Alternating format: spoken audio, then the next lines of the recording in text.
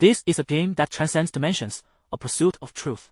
The unknown seals, the wager of spirits, the struggle of data, the redemption of humanity.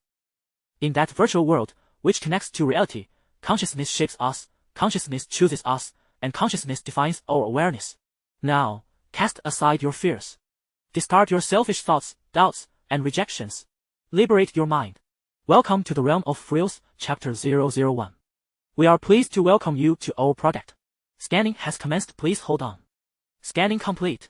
Confirmed citizen ID, SH13313. Name, Feng Bujue connecting device, NL 2055 standard single-player gamepod. No abnormal external hardware detected. Cardiopulmonary function. Within normal range. Neural connection program ready. Please select connection type. Connection type is non-sleep mode, adjusting. Adjustment complete. Please confirm game load or return to the main options. Program initiating. The game will load in 10 seconds. Upon hearing the countdown, Feng Bujue swiftly entered the realm of the game. He found himself in an environment reminiscent of an elevator, yet devoid of floor buttons beside the door. On the right-hand wall, there was a 30-inch touchscreen. Directly facing the door was a complete mirrored wall, reflecting the player from head to toe. Feng Bujue gazed into the mirror, observing his reflection, which had transformed him into a high-resolution sanity CG character, adorned in a simple black long-sleeve t-shirt and trousers. There was nothing particularly remarkable about his attire. The visage of his game character bore a striking resemblance to his real-life appearance, standing just shy of 6 feet, with disheveled hair and facial features that possessed a slightly androgynous quality. Supported by 4th-generation neural interface technology, players connected to the game could experience a level of sensory immersion that was almost indistinguishable from reality. However, the game's visuals remained confined to CG imagery, incapable of transporting players into an environment that mirrored the authenticity of live-action filming. Welcome to the game login space. Below are all the gaming projects provided by Dream Corporation. Please select a game to log into. The system's prompt echoed once more in his ears, and a selection of icons materialized on the adjacent touchscreen. Only one option available, yet they've created this entire login space. Is this company hinting at the prospect of releasing numerous games in the future? Feng Bujue pondered, his finger tapping the sole game option, Horror Paradise. Players wishing to log into this game must be at least 16 years of age. This company does not recommend users with heart conditions, mental illnesses, or related medical histories to engage with this project. This message displayed prominently on the screen, and the system voice reiterated it. Subsequently, 3 icons appeared, one for confirm login, another for cancel, and a particularly conspicuous link labeled related disclaimer. Is it a mental illness? Feng Bujue murmured to himself. Perhaps it is better to take a look. He selected the 3rd option, and immediately a dense array of text appeared on the screen. A glance at the scrolling bar on the right indicated that this disclaimer was exceedingly lengthy. Most individuals, when confronted with such agreements or instructions while gaming, would likely dismiss them outright or merely skim through them, hastily scrolling to the end and clicking agree. However, Feng Bujue was no ordinary person. At the age of 24, he was a detective novelist, unabashedly referring to himself as an artist or great literary master when asked about his profession. Yet, these details are not the crux of the matter. Let us first delve into his peculiarities. Primarily, his motivation for engaging with this game stemmed from a desire to cure himself. Of course, this ailment was not a mere addiction to the internet, but a genuine affliction. Approximately 2 months prior, Feng Bujue abruptly realized that he was experiencing a peculiar anomaly. After 3 days of contemplation, he confirmed that he had lost the capacity for fear. No matter how terrifying the sounds or visuals, nothing could elicit a response from him. He spent countless hours watching horror films and reading horror novels, attempting to frighten himself through the power of imagination, yet to no avail. It was as if a door had been firmly shut within his mind. He was acutely aware of the elements that constituted terror and fully understood what made horror films frightening, yet he simply could not feel fear. Consequently, he sought help at a nearby hospital. Had he refrained from going, it might have been better. Upon his visit, a significant issue was indeed discovered. An MRI revealed a vague shadow in his brain, situated near the amygdala, with the possibility of a tumor not being ruled out. Subsequently, Feng Bujue visited several of the nation's leading hospitals, yet none were able to provide a definitive diagnosis. The proposed treatments, however, were diverse and varied. After undergoing countless tests and consultations with numerous esteemed physicians, Feng Bujue came to a rather disheartening conclusion. This ailment would likely be recorded in the annals of history. As a patient, he was left to contemplate 2 matters. First, which doctor would be granted the honor of naming this disease? Second, whether he should donate his brain to medical research after his demise, thereby contributing to the field of science. 2 months passed, and the shadow in Feng Bujue's brain showed no signs of change, either worsening nor diminishing. His physical health remained entirely normal, even robust. After much reflection, he resolutely declined further treatment and discharged himself from the hospital, given that the sole symptom was a lack of fear, and no one could clarify whether he would indeed perish or how long he had left. He decided to resign himself to fate. One day, Feng Bujue stumbled upon an advertisement for a beta test of a horror-themed game. The slogan read, "Break free from traditional gaming paradigms and immerse yourself in despair, astonishment, and ever-present terror, experiencing an unprecedented gaming journey."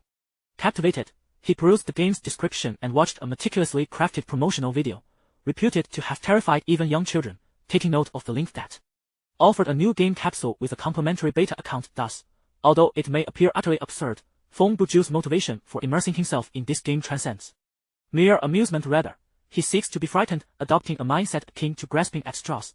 He perhaps believes that through this immersive experience of terror, he might rekindle the sensation of fear within himself. Of course, possessing such an eccentric psychological disposition merely indicates that Feng Bujue is unwell. To assert that he is not an ordinary person stems not solely from his brain tumor. Even prior to his affliction, he was distinctly unconventional, as one might say in certain dialects. A true oddity. Feng Bujue's peculiarities are manifold while not reaching the level of obsessive-compulsive disorder. Many of his traits are perplexing. To illustrate, let us consider one: his reading obsession. His insatiable thirst for reading is difficult for the average person to comprehend. For instance, he would peruse the text on a shampoo box. He could meticulously read the entirety of an appliance's manual without missing a single word, and even more astonishingly, he would not overlook the text cut from new garments. Whenever an object or individual poses a potential interest to Feng Bujue, he instinctively gathers all pertinent information. Moreover, he does not merely skim through texts mindlessly. He possesses an extraordinary capacity for reading and memory. While he may not reach the remarkable level of ancient figures like Zhang Song, who could recall everything with flawless precision, he can remember at least 60% of what he has encountered, even after considerable time has elapsed. Well, it's quite similar to the agreements of other games, Feng Bujue mused, having spent a mere 2 minutes perusing the extensive clauses. The only notably distinct aspect would be the stipulations in the 6th section. He slightly lowered his head, propping his right elbow with his left hand, while his right index and middle fingers rested against his forehead, gliding gently down along the bridge of his nose, a habitual gesture of contemplation. In other words, should a player succumb to a heart attack or suffer from a triggered mental illness, it bears no relation to their company, he recited as though summarizing. Feng Bujue considered the possibility that this clause might be a deliberate gimmick orchestrated by Dream Company. He had previously perused the game's official website, where he discovered that the primary allure of the game lay in the concept of fear value. This was achieved through the functionalities of the neural interface and gaming pod, which allowed for real-time monitoring of players' heart rates, pulses, blood pressure, and neurological responses, thereby assessing the intensity of fear experienced. Should a player's fear value abruptly surpass a critical threshold during gameplay, the neural connection would be forcibly severed, resulting in an immediate log-off. Moreover, if a player exhibited severe physical anomalies post-log-off, such as a cessation of heartbeat or asphyxiation, the gaming pod would promptly alert emergency services. In essence, all neural connection networks are interconnected with law enforcement and emergency response units. Under such design, the likelihood of a fatal fright seems rather minimal. Upon clicking to continue, Feng Bujue was greeted by the system notification. "This is your first login to the game. Please enter your in-game nickname." An input area appeared on the screen, accompanied by certain restrictions, such as the requirement for usernames to exceed 4 bytes and prohibitions against profane or sensitive language. In the era of optical brains, these constraints are even more stringent. The system's intelligence and computational prowess are so formidable that it merely requires a harmonious lexicon or even a broad category to exercise its reasoning capabilities, thereby restricting any borderline behavior. For instance, names like Bo the Jin Sheng or the act of appending a symbol after FUC followed by a Hey are futile attempts at evading harmony measures. As the 4th generation optical brain renders such tactics ineffective, over a decade ago, concerns arose regarding the possibility of this type of AI turning against or subjugating humanity. However, to date, there remains no credible evidence to substantiate such claims. In summary, the intelligence of the optical brain is remarkably potent, and the specifics of its capabilities will be elaborated upon further in the text. Verification complete. The username Madly Unaware is available for use. Please confirm. The protagonist's real name, Feng Bujue, is rather obscure and should also be permissible. However, he opted to replace Feng with Mad, not only to avoid using his true name directly but also as a form of self-deprecation. Upon clicking confirm, the system's voice announced, the beginner tutorial will now commence. This tutorial is limited to one completion, with a randomly generated script. Successful completion will yield corresponding initial rewards. Please note that the outcome of the beginner tutorial will not affect your character's initial attributes, only the rewards will differ. Should you interrupt the tutorial due to excessive fright, voluntary disconnection, or exiting the game pod, you will be unable to resume the previous script upon your next entry. The system will generate a new tutorial for you. Upon hearing the prompt, Feng Bujue reached out to press the confirmation option. However, just as his finger grazed the icon on the touchscreen, the entire elevator plunged into darkness.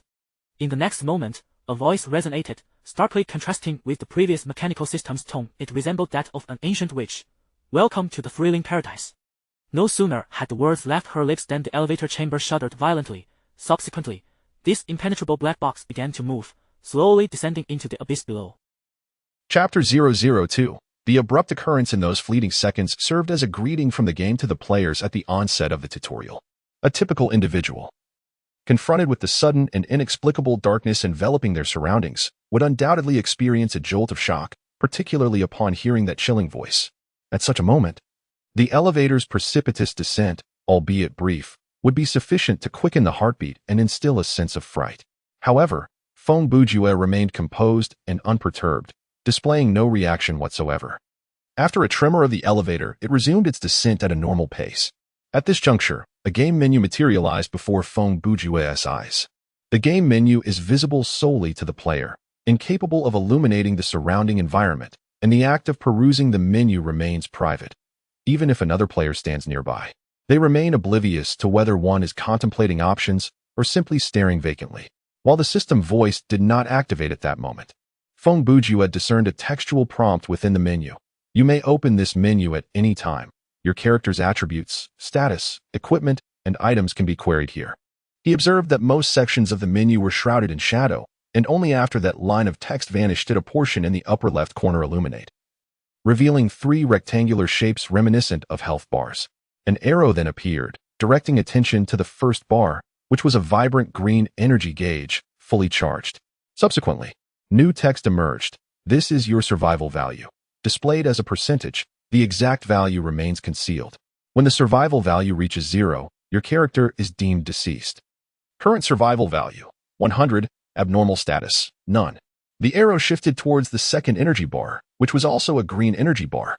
However, instead of a percentage, it displayed a numerical value. This represents your stamina. The specific value is visible. Actions such as running, prolonged walking, lifting heavy objects, engaging in combat, and utilizing skills will reduce this value. It can be replenished through rest or items. Current stamina, 100. The third energy bar was empty, and this was an aspect that Feng Bujue needed to pay particular attention to. This represents your fright value, displayed as a percentage, with no specific numerical value. If the fright value exceeds 100 for more than 3 seconds, your connection to the game will be forcibly severed, and your character will be considered dead. Current fright value, 0. Having previously read the basic settings online, Feng Bujue merely glanced through this information. He assumed that the other sections of the menu would also be unlocked, but the menu automatically closed after about 10 seconds. He proactively summoned the menu again, and the shadowy area remained unchanged. Clearly, this novice tutorial was not merely about reading text and familiarizing oneself with the interface in a pitch-black elevator. Otherwise, the system would not have posed the hypothetical scenario of a high fright value interrupting the tutorial prior to entry. Indeed, the elevator soon came to a halt, and the surrounding darkness persisted, leaving Feng Bujue to hear only the sound of his own breathing. Suddenly, the lights illuminated for a brief second, merely a second, before plunging back into darkness. In that fleeting moment, a sight capable of provoking a startled scream imprinted itself upon Feng Bujue's retina. You may recall that this elevator features a mirrored wall, and at the moment when the lights flickered back to life, Feng Bujue caught a glimpse of not one, but 2 figures reflected in the glass. One was undeniably his own, while the other, though merely a fleeting glance, was unmistakably a blood-soaked entity standing upright. It would have been preferable for the darkness to persist, rather than this deliberate act of revealing itself. Had it been anyone else, they would have cried out in terror, either retreating to the far corner of the elevator or frantically striking at the spot where the bloodied figure stood. Yet, Feng Bujue remained expressionless, rooted in place, murmuring to himself, "Well, since this is merely a tutorial, It is unlikely that the game would thrust players into a situation of certain death right from the outset. At worst, I might lose some survival points or be subjected to a scare, after which something will transpire to allow the game to progress. With this thought, a glimmer of light pierced the elevator's confines, rapidly expanding. It turned out that the elevator doors had opened on their own, releasing a pungent odor of decay and mildew.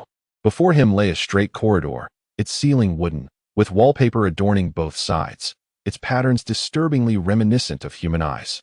The floor was carpeted in green, and the corridor boasted no windows nor doors, merely a series of dimly lit wall sconces at intervals. The corridor appeared interminable, the wall sconces resembling tiny grains of yellow light from a distance, their visibility limited to a mere 20 meters. Beyond that, darkness enveloped everything, leaving only the path ahead to reveal the truth. A typical individual would likely rush out the moment the elevator doors begin to open, hastily sprinting away. However, Feng Bujue remained unperturbed. To him, the dimly lit corridor before him seemed no less perilous than the elevator itself.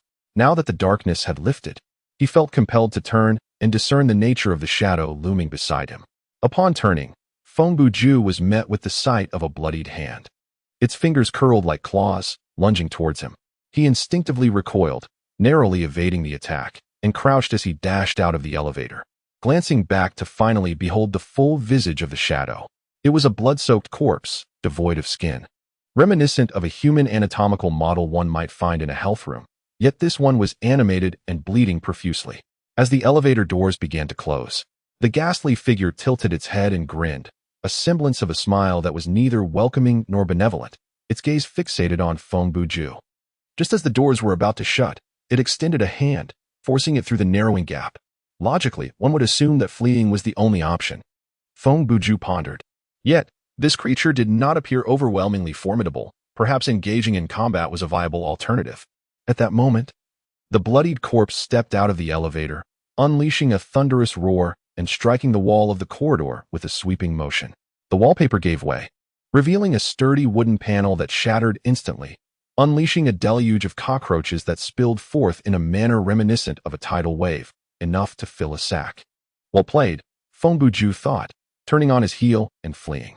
Given that this was merely a tutorial for novices, the intent was clearly to guide players onward. Eliminating them was not the primary objective. The creature's actions were, in fact, a mere diversion, evidently designed to afford the fleeing player a greater distance for escape. However, the system has considered alternative scenarios, such as a player being paralyzed with fear or another attempting to confront the blood corpse in a well-lit area. In such instances, the actions of the blood corpse could compel the paralyzed individual to scramble away in a desperate bid for survival, while simultaneously extinguishing the combative spirit of those who are more resolute. Naturally, if a player is too petrified to rise or insists on recklessly engaging, it would likely result in a game over, necessitating the generation of a new, randomized introductory tutorial script. Firstly, I am unlikely to breach the wall. Secondly, even if I did, there would be no escape. Thirdly, confronting this creature would surely lead to my demise. This realization settled within Feng Bujue's mind as he assessed the limited choices available in this tutorial. After traversing a considerable distance, he reached the end of the corridor, where a robust wooden door stood before him. To his astonishment, when he turned the doorknob, it opened. There was no time to ponder the potential dangers lurking beyond. He had to enter without delay, as the blood corpse was in close pursuit, leaving him no room for hesitation. At that moment, Feng Bujue understood that he should have fled the instant the elevator doors opened. That was the logical choice. His brief delay had rendered his subsequent actions exceedingly urgent. As he swiftly stepped into the room and closed the door behind him, he discovered an iron bar on the reverse side, intended for bolting the door. Without a moment's hesitation, he secured the door, and almost simultaneously, the creature outside began to assault it. Ignoring the commotion, Feng Bujue turned to survey his surroundings. The room, approximately 16 square meters in size, was devoid of any furnishings, save for a solitary wall lamp and two doors. One door was being violently battered by a bloodied corpse, while the other was situated in the center of the wall opposite him. He approached the sole exit, grasped the handle, only to discover it was firmly locked. Attempting to kick the lock yielded some effect, yet his strength appeared insufficient. He surmised that he would need to exert himself several more times to achieve any result. In the next instant, a game menu unexpectedly materialized before him, revealing a shadowy area that had been unlocked, displaying a number. Currently, it read 0. This is your skill value. The specific figure is visible. Skill value can be utilized as currency, accumulating based on the character's actions. Any behavior enhancing game efficiency will reward skill value. Current skill value, 0. The sudden notification regarding skill value hinted at the possibility of a potential shortcut. At this moment, he also glanced at his own fear level within the menu, which remained at 0, indicating he had not yet moved. He sighed, turning to observe the door under assault. Noting that the iron bar had slightly warped, it seemed unlikely to withstand the onslaught for much longer. Under the pressure of a monster potentially bursting through the door to kill him, no bystander could maintain his level of composure. Feng Bujue scrutinized the seemingly empty room once more, and indeed, there was a hint to be found. High upon one wall, a corner of wallpaper had peeled away, barely noticeable at first glance, yet not easily overlooked upon closer examination. As he stood on tiptoe, he was just able to grasp that corner. He tore down the wallpaper, revealing a symbol drawn in blood on the wooden board behind it. The symbol resembled a circle connected to a shape akin to the character, likely depicting a key. At that moment, a roar accompanied by the sound of splintering would echoed from behind him. Feng Bujue turned to observe, discovering that the claw of the blood corpse had already pierced through the door, wildly waving through an opening the size of a bowl. He could not ascertain whether its intelligence would allow it to dislodge the bolt upon contact. The occurrence of such a scene undoubtedly foreshadowed the imminent breach of the blood corpse. Whether solving the puzzle or kicking down the door, time was of the essence. Feng Bujue hastily struck the wooden board inscribed with the key symbol with his elbow. A remarkably realistic pain surged through him, but the board, evidently fragile, shattered upon impact. He anticipated a swarm of insects to emerge, yet only a cloud of dust was stirred. Behind that board lay a cramped space, within which rested a solitary key. Upon grasping the key, the game menu reappeared, revealing another shadow unlocked. You have obtained an item. Due to your inventory, the equipment slot has not yet been activated. You may only hold it in your hand or discard it. Subsequently, he beheld the item attributes in the new menu display. Name, rusty iron key. Type, consumable. Quality, ordinary. Function, unlocks locks. Can be taken out of this script. No, note, I trust you know what to do. Feng Bujue discerned a malevolent undertone in the remarks of the item, yet he had little time to ponder this. Swiftly glancing at the item's attributes before closing the menu and hastening towards the locked door. Upon unlocking it, the key vanished, and a long-forgotten system notification chimed. You have gained 30 skill points. This notification is singular. Henceforth, you may monitor changes in skill points within the game menu. With no time to concern himself with items that were temporarily unavailable, Feng Bujue pressed on. Beyond the door lay a flight of stone steps ascending upward, flanked by stone walls, devoid of a ceiling, allowing the night sky to be visible. The moonlight illuminated the steps brilliantly. However, escape from above was impossible. As the stone walls loomed high, their surfaces smooth, and the distance between them exceeding 2 meters, evidently designed to thwart any attempts at climbing. Ascending the steps. After a considerable distance, Feng Bujue took a moment to check his stamina, discovering it had dwindled to 24 out of 100. He mentally calculated that after sprinting several hundred meters post-elevator, along with kicking doors and smashing walls, coupled with the current uphill climb, he had expended 3/4 of his stamina. This depletion occurred far more rapidly than he had anticipated. Additionally, his survival rate had decreased to 98, indicating that the earlier elbow strike against the wall had been deemed damaging by the system. Approximately 5 seconds after Feng Bujue had unlocked the door, the bloodied corpse burst through, relentlessly pursuing him. At that moment, it began emitting a series of sinister chuckles, the sound echoing hauntingly in his ears. Yet Feng Bujue remained entirely unfazed by such perturbations. At the end of the staircase lies a hillside, upon which a colossal sword is embedded. Under the moonlight, the blade reflects a chilling, spectral glow. When Feng Bujue's gaze met the sword, the bloodthirsty corpse seemed to sense it, its speed escalating to a frenzied pace. The distance that had once been several dozen meters now diminished in an instant. In a desperate scramble, Feng Bujue rolled and crawled, unwilling to meet his demise at this pivotal moment. Stumbling towards the sword, he grasped the hilt, and to his astonishment, he lifted the weapon effortlessly.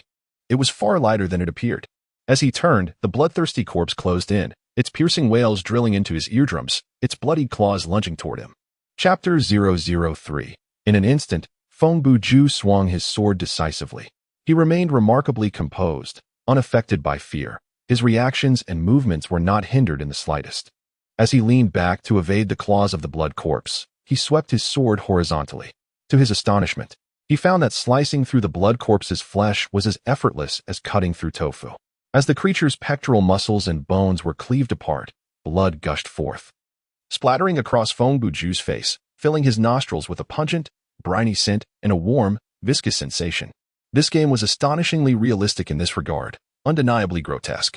The blood corpse let out a tormented howl at the mere cut inflicted by the sword, and from the wound, its body rapidly began to dissolve into a viscous pulp, seeping across the ground. It was only at this moment that Feng Bujue seized the opportunity to examine the attributes of the sword in his hand.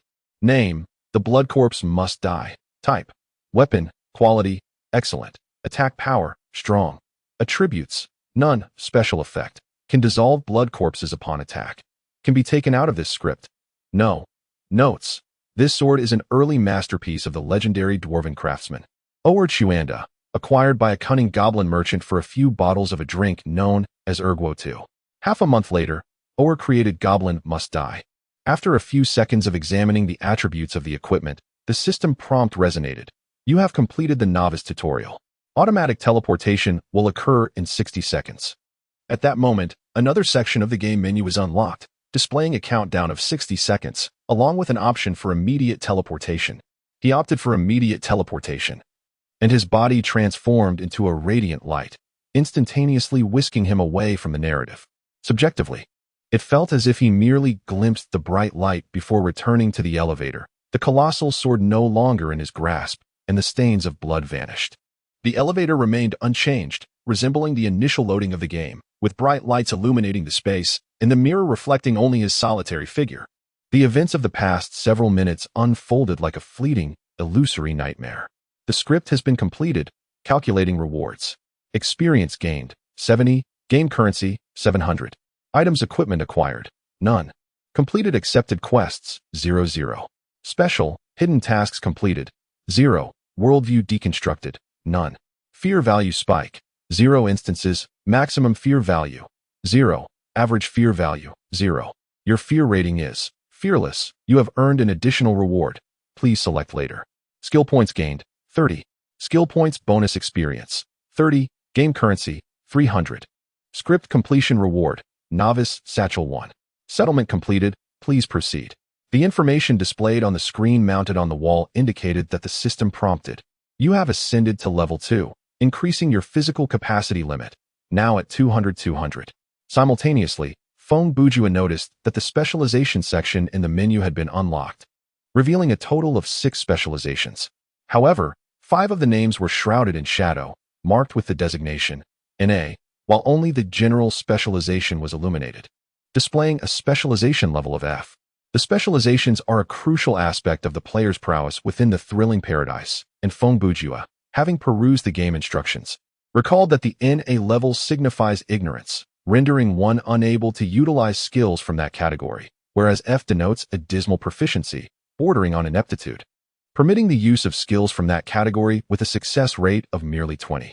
As the rewards were revealed, the elevator doors swung open once more, but this time, the exit did not lead to a corridor. Instead, it opened into a square chamber with metallic walls on all sides, approximately 5 times larger than the elevator itself.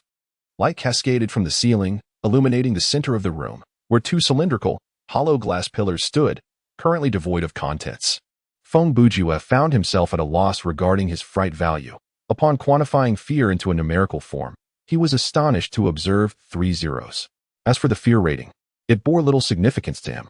According to the game's instructions, the evaluation postscript would categorize fright values into 5 distinct ratings: courageous, commendable bravery, panic-stricken, trembling with fear, and completely frightened.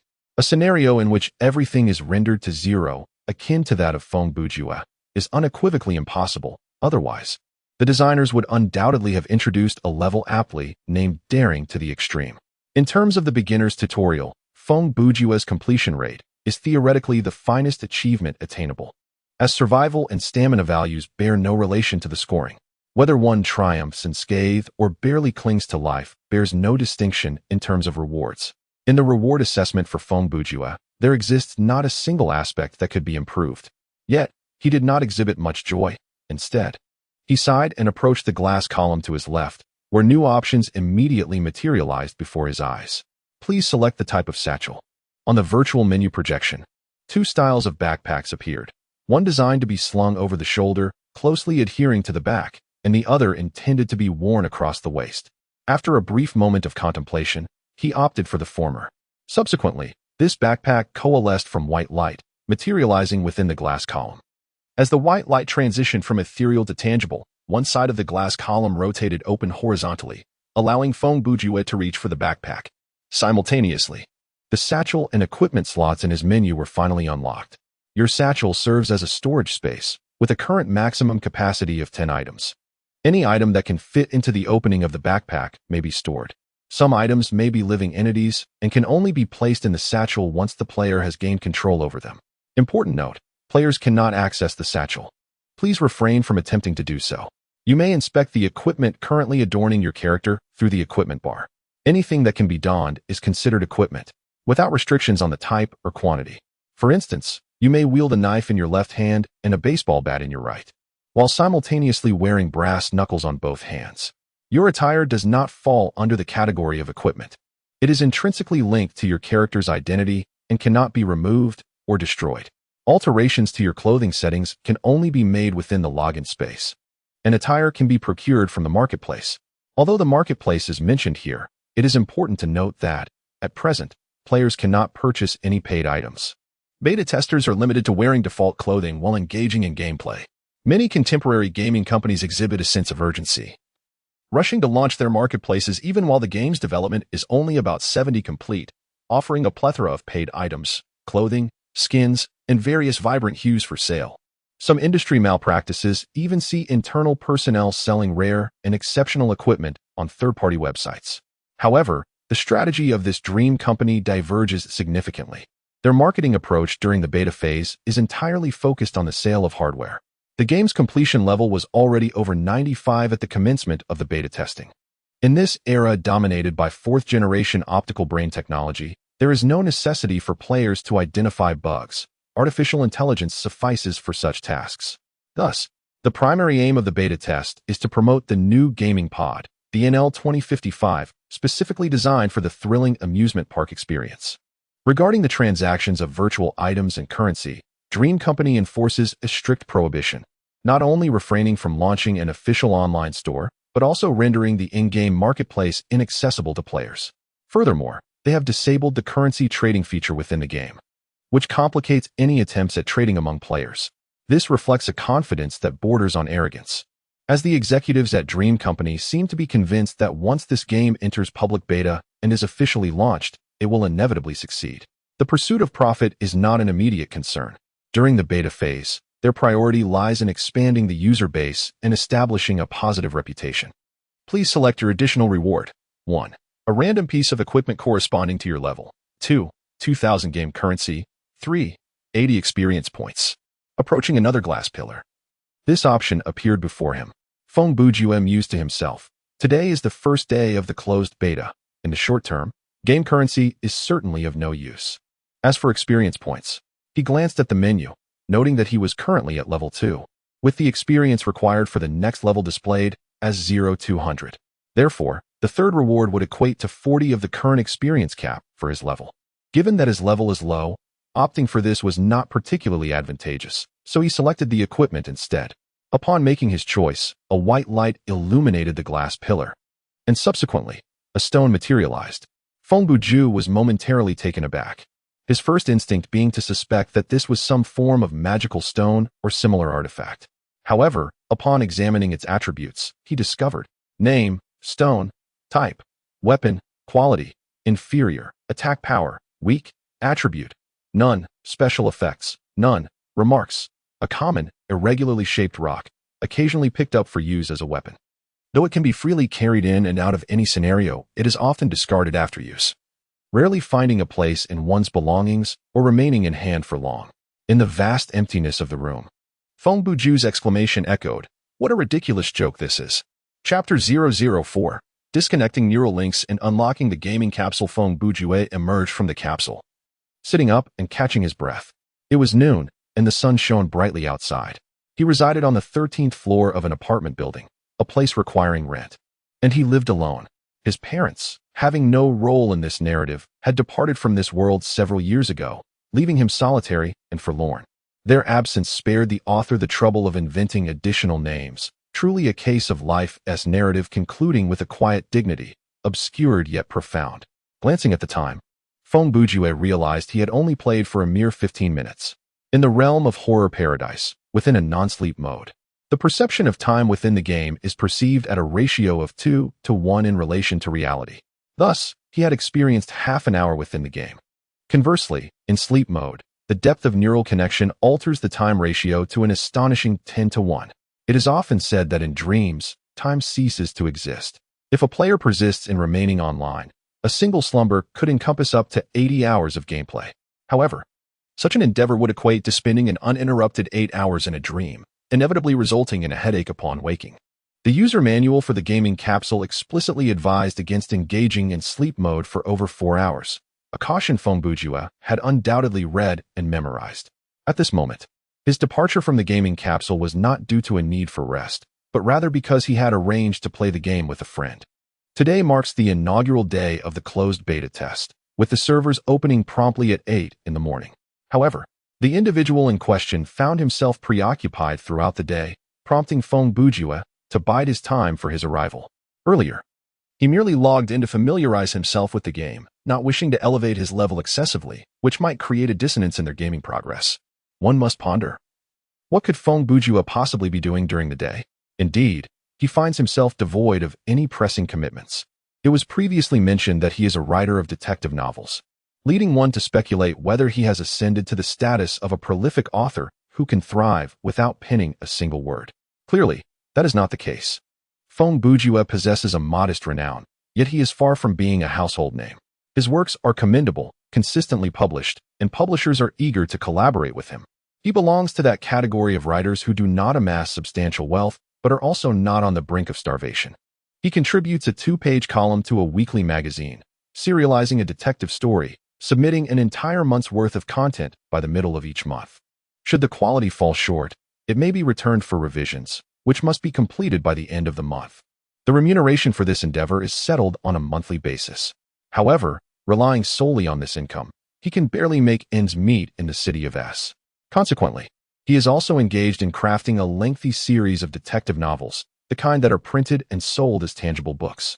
Each completed volume allows Feng Bujue to earn a modest sum, providing him with a semblance of financial surplus. Yet, one might wonder why he finds himself with unoccupied hours during the day. This can be succinctly elucidated by describing Feng Bujue's writing and life state in his own words: brimming with inspiration, submitting manuscripts punctually, indulging in sumptuous delicacies. Conversely, experiencing a drought of creativity, struggling to pen a single word, subsisting on a mere bowl of clear broth with noodles. It is evident that he is currently ensnared in a period of writer's block. This individual possesses a remarkable ability to adapt to circumstances when words elude him. He finds no merit in forcing them. Thus he engages in leisure activities. Not only does he indulge in recreation, but he also claims it to be a means of gathering material. Therefore, it is, in essence, a fanciful notion to expect Feng Bujue to submit his work punctually. Each month, as the middle of the month approaches, the magazine's editor appears, armed with a metaphorical sword, traversing great distances alone, demanding his presence. Meanwhile, his landlady, brandishing a gilded weapon, enters with a spare key, ready to confront him. On such days, Feng Bujue is typically well prepared, lying in wait, ready to engage in a fierce battle, clashing with fervor, as if the heavens themselves were to witness their tumultuous struggle, ultimately leaving behind a resounding message in the sky: no money, just discarded manuscripts. Admittedly, this may be somewhat exaggerated, yet his existence is undeniably comfortable. Now, let us speak of Feng Bujue's friend. By the principle of like attracting like, could one expect his companion to be anything but a high-spirited and affluent individual? Indeed, he is a paragon of such qualities. His name is Wang Tanji, Feng Bujue's childhood friend.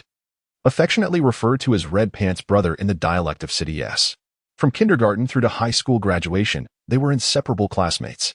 Wang Tanji pursued a path into medical school, while Feng Bujue embraced a more leisurely lifestyle as a social drifter. The bond between these two individuals can be elucidated through both factual and hypothetical lenses. To begin with the facts, why did Wang Tanji choose to attend medical school? It was due to Feng Bujue's childhood aspiration to become a Sherlock Holmes, whose assistant, Dr. Watson, was a seasoned military doctor. Thus, he followed suit. Now, let us explore the hypothetical. Suppose Wang Tanji were a woman, the essence of this narrative would transform, for Miss Wang might have long surrendered her virtue to Feng Bujue. In light of this supposition and the fanciful musings it may evoke in your minds, I must clarify. Rest assured, this is merely a hypothesis. Both individuals are male, and they are unequivocally heterosexual. Wang Tanji hails from a wealthy family. The specifics of his fortune are inconsequential, for he could lead a comfortable life without ever lifting a finger. He possesses a somewhat handsome appearance, standing slightly taller than Feng Bujue at a height of precisely 1.8 meters. His demeanor is gentle and kind, albeit tinged with a hint of timidity. He shuns the spotlight and embodies humility and forbearance. In essence, he is a paragon of virtue, standing in stark contrast to the eccentric Feng Bujue, who often receives descriptions such as cynical, disdainful of society, capricious, and a blend of artistic sensitivity and rogue charm. Yet, in the marvel of existence, these two seemingly disparate personalities have forged a camaraderie. As the afternoon slipped away, Feng Bujue dedicated another hour to revisiting some materials on the official website. Having previously engaged with the game and completed the introductory tutorial, he found that many aspects became considerably clearer upon this second examination. During the remaining hours, he busied himself with making noodles, not out of a particular fondness for them, but rather to economize on the cost of instant noodles, diverting those funds instead to purchase flour. He was indeed an eccentric individual, having meticulously calculated his food intake with precision down to each meal, arriving at an exact figure necessary to stave off starvation. Subsequently, he utilized all his savings from the bank, albeit a modest sum, to acquire a gaming pod, while the remaining funds were allocated for flour and utility bills. One might deem him frugal, yet he astonishingly spent a sum approaching his financial threshold on a luxury item. The new gaming pod was quite expensive. Conversely, one might consider him extravagant, yet he never allowed himself to reach a point of dire poverty. As dusk approached, he consumed a bowl of clear broth noodles, which sufficed for his dinner. Wang Tanji called to inform him that he had logged into the game, having just completed the beginner's tutorial, which had left him terrified and drenched in cold sweat. He logged off to make the call, seeking to calm his nerves. Feng Bujue mused to himself, "I truly envy you. I have not experienced cold sweat in months." After exchanging a few words and sharing their in-game aliases, they prepared to log back in and commence their adventure. Chapter 005. Feng Bujue reclined into the gaming pod, logging into the game in non-sleep mode. Non-sleep mode and sleep mode access different servers, and the two modes are incompatible. Upon entering the login space, he selected the game without any prompts appearing. The screen merely displayed the available game menu, which included social options such as the friends list and blacklist, as well as additional game introductions. If players had not perused this information on the website, they could browse it in this space, effectively saving time due to the proportionality of time spent. Feng Bujue searched for Wang Tanji's username, added him as a friend, and then sent a party invitation. After Wang Tanji joined the team, a display popped up beside Feng Bujue, showing the team roster with their usernames and levels. Feng Bujue, Level 2. Wang Tanji, Level 1. Please select the game mode you wish to enter with your team. 3 options appeared on the screen: single-player training mode, multiplayer training mode, and solo survival mode, normal. Since they were in a duo, the 2 modes designated for solo players were grayed out, and thus unselectable. Zhuge, it seems we can only enter multiplayer training, right? Wang Tanji, now able to communicate with Feng Bujue through the display, saw identical information on his screen, though the operational authority rested with the team leader. Let us proceed and discuss it inside. Feng Bujue replied, clicking on the option. You have selected the multiplayer training mode. Please confirm. Confirmation received. Coordinating neural connections. Script generation in progress. Loading begins. Please wait. Feng Bujue found himself in an elevator that had started moving again, descending as before. Simultaneously, a series of subtitles appeared before him, accompanied by a system prompt sound. You are about to enter the same script as other players. Before joining the multiplayer game for the first time, please ensure you understand the following information. A. In non-confrontational modes, any acts of aggression toward other players will be restricted by the system. Your intentions will not be able to manifest as actual actions of your character. In modes or scripts where confrontation may occur, any acts of aggression towards teammates will also be restricted by the system. Your intentions will not be able to manifest as actual actions of your character. B. Any speech deemed sensitive by the system will be muted, including the names of political figures, profanity, and specific terms for animals, plants, or objects in particular contexts. C. Deliberately using exaggerated mouth movements, gestures, text, or drawings to verbally attack other players will be restricted by the system. Players' intentions will not be able to manifest as actual actions of their characters. D. Regardless of gender, any behavior deemed as inappropriate by the system, including intentions to implement actions as outlined in points B and C, will be restricted by the system. Players' intentions will not be able to manifest as actual actions of their characters. Repeated attempts will result in a forced disconnection, and the player's citizen ID will be permanently blacklisted within the system, becoming a priority subject for monitoring. Any behavior deemed discriminatory by the system will be handled in accordance with the provisions of Section D. Players who repeatedly violate Sections D and E will face permanent account deletion and will be stripped of their rights to utilize the company's products. In severe cases, their actions within the game will be recorded by the system and handed over to law enforcement authorities. For further details, please consult the laws on public safety and their derivative regulations. It is worth noting that Feng Bujue resides in the year 2055 within a parallel universe.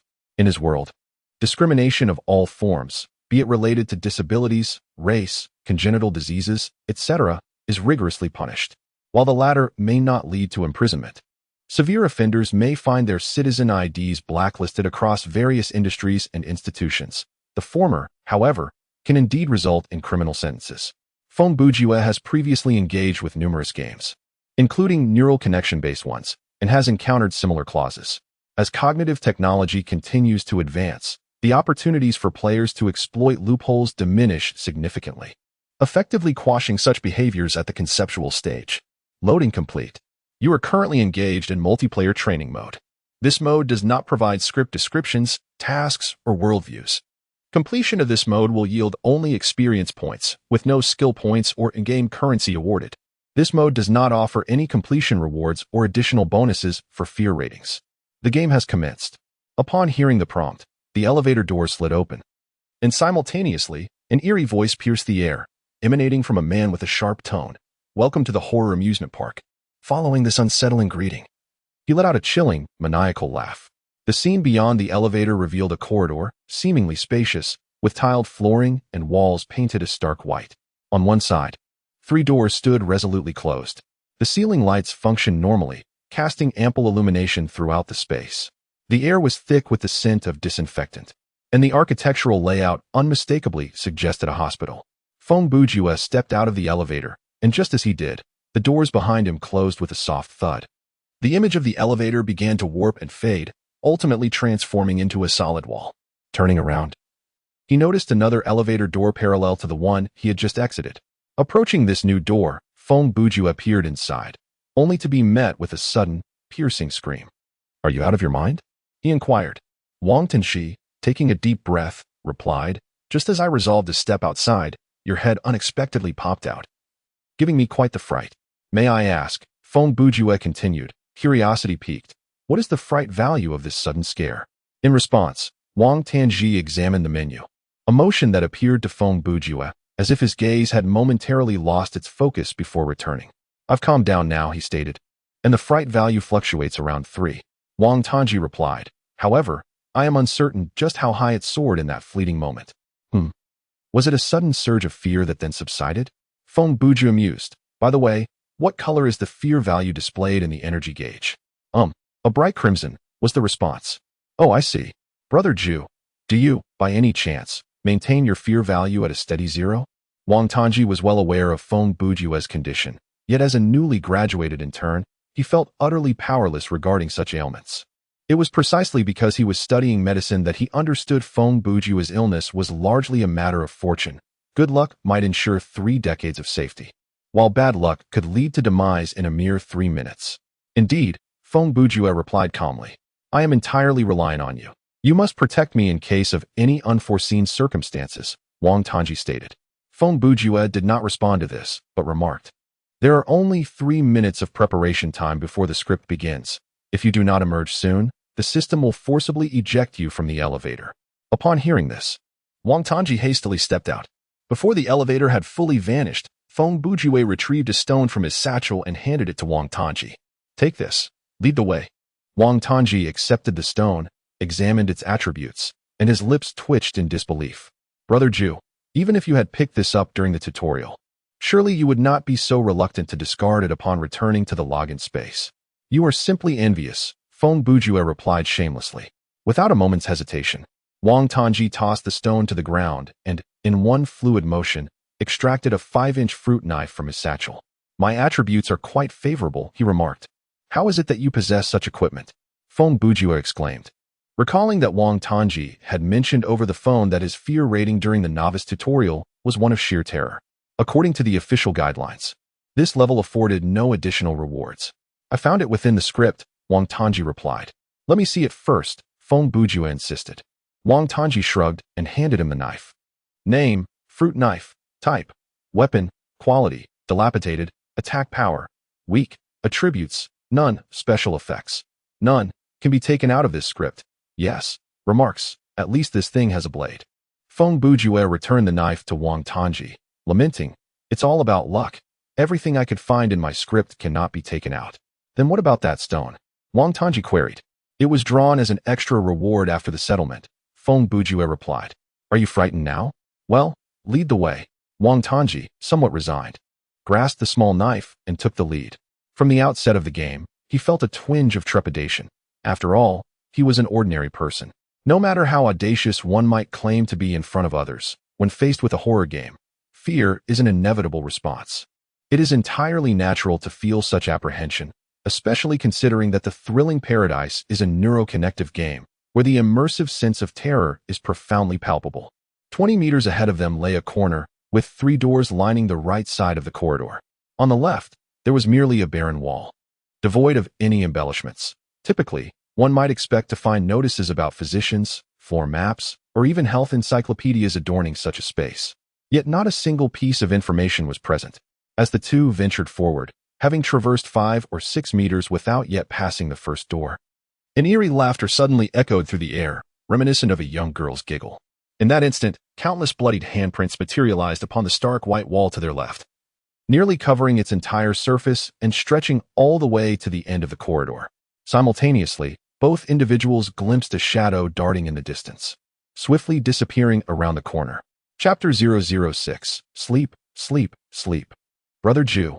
Just now, Wang Tanji stuttered, his fear level surging once more. Due to the accumulation of terror, even after a few seconds of regaining his composure, his fear level remained at approximately 15, not returning to its lowest point. Feng Bujue, with an expressionless face and an unwavering tone, interjected, according to my reasoning, we currently have 2 options. What? Wang Tanji could now articulate 2 words into 4. The first option is for you to take this small knife, rush forward, and indiscriminately slash at whatever you encounter after turning the corner. Feng Bujue replied. I will cover you from behind. I choose the second option. Wang Tanji's response suddenly flowed with fluency, even though he had not yet heard what the second option entailed. In fact, I also lean towards the second option, Feng Bujue said as he stepped ahead of Wang, standing nonchalantly before the first door on the right, turning the doorknob. Everyone knows that in any horror game, doors present a daunting challenge. No one can predict what horrors await on the other side. Moreover, the classic malicious design of a door kill exists, meaning that the instant one opens a door, the danger faced is akin to that of rounding a corner.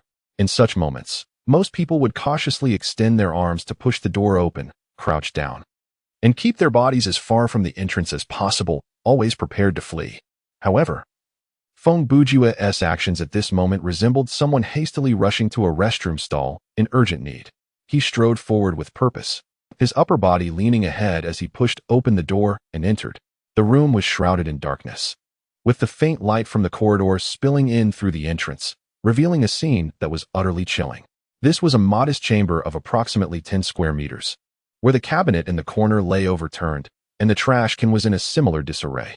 The floor was strewn with various debris, most of which appeared to be worthless refuse: tattered cloth strips, crumpled paper, shattered flower pots, soiled cotton swabs, and broken glass vials, among other detritus.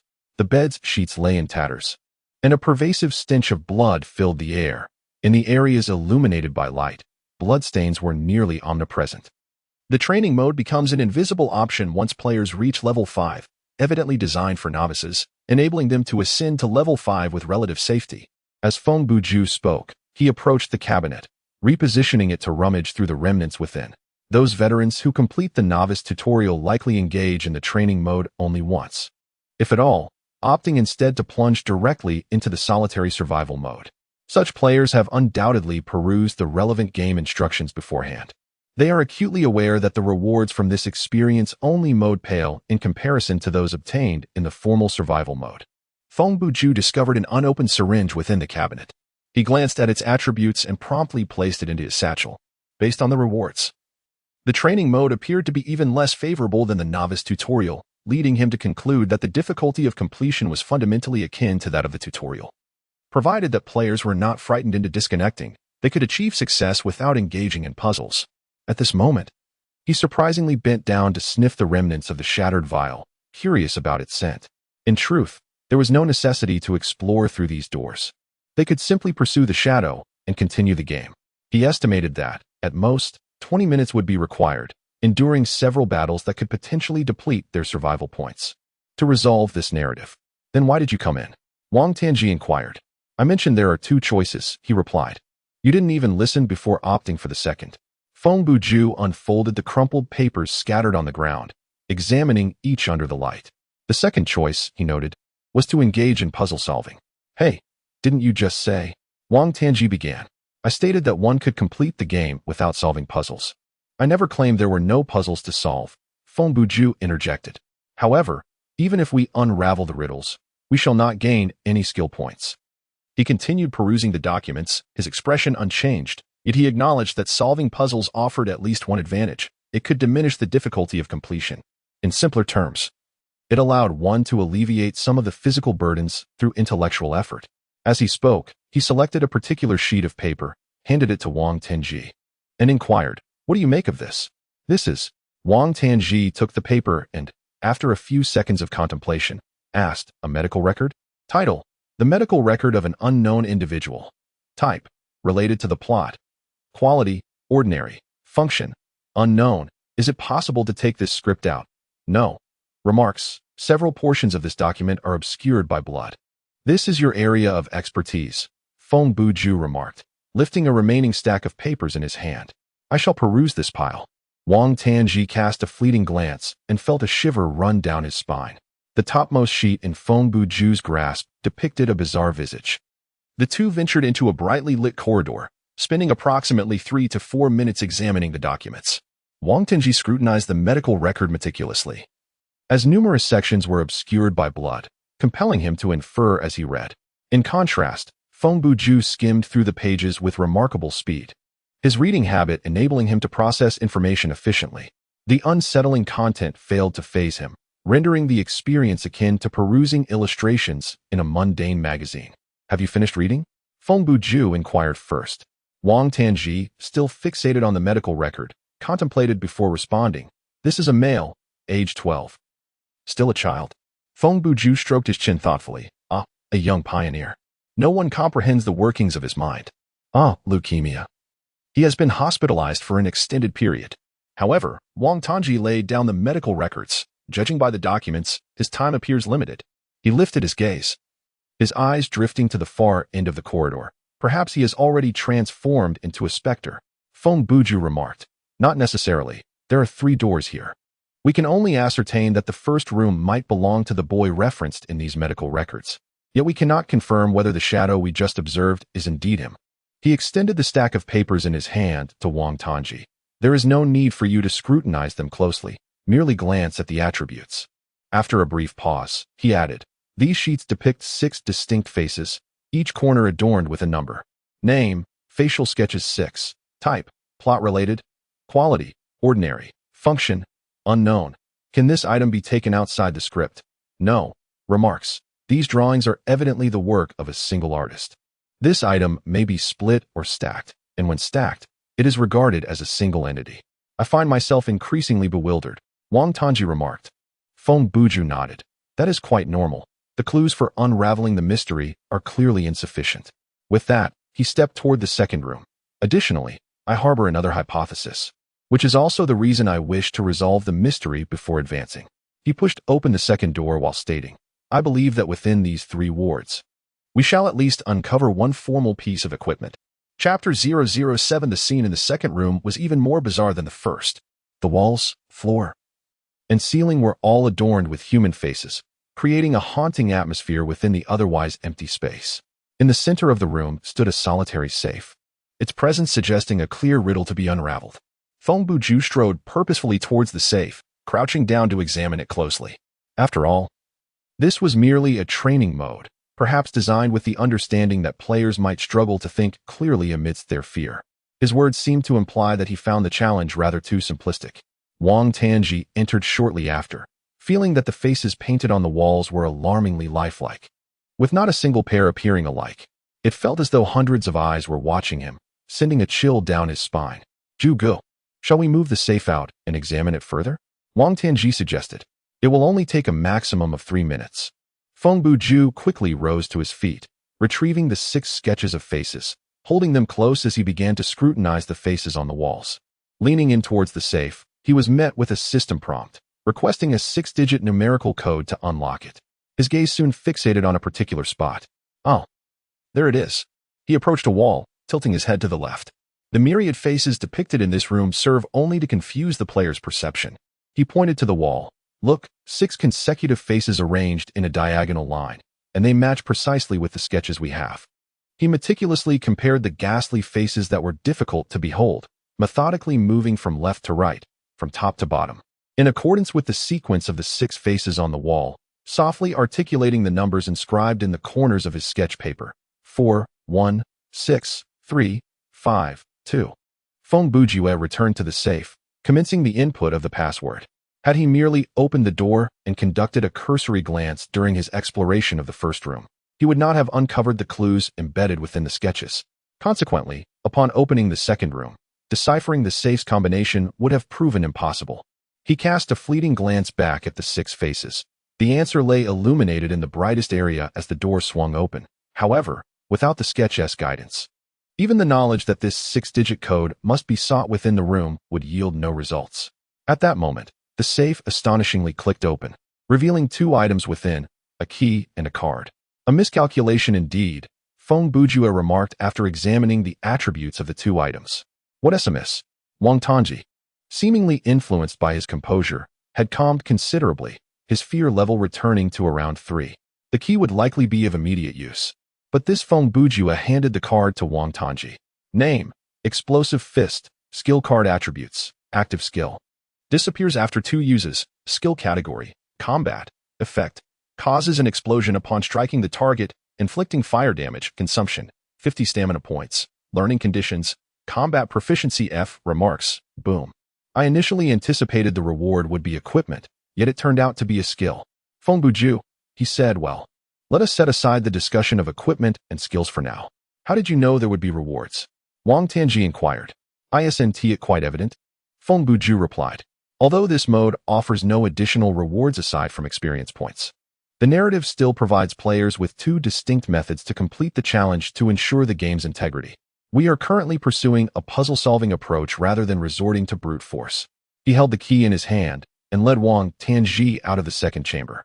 Players who opt for the non-puzzle route can enhance their specialization levels by conquering their fears, remaining composed in combat, and engaging in effective battles. As their character levels rise, they will unlock more combat skills and methods, thereby accruing technique points during encounters. In contrast, our gameplay emphasizes improving overall game efficiency rather than merely boosting combat effectiveness. By solving puzzles, we can mitigate the difficulty of completion, reduce the emphasis on combat, and gain a deeper understanding of the narrative. However, those who engage in this manner may lag behind in specialization levels, prompting the system to provide compensatory benefits in other areas, which typically manifests as an increase in technique points.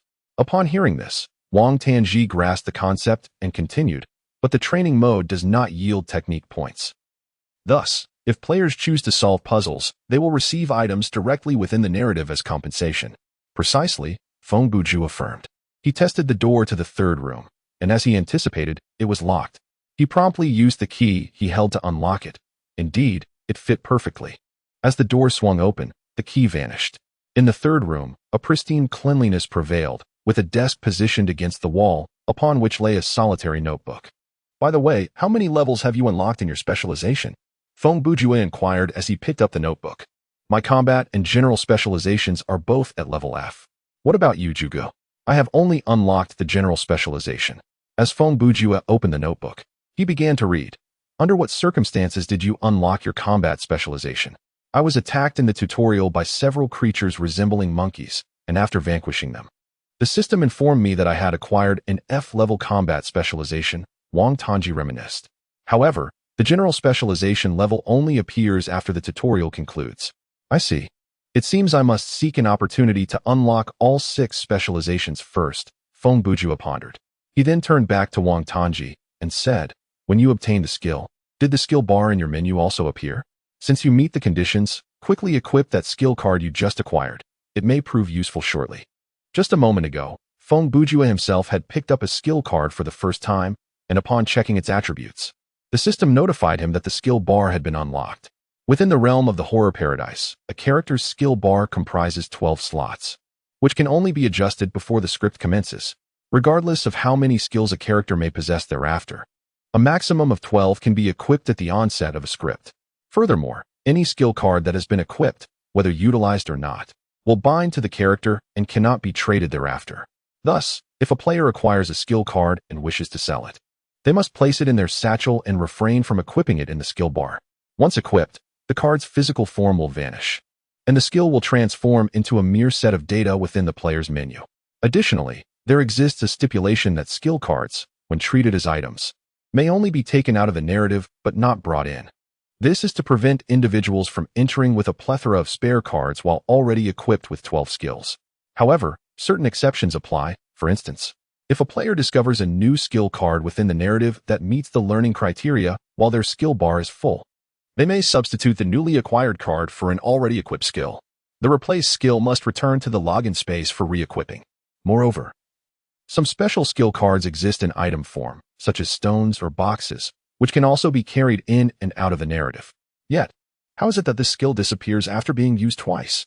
Wang expressed his confusion. His inquiry clearly indicated a lack of attention to the game instructions. Feng, engrossed in the notes before him, replied, the attributes of the skill card are crucial. Skills are classified as active or passive. Active skills include permanent mastery, limited time ownership, and usage by count, while passive skills consist solely of permanent mastery and limited time ownership. After a moment of contemplation, he continued, yours falls under the usage by count category.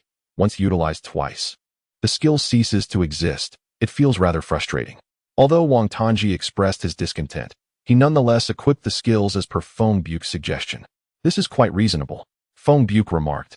Given your current physical capacity, even at full strength, you can only throw 2 punches.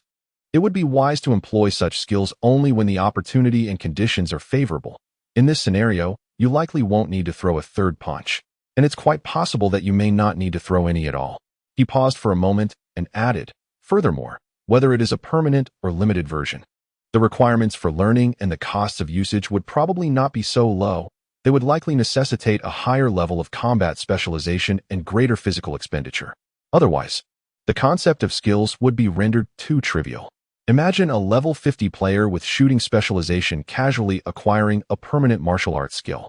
If that skill were classified as Combat F and only consumed 50 stamina points, they could unleash 100 consecutive strikes at will. Such an occurrence is simply untenable. Listening to this, Wang Tianji found it reasonable. Indeed, if I were to receive a skill that can be learned with Combat Specialization F, but its stamina cost is 101, it would indicate a flaw in the game's design. Oh, I must also remind you, with Specialization Level F, the success rate for utilizing active skills in that category is merely 20. Therefore, for low-level characters, whether they can activate the skill is ultimately a matter of luck. Feng Bujue stated, isn't this still rather frustrating? Thus, I had previously harbored high hopes of discovering equipment. I perused the official website, where I learned that the internal testing had only commenced in the morning, yet by afternoon, strategies were already circulating. Several individuals on the forum, boasting levels in the teens, remarked that the most significant enhancement to a character at lower levels is indeed the equipment. However, refined or superior grade low-level gear is exceedingly rare. As Feng Bujue multitasked, engrossed in conversation, he nearly completed the notebook. It appears that the game transitions swiftly beyond level 10, and if players possess exceptional equipment during the early stages, they can efficiently brute force their way through without engaging in puzzles. Consequently, the game scarcely offers powerful low-level gear. He closed the notebook, reflecting that beyond level 10, low-level refined equipment becomes a tasteless relic, regrettable to discard yet useless to retain, especially with the marketplace yet to open, leaving it to merely occupy space in one's inventory.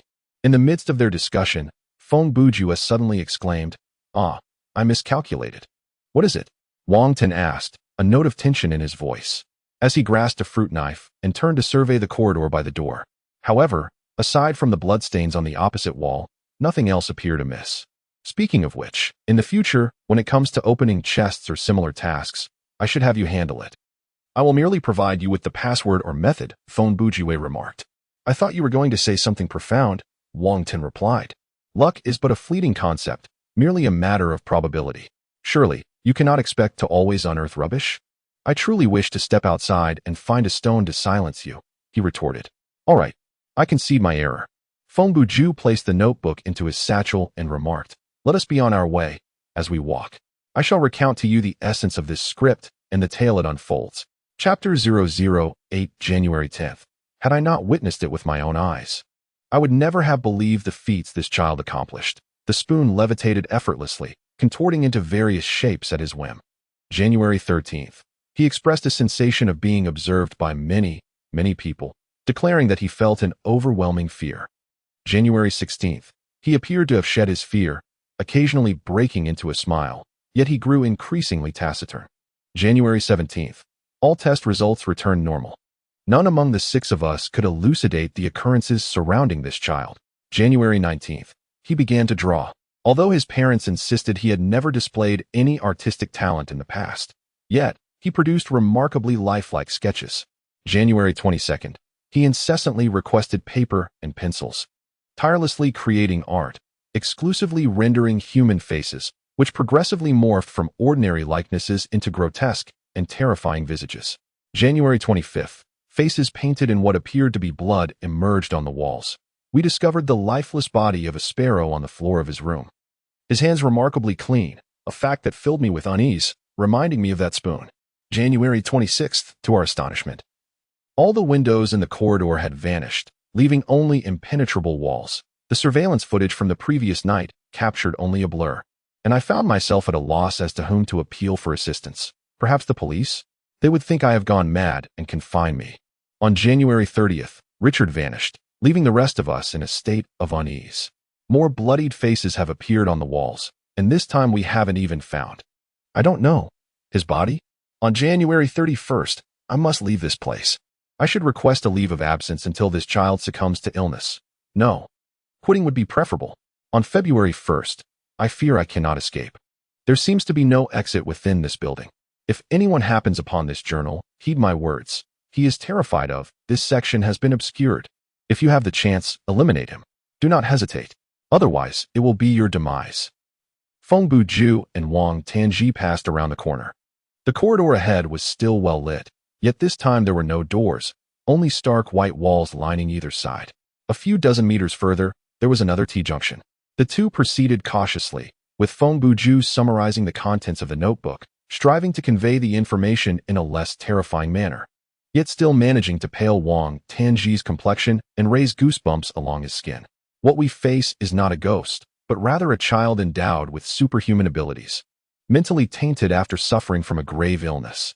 Feng Bujue concluded, at least, this is how the narrative is framed. What solace can this knowledge provide? Wang Tanji's tone reflected his overwhelming anxiety. Initially, psychologically speaking, knowing that the entity is human might slightly diminish the level of your fear.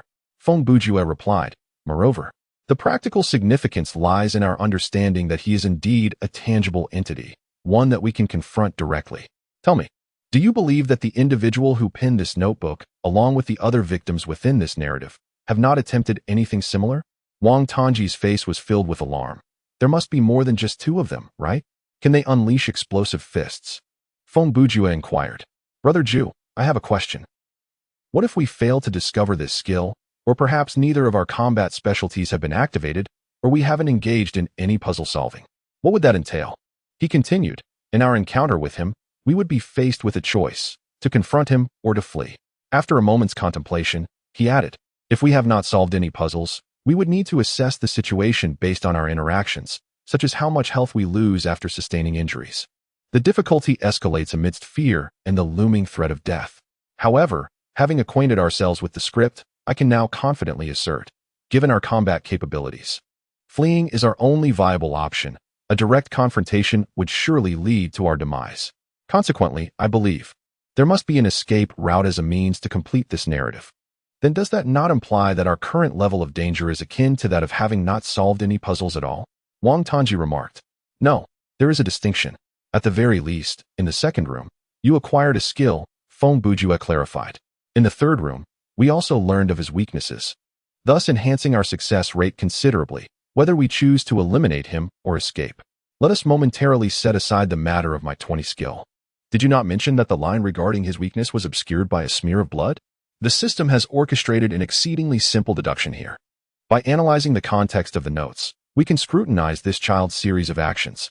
By eliminating the extraneous embellishments or misleading elements, the content of this handwriting becomes as lucid as that of a monster dossier. As Feng Bujue articulated this observation, they turned a corner and found themselves in a spacious hall. The ceiling soared higher, the lighting remained excellent, yet the surroundings were still encased by walls. On January 10th, telekinesis was noted. On January 16th, personality mutation occurred. On January 19th, abnormal instincts began to awaken. On January 25th, he could exert telepathic influence over living beings. On January 30th, he was capable of confronting substantial living entities, namely humans, and by February 1st, he exhibited godlike lethality.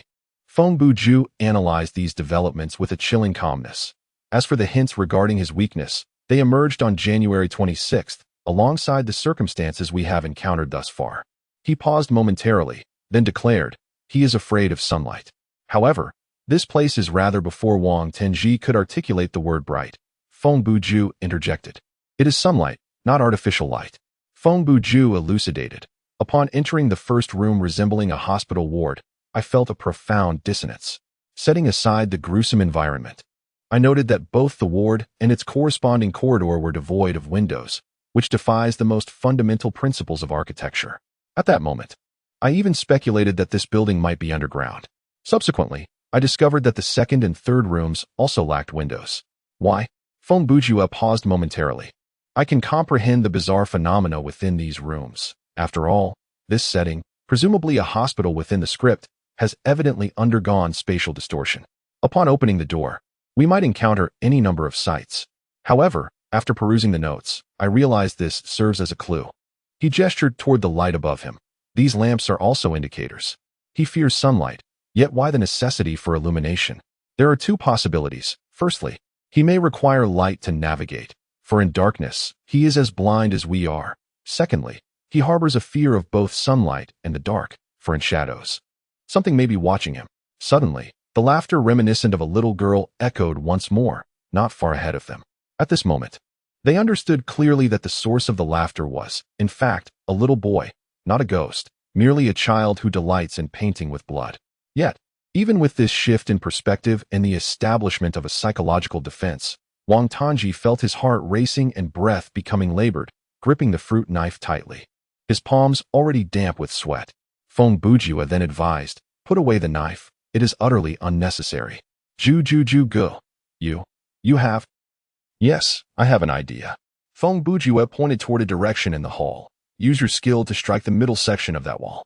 Before his words could fully resonate, the boy, embodying the script's antagonist, materialized unexpectedly, standing merely 3 meters away from them. Clad in a hospital gown, he was shrouded in a veil of shadow, even under the glaring lights. Simultaneously, the walls, ceiling, and floor of the grand hall became engulfed in a multitude of bloodied faces, transforming the illumination into a crimson hue. This harrowing spectacle could have elicited a scream from any man.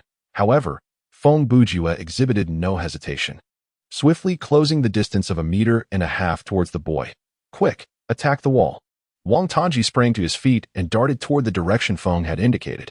Initially propelled by fear, he took a few steps before feeling his legs weaken. Glancing back mid-flight, he witnessed Feng Bujue being repelled by an unseen force before he could even reach the boy, akin to colliding with a moving vehicle during a reckless leap, causing him to spew a copious amount of blood. While the scene appeared exaggerated, it was, after all, a game. Players were not subjected to, nor did they need to endure, the exact torment of reality within the realm of the horror amusement park. Regardless of the severity of the blows their characters sustained, be it being crushed by a train, the threshold of pain perception for players was akin to the sensation of a hammer striking one's finger with considerable force. Upon witnessing this scene, Wang Tongji exerted every ounce of his strength to sprint towards the wall. The young boy, clearly aware of his intentions, refrained from teleporting this time and instead pursued him with remarkable speed, a velocity unfathomable for a child. His running posture was peculiar, reminiscent of a marionette being pulled along by strings. Suddenly, a hand seized the boy's ankle. It was Feng Bujue, who had swiftly risen from the ground, tenaciously catching up to impede him. Given his physical advantage, Feng Bujue, with a height of around 1.20 meters, could easily overtake such a small target over a short distance. Simultaneously, Wang Tongji activated his skill, his right fist enveloped in a luminous orange glow, striking the wall. Although the success rate of his skill was a mere 20, the wall was an exceedingly difficult target to miss, and, fortuitously, his luck appeared to be on his side, ensuring the strike was indeed successful. The wall erupted with explosive force, creating a gaping hole over 1 meter in diameter, allowing an intense beam of sunlight to flood into the hall. In that moment, all the pallid faces in the lobby vanished, and the young boy recoiled in alarm, attempting to distance himself from the sunlight. Yet escape was futile, for Feng Bujue still clutched his ankle. That single blow had astonishingly reduced my survival value by 84. Now it was my turn. Feng Bujue rose to his feet, pulling firmly, and brought the boss crashing to the ground, leaving the young boy completely devoid of any capacity to resist. Feng Bujue wiped the blood from the corner of his mouth with his free hand, gripping one of the boy's legs and dragging him toward the source of light. This must be a formidable boss. Even if one were to unleash a skill directly upon him and strike true, it is unlikely that he would succumb to that singular blow. At that moment, Wang Tongji also let out a sigh of relief. What if I had failed to break through the wall, or if beyond it lay another corridor? If the outside is cloaked in darkness, one would retreat into that obscurity. If it is a corridor, one would venture forth and escape. Should I fail to breach the wall, I would simply seek another path to flee. As they proceeded, Feng Bujue remarked, I possess a certain confidence, which is why I allowed you to wield your skills. In such a hospital lobby, a glance at the overall layout reveals the likely position of the main entrance. Observe. We have corridors on either side, and while the area behind me is also sealed off by walls, it is still discernible that there used to be a registration window or similar setup. As he spoke, he hoisted the boss and exposed him to the hole in the wall. Zhuge, is this not a tad cruel? Wang Tongji looked at the small boy, who was in anguish, covering his eyes while curling up into a ball. You are right, I have gone too far. Feng Bujue replied, yet his actions conveyed no intention of halting. This has been his consistent demeanor from childhood, humbly accepting criticism yet remaining unchanged in his ways.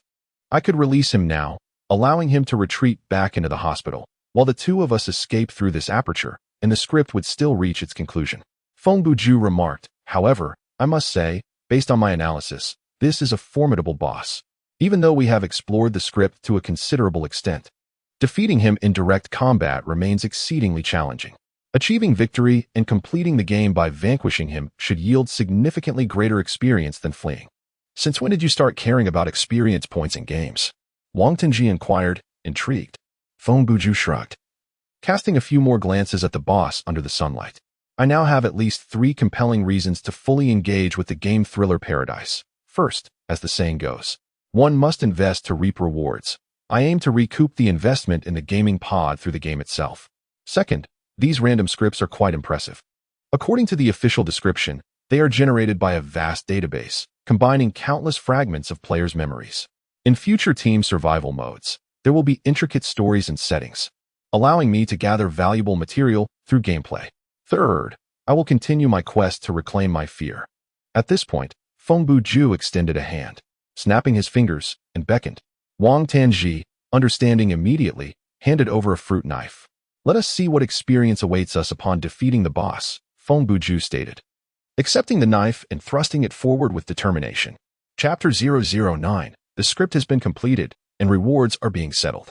Experience points gained, 500. Game currency, 0. Items equipment acquired, none. Quests completed accepted, 0. Special, hidden tasks completed, 0. Worldview shattered, none. Surprise value surged, 0 times. Maximum surprise value, 0. Average surprise value, 0. Your fear rating is that of a fearless individual. No additional rewards in this mode. Settlement completed. Please proceed. Herein lies an explanation regarding the settlement settings in multiplayer mode. In the realm of the thrill park, the number of monsters slain by one's own hand does not influence the ultimate acquisition of experience. All experience is calculated only after the conclusion of the script. Generally, as long as no considerable obstruction or adverse effect is imposed upon the progression of the script, every survivor receives an equal share of experience. It is only when a player's performance truly aligns with that of a so-called teammate akin to a pig that the system will deduct a portion of their experience points during settlement. This is also intended to mitigate the issues of monster stealing and excessive damage output. Some players, in their fervor to secure ownership of items and experience from a particular monster, will resort to exaggerated means of attack, like using a rocket launcher to slay a mere dog, merely to inflict damage more swiftly than their companions. Such actions not only reflect individual behavior, but also represent a waste of collective resources for the team. However, this setting appears to have engendered another issue.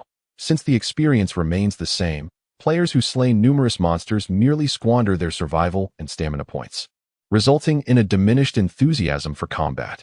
Contrary to this belief, players who are diligent and skilled in battle will be rewarded with technique points, which will be elaborated upon subsequently. In the realm of the thrilling paradise, aside from monster slaying, the concept of loot is entirely absent. For instance, when a mummy perishes, it will not unexpectedly yield a knife, a shield, or even a firearm. If one were to extract something from it, it would merely be decayed bandages or withered flesh. And even then, the player must manually tear it away. Once obtained, the system will provide an item description, and the extent of its underwhelming nature can be referenced by stone. In this game, acquiring equipment is a most intriguing endeavor. Aside from solving puzzles to access specific storage areas, in most cases, an abundance of non-essential items, including equipment, must be sought out by the player. For instance, in a shop window by the street, one might encounter a Spider-Man costume, which could be entirely useless or perhaps a finely crafted piece of equipment with attributes. Alternatively, while meandering through a sewer, one could stumble upon a variety of weapons such as dual daggers, ame piercers, nunchaku, and staffs.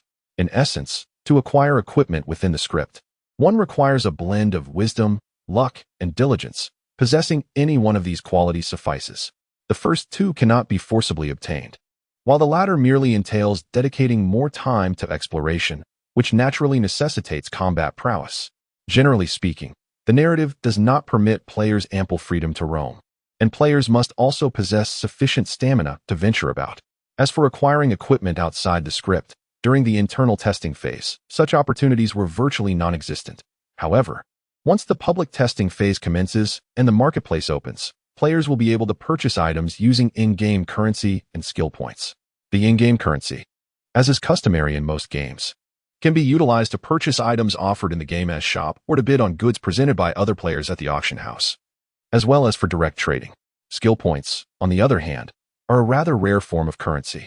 Players cannot trade skill points amongst themselves, nor do they circulate within the marketplace. Skill points can solely be employed at a special store known as the Scarebox. The origin of this peculiar name remains a mystery, perhaps because the developers believed players would be startled upon viewing the items within. Within the Scarebox, skill points can be exchanged for two types of goods, the first being in-game currency, which players may convert at a ratio of 10-to-1 in a unilateral exchange. The second category encompasses items that cannot be taken outside the script, exemplified by the sword Blood Must Die, which Feng Bujue acquired during the novice tutorial. Clearly, this sword serves a narrative function within the tutorial, designed to enable him to overcome the Blood Corpse, an adversary he could not possibly defeat with his character's abilities at that time. Hence, the sword bore no level or proficiency restrictions, nor could it be extracted from the script. Similar equipment, items, and skills do not vanish from the system's database upon the conclusion of the script. Although players cannot carry these items away, they are transferred to a repository akin to a recycling bin, known as the scare box. Here, these items are sold as commodities, purchasable solely with skill points, and their attributes undergo corresponding modifications. For instance, the conditions for equipment usage may be adjusted. Specific effects applicable only within certain scripts may be altered, and most skill cards will transform into permanent types. Naturally, the prerequisites for learning will also increase. The scare box was not activated during the closed beta, as this recycling station remains rather sparse at present. With the commencement of the open beta, it is anticipated that a vast influx of players will arrive, necessitating the accumulation of a certain stockpile of goods during this interim period. Once this unique shop officially opens, to regulate the total inventory and prevent overwhelming the browsing experience, items that remain unsold for 7 days in real time will be entirely purged from the system. The maximum level during the closed beta is capped at 20. In a game designed for sequential scripts, level does not confer a significant advantage, and in the future, in-game currency will be available for purchase with real money. Thus, the most significant advantage for beta testers upon the commencement of the public test undoubtedly lies in the accumulation of skill points. The initial batch of items available after the launch of the surprise box can only be acquired by those players endowed with skill points, which grants them a preferential selection. At this juncture, it becomes clearer why engaging in combat is essential for the sake of earning skill points. While not everyone excels at solving puzzles, participation in combat is accessible to all. The system of skill points is designed so that any action enhancing game efficiency rewards players with these points. This is evident not only in puzzle solving, but also in combat scenarios, where opportunities to earn skill points frequently arise, such as through high-yield, low-risk kills, streaks, or completing special kills under specific conditions. A pertinent example can be drawn from the novice tutorial featuring the character Feng Bujue. If he opts to kick the door instead of searching for the key in the square room, he too can earn skill points. The crucial factor lies in the manner of the kick. Most individuals would face the door directly and forcefully kick it with the sole of their foot, a method commonly depicted in numerous films. However, this is the most labor-intensive approach. Utilizing a side kick or a spinning kick would be considerably more efficient. Had Feng Bujue employed a more effective technique to break down the door, he would still accrue skill points. Albeit perhaps not as many as through puzzle solving, yet he would still earn around 10 points. This illustrates two distinct styles of play and divergent paths of growth. Players who relish the art of deduction can amass a considerable amount of skill points by unraveling enigmas and deciphering the intricacies of the game world. Conversely, those who favor combat can refine their martial prowess, similarly accruing skill points through their physical might. Generally speaking, combat-oriented players tend to garner more rewards. A puzzle solver, even upon reaching the final stage of reasoning, gains nothing if they fail to crack the code. Meanwhile, players who rely on brute force can steadily accumulate their points. Regardless of the chosen path, the most egregious folly within this game is to engage in mindless actions. The various horror elements are designed to provoke a loss of composure, leading to absurdities akin to using a rocket launcher against a dog. In the realm of terror, it is only through the most judicious combat strategies that one can reap the greatest benefits. Employing a rocket launcher yields nothing but wreckage, whereas utilizing a simple dog-beating stick can reward one with a handcrafted pelt and a pot of stew. Upon returning to the login space to review his settlement data, Feng Bujue discovered that he had ascended directly to level 4, with his physical capacity enhanced to 400, while his current experience stood at 400. It appeared that the experience required for leveling up in this game was not exaggerated. At least for now, it increased by 100 for each level, consistent with the rise in physical capacity. However, the official website did not provide specific data regarding the experience needed for each level, and those who penned guides had not mentioned this aspect either. One cannot dismiss the possibility that the experience required for advancement may become increasingly formidable at higher levels. Brother Jew, I've already reached level 3. Just 30 more experience points, and I'll hit level 4. Wang Tanji's voice resonated through the communication channel. I am aware. In fact, Feng Bujue has long calculated Xiao Tan's experience, and in comparison, the only disparity lies in the 30-point skill value bonus from the novice tutorial.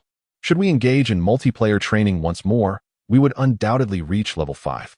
However, this mode is indeed not particularly advantageous upon reaching level 5. We naturally ought to participate in the team survival mode, which constitutes the essence of this game.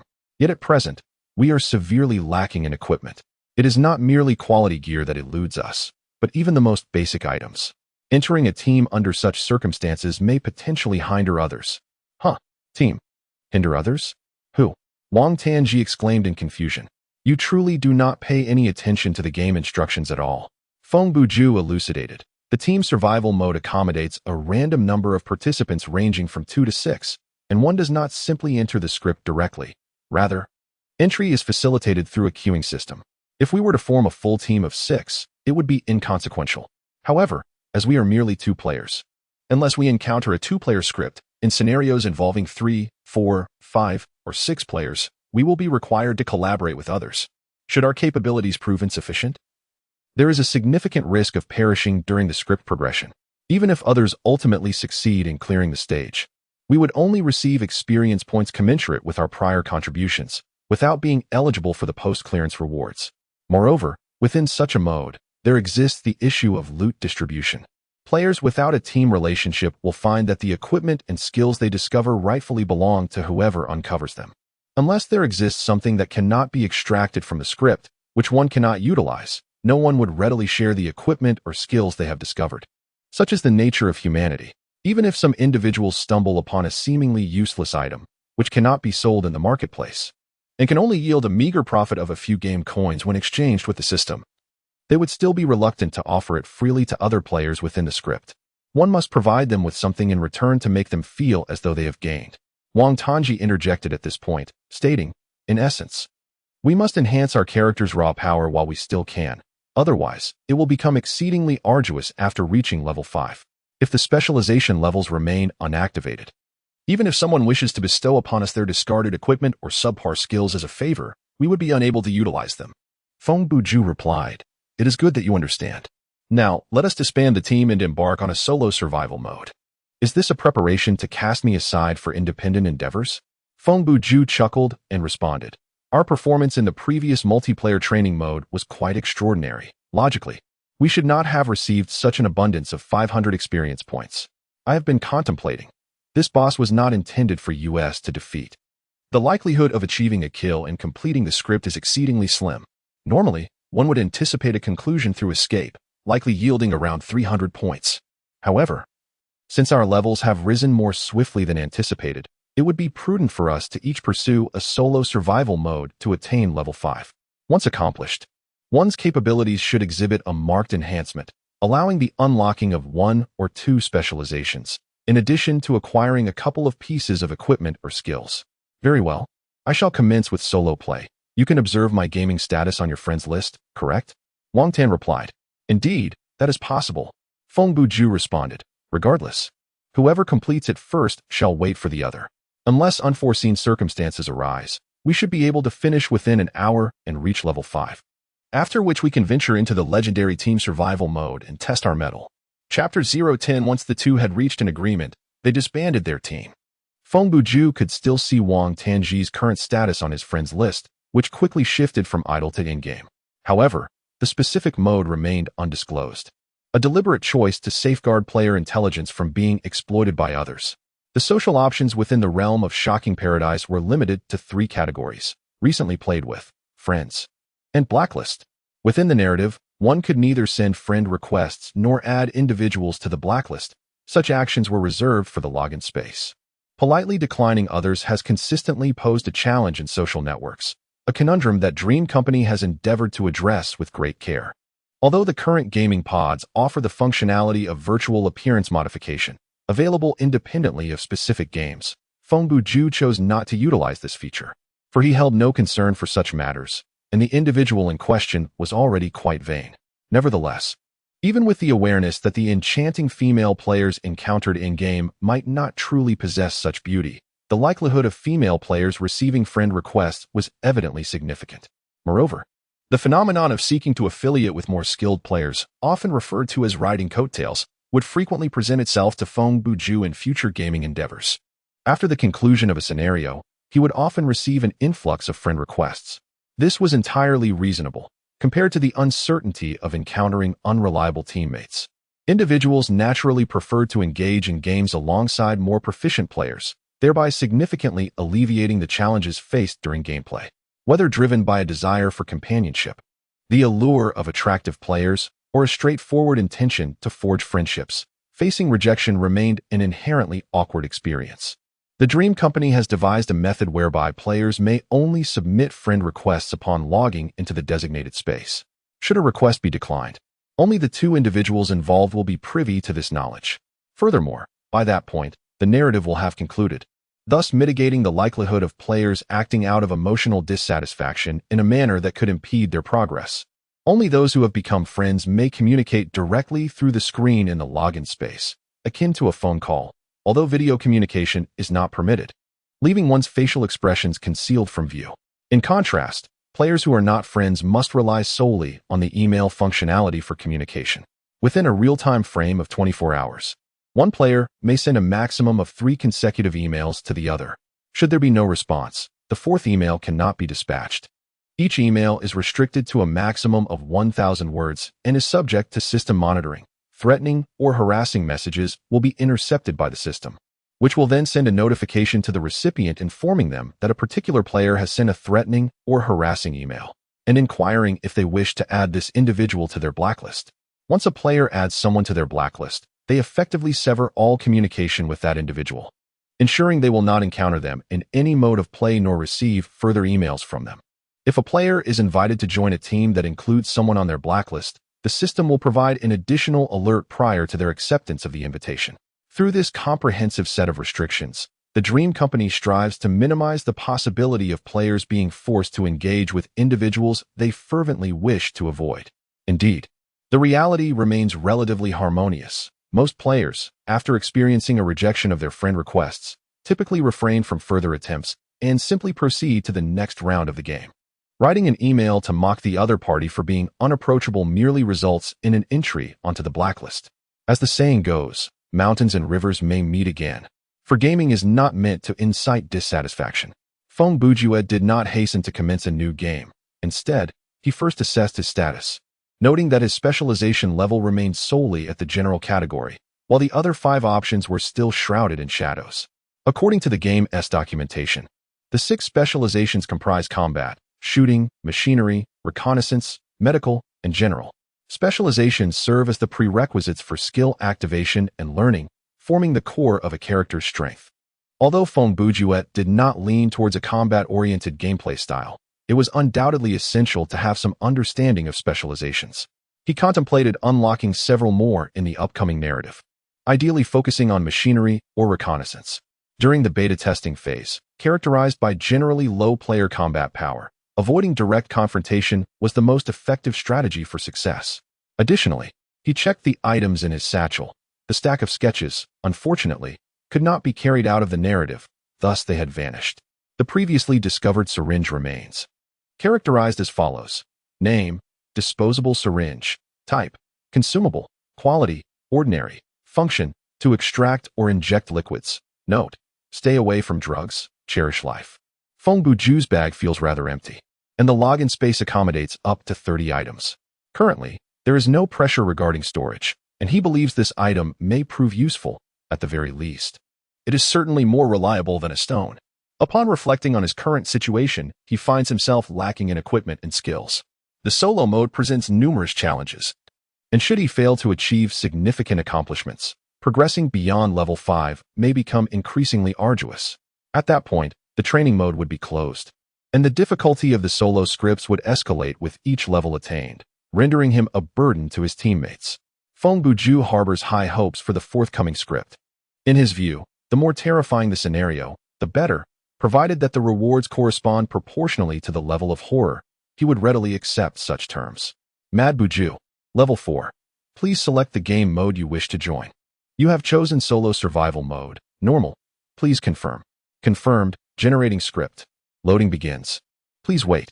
After selecting the mode, Feng Bujue initially anticipated the elevator would activate first, only to find the door opening to usher him into the script as per the usual routine. To his surprise, he was instead transported. Before him lay an expanse of darkness. His feet lifted from the ground. He felt suspended in midair, devoid of any support. As the familiar phrase echoed in his ears, "Welcome to the thrilling paradise." The voice has shifted once again, now resembling that of an ordinary middle-aged woman. It appears that this line bears no relation to the script. Each time, a random voice emerges, articulating the same phrase with a deliberately crafted tone. Loading complete. You are currently engaged in the solitary survival mode, normal. This mode provides a synopsis of the script, along with a chance to encounter side quests, hidden tasks, and a unique worldview. Script completion reward, a randomly selected learnable skill card. The script synopsis is about to commence. The game will begin immediately upon completion. Before Feng Bujue, the pitch-black backdrop transforms into a photograph, revealing what seems to be a room or perhaps a corner of a warehouse. Due to the angle of the shot, he can only glimpse a fragment, making it difficult to ascertain the true size of the space. The walls appear to be composed of metal, certainly not wood. There are no wallpapers or paint, or perhaps the paint has simply faded. The floor is made of concrete, and the photograph reveals no furniture whatsoever. At this moment, subtitles rise before him as a familiar system voice begins to narrate. Your name is Arthur Sieg, a renowned photographic journalist. You possess a harmonious family life, generous employment benefits, and a socially respectable standing. On a certain Christmas Eve, you awaken from a state of unconsciousness to find yourself in an unfamiliar warehouse. The last memory you can recall is retrieving your vehicle from the parking lot after work. This brief narrative provides limited information, and after reading it, a blinding light envelopes you, transporting you to the location depicted in that photograph. You find yourself seated on the ground, leaning against a corner, and before you can fully comprehend the condition of this warehouse, you instinctively lower your gaze, noticing that your left hand is gripping a silver Walkman. This portable cassette player, long obsolete by the year 2055, is an object you have never encountered in reality. You had only glimpsed it in a film. The current situation evokes memories of that very movie. Pressing the play button, a hoarse male voice emerges, speaking in English. And his opening line reveals the fundamental premise of this script. Hello, Arthur, I would like to play a game with you. Chapter 011. You are deeply passionate about your vocation, a calling that demands an unwavering commitment and a profound sense of purpose. Through your lens, you have captured countless harrowing realities, urging humanity to awaken their conscience and abandon their indifference. Yet, do you truly care? Are you merely a hypocrite cloaked in a fade, or a genuine warrior? At this moment, a certain toxin is coursing through your veins, eroding your vitality. Upon awakening, the acceleration of your metabolism will hasten this process. You have approximately 40 minutes to discover the sole exit from this place. Let us observe whether the individual who has long concealed himself behind the lens can allow his conscience to guide him back to his family. Life or death, make your choice. Feng Bujue, halfway through the recording, had already risen to survey his surroundings. He was still clad in the default black t-shirt and trousers of a gamer. Following a frequently seen ruse from a film, he deliberately checked his pockets, only to find them empty. The contents of his bag remained unchanged, containing solely that plastic syringe. Choose your own fate. Feng Bujue cursed after listening to the recording. After all, he was currently in single-player mode, and the system posed no objection to his expletives. He then examined the attributes of the Walkman from the menu. Name, portable cassette player with built-in tape. Type, plot-related. Quality, dilapidated. Function, plays recordings from the tape, can be taken out of the script. No, remarks. You'd best believe the content of the tape. This was likely yet another one-time use plot item. Although Feng Bujue had memorized every word from the recording, he prudently decided to listen to it once more, not minding the fleeting couple of minutes it would take. After completing the second listen, he stowed the device in his satchel, considering it prudent to prepare for the possibility of encountering more tapes within this narrative. The space before him was vast, with the ceiling soaring approximately 12 meters or more above, where large exhaust fans were visible, allowing sunlight to filter in from outside, though there was nothing to climb nearby. The warehouse's ceiling was arched, and upon glancing upward, one could see numerous supports level with the ground, adorned with illuminated fluorescent tubes, which were currently aglow. The walls were robust, clad in a layer of metal sheeting, potentially concealing brick beneath, but regardless of the material, It was evident that Feng Bujue lacked the strength to forcibly breach his way to freedom. The system would not generate a script that could be concluded in merely 2 or 3 minutes. If Feng Bujue possessed 2 unused charges of explosive fist, and his combat proficiency had reached level F, the system would undoubtedly alter the script structure or reinforce the warehouse walls to twice their current thickness. Under such circumstances, it was theoretically conceivable that Feng Bujue could escape directly using his skills, although the success rate of each punch is merely 20, and he cannot ascertain the thickness of the wall before delivering the first strike. The theoretical possibility undeniably exists. The system, while generating scripts, will inevitably extinguish such possibilities. For instance, at this moment, Wang Tongji would never encounter such a scenario. In essence, any script that allows a character to immediately complete it based solely on their initial state, regardless of how minuscule the probability may be, is one that the system would never produce. Feng Bujue advanced forward, finding himself amidst numerous containers stacked up to 3 layers high, yet still a considerable distance from the ceiling. The containers were aligned closely together, forming a singular pathway before him. A sense of foreboding washed over him. It was not fear that gripped Feng Bujue. Rather, he harbored reservations about the rewards that could be garnered from this script. He believed that even for ordinary individuals, this script drawn from Saw would not elicit significant fluctuations in their fear levels. In Jigsaw's deadly games, the element of terror predominantly hinges on time. Within these games, threats are visible, and fear escalates as death approaches, devoid of any sudden circumstances that could cause a dramatic spike in one's fear quotient. Furthermore, in the movies, the methods of escape often involve self-harm, where the amalgamation of physical pain and the urgency of time lead to failure. However, players in the thrilling paradise endure at most the pain of a hammer striking their fingers, and even if such pain were to affect every bone in their body simultaneously, they could grit their teeth and persevere. Moreover, anyone who has experienced this series is well aware that the purpose of the Jigsaw is not to take lives, but rather to save them. He employs suffering as a means to rescue those who fail to cherish their existence, compelling them to reassess their lives and appreciate the preciousness of life. As long as one adheres to the rules of the game and possesses the courage to inflict harm upon oneself, there remains a path to survival. Considering these factors, Feng Bujue has essentially concluded that the difficulty of this script is predominantly concentrated on puzzle solving. The system does not engineer situations where players are destined to fail. At least, such scenarios do not exist within the various modes of normal difficulty. The challenge level of all scripts is established by the system based on the player's character strength, with multiplayer modes offering additional advantages. Faced with Feng Bujue, whose character strength is nearly equivalent to that of a level 1 player, save for physical attributes, the system can only furnish a script of this nature. Given his current condition, engaging in combat is out of the question. Generating monsters or bosses that match the caliber of a level 4 player would be insurmountable for him alone. Thus, the method to complete the game becomes quite evident. One must either solve the puzzles or, akin to the players in the film, expend survival points to endure, succumbing when unable to withstand any longer.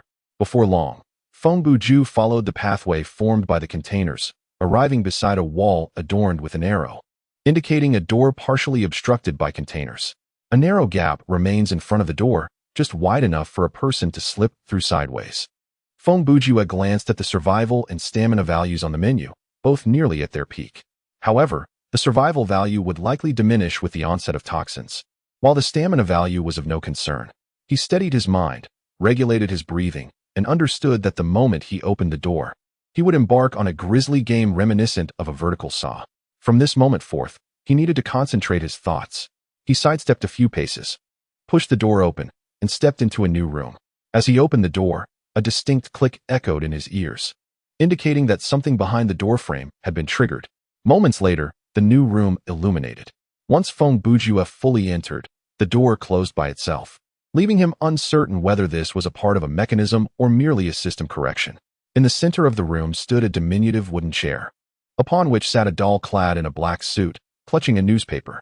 The doll's stature resembled that of a child, with a peculiar face, an odd hairstyle, a white visage, black sclera, and blood-red irises.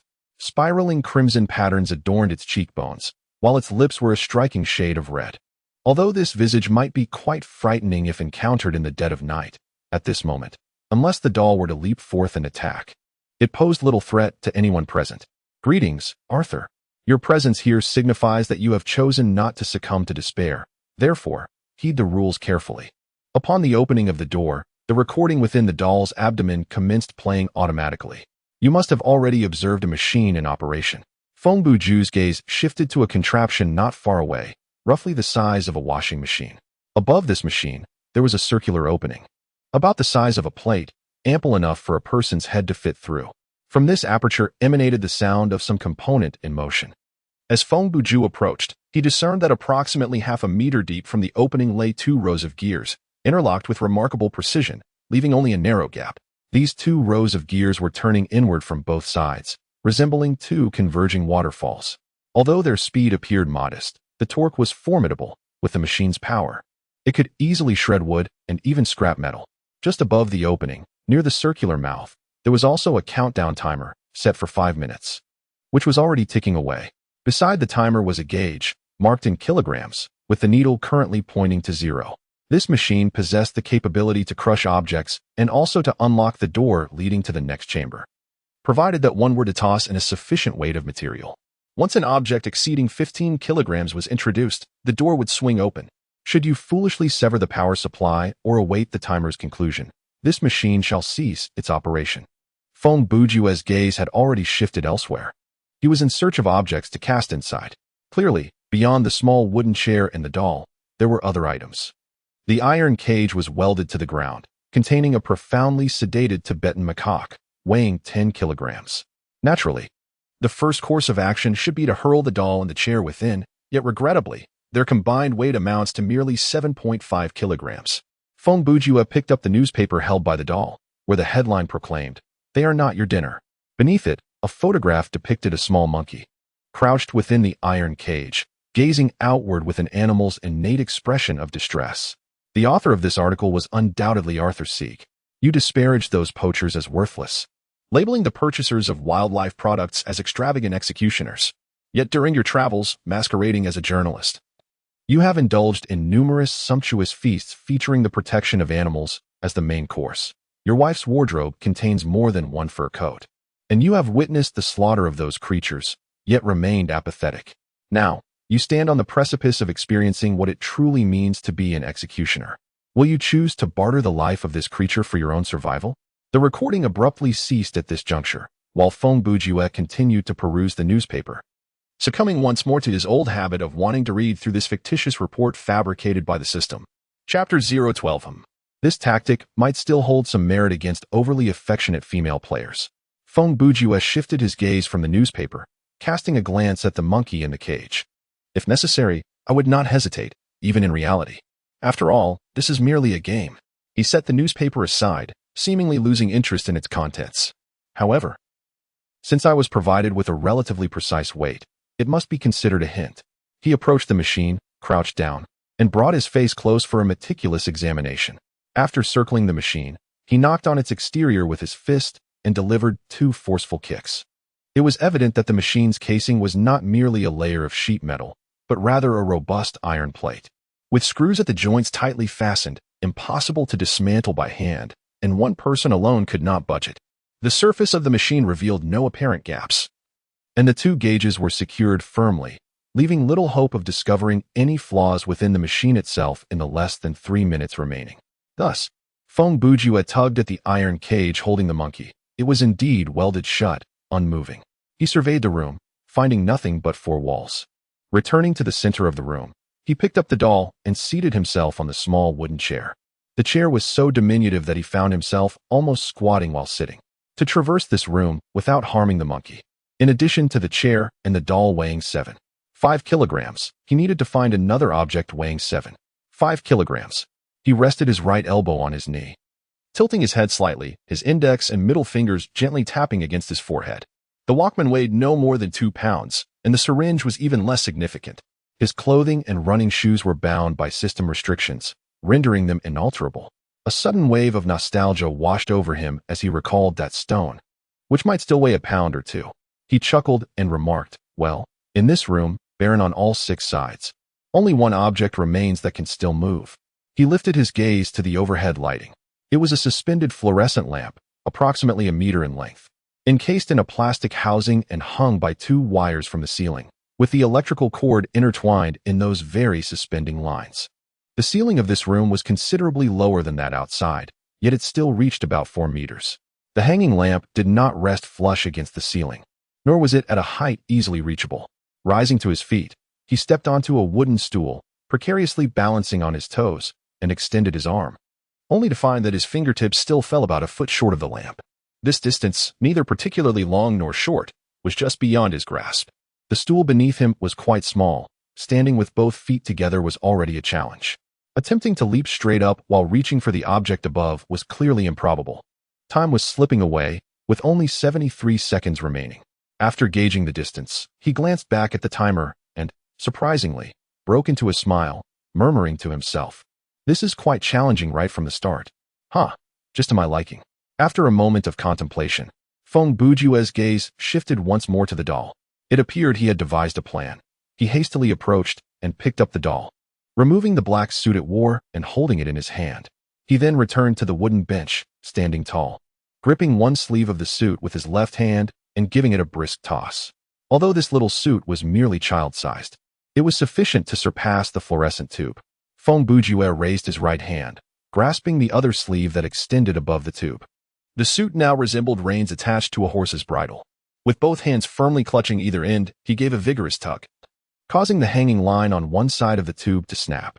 One end of the fluorescent light fixture sagged down, while the other remained suspended, swinging beneath the ceiling like a dangling sausage. Now, Feng Bujue could directly grasp the tube, which was encased in plastic on 3 sides, alleviating his concerns about shattering any glass.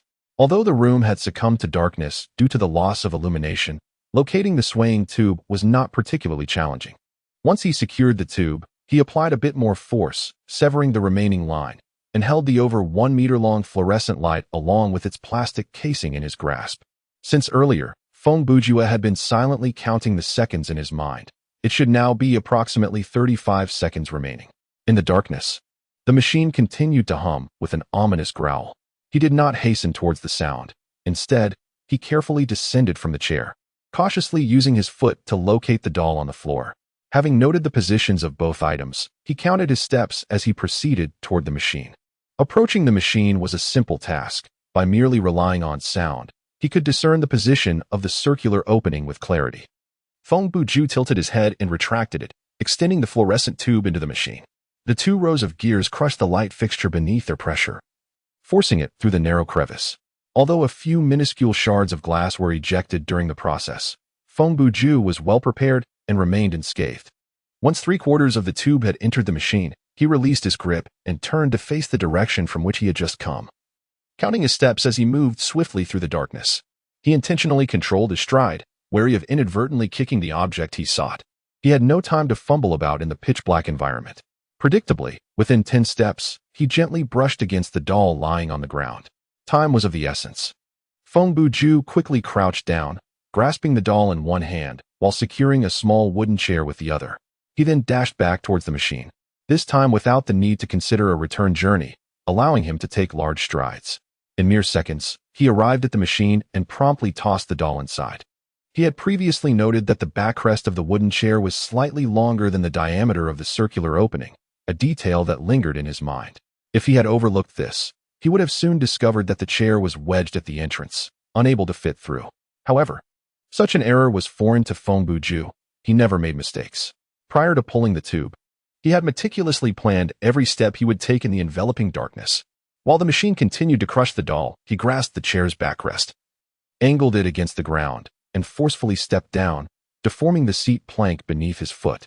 A small, folded stool could effortlessly be inserted into the circular opening. With only 5 seconds remaining, the broken wooden chair was smoothly fed into the machine. Almost 3 seconds later, the rumbling of the machine ceased. Enveloped in darkness, Feng Bujue could not discern the status of the countdown timer or the gauge. He was uncertain whether the game had concluded due to reaching the required weight of 15 kilograms, or if it had ceased operation because time had run out. The ensuing seconds dragged on, excruciatingly long. Nothing occurred, causing Feng Bujue's heart to sink. Could it be that the weight of the fluorescent lamp was insufficient? In reality, such a suspended fluorescent lamp, including its casing and tube, might weigh less than 7.5 kilograms, yet the object he had just held felt evidently heavier. He believed this was intentionally designed as the weight requirement for the game. Had he miscalculated the approach to the puzzle? Was the only means of escape from this room to eliminate that monkey? All doubts dissipated with a peculiar click, and the door to the next chamber swung open. In fact, the mechanism's reaction time had only spanned about 10 seconds. A beam of light streamed through the crack of the door, heralding that the game continued. Chapter 013. As the door swung open, Feng Bujue exhaled in relief. Rather than rushing outside, he took advantage of the light streaming in from the doorway to approach the cage that housed the slumbering monkey. He unlatched the lock, lifted the gate, and carefully cradled the drowsy creature in his arms. Name: slumbering Tibetan macaque. Type: plot-related. Quality: ordinary. Function: unknown. Can be taken out of the script. Yes. Remarks: a spirited and courageous monkey. Now on the brink of extinction, though this item was integral to the storyline, it was permitted to be removed from the script. Feng Bujue pondered for a moment before successfully stowing the monkey in his bag. He then exited the room. Beyond the door lay a corridor, its walls predominantly metal, and the ceiling soaring to a height of 4 to 5 meters. The lighting was adequate, yet no windows could be found. The hallway was flanked by various doors and branching paths, but either they were locked or obstructed by large debris. Clearly, only one genuine route existed. Occasionally, arrows painted in red spray paint adorned the walls, guiding Feng Bujue on his journey. After several fruitless attempts, he realized that this path offered little of value, prompting him to quicken his pace in accordance with the arrows. Approximately 7 or 8 minutes later, he arrived at the corridor's end, where another metal door marked in red awaited him. This door lacked a handle, its center featuring a circular valve handwheel. Feng Bujue stepped forward, grasped the handwheel, and attempted to turn it.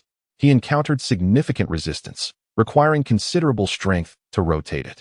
After making a complete turn, the door stirred slightly, and a gust of frigid air seeped through the crack, instantly instilling an ominous premonition within him. As he pushed the door open, he realized that this metallic barrier was exceedingly thick, and the room beyond was evidently a sealed cold storage chamber. The moment the door swung ajar, a powerful blast of icy air rushed forth to greet him. Inside, the room was indeed a winter wonderland, with a floor blanketed in white frost and snow, while the walls bore signs of freezing.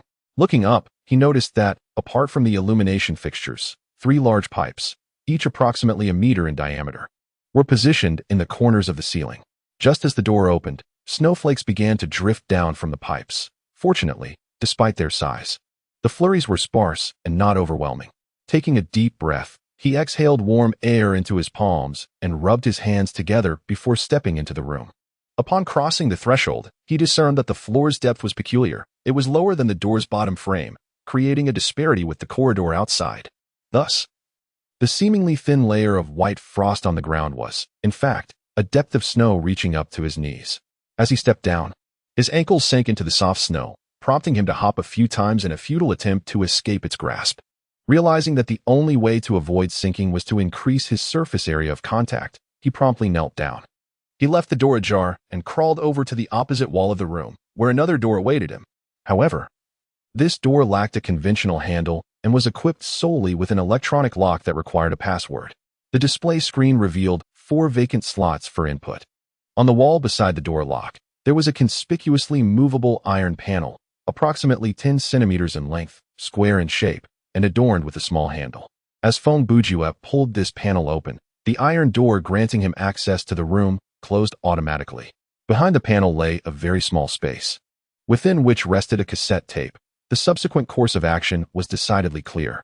Feng Bujue retrieved the tape and extracted the cassette from his Walkman, replacing the original tape with the new one and pressing the play button.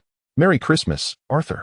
This day symbolized family reunions, and the spirit of Christmas embodied selfless giving and blessings.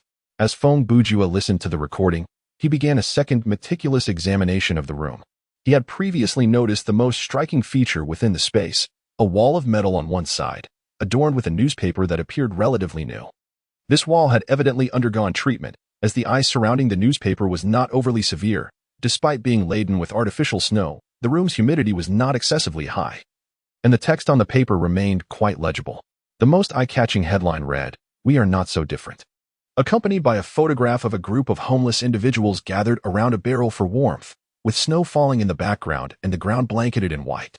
Of course, This article was also penned by Arthur Siegel. You frequently attend charity galas, making appearances before the camera, yet we all know that privately. You refrain from donating to any organizations. You implore individuals to refrain from discriminating against the homeless. Yet you yourself have never afforded any person of lesser societal standing the respect they deserve. Your cruelty and snobbery induce revulsion in all who surround you. You have also spoken on behalf of the elderly, asserting that they require greater attention and understanding. However, each year, you use work as an excuse to shun your own parents during Thanksgiving and Christmas. Arthur, you have repeatedly positioned yourself atop a moral high ground, chastising the indifference of the masses and the inequities of the system. Yet your actions reveal a profound ignorance of your own proclamations. Now, you possess the opportunity to comprehend how the destitute endure their hardships. Within this snow-laden chamber lies a piece of cardboard inscribed with the code required to unlock the door. All you must do is reach into the snow at your feet to retrieve that slip of paper. Just as every individual freezing on the snowy streets yearns for a glimmer of elusive hope, you are not bound by time constraints. Yet, even if you uncover something, the most favorable outcome may merely be to survive until dawn. As the recording concludes, you find yourself trembling from the biting cold. The attire provided by the game ensures player comfort in a virtual environment exceeding 20 degrees Celsius. Any further deviation in temperature will evoke corresponding sensations.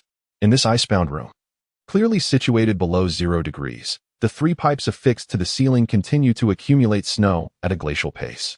In order to ensure the dexterity of his fingers, Feng Bujue exhaled towards his palms. He swiftly replayed the segment of the recording in his mind, and then began to recite the final phrase aloud, just as those who suffer from the cold. Once they discover something, they can endure until dawn.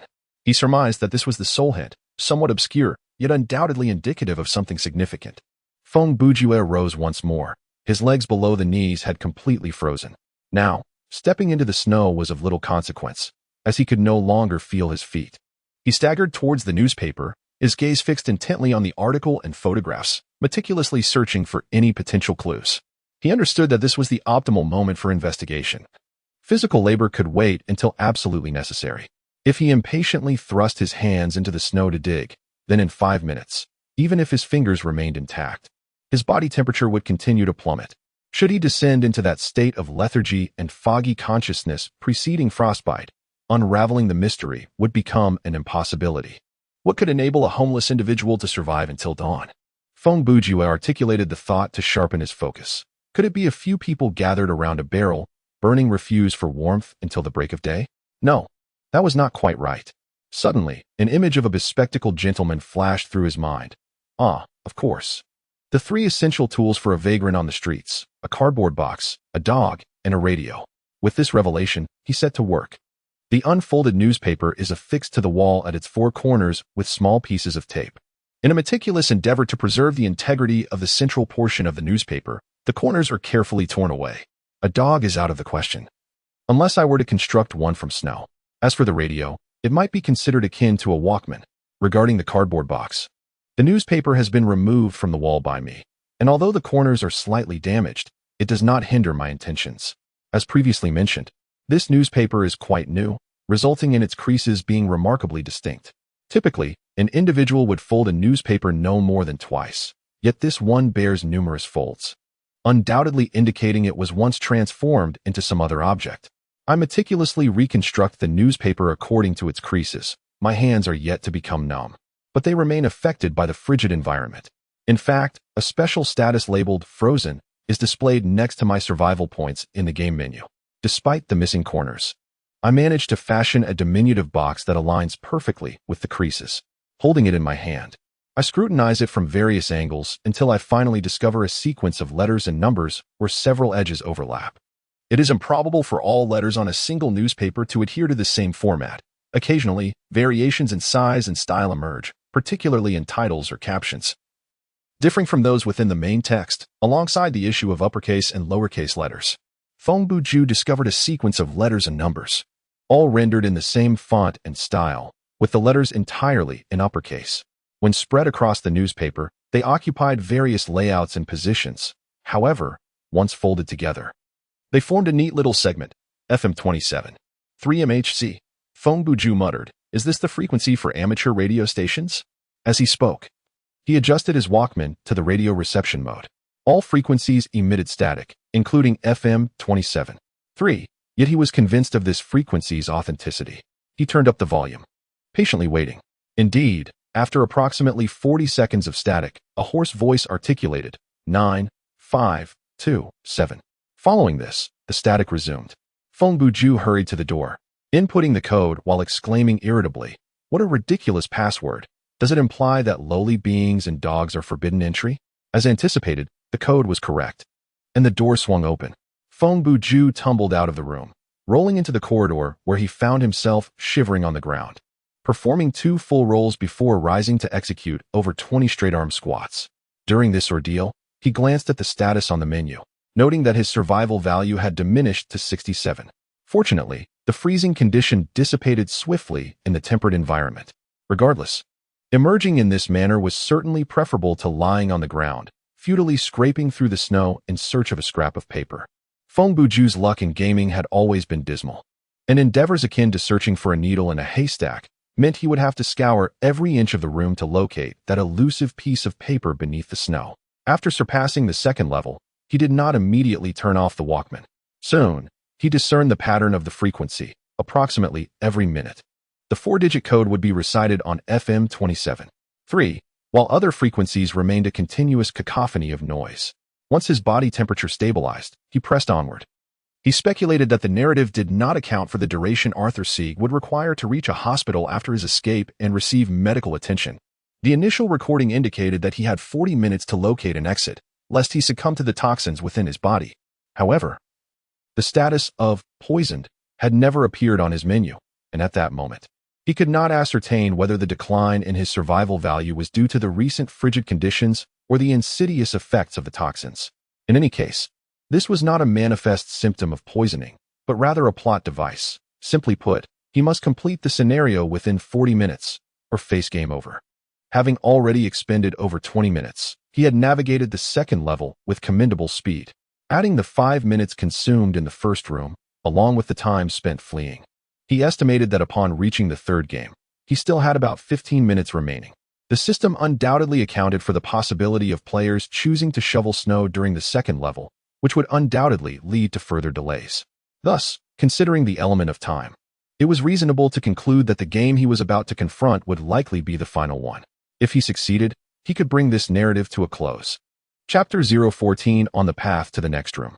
Feng Bujue stumbled upon a delightful revelation. The machinery category within his specialization had been unlocked and now stood at level F. Whether this was a result of fiddling with a Walkman or folding newspapers remained uncertain, yet the mere fact that it had been activated was sufficient. Should the skills rewarded upon completion of challenges pertain to machinery or general types, he would be able to acquire them directly. A few minutes later, he finally arrived at yet another door marked in red. This time, he pushed the door open and stepped inside. The room was modest in size, with 2 televisions situated against the wall. At the center of the room stood a table, upon which lay a solitary key. In the corner to his right, there was a vertical pipe protruding about a meter from the ground. Feng Bujue approached it for a closer inspection, noting that its diameter was just sufficient to accommodate a tennis ball. This time, he refrained from touching anything, and to his surprise, the door behind him closed on its own. Simultaneously, one of the televisions flickered to life, revealing the visage of the porcelain-faced puppet. "Hello, Arthur. You may believe that the game is nearing its conclusion, or perhaps you think that you will soon be able to leave this place alive. But I implore you to reflect deeply. Do you truly possess the merit to do so? Can fleeting acts of kindness and brief moments of suffering truly alter your hypocritical nature? We both know that you have yet to attain genuine redemption." Feng Bujue remained silent, sensing an unsettling quality to the words spoken. The reference to fleeting acts of kindness and transient suffering likely alluded to the choices he had made in the previous 2 rooms. This indicated that the recording might have been completed merely minutes ago, or perhaps the footage was broadcasting live. The screen of the second television suddenly illuminated, revealing an astonishing scene. There appeared Wang Tongji.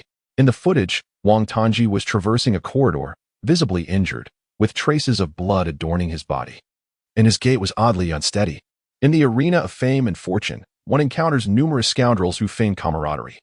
I trust that even upon learning of your disappearance or demise, these individuals would remain utterly indifferent. However, Arthur, you still possess a true friend, a genuine companion.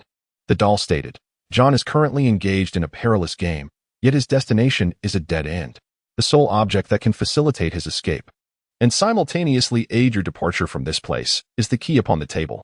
It can unlock the final door, or you may cast it into the corner pipe, directing it towards John. There exists but one key. Should the despicable and hypocritical Arthur Sig choose to perish, then the virtuous and righteous John may survive. Life or death?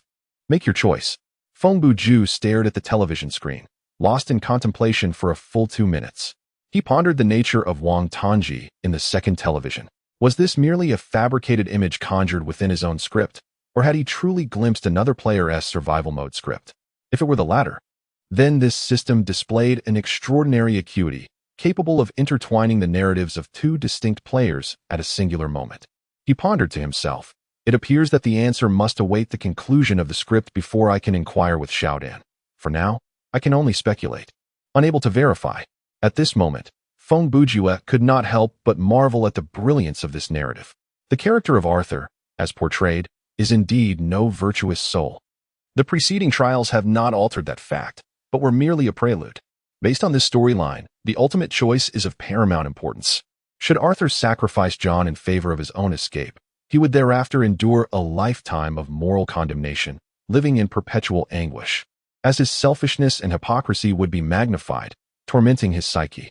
Ultimately, Arthur would veer towards another extreme, transforming into a frenzied altruist, a true philanthropist, in a desperate bid to alleviate his conscience.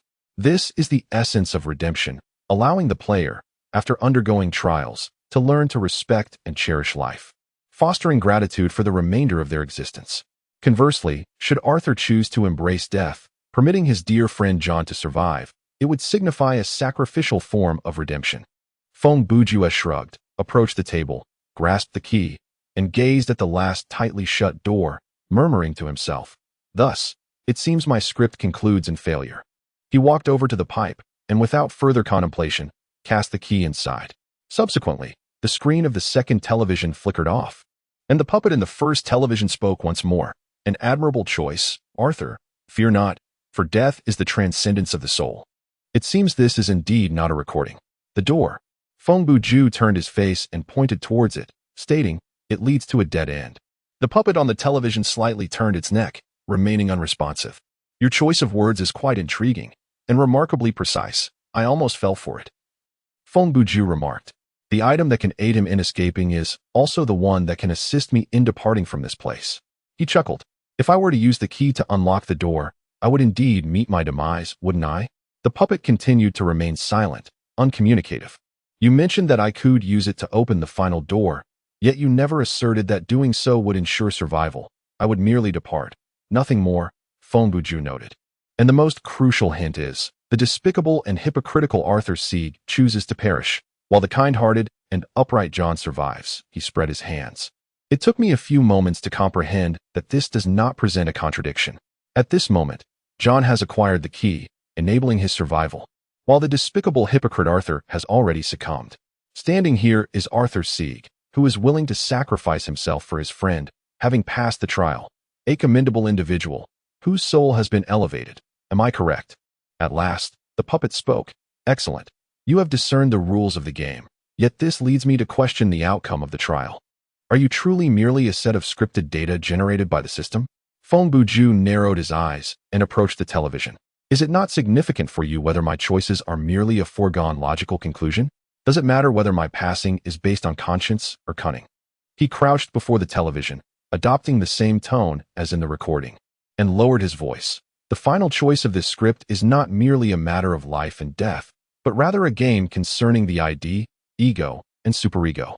If I were to immerse myself in the mindset of Arthur Sieg, it would be a decision made from the perspective of the ID, where the despicable journalist would undoubtedly forsake others for his own survival, using the key to unlock the door, leading to his demise. Conversely, if I were to regard the situation entirely from a player's perspective, it would be a decision rooted in the ego. For the players of the Thrill Paradise, it is nothing more than a script, where the options are straightforward, either clear the level or face game over. Thus, I too would take the key to unlock the door, only to meet the same fate. Only those who adopt an objective mindset while embodying a subjective role, a player wholly immersed in the character of Arthur Sieg, can make decisions guided by the superego. In that case, even without unraveling your tricks, I would choose to cast the key into the drain, for that would be the most perfect interpretation of the script. And at that moment, you would reward me with a surprising conclusion, would you not? Just then, the television screen abruptly went black, as if the puppet had forcibly halted this exchange. Suddenly, a familiar, emotionless system notification echoed in his ears. You have completed this script. Automatic transmission in 60 seconds. Chapter 015. The script has been completed. Rewards are being settled. Experience points gained, 450. In-game currency, for 1,500. Items equipment acquired. Sleeping hidden monkey. Quests completed accepted. 0. Special hidden quests completed. 0. Worldview cracked. None. Fear value surged. 0 times. Maximum fear value. 0. Average fear value. 0. Your fear rating is fearless. You are entitled to an additional reward. Please select shortly. Skill points gained. 100. Skill points bonus experience. 100. In-game currency. 1,000. Script completion reward. Skill card X1. Settlement complete. Please proceed. Feng Bujue, having reviewed the settlement list upon logging into the space, soon heard the announcement.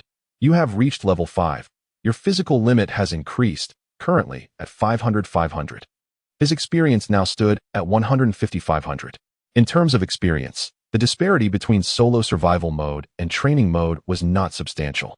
During multiplayer training, Feng Bujue and Wang Tianji were at levels 1 and 2 respectively, excluding the rare occurrence of defeating a boss, which is exceedingly difficult to achieve.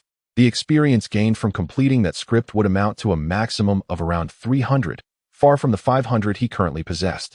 At this moment, the solo survival mode script was generated for Feng Bujue at level 4, and based on the experience ratio, participating in a solo training session at this level would likely yield close to 400 experience points.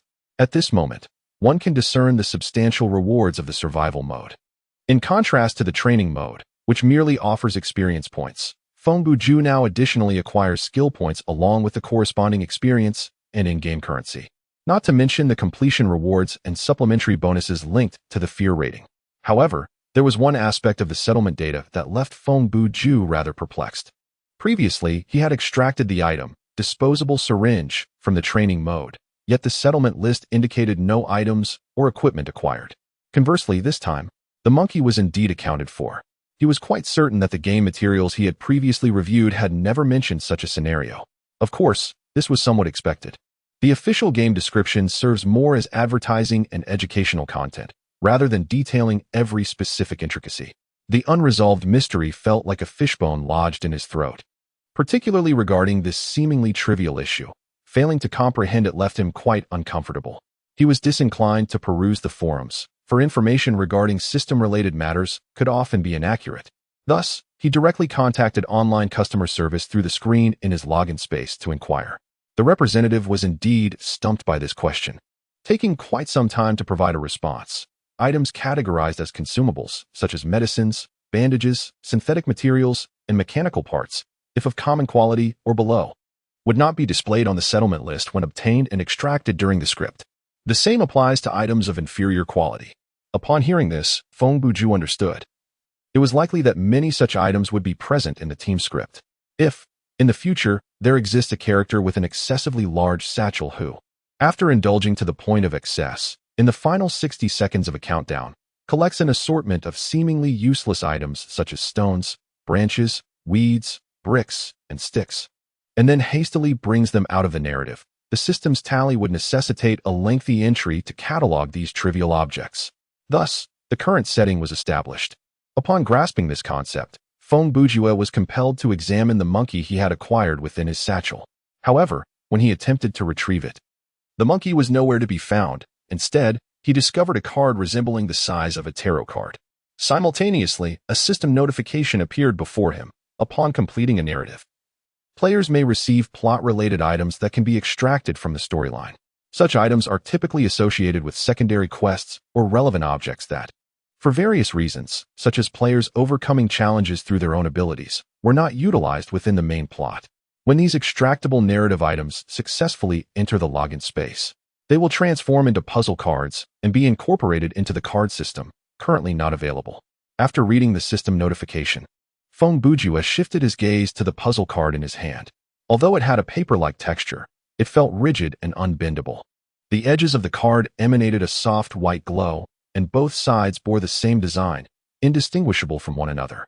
The illustration depicted a monkey, rendered in an exquisite ink wash style. Puzzle card. Monkey. This was the sole annotation accompanying the item, merely a name, devoid of further elaboration. Feng Bujue cast a glance at his friend's menu, noting that Wang Tanji was still engrossed in the game. He decided not to rush for the settlement rewards, but instead reached out to customer service once more. Allow me to elucidate the intricacies of the card system. Before delving into that, it is essential to introduce a concept known as equipment quality classification.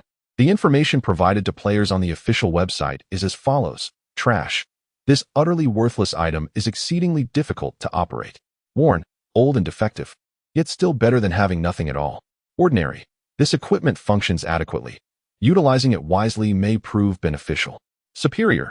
A dependable and well-crafted piece of gear, akin to a trustworthy companion. Superior quality equipment possesses at least one attribute or special effect. Flawless. An immaculate top-tier item, rare and powerful. Flawless quality equipment must have a special effect, though it may lack attributes. Legendary. A coveted artifact, capable of elevating the wielder's prowess to new heights. From this classification, it is evident that superior-grade equipment will undoubtedly become the mainstream in the later stages of the game, accessible to the majority of players. As previously mentioned, the primary means of acquiring equipment in the thrilling paradise is through exploration. However, should a player find themselves unable to obtain superior equipment, trapped in a vicious cycle where a lack of gear leads to diminished strength and weakened capabilities further hinder their ability to acquire equipment, what recourse remains? The deck system is a clever contrivance devised by the game company, offering players an alternative means to acquire equipment in the later stages of the game. By gathering a complete set of themed cards, players can exchange them for an item, with the assurance that its quality will be at least commendable. And there exists a possibility of it being exceptional. But what does it mean to form a set? The answer is both random and boundless. For instance, consider the card, puzzle card, monkey. If you also possess the cards puzzle card, monk, white horse, pig, and cannibal, these 5 together can be regarded as a complete set.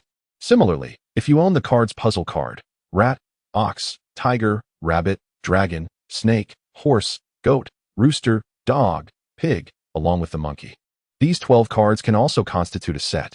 As long as the system determines that a collection of cards forms a complete set, the concept of that set is validated, allowing it to be exchanged for equipment. From this perspective, any single puzzle card can theoretically belong to numerous distinct sets. Moreover, the creation of any card is inherently random. For example, the monkey obtained by the character Feng Bujue may not necessarily become puzzle card, monkey, but could instead manifest as puzzle card, gorilla, King Kong, Fluffball, Peach, or even Toyotomi Hideyoshi, among others. Likewise, if a player brings out a pair of grass shoes from the narrative, they might transform into puzzle card, foot, straw, or even imperial uncle, and so forth. This multifaceted design allows every narrative item to transform into a valuable puzzle card as the game progresses to its later stages, if players have grown sufficiently powerful to surmount most challenges through sheer might. The attribute concerning whether story items can be taken out of the script may alter their strategies for completion.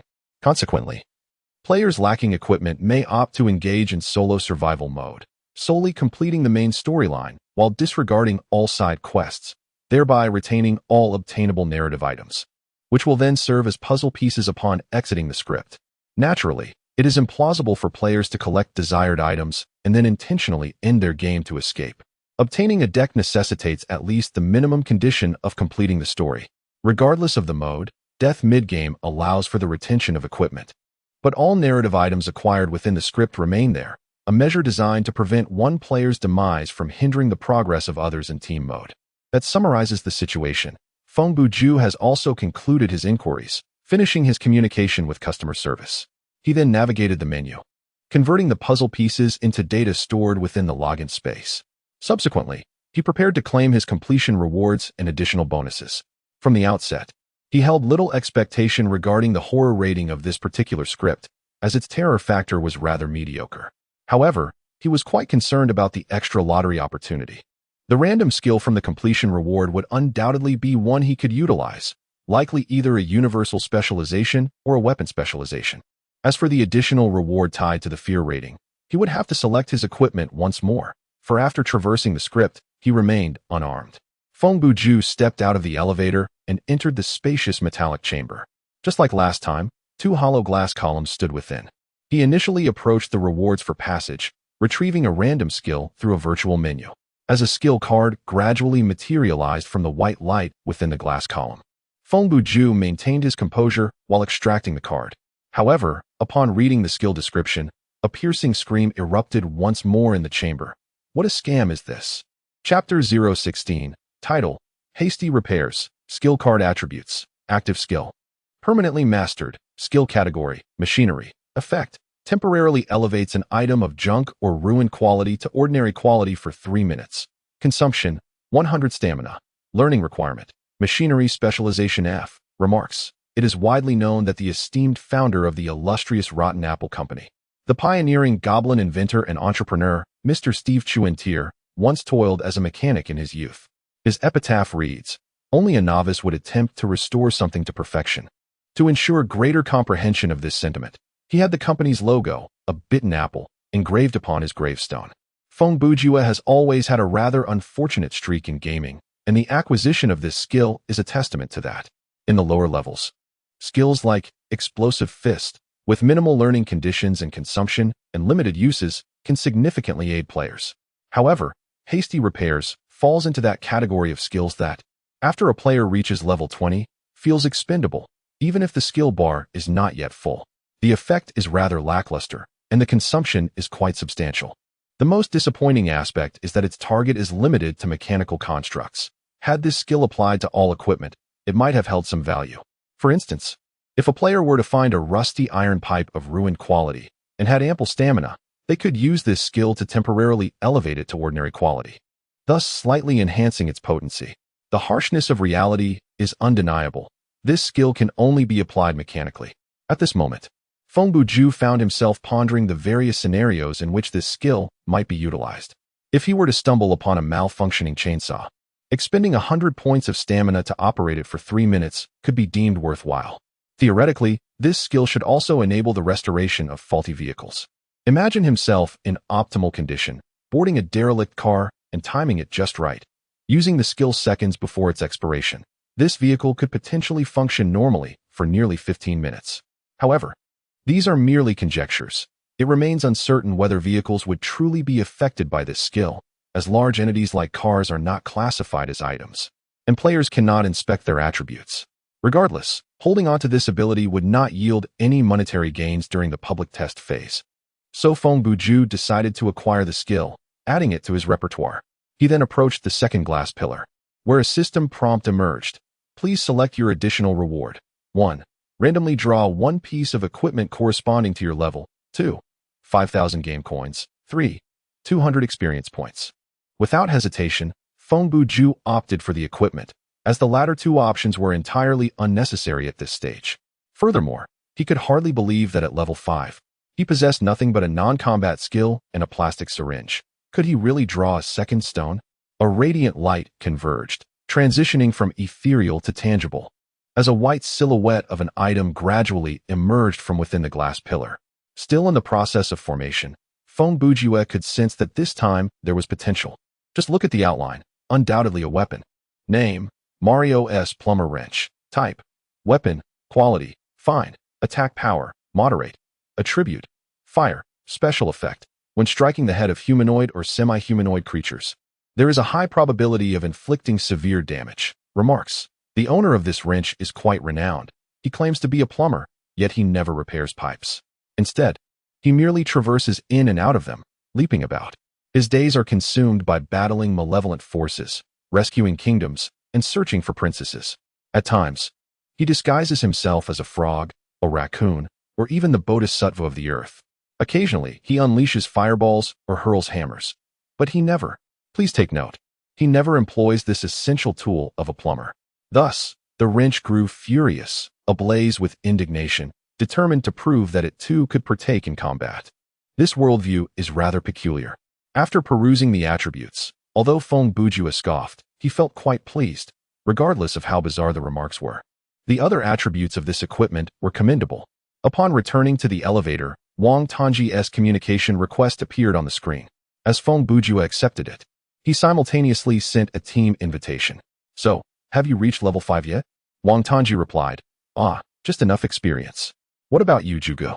In the friends list, one could only see the other's nickname and current status. Levels were not displayed. However, at the moment Wang Tan was posing this question, having accepted the team invitation, a status bar appeared on the display, revealing Feng Bujue's level information. Indeed, it had arrived. Zhuge, have you acquired any equipment? Wang Tan inquired. He continued, I just used the remaining divine fist. Aside from the fruit knife I originally possessed, I found a piece of armor before the script unfolded. But let's set that aside for now. Regarding the script you mentioned earlier, did you utilize the key towards the end? Feng Bujue responded. Yes. How did you know? Wang Tan replied. How did you come by that key? Feng Bujue further probed. Wang Tan paused momentarily, then replied. At the conclusion of the script, I discovered a key lying on the ground before the exit door. I still can't fathom the situation. I was on the verge of collapse. My survival and stamina values were at their lowest, with something pursuing me from a distance. Unexpectedly, in such a place, I picked up a key and unlocked the door, thereby completing the script. He hesitated before asking, Hey, Zhuge, do you know why that happened? Was your script similar towards the end? Feng Bujue responded, How could that be? My script was quite arduous. As for your situation, it seems the system deemed that, given your intellect, picking up the key and unlocking the door constituted a form of puzzle solving, which led to such an outcome. Such puzzle solving is meant for gorillas. Wang Tan exclaimed. Feng Bujue smiled knowingly, intentionally diverting the conversation with a jest. Are you prepared? He inquired. Is there anything else to organize before we queue for team survival? I have no issues. Let us proceed, Wang Tongji replied. Feng Bujue deftly operated the touchscreen, swiftly bringing up the queue menu. Having both reached level 5, the available modes had transformed. The menu now displayed the options for solo survival mode, normal, and team survival mode, normal. The training mode had been deactivated, rendered an invisible option, while the solo survival mode was now grayed out, thus unavailable for selection. Level 5, please select the game mode for your team. You have chosen team survival mode, normal. Please confirm. Confirmed. The random team size has been generated, 5 members. Your team has entered the queue. Searching for other prepared individuals or teams. Matching complete. Coordinating neural connections. Script generation in progress. Loading initiated. Please wait. Chapter 017. The Enigmatic City of Shadows, Part 1. In an instant, darkness enveloped him, rendering the game menu temporarily inaccessible. After a brief moment of disorientation, Feng Bujue realized that within this endless void, he had transitioned from a standing position to a seated one, seemingly in a hardback chair. Welcome to the thrilling paradise. The voice that echoed was rather commonplace, reminiscent of an ordinary young man, yet the tone retained an unsettling quality. Loading complete. You are currently engaged in team survival mode, normal. This mode offers a synopsis of the script and features the possibility of side quests, hidden tasks, and a unique worldview. Script completion rewards. Upon conclusion, you may earn an 80 bonus to your base experience points. The script synopsis will now commence. Once it concludes, the game will begin immediately. A cinematic cutscene materialized before Feng Bujue's eyes, akin to wearing sunglasses designed for viewing films, while a corresponding narrative voice resonated in his ears.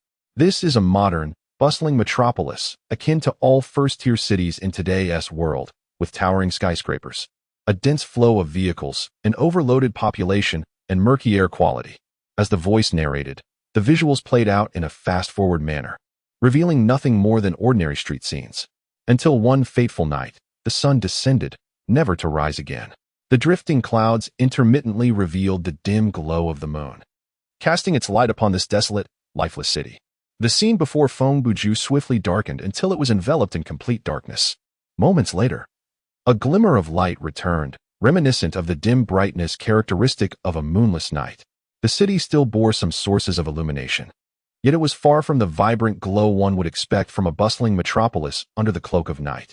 From a distant vantage point, one could discern numerous stationary vehicles lining the streets, yet not a single pedestrian was in sight. nor any other moving entities. Upon opening his eyes, he found himself seated in the last train of the subway he frequently rode. It soon became apparent that the few unfamiliar individuals surrounding him, along with himself, were the last remaining survivors in this city. This realization sparked a flicker of awareness within Feng Bujue, restoring his senses to their normal state, and allowing him to access the game menu. It seemed the narrative had commenced. Indeed, he was aboard a moving subway train, with the scenery outside whizzing by, transforming into streaks of horizontal lines. He lifted his gaze and spotted Shout and seated not far from him. Unsurprisingly, there were 3 other passengers in this carriage. To the left of Feng Bujue and Wang Tan, separated by a slight distance, sat a young man and woman, both seemingly in their 20s, likely students. The young man had a pale complexion and relatively long hair. Truth be told, his hairstyle rendered him quite similar in appearance to the young woman beside him. Both possessed an average height and slender physiques, embodying the archetype of handsome youth and beautiful maiden. Their nicknames suggested an undeniable romantic connection. The young man was named the loneliest when I miss you, while the young woman was called the most desolate when I long for you. In the survival mode of the team, this moment represents the final adjustment period before the game commences. It is a time provided by the system for players to engage in some communication. Within this environment, players' nicknames are prominently displayed above their heads, allowing them to see one another. Upon departing this space, however, the names will vanish, and should one wish to inquire about a teammate's identity, they must navigate through the menu to the team section. The information visible in the team tab is rather limited. First, the menu does not reveal the physical appearance of teammates, only their names and levels. Furthermore, the status displayed alongside indicates merely whether a player is alive or deceased, leaving the specifics of their survival points or any abnormal conditions entirely unclear. In this carriage, there are a total of 5 individuals, with 1 remaining unintroduced, seated directly opposite Feng Bujue and Wang Tanji. Even while seated, one can estimate that this individual stands over 6 feet tall and weighs at least 220 pounds. Judging by his appearance, this man is certainly not yet 30, possessing a stern visage with a notably defined jawline. His broad shoulders and V-shaped torso reveal, even through his long-sleeved t-shirt, the contours of his muscular arms. Such a physique certainly earns him the title of Governor of Saizhou. Although the Neural Connection game permits players to alter their appearances within the virtual realm, this feature comes with restrictions on the extent of modifications. While facial features can be easily adjusted, changes to body proportions cannot exceed 8%. Exceeding this limit may lead to complications, such as a person of 2 meters attempting to inhabit a body of 1.5 meters, which would undoubtedly result in discomfort. Assuming a player stands at a height of 180 centimeters, the upper adjustment limit would approximately be 194 centimeters, while the lower limit would be around 165 centimeters. A person weighing 60 kilograms could vary their weight by roughly 8 kilograms. The concept of adjusting body proportions remains rather nebulous. For instance, a beer belly can be transformed into a flatter abdomen, yet it will never morph into a six-pack.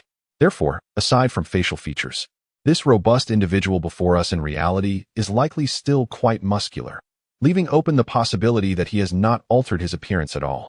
Upon meeting the gaze of the burly man, he was the first to speak. "Allow me to introduce myself." He patted his chest, declaring, "I am Long Aomin. Just reached level 10. I see. A pleasure to make your acquaintance," Feng Bujue responded. Wang Tanzi, intrigued, inquired, "Brother, is that lengthy part of your nickname actually part of your name? Can one truly have such a long name?" "Ah, that," Long Aomin explained, "is a title that everyone receives upon reaching level 10, assigned by the system." Above his head, it displayed, "Valiant Charger Long Aomin."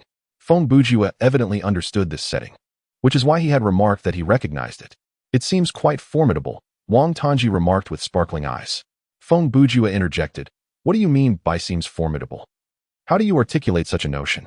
He stated earnestly, "This is indeed quite strong." "Ha, not at all. I've merely played a bit longer," Long Aomin chuckled, clearly appreciating Feng Bujue's words. "Long Gu, you are being overly modest. It is evident to me that you are no ordinary individual." Feng Bujue immediately addressed Long Gu with respect, harboring a genuine admiration for someone bold enough to bear the name Long Aomin. The mere mention of that name evokes a sense of regal authority upon his own countenance. Feng Bujue then turned to the 2 students nearby and greeted, "Hello there." "Ah, hello, hello." they replied casually, seemingly indifferent to the trio's presence. In the ensuing minutes, Feng Bujue engaged in a discussion with Long Aomin regarding their gaming experiences, while Wang Tenji contributed intermittently. It was still the first day of the beta test, and all participants were novices, presenting ample opportunities for exchange. Long Aomin seemed more deserving of the name Guo de Lu. He possessed a straightforward demeanor, treating others with sincerity and generosity.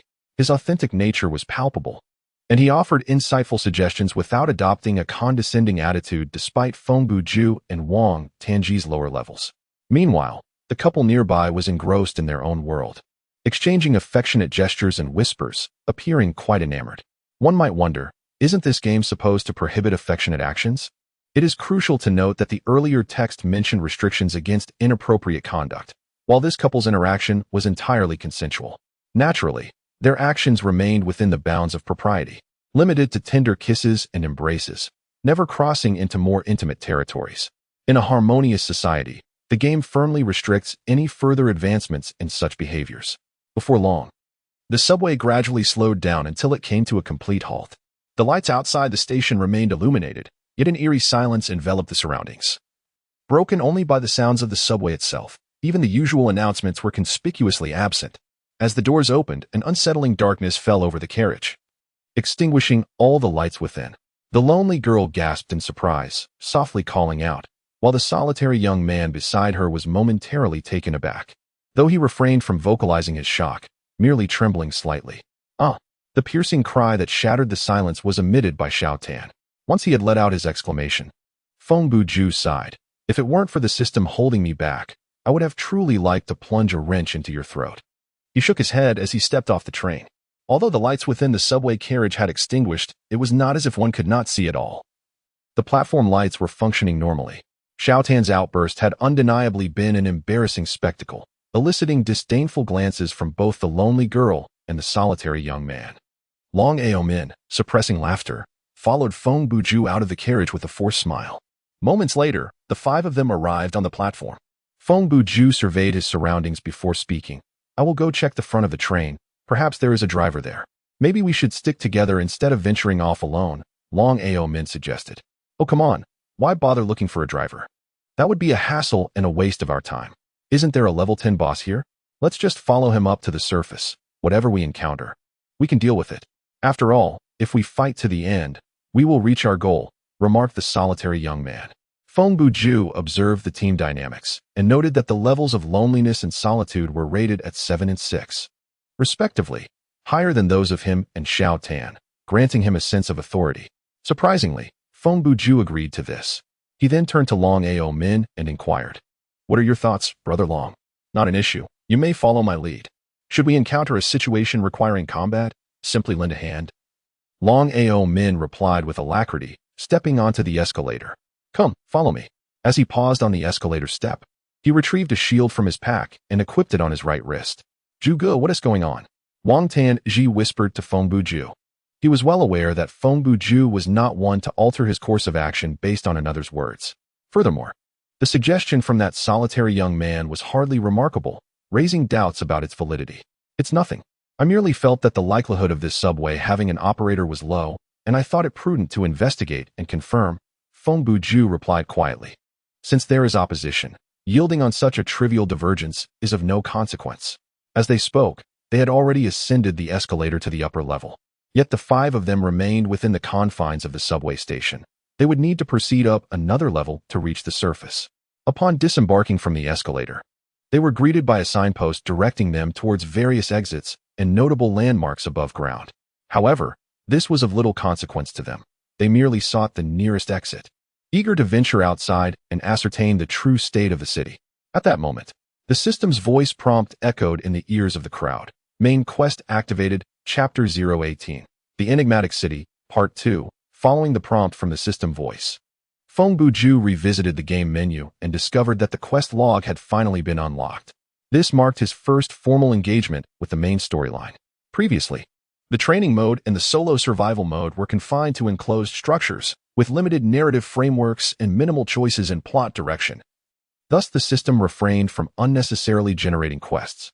However, the current team survival mode featured a vast and open map, necessitating the provision of a primary quest to guide the ultimate trajectory of the game.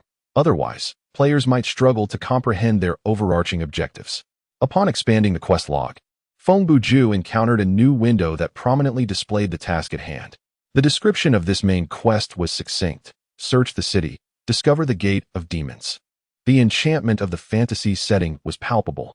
After a fleeting glance at the task, Feng Bujue closed the game menu. With such an expansive city, searching for a door felt akin to finding a needle in a haystack, he mused. The key term the quest aimed to highlight was not door, but rather demon. As Feng Bujue spoke, he had already approached a nearby automatic ticket vending machine, gazing at the subway line diagram printed on it. This city's metro system comprises 12 distinct lines, each represented by a different hue. His finger traced the intricate network of lines, eventually pausing at a specific point. Within this tangled web of routes, there lay a particular area. He spread his hands wide, pressing them against the map to obscure the surrounding lines, revealing only a central section, 5 intersecting straight lines, forming a remarkably precise geometric figure, a pentagram. "Brother, that seems rather far-fetched," remarked the solitary young man. "If you look more closely, amidst that tangled mess of lines, you might discover numerous other geometric shapes. The moment my finger halted signifies that I have thoroughly searched," Feng Bujue replied, turning to elucidate. "Before we ascended to this level, whether inside the subway or on the platform, we could only see the station names and diagrams for our specific line. A comprehensive map of the entire subway system does not exist on the lower level." Before the system prompt sounded, we had encountered neither monsters nor wasted much time. We had scarcely engaged in any substantial actions. Yet, the task was undoubtedly triggered for a reason.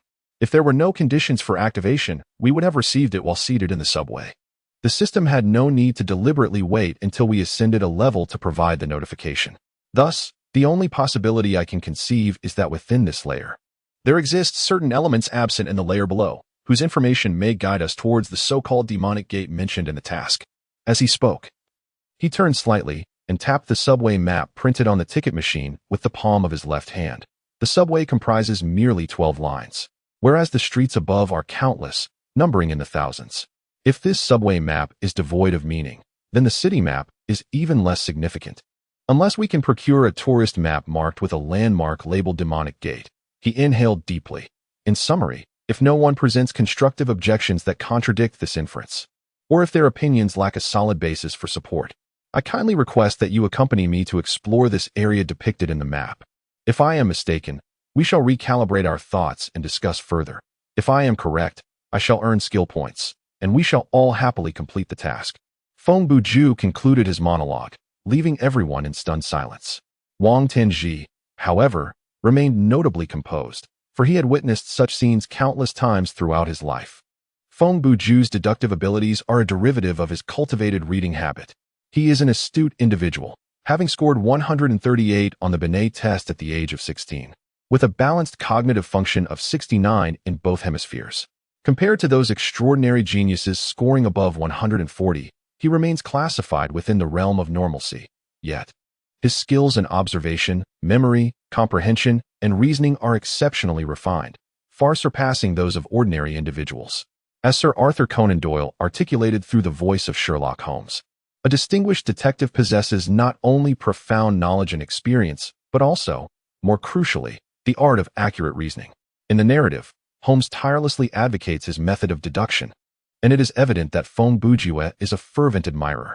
His penchant for reading stems from another of Sherlock's principles, treating knowledge as a reserve and managing the mind as a library, discarding the trivial, relegating the secondary to the attic, and keeping the essential within easy reach. This may appear to be an idealized habit of memory and thought, yet, with appropriate training, it is indeed achievable. Feng Bujue exemplifies a self-taught prodigy. There are numerous endeavors that seem simple to articulate yet challenging to execute, such as performing dozens of push-ups daily to unwittingly transform into a muscular figure, memorizing a few words each day to effortlessly pass language proficiency exams, or amassing several thousand written words daily to ascend to greatness. If there existed a ranking for humanity's self-deceptive aspirations, these statements would undoubtedly occupy the top positions. The likelihood of individuals abandoning such self-discipline training is exceedingly high. However, as the saying goes, eccentricity often breeds talent. Feng Bujue stands among the few who persevered, ultimately transforming reading and reasoning into both a habit and a passion. Brother Feng's assertion holds merit. Pursuing this line of thought proves far superior to aimlessly wandering the city afterward. Long Aomin's latter statement was directed towards the solitary young man. Well, very well. The solitary young man gradually regained his senses. In truth, he had not fully grasped the language and thoughts of Feng Bujue. Nonetheless, he felt an inexplicable impression that this individual was indeed formidable. The five of them promptly set off, with Long Ao Min leading the way, while Feng Bujue followed closely behind, guiding him on which exit to take to return to the surface and indicating the general direction upon their ascent. As they traversed a spacious safety corridor, Feng Bujue unexpectedly discovered an intriguing setting resembling an Easter egg amidst the series of advertisements adorning the corridor walls. There lay a chilling advertisement for a haunted amusement park. After completing the corridor, they turned right and soon beheld the exit situated at an upward angle. This incline featured an escalator that had ceased operation, flanked by 2 rows of ordinary escalators available for walking. They ascended the steps and emerged onto the surface of the city. The moonlight was hazy, and the city lights were sparse. Numerous vehicles lined the streets, all extinguished. The billboards on nearby buildings, commercial establishments, and residences were dimmed, with only the streetlights functioning as they should. Despite the absence of moving vehicles, the air that filled their nostrils felt remarkably murky, as if a veil of mist enveloped the surroundings, obscuring distant sights. While within the confines of the subway station, surrounded by ceilings and walls in the underground environment, they remained largely unaffected. However, upon stepping into the open air, an indescribable and eerie atmosphere enveloped them. The uncanny stillness was almost suffocating. Among the 5 individuals, for displayed fluctuating levels of fright, their stable values ranging from 5 to 15. Various signs of fear gradually manifested in their demeanor. Following this path, after traversing 4 streets, one would turn left and continue straight ahead. Feng Bujue's tone appeared remarkably casual, seemingly unaffected, as he swiftly recognized several landmarks on the road and devised a route. Long Aomin, clutching his shield, nodded in affirmation and resumed leading the way, with the remaining 4 trailing behind. A profound silence enveloped them, each person remaining vigilant, straining to listen, and making an effort to walk along the sidewalk illuminated by streetlights. The darkness occasionally resonated with breaths reminiscent of wild beasts, whispers that rustled like leaves, and laughter that was both present and elusive. Regardless of the nature of these sounds, they were audible yet indistinct. Long Aomin glanced back every few dozen meters, growing increasingly uneasy. "I say, crazy brother, you must have a high-risk profession in reality, don't you?" Long Aomin inquired. Having leveled up to 10, he had never encountered a player quite like Feng Bujue. Fear is a challenging emotion to conceal. Yet Feng Bujue exhibited not a trace of trepidation in his gaze, indicating that he was not merely feigning bravery, but genuinely unafraid. Coupled with his earlier astute deductions, Long Aomin even suspected that Feng Bujue might be a professional special police officer or a similar figure in real life. An artist, Feng Bujue replied nonchalantly, as if he were stating a veritable fact. Wang Tanshi, disinterested in interjecting, knew that Feng Bujue publicly claimed to hold one of 2 professions, artist or literary giant. Regardless of the perspective from which one views his actions, both responses are rather vexing. Long Aomin was utterly unprepared for such a reply, momentarily at a loss for words. The solitary figure behind him interjected, "Who would ever proclaim themselves an artist?" To which Feng Bujue responded, "I am an artistic practitioner endowed with a refined aesthetic sensibility and proficient creative skills, who engages in artistic endeavors and has attained a certain level of achievement." Is this not merely a verbose interpretation of those 3 words? In comparison to directly stating them, does it not appear somewhat more modest? It is undeniably more audacious, is it not? The lonely individual beside him chuckled, while the solitary figure scoffed, remarking, "If he doesn't feign ignorance, can I not critique him?"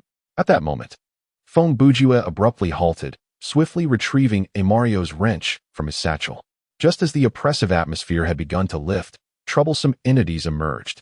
Long Aomin and Feng Bujue simultaneously caught sight of 2 shadows flitting through the darkness. However, he could only discern a vague outline and remained unaware of their nature, though they were likely some form of monster. The figures resembled malformed infants, their forearms adorned with small scythes, exhibiting remarkable speed, and there were certainly more than one. Feng Bujue calmly narrated the situation, advancing towards the darkness with his wrench in hand. At that moment, he remained oblivious to the fact that, upon uttering these words, his reconnaissance specialization had been activated. Chapter 19. The Enigmatic City of Shadows, Part 3, 1, 2, 3. Just 5. Feng Bujue counted as he approached the heart of the street, leaving the brightest area illuminated by the streetlights behind. He boldly stepped onto the hood of a car, gripping a wrench firmly in one hand, his gaze scanning all directions, ears attuned to every sound. He positioned himself precariously atop this dimly lit vantage point, seeking to lure the monstrous infants into his trap. Wang Tenji produced his fruit knife and donned a black steel helmet acquired from a previous solo survival mode, an ensemble that appeared rather incongruous. He and Long Ao Min stood back to back, careful not to stray too far from the streetlight, each vigilant of their respective flanks. The atmosphere of solitude and desolation they faced resembled that of a horror film, where the fated couple braces for their impending doom, the woman clinging to the man's arm, while he stood protectively in front of her, embodying a desperate stance. The shadowy figures of the monstrous infants flitted through the street, utilizing the silhouettes of buildings and vehicles to conceal themselves. Their movements were indeed swift. They lingered only a fraction of a second within the reach of light, their forms flickering like phantoms. Feng Bujue, positioned further from the streetlight amidst the surrounding shadows, was the first to be ambushed, as one of the grotesque infants sprang forth, leaping over 2 meters high from behind him. Anticipating the attack, he swiftly turned to confront the creature, just in time to witness it soaring directly towards him. The creature's skin was a striking shade of copper green, its form reminiscent of an infant, yet its visage was grotesque, adorned with a set of uneven yellow teeth protruding from its maw. Instead of hands, it possessed forearms replaced by 2 small sickles, while below the knees, it bore a pair of animalistic legs, ending not in feet but in hooves. Feng Bujue opted to ascend to the roof of the vehicle, considering that these monstrosities stood less than a meter tall. Any attempt to assault a target at a higher elevation would necessitate a leap. Indeed, the grotesque infant had jumped, and with that leap came a moment of suspension in the air, rendering it vulnerable to evasion. In terms of strength, Feng Bujue evidently held the advantage. Having meticulously prepared for this encounter, he aimed directly at the creature's head, executing a downward strike with a swift motion, the sound of impact resonating ominously.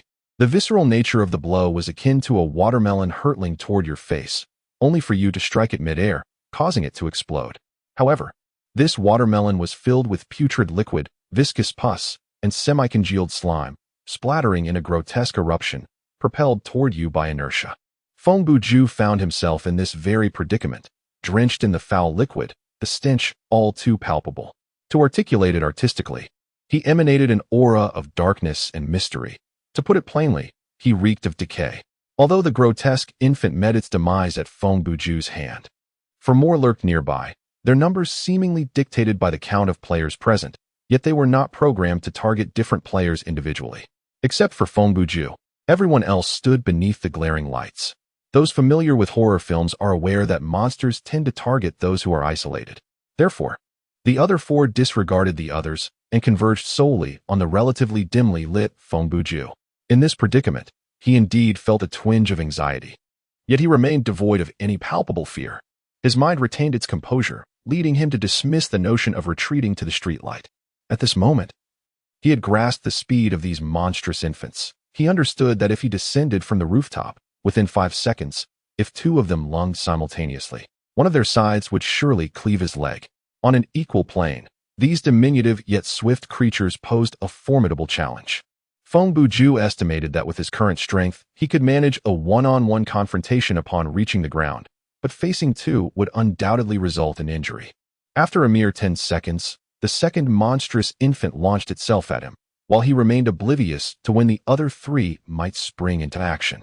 Nonetheless, he had to address the immediate threat. Employing the same technique as before, he swung his claw with ferocity. This time, however, his aim was not as precise as the first. Nevertheless, the claw struck the side of the creature's head, and the combination of fire attribute and the heavy strike effect yielded a commendable result, effectively dispatching the second infant. Yet before Feng Bujue could retract his arm, a third wave of attack commenced, with 2 monstrous infants leaping towards him from both the left and right flanks. If he turned to defend, he could at most thwart one, and it remained uncertain whether he could achieve a fatal blow. Just as the moment seemed fleeting, a glimmer of gold appeared in the distance, and a formidable figure swiftly plunged into the fray. Long Aoming glided forward as if skating, his feet barely moving, indicating that he had activated a particular skill. Truly, as a level 10 character, his prowess in battle was remarkable. He raised his shield before him, utilizing this skill to instantly close the gap with a monstrous infant, sending it hurtling through the air. Following this, he swung his arms wide, leveraging his reach to strike the edge of his shield against another monstrous infant's waist, causing it to lose balance mid-air and alter its trajectory. Feng Bujue was not one to let such an opportunity slip by. With the brief pause afforded to him, he had ample time to react.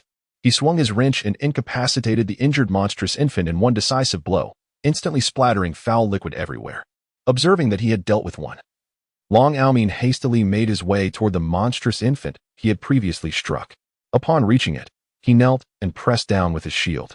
The monstrous infant, having just landed from being struck and still unsteady, could only raise its scythe-like arms in defense as the imposing figure charged forth. While sparks flew upon impact with the shield, the creature, being rather feeble, stood no chance of breaching such a superbly crafted piece of equipment. With a fierce roar, Long Aoming brought his shield down repeatedly, and after a series of monstrous cries, the creature was reduced to a mere pulp, evidently lifeless. But where was the other one? Let us together dispatch it. At this moment, Wang Tongji had just sprinted to the side. In truth, he had raced alongside Long Aoming. Yet while the latter traversed the distance with a skillful maneuver in a mere half-second, he had to run, taking several seconds. In that brief interval, Brother Long had already secured one kill and assisted another. Do not be complacent. I sense that matters may not be as simple as they appear. Before Feng Bujue could finish his statement, an abrupt darkness enveloped the surroundings. In an instant, all sources of light in the city vanished, including the moonlight above. It felt as though the entire world had been devoured by some unseen force, plunging into utter blackness. The sounds of breathing, whispers, and laughter became strikingly clear at that moment, as if they were right beside everyone, lurking within the obscured darkness that was just out of reach. A few seconds later, reminiscent of the opening cinematic of the game, a hazy moonlight once again cascaded down, and the streetlights flickered back to life, restoring the brightness to its previous state before the darkness fell. Meanwhile, the last lurking creature, hidden in the shadows, had undergone a profound transformation following the eerie baptism of that strange darkness. Chapter 20. The Enigmatic City of Shadows, Part 4. As darkness descended, the lonely girl let out a startled cry, and the solitary young man felt a twinge of fear. Yet, with his girlfriend clutching his arm, he could not afford to scream in unison. Instead, he feigned calmness and reassured her, "Do not be afraid, I am here." In truth, the 7th-level solitary young man possessed no weapon to combat the lurking threats, rendering him vulnerable. Together, he and the lonely girl had embarked on a multiplayer training mode since level 1, and upon reaching level 5, they ventured into a team survival scenario, only to meet their demise. However, his contributions slightly exceeded those of the lonely girl, resulting in him acquiring a marginally greater amount of experience when the other players completed that chapter. Subsequently, they attempted another team survival challenge. Yet again they failed to succeed and fell together in defeat. Consequently, they found themselves at levels 7 and 6, respectively, devoid of equipment and skills, relying solely on their bare hands to engage the monsters. At this juncture, it becomes apparent to many.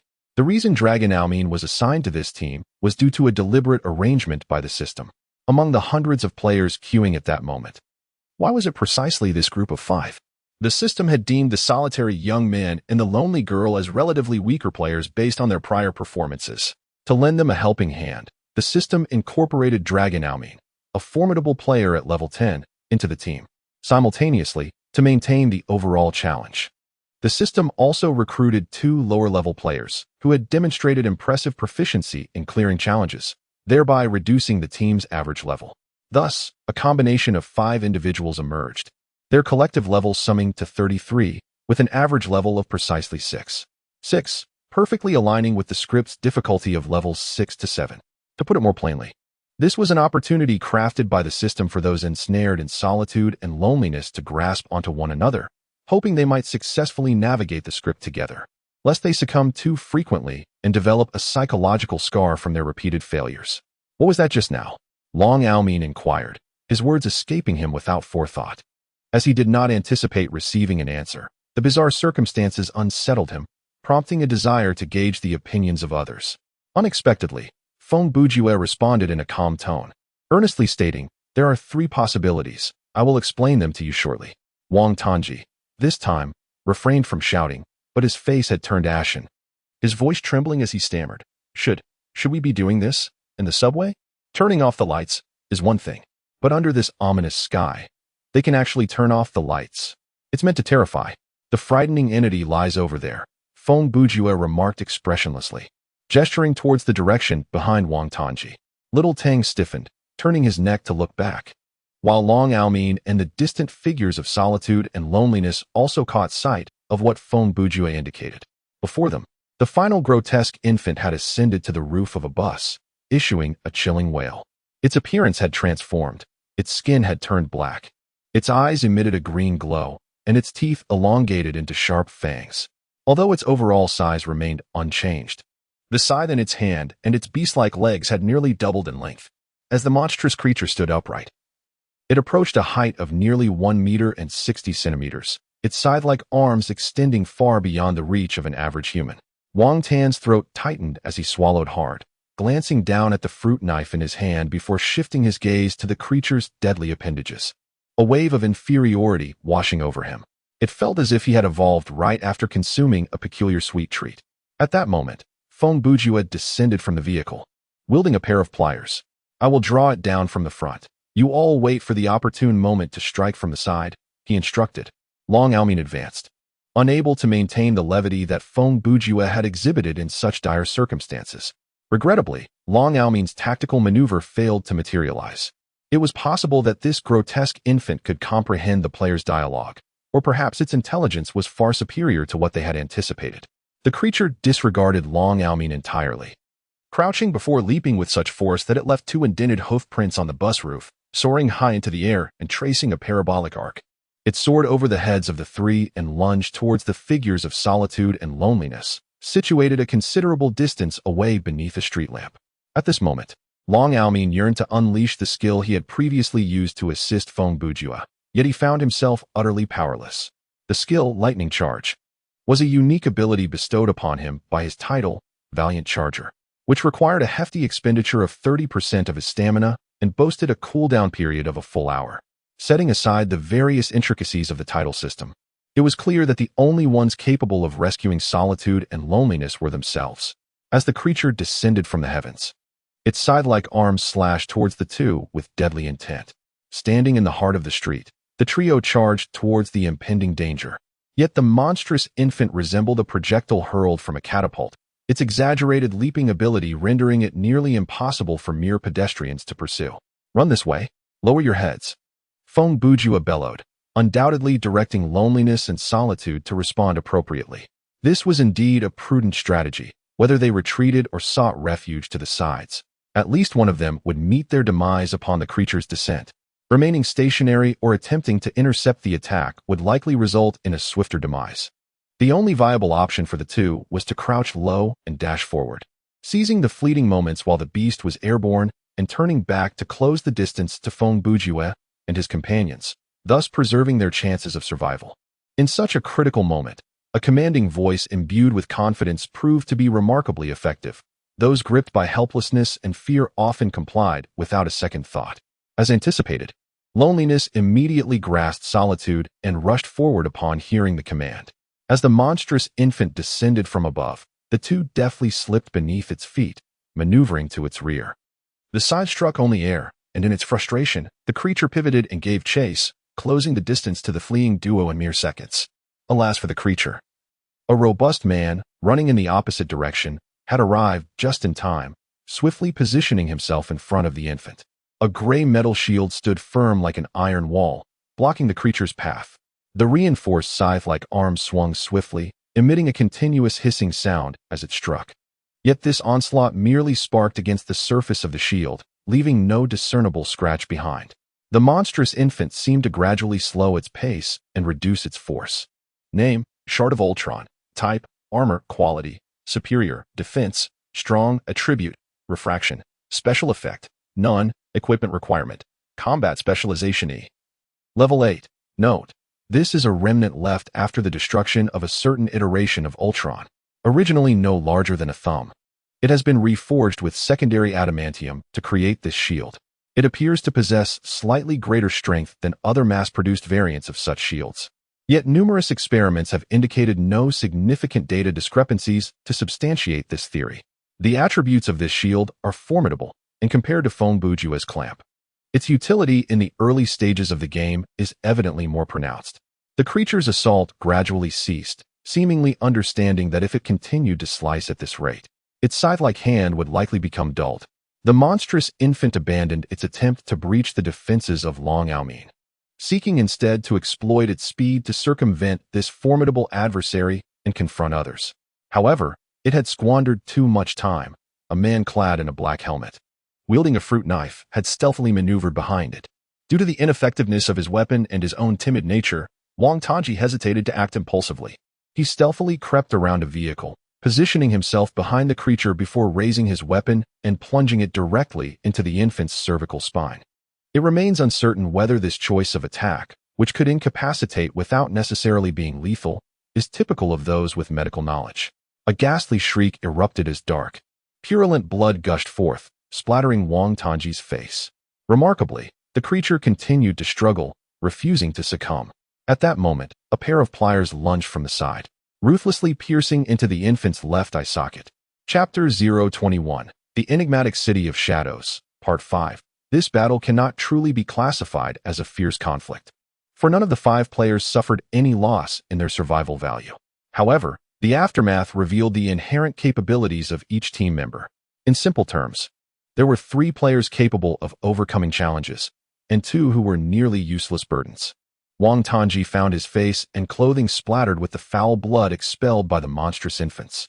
Fortunately, the bodily fluids of such creatures bore no toxins or other harmful effects. They merely rendered his attire odorous. Long Aoming, shield in hand, remained relatively unblemished, while Feng Bujue faced a more severe contamination. Yet, he swiftly devised a solution. Evidently, Feng Bujue had anticipated this predicament. After vanquishing the last enhanced, mutated infant, he turned and strode towards a nearby vehicle. Upon opening the door, he extracted a seat cover from within. He then approached a fire hydrant by the roadside, using a wrench to loosen the valve, allowing fresh water to flow forth. With the seat cover serving as a makeshift cloth, he utilized the running water to cleanse his face and attire, efficiently removing the unsightly remnants and the unpleasant odor. Wang Tongji, emulating his example, rummaged through the vehicle for a piece of cloth and squatted beside Feng Bujue to rid himself of the grime that clung to him. Long Aoming meticulously examined each infant's corpse, ensuring that these abominations were utterly deceased before he let out a sigh of relief and sank down onto the edge of the road, allowing his stamina to gradually replenish. Loneliness and solitude approached, returning to the illuminated sphere of the street lamp. They expressed their gratitude, acknowledging that without them, the situation might have reached a dire conclusion. The figure of loneliness spoke with a newfound humility. Initially, he had perceived his status to be superior to those 2 level 5 individuals, believing himself more entitled to voice his opinions. However, he no longer questioned the validity of the suggestions put forth by Feng Bujue. As they neared what I speculated to be the coordinates of the Demon S-Gate, Feng Bujue had already cleansed his visage. While adjusting his garments, he remarked, "We must each procure a piece of equipment. Even if it is of dilapidated quality, it is preferable to facing our foes unarmed. The city within this narrative is vast, and I surmised it would not be difficult to discover something suitable as a weapon along the way. If all else fails, one could simply retrieve a metal rod, or perhaps utilize your wrench, Brother Feng, to dismantle some components for use as a weapon." Long Aoming interjected, "By the way, regarding what you mentioned earlier about the 3 ominous possibilities, the first possibility is that the surrounding light has not truly dimmed. Rather, our visual and auditory senses have been subjected to some form of interference simultaneously." Feng Bujue responded succinctly, "Our eyes have been obscured by darkness, and peculiar sounds have invaded our ears, yet everything around us remains unchanged." He paused momentarily, then continued, "If this hypothesis holds true, it raises a question. Is the entity responsible for the interference concealed nearby, merely unseen by us, or is it operating from a considerable distance?" Upon hearing the words nearby and invisible, a shiver ran through the other 4, while Feng Bujue remained nonchalant. Moreover, Why did that creature undergo a transformation? Could it be that the entity affecting us exerted some influence over the beast in those fleeting seconds? He cleaned himself off and discarded the chair cover. These conjectures, which cannot be validated at present, do not warrant further exploration. Now, let us consider the second possibility, that darkness indeed exists, enveloping the entire city and even the world within this narrative. At this moment, Wang Tianji interjected, asking, how could that be achieved? The streetlights are one thing, but the moon is not a mere bulb that can be turned off at will. Regardless of how this is accomplished, let us assume that some force managed to execute it successfully. Thus, what transpired moments ago may have been the rapid engulfing of this world by an unknown darkness, lasting several seconds. Within those fleeting moments, the creature likely underwent physiological mutations and enhancements under the influence of this darkness. He stowed away the pliers and took a seat on the roadside, expressing his inclination towards this second possibility. This darkness resembles a natural phenomenon, affecting its subjects and producing effects without any specific target, not merely aimed at us. Long Ao Min then posed the question, what about the third possibility? Feng Bujue responded, could it be that the system temporarily revised the narrative due to our efficiency in eliminating the first 4 monsters? Surely not. Loneliness remarked, I have traversed the instance with solitude twice, yet I have never encountered such a situation.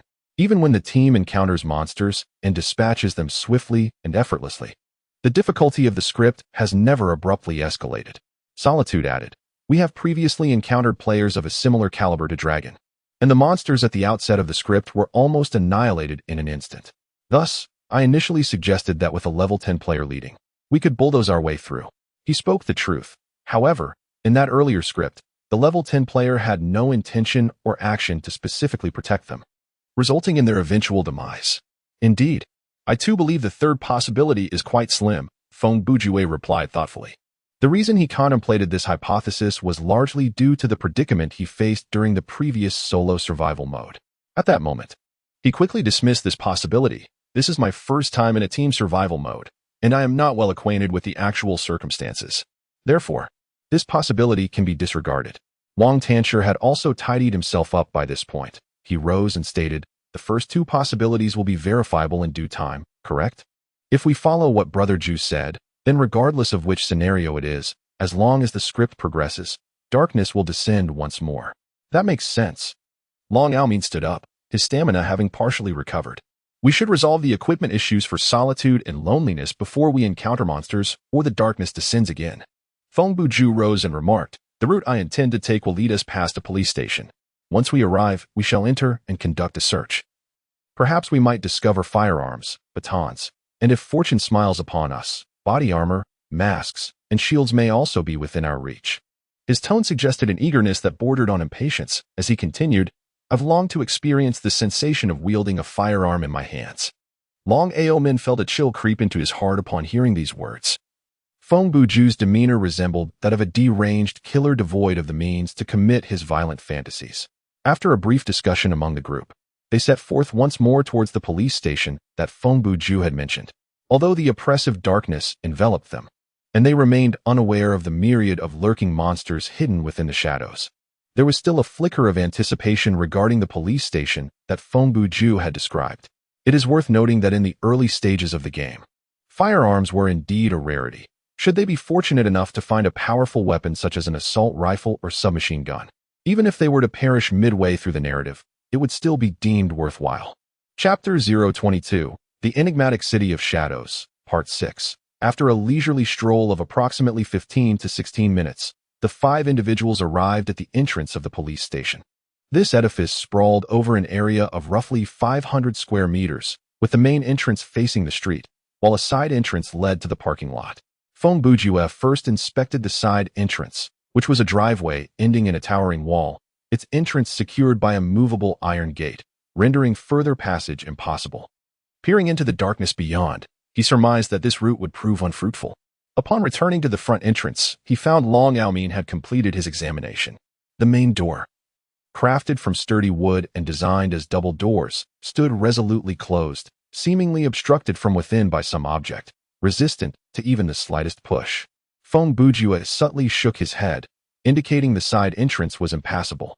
Long Aomin spread his hands in defeat, stating that this entrance too was intractable. Wang Tongji took a few steps sideways, scrutinizing the building's exterior walls.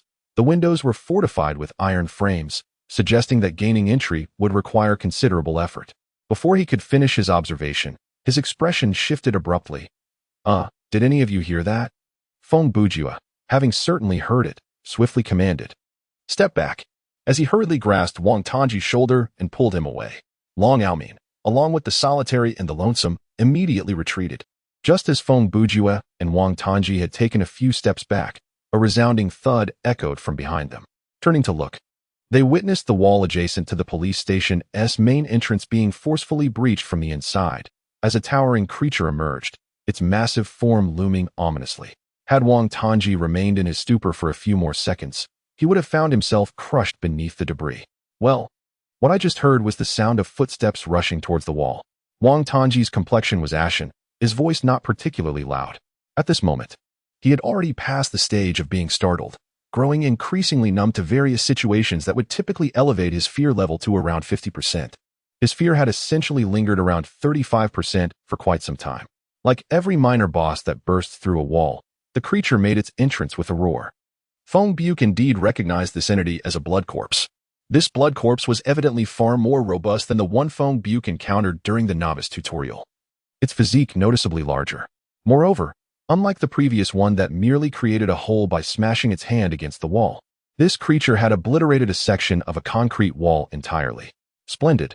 Not only did it grant us an entryway, but it also ominously suggested that there were considerable rewards within. A smirk played at the corner of Feng Bujue's mouth as he gazed at the towering and ferocious monster, his tone suggesting he had stumbled upon something fortuitous. Brother Feng, if we are to deem this good, it is contingent upon our success in vanquishing this creature. Long Aomin was already sweating profusely, overwhelmed by the realization that this battle would be far from easy. To his astonishment, Feng Bujue handed over the wrench he held. This requires no specific gear, Brother Long. You should use it first. Striking the head inflicts additional damage. This. Long Aomin hesitated for a moment. Feng Bujue's action was tantamount to offering a trade request, and moreover, it was a gift. In this world, trust among individuals is rather fragile. High-quality equipment during the internal testing phase is undoubtedly a valuable asset, yet one must deliberate carefully before entrusting it to another. Should the recipient harbor ill intentions, seizing the opportunity to forcibly disconnect and abandon the script solely to exploit your equipment, you would find yourself powerless to retaliate. For it was you who initiated the transaction, and the system can offer no assistance. Quick, pass it here, Feng Bujue urged. Long Aomin accepted the Mario's pipe wrench, and upon inspecting its attributes, his expression shifted subtly. Thus far, Feng Bujue had presented himself as a shrewd and cautious individual. It was difficult to fathom that he would easily relinquish such powerful equipment to another. Brother Feng, are you not afraid that I might abscond with your equipment and log out? Long Aomin inquired. Typically, those who utter such words are the least likely to betray others. The individuals who would genuinely abscond with equipment are often the ones who log out without a second thought. Afraid? Feng Bujue chuckled bitterly, thinking to himself, if only I could afford to be afraid. He replied, perhaps concerned is a more fitting term. Yet, to be frank, my greater worry at this moment is that we might face total annihilation here. At that juncture, the blood corpse had already breached the lower section of the wall. Emerging onto the street, fully liberated from the confines of the police station, this blood corpse appeared even more ferocious. Towering over 2 meters, with bulging muscles covered in a semi-coagulated layer of blood, its skinless visage was far more terrifying than that of a mere skeleton. This creature was evidently a minor boss, triggered into existence by the players lingering at the police station entrance for an extended period while attempting to discover a means of entry. Brother Long, you hold it off for a moment to buy some time. I will maneuver behind it, slip through that crevice, and search for any firearms or similar weaponry. If I find something, I shall return to assist you. Feng Bujue remarked, be mindful of preserving your survival points. Do not engage recklessly. Upon witnessing the blood corpse, he contemplated the potential outcomes of their confrontation and the ensuing losses. They currently lacked any specialized equipment akin to the blood corpse must die, and the only tools available to inflict damage upon this creature were a shield, a pair of pliers, and a utility knife. While such close-range weaponry sufficed against the previously encountered smaller infant monster, facing this blood corpse, which towered over Long Aomin, posed a significant challenge. Hence, the optimal strategy was to bolster Long Aomin's strength, enabling him to withstand the Blood Corpse's assault. As for Feng Bujue, he resolved to take the risk of entering the police station in search of weaponry. The emergence of this Blood Corpse intensified his conviction that the precinct concealed items of tactical value. Skills, equipment, and quest items were all possibilities. He planned to locate one within the shortest duration possible and swiftly return to eliminate the monster. Rest assured, even if I am defeated before your return, I will find a way to return this equipment to you, Long Aomin replied, stepping forward to immediately capture the Blood Corpse's attention, initiating a tactical retreat. Well, there is no need to speak so solemnly. It is merely a piece of equipment. Feng Bujue appeared remarkably indifferent. Facing the gruesome, bloodied corpse without a shred of fear, he leaned forward, moving with remarkable speed, maneuvering past its side and executing a leap akin to that of a hurdle into the gaping hole in the wall, vanishing into the inky darkness of the police station. Meanwhile, the two individuals in the distance found themselves somewhat at a loss, with loneliness and desolation playing the role of helpless observers, unable to lend assistance. Resigned to their fate, they stepped back to avoid being an impediment. Wang Tenji cautiously approached the bloodied corpse.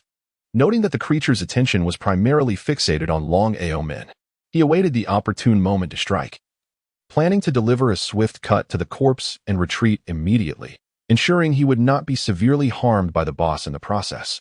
Unlike Long Aomin, who embraced a forceful and resilient combat style, Wang Tenji favored agility.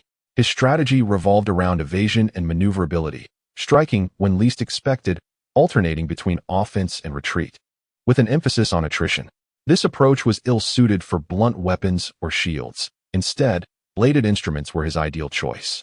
He required no extraordinary strength, speed alone sufficed, as even a fleeting brush of the blade could inflict damage. In time, both individuals specialized in combat, yet under the same specialization, they developed strikingly different fighting styles. Their distinct approaches began to emerge within the narrative. One excelled in strength, while the other thrived on speed.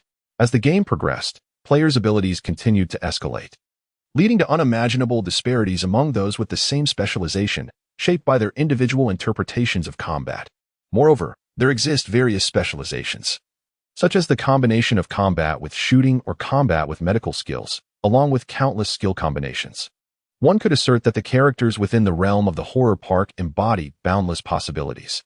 This is precisely why the game refrains from imposing rigid occupational classifications. Given the formidable capabilities of this system, a defined profession would merely serve as a constraint upon the players. The later stages of an online game and the personalization of character attributes hold immense significance. Should every character, upon reaching the pinnacle of advancement, boast identical attributes and be hindered by occupational restrictions on available skills, the experience would undoubtedly become rather mundane. Any ordinary player can simply glance at the strategies penned by elite players to ascertain the fundamental attributes of their chosen profession, the various skill combinations, and the equipment that synergizes with those skills, among other details. However, the current game design affords players considerable freedom for creativity. Firstly, aside from physical attributes, there is no such thing as character statistics. Survival and fright levels are perpetually displayed as percentage-based energy bars without specific numerical values. The amount of damage inflicted or the damage tolerance of armor is not quantified in numerical terms. Secondly, both skills and equipment are generated at random. With no distinction of profession, specialization encompasses all. Players will unlock and explore their preferred specializations throughout the narrative, and should they possess the aptitude, it is indeed possible to elevate all 6 specializations to the esteemed S rank. In this setting, characterized by a remarkable degree of freedom, Thrill Paradise boasts not only a fear factor system, but also a noteworthy title system, which serves as a significant selling point. This mechanism ensures that players do not become lost amidst the complexities of advanced combat strategies, while preserving the individuality of their characters and providing a focal point. This system is indeed a masterstroke conceived by the Dream Company after meticulous deliberation. Titles, which exist beyond the confines of the 12-slot skill bar, bestow unique abilities upon players. For instance, Long Aomin's Lightning Charge is a distinctive ability that does not occupy a skill slot. As players progress, their titles evolve, starting from level 10. The system dynamically updates titles based on players' performances and capabilities after the completion of narratives. Furthermore, Each title is unique, even if identical titles appear.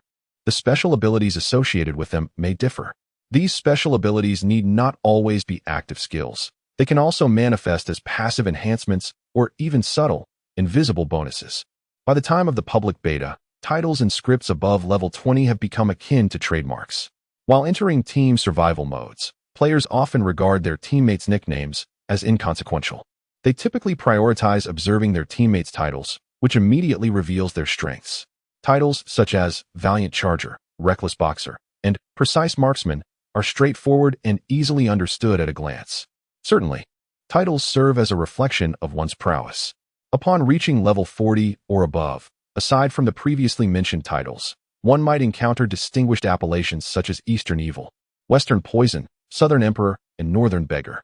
These titles unmistakably indicate a seasoned player, hinting at a promising alliance. Returning to the matter at hand.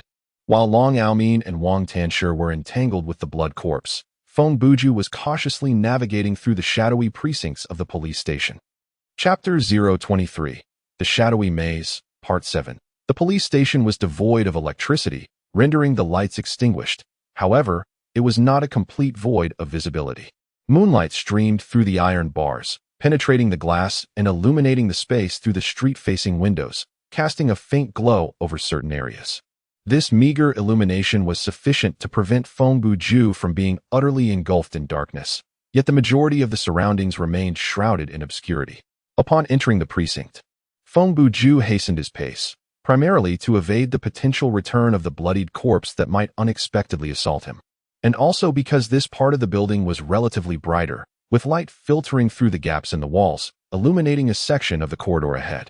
The first floor was expansive. Given the scarcity of light, Feng Bujue found it quite challenging to locate the staircase leading to the second floor in such dim conditions.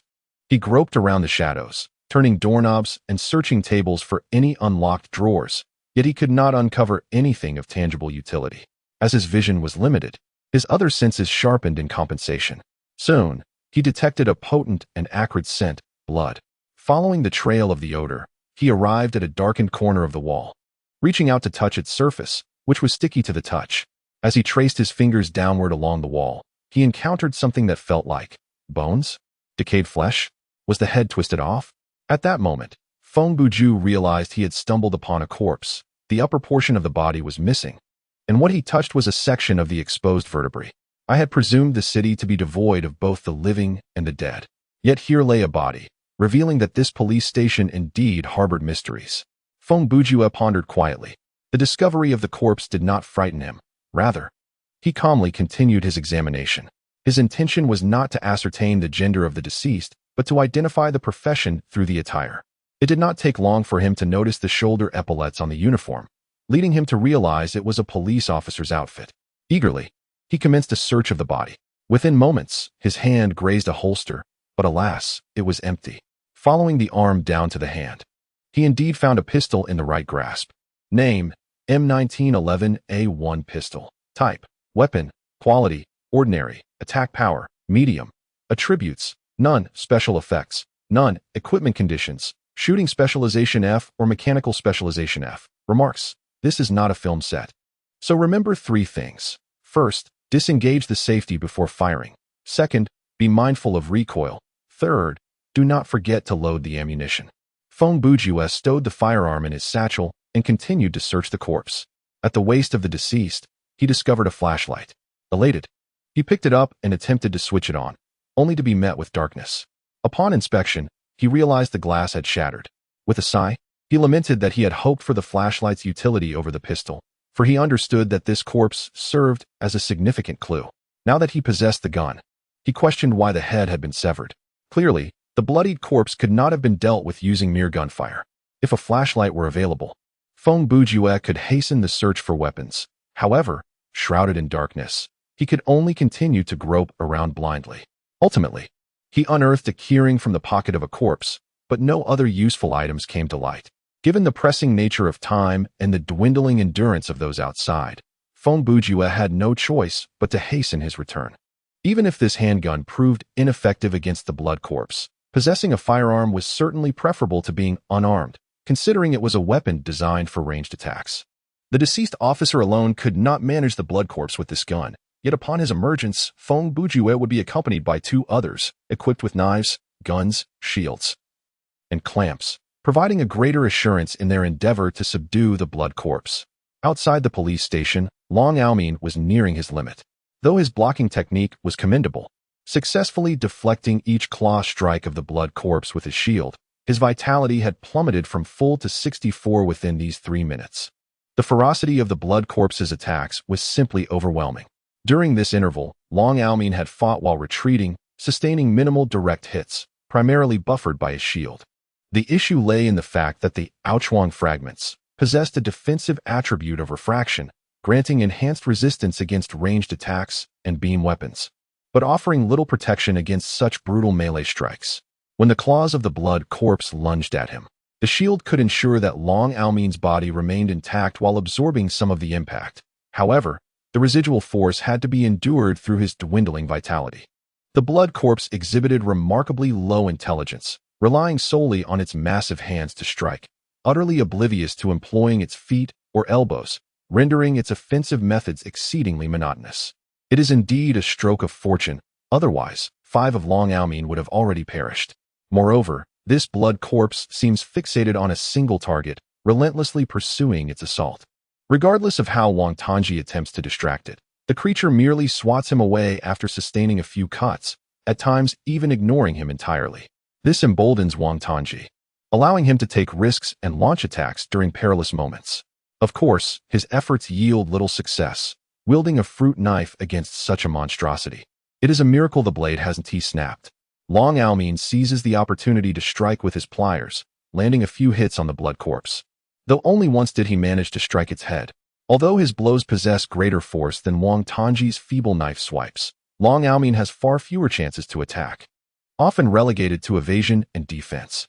When Feng Bujue entrusted the pliers to Long Aomin, his primary concern was not the potential for betrayal regarding the equipment. Instinctively, his first thought was that only someone of Long Aomin's stature could reach the head of the blood corpse with such a tool. Standing at around 1.8 meters tall like Wang Tongji, attempting to strike the head of a 2-meter tall creature with a short weapon would indeed require a considerable leap. Even for Long Aomin, it proves to be a strenuous endeavor. After all, the creature's formidable attack power looms large. To risk life and limb in an attempt to strike its head often seems a futile venture. Furthermore, Feng Bujue had mentioned he would return swiftly with a weapon to assist, and Long Aomin chose to place his faith in him, thus enduring for as long as possible. Bang! The sound of a gunshot heralded Feng Bujue's return. A collective sigh of relief swept over the onlookers, as if his presence alone promised a solution to their plight. They had nearly forgotten that Feng Bujue was merely a level 5 character. In the moment he pulled the trigger, Feng Bujue unlocked yet another specialization, marking the 3rd one he had acquired since entering this scenario.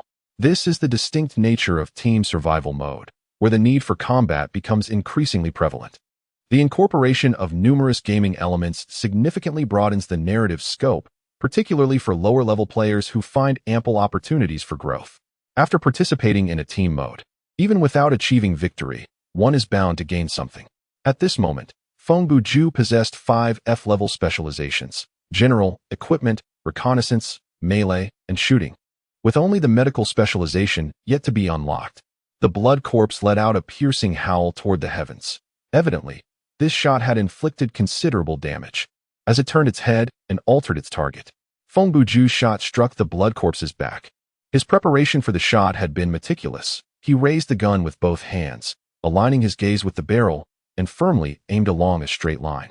He was well aware that he was not a special forces operative in real life. If he could hit the target's head on his very first attempt, he might as well rename himself to Long Aotian.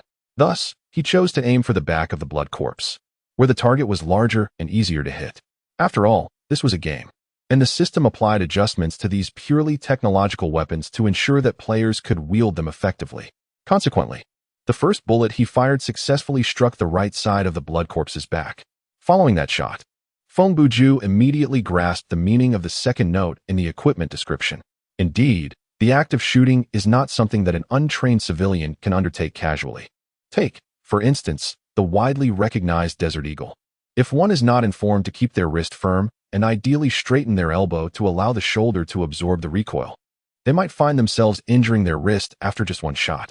Furthermore, in gangster films, one often observes thugs brandishing firearms with the muzzle pointed sideways, their hands elevated above their line of sight, aiming at others' heads. While this may appear menacing, such a stance could result in spent casings flying back to strike one's own face. The M1911A1 in Feng Bujue's grip also exhibited considerable recoil after firing. He felt a tingling in his forearm. Fortunately, his shooting stance was not excessively flawed, and his wrist was not particularly fragile. With the experience of his initial shot, he found the task considerably easier, gaining insight into the distance of his target, his accuracy, and the likelihood of success. However, when confronted with the approaching blood corpse, he chose to retreat without hesitation. As the blood corpse turned its gaze, Long Aomin regained his composure. Having endured frustration up to this moment, he had discerned the pattern. This creature would not easily shift its focus.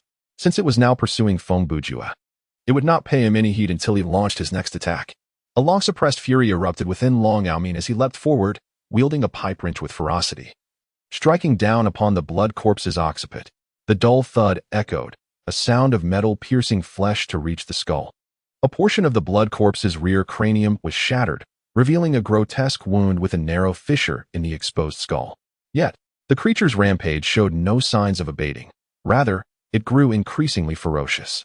Its speed surged unexpectedly, and it pivoted, striking at Long Aomin with a claw. The assault came as a shock, and Long Aomin was unable to raise his shield in time. He was struck in the abdomen, sent hurtling backward, and a coppery taste filled his throat as he coughed up blood. He was propelled nearly 10 meters away, his vitality plummeting to a mere 12, leaving him momentarily incapacitated. The only silver lining was that, due to the proximity of the attack, the claws of the blood corpse had not made contact with his body.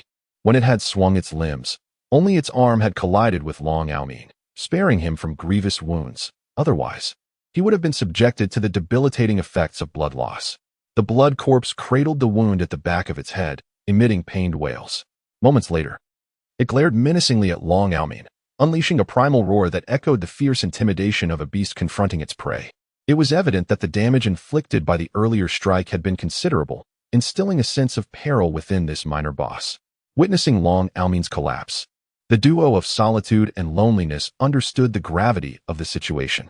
They hastened to his side, endeavoring to lift him away from the blood corpse's vicinity.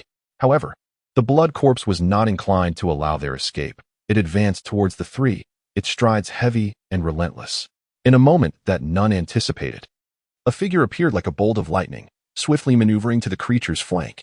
With remarkable agility, it grasped the creature's shoulder and deftly leaped onto its back. Kneeling upon the beast's shoulders with both knees drawn up, Wang Tongji can be described as one who remains silent until he suddenly astonishes all. Before the monsters could even react, he had already plunged his blade into the wound created by Long Aomin's pliers, the tip of the knife piercing through the skull, stirring the brain matter within the lifeless head as if it were mere pulp. Chapter 024. The Enigmatic City of Shadows, Part 8. Never did one anticipate that this bloodthirsty corpse, despite suffering such grievous injuries, would remain standing, raising an arm to grasp Wang Tongji. In that fleeting moment, all present contemplated two identical thoughts. First, the creature's mind was likely akin to that of a gelatinous mass. Second, Wang Tongji was on the brink of demise. Bang! Another gunshot echoed. Feng Bujue's actions were as rapid as his thoughts, executed with remarkable calmness and efficiency. At this juncture, he had positioned himself 2 meters to the side of the bloodthirsty corpse, aiming his firearm at its head and firing. Due to the proximity, the bullet penetrated effortlessly, shattering the creature's skull, a torrent of indiscernible liquid erupting alongside the departing bullet. At last, the bloodthirsty corpse's movements came to a halt, allowing Wang Tongji to swiftly extricate himself from its grasp and leap away from its shoulder. Feng Bujue then advanced to stand directly before the creature, aiming his gun at the center of its forehead. Quite intriguing. It appears that the creature's hindbrain is nearly useless. Before he could finish his thought, he fired once more, the bullet embedding itself into the creature's forehead, this time eliciting no sound or reaction whatsoever. Ah, I comprehend now. This beast is inclined to fixate on a high-damage target, rendering it susceptible to assaults from behind.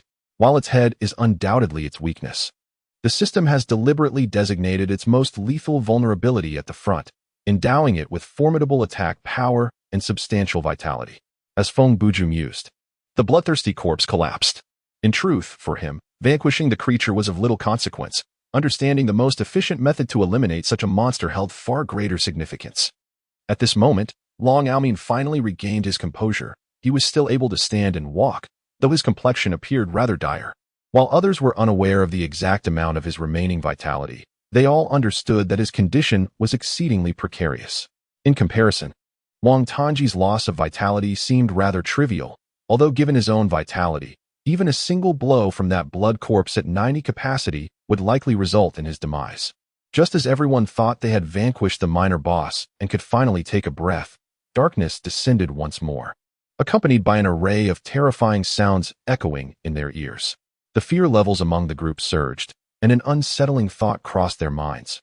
What if, after the darkness lifted, that blood corpse rose again, even stronger than before? Moments later, the darkness dissipated, fleetingly as before. Feng Bujue had already lifted his gun again, warily aiming at the head of the blood corpse on the ground. However, it showed no signs of life, indicating that it was indeed lifeless. Thus, it seemed that among the three possibilities I had previously mentioned, the second one was undoubtedly accurate. Feng Bujue observed for 5 or 6 seconds, noting the stillness, and then lowered his weapon. This darkness resembled a natural phenomenon, and its effect was that every time it appeared, all living monsters would grow stronger. He cast a glance at the blood corpse. I suspect this blood corpse has already been enhanced once. Not only it, but during our first encounter with the darkness, every monster in the city that had not been slain was also empowered. Long Aomin, accompanied by solitude and loneliness, approached Feng Bujue without uttering much. He casually handed over the Mario's wrench, which Feng Bujue accepted with equal nonchalance, both seeming unfazed by the exchange. Feng Bujue continued. If we do not eliminate this blood corpse at this moment, it may mutate once again in the darkness. Wouldn't that render the difficulty of this scenario excessively exaggerated? If such darkness were to recur, it would lead to a veritable horde of monsters roaming the city. Wang Tangji remarked. This serves as an indirect impetus for us to hasten our progress, as the city is vast and the monsters within the narrative are not particularly dense. At least not as ubiquitous as those in zombie films. Thus, the system employs this method to prevent players from leisurely scavenging throughout the city, Feng Bujue explained. If we do not act swiftly, we won't just be facing the main quest. Encountering even a single monster in a few hours could prove as formidable as a boss, inevitably leading to our annihilation. What are we waiting for? Let us proceed swiftly. Long Aomin began, but Feng Bujue interjected, shaking his head. It is crucial to discern the urgency of matters. Our plan remains unchanged.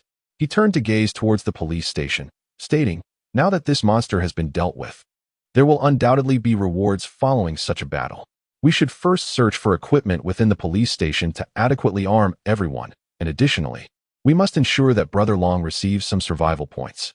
Feng Bujue spoke while making his way to the damaged wall. As he retrieved a broken flashlight from his pack, he remarked, I possess a skill that can restore this malfunctioning device to functionality for approximately 3 minutes, albeit at the cost of 100 stamina points. Earlier, due to the urgency of returning to assist in battle, I lacked the time for further exploration, and it would be unwise to expend stamina indiscriminately before a confrontation, hence I refrained from utilizing this ability.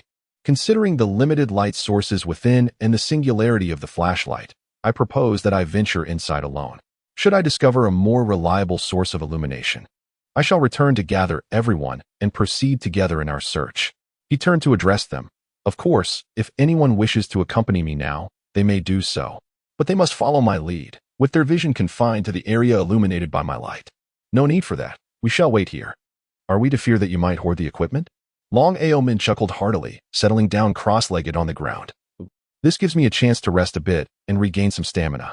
At this moment, the solitary figure remained silent. Having previously experienced the indifference of high-level players in their earlier team survival modes, who never came to their aid or considered sharing equipment. Yet, now this eccentric fellow had come to the precinct specifically to assist the team with gear, leaving no room for dissent. Feng Bujue exchanged glances with the four briefly before nodding and stepping once more into the breach of the wall. However, this time, he possessed a flashlight. After taking a few steps forward, he employed a hasty repair. As his stamina diminished by 100 points, A semblance of two-dimensional data fragments resembling matrix codes emerged on the flashlight. Subsequently, it swiftly transformed into a pristine condition. Name, flashlight, type, tool, quality, ordinary, function, illumination can be taken out of the script. Yes, note, requires 2 size 1 batteries to operate. Though this device could be removed from the script, its utility was limited, for once Feng Bujue's skill faltered, its quality would degrade to a state of ruin, rendering it inoperative. It was not a plot item and would not transform into a puzzle piece. With the handheld light source, Feng Bujue's search became remarkably efficient, and he swiftly located something of paramount importance. Chapter 025, The Phantom Labyrinth, Part 9. The few individuals waiting outside found themselves in a state of anticipation. As merely a minute passed before the police station unexpectedly illuminated, they exchanged glances, and moments later, Feng Bujue emerged from his previous location, announcing, "I have located the switch for the backup power supply. It appears this station is equipped with an independent power source." This revelation was undoubtedly uplifting. The 5 promptly entered through the breach in the wall, streaming into the precinct. Once fully illuminated, the interior presented a profoundly terrifying sight. Aside from the ceiling, which had suffered little damage, virtually all movable items, desks, chairs, benches, computers, documents, water dispensers, were displaced from their original positions. Scattered throughout were numerous fragments resembling door panels and several battered door frames. The rear of the main entrance was the most cluttered, rendering it impossible to open from the outside. Possessing a key would be futile. Within the first floor, there were a total of 3 police corpses, the first of which Feng Bujue had discovered closest to the entrance. As they delved deeper, they encountered 2 more bodies, both clad in uniform, and both identified as Caucasian males. The second corpse is corpulent, with a bulging abdomen that has been sliced open, revealing a long mass of intestines dragged out from within. To put it bluntly, it could easily serve as a noose. The third corpse has a medium build, with a gash on the left shoulder that severs the collarbone and extends to the chest, where the heart is vanished from the thoracic cavity. The game's depiction of such gruesome details is remarkably vivid, yet the system mitigates the player's urge to vomit by making subtle adjustments to the neural connections, particularly in the realms of olfaction and gustation, thus preventing the stomach from experiencing overwhelming discomfort. Wong, however, is largely unfazed. He has dissected numerous corpses in reality. Of course, this is not a matter of bravery. He has simply grown accustomed to it. As long as the bodies are inert, whether they are eviscerated or not does not frighten him. Yet, he harbors a fear of the supernatural, the eerie spirits, and the darkness itself, responding to horror films and games with reactions akin to those of women. On a side note, while women may display significant reactions when watching horror films, this does not imply that they are timid. It is entirely a ruse. They may experience fear in real life, but watching horror films is an entirely different affair. For instance, when a young couple sits together to watch a horror movie, it is often the man who wears a nonchalant expression while the woman appears apprehensive, with one occasionally attempting to lighten the mood by joking, while the other lets out sporadic shrieks. Such scenarios unfold daily, with men feigning bravery and women playing the role of the endearing frightened partner. In truth, the 2 individuals share a comparable degree of fear towards horror films, rendering any significant disparity rather improbable. However, I must assert that a man who feigns bravery lacks charm, while a woman who adopts a facade of cuteness yet exhibits excessive courage is equally perplexing. This world requires such peculiarities to function. Now, to return to the matter at hand concerning the 3 corpses. The body that Feng Bujue had examined previously naturally offered no further items for discovery. The disemboweled individual was found to possess a police baton and a pair of handcuffs, which, upon closer inspection, were notably broken, and no key for the handcuffs could be located on his person. The police baton was handed over to the solitary figure, who, despite its ordinary quality, found satisfaction in wielding a designated weapon, especially given his previous unarmed state. The third corpse lay in a small compartment, seemingly a storage space for cleaning tools, and was devoid of any possessions. Just as Feng Bujue attempted to strip the body to check for tattoos or distinctive marks on the soles of the feet, Wang Tangji finally unearthed a note from its pocket. Such an overt clue could not be overlooked. Name, a note inscribed with numbers. Type, plot-related. Quality, ordinary. Function, unknown. Can it be removed from the script? No. Remark, 69185. The note bore nothing but these 5 Arabic numerals. And after a few seconds of contemplation, Feng Bujue astonishingly discarded the paper. "Hey, Jugu, is it really alright to toss it away like that?" Wang Tongji inquired. Feng Bujue retrieved the string of keys he had previously found from his satchel, examining them one by one. 69,185. 69,185. Found it. He selected the key marked with these 5 digits at the end, extracting it from the large collection and discarding the rest, leaving only this one. He remarked, "Yes. This is indeed the one."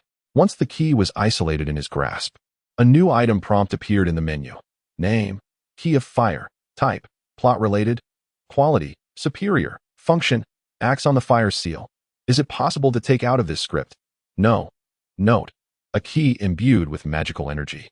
One of the 5 keys to the Demon Gate. This should be a narrative item required for the main quest. Feng Bujue stated, "Even if we do not enter this police station now, there will inevitably be follow-up tasks awaiting us at the Demon Gate." "How splendid, doesn't that save us time?" Wang Tongji replied. "Time?" Feng Bujue retorted, "Let us not dwell on that. The note on this item indicates there are a total of 5 keys. Following this Zelda-like trickery, I suspect that once we reach the Demon Gate, the subsequent task will be to gather all 5 keys before we can open or close that gate." At that moment, Long Ao Min approached from the end of the corridor and said, "The staircase to the 2nd floor has been completely destroyed. It seems we cannot ascend." As anticipated, Feng Bujue handed him the key, indicating that the item they sought was located on the 1st floor. In this moment, solitude and loneliness appeared to yield some reward. They discovered a first aid kit amidst the clutter of a room and brought it forth. Upon opening it, they found a roll of bandages and 2 vials of a transparent liquid. These, of course, were consumables. The bandages served to staunch bleeding, while the 2 vials contained the standard restorative agents provided by the horror paradise. Name, survival value supplement, large, 2. Type, consumable, quality, ordinary. Function, restores 100 of the player's survival value. Can it be taken out of the script?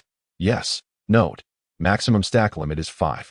Consecutive use of this item will result in diminishing effects. Upon reading the note, Feng Bujue understood that the maximum stack limit was evidently intended to restrict the quantity players could carry, as their inventory could only accommodate 10 slots. Even if larger bags were to be acquired later, space would still need to be reserved for equipment and other items. Moreover, the design of diminishing effects with consecutive use was aimed at preventing players from becoming overly reliant on these supplements during combat. Excellent. If 1 vial restores 100, Feng Bujue produced his disposable syringe and handed it to Wang Tongji, saying, "Doctor, this is in your capable hands." Wang Tongji, being astute, immediately grasped Feng Bujue's intent. He casually picked up 1 vial of the supplement, extracting approximately 4/5 of its contents, and then gestured for Long Aomin to roll up his sleeve. As Dr. Wang administered the injection, Long Aomin returned the key to Feng Bujue and inquired, "What does the number 69,185 signify?" Feng Bujue replied, "A rudimentary riddle. Merely a matter of alphabetical order. 6F, 9I, 18R, 5E, which translates to fire." Although the explanation seemed straightforward, Long Aomin felt he might not have arrived at the conclusion independently. Dr. Wang efficiently completed the injection, extracting a precise dosage that replenished 83 of Long Aomin's survival value, bringing him back to a state of 95. With 17 remaining in the vial, Dr. Wang first inquired whether loneliness and solitude had suffered any loss in survival value. Both affirmed they were in peak condition. Consequently, Dr. Wang unceremoniously consumed the contents of the vial, restoring his survival value to a full 100. One might wonder why they did not simply take turns drinking from the vial. The reason lies in the mechanics of the game. Once a player initiates the action of drinking, the item is instantly consumed. As a commonplace health potion, the supplement is destined to become one of the primary commodities sold in the game's marketplace. Unlike the realistic items depicted in the narrative, this is entirely a system-generated artifact. The mere act of raising it to one's lips and spilling it haphazardly is considered as having fully consumed its contents, with not even a sensation of liquid passing through the throat, and the vial itself vanishes immediately. This item is designed solely for use, rather than for quenching thirst or satisfying hunger, necessitating such a design. The disposable syringe can be described as having exploited a loophole. a notion only conceived by Feng Bujue, who is well versed in the game's intricacies. At this moment, Wang Tanji and Long Ao Min had yet to fully grasp the implications. They merely followed Feng Bujue's reasoning without question. It was only after the conclusion of the scenario, when they perused the details regarding the supplements, that they comprehended the rationale behind it. From the system's perspective, this maneuver was not deemed a bug, but rather warranted Wang Tanji some skill points. Since the disposable syringe vanished after a single use, players effectively consumed one item to indirectly dismantle another, an exchange that balanced gain and loss, rather than creating something from nothing. One police baton, one handgun, a key item from the main storyline, along with 2 health potions and an item to alleviate the bleeding status. Feng Bujue calculated, ordinarily, after completing the main quest and slaying a blood corpse, it was indeed likely one would sustain bleeding injuries, making the survival supplement essential, not to mention the storyline item. To kill such a creature and only acquire 2 weapons seemed rather inadequate. Feng Bujue lowered his head, crossing his arms with his left hand while resting his right elbow on his left. He tapped his forehead with 2 fingers. He had initially harbored hopes of discovering a room resembling an armory or a stash of seized contraband. Hey, what are you holding back for? The virtual experience of drugs and services is strictly prohibited, Wang Tanji exclaimed. All right. Feng Bujue's eyes lit up. The intestines of that corpulent man had protruded, yet his belly remained so large. There must be something inside. Chapter 026, The Enigmatic City, Part 10, Brother Jew. This is utterly disgusting, Wang Tanji remarked. What makes it disgusting? Feng Bujue retorted as he hastened towards the lifeless body. Both in thought and action, it's revolting, Wang Tanji exclaimed. You can't just act recklessly based on a feeling of inadequate rewards. Recklessly? Feng Bujue responded. If there were excrement or something alien inside, then I would be acting recklessly. He had already squatted before the second corpse. There's nothing inside. It merely proves my deduction was erroneous, not reckless. However, if there were something. As he spoke, Feng Bujue's hand had already plunged into the grotesque wound on the side of the corpse's abdomen, nonchalantly probing the bulging belly. Brother Wang, would you quietly inform me what exactly Brother Feng does in his daily life? Long Aomin was startled, his anxiety visibly heightened by his teammates' actions. A novelist, Wang Tanji replied, his expression vacant. Is being a novelist really that terrifying? The lonely girl beside them interjected, intrigued. Clearly, he does not adhere to the mainstream, Wang Tanji added. Huh. Feng Bujue laughed, sending a shiver down the spines of the other 4. Look, he exclaimed, triumphantly lifting an object with his hand. He astonishingly discovered equipment within the gory remains of the corpse, and it was of exquisite quality. Name, Eye of Enmity. Type, armor. Quality, exquisite. Defense, none. Attributes, none. Special effect, instantly reveals the target of a monster's hatred. Equipment conditions, character level must be 20 or below. Non-tradable upon acquisition, can be taken out of this scenario. Yes. Remarks, since you have found this item, it is evident that it rightfully belongs to you. This visor was crafted by a necromancer, who had many enemies and wished to use it to perceive the murderous intent of others amidst the crowd. Alas, it can only observe one target at a time. In his lifetime, he inscribed a small phrase atop the visor, when you gaze upon me, I am also watching you. This equipment bears a striking resemblance to the goggles worn by pilots during World War II. The sole issue being that it was retrieved from a corpse's abdomen, which is undeniably revolting. I had suspected as much. The clues in this police station were far too conspicuous. The entire city is devoid of life, yet here lies a body, and the other 2 corpses possess essential items. This particular corpse, seemingly insignificant, raises the question. If the only item to be found was a baton, the system could have simply concealed it in some obscure corner without presenting such a strikingly memorable corpse. Very well. I concede your point. Wang sighed, saying, time is of the essence. Shall we set forth? Our recovery and search are nearly complete, and your companions are quite startled. Upon leaving the police station, the 5 individuals continued their stroll along the street, investigating the precinct, thereby prematurely accomplishing what might have been one of their subsequent tasks, acquiring a wealth of valuable information. Under normal circumstances, this would have undoubtedly uplifted their spirits. However, the peculiar demeanor of Feng Bujue gradually became apparent, instilling a sense of dread among his companions that likely surpassed the impact of the game itself. Even the most terrifying tricks within the game, no matter how frightful, could ultimately be recognized as mere illusions. Yet, should Feng Bujue's behavior escalate further, the implications could be unfathomable, for he was a player who existed in reality. Invoking genuine apprehension. Look ahead. After approximately 10 minutes of walking, Long Ao Min halted and pointed forward. The group followed his gaze to behold a spacious square, its ground strewn with stones. At its center stood a colossal door, towering over 10 meters in height and approximately 4 meters wide, one side shrouded in a dark, swirling mist, while the other remained ajar. As the five approached the door, the system's notification resounded. Current task completed, main quest updated. Upon checking the menu, they noted that the previous task, search the city, find the demon gate, had been marked as complete. And two new tasks had emerged. Find the fire key at the East 9th Street Police Station, and find the wood key at the South 15th Street Shopping Center. Remarkably, the former task was checked off the moment it appeared. Having perused the taskbar, Unsubordinated strode purposefully toward the portal. He stood before it, gazing upward for a few moments before remarking, "I see. It appears not to be entirely disastrous. 3 of these 5 magical arrays are illuminated, indicating that the keys of gold, water, and earth need not be sought, as they are already present on the door, sustaining the seal." Wang Tanji and the others approached, following Unsubordinated's gaze. The open doorway was permeated with a dense darkness, giving the impression that even the most potent illumination could not penetrate it.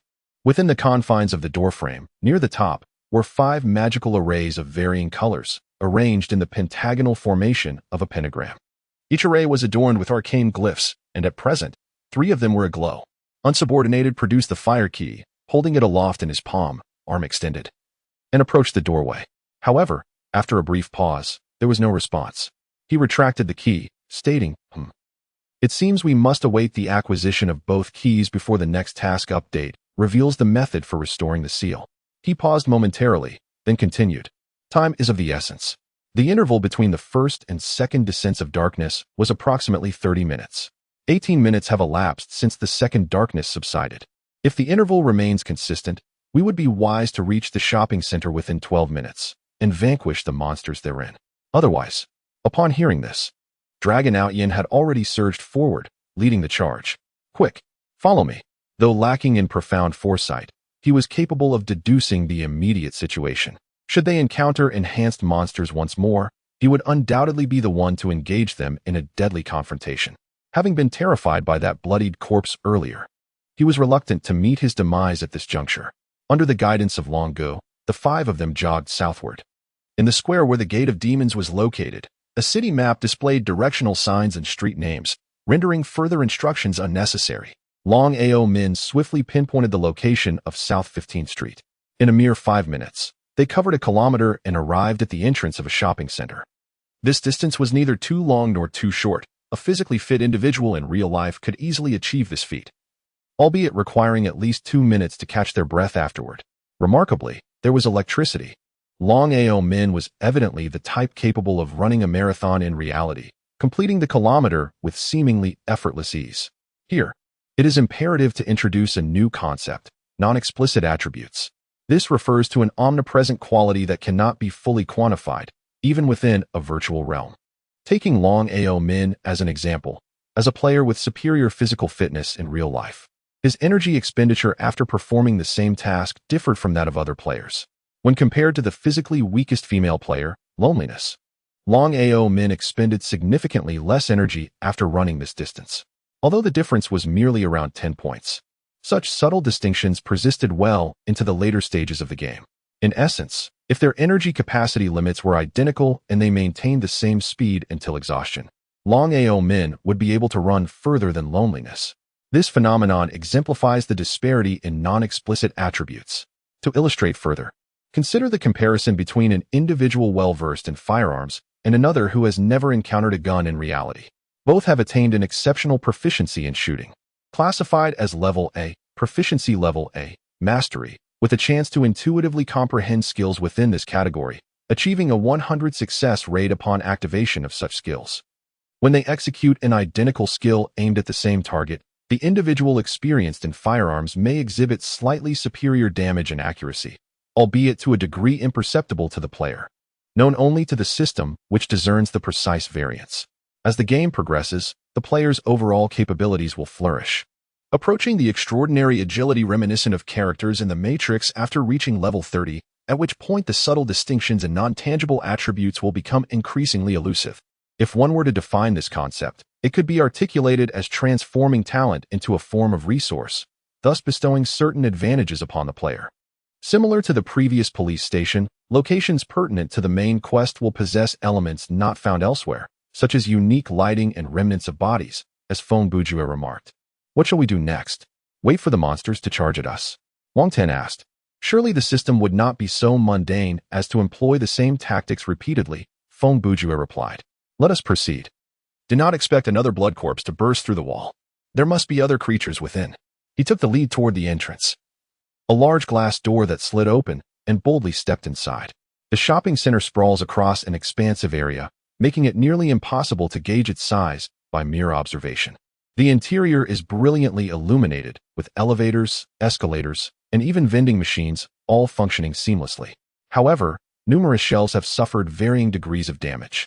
The main structure boasts 5 floors, featuring 2 transparent cylindrical elevators that transport patrons up and down, while each level is equipped with escalators. The fire escape routes appear unobstructed, likely supplemented by standard staircases. Upon entering through the main entrance, one is greeted by an enormous supermarket that seems to stretch endlessly, with as many as 30 scanning checkout counters arranged in orderly rows, forming a formidable wall. Each upper floor houses a plethora of shops, including clothing stores, dining establishments, karaoke venues, and billiard rooms, among others. If time permits, it would be a disservice to oneself for the players not to thoroughly explore this place. Feng Bujue, without hesitation, positioned himself before the directory at the entrance, swiftly scanning the primary offerings of each floor. Yet, given the shopping center's extensive variety, this abundance only served to obfuscate his search. Where might the wooden key be located? In the furniture section? Perhaps in the toy store? The solitude of his thoughts also stirred a sense of urgency. Were there 5 Feng Bujues in this group? They would likely have each commandeered a floor by now, embarking on a thorough search. However, the reality is that there is but one Feng Bujue in existence, and acting independently would serve no purpose, jeopardizing not only the potential gains, but also posing a risk. At the moment when Feng Bujue was contemplating his plan, a sudden tremor shook the ground beneath their feet, heralding an unexpected transformation. A series of resounding impacts reverberated from below, and in a location merely a few dozen meters away, the earth began to swell, forming a shape reminiscent of a volcanic crater. The tiles on the ground shattered and scattered, while the surrounding shelves were forcefully displaced. After enduring 7 or 8 such impacts, a monstrous creature finally emerged from the soil, revealing itself to the astonished onlookers. I wager 50 cents that slaying it will yield the key, Feng Bujue remarked, casting a glance at the towering tree.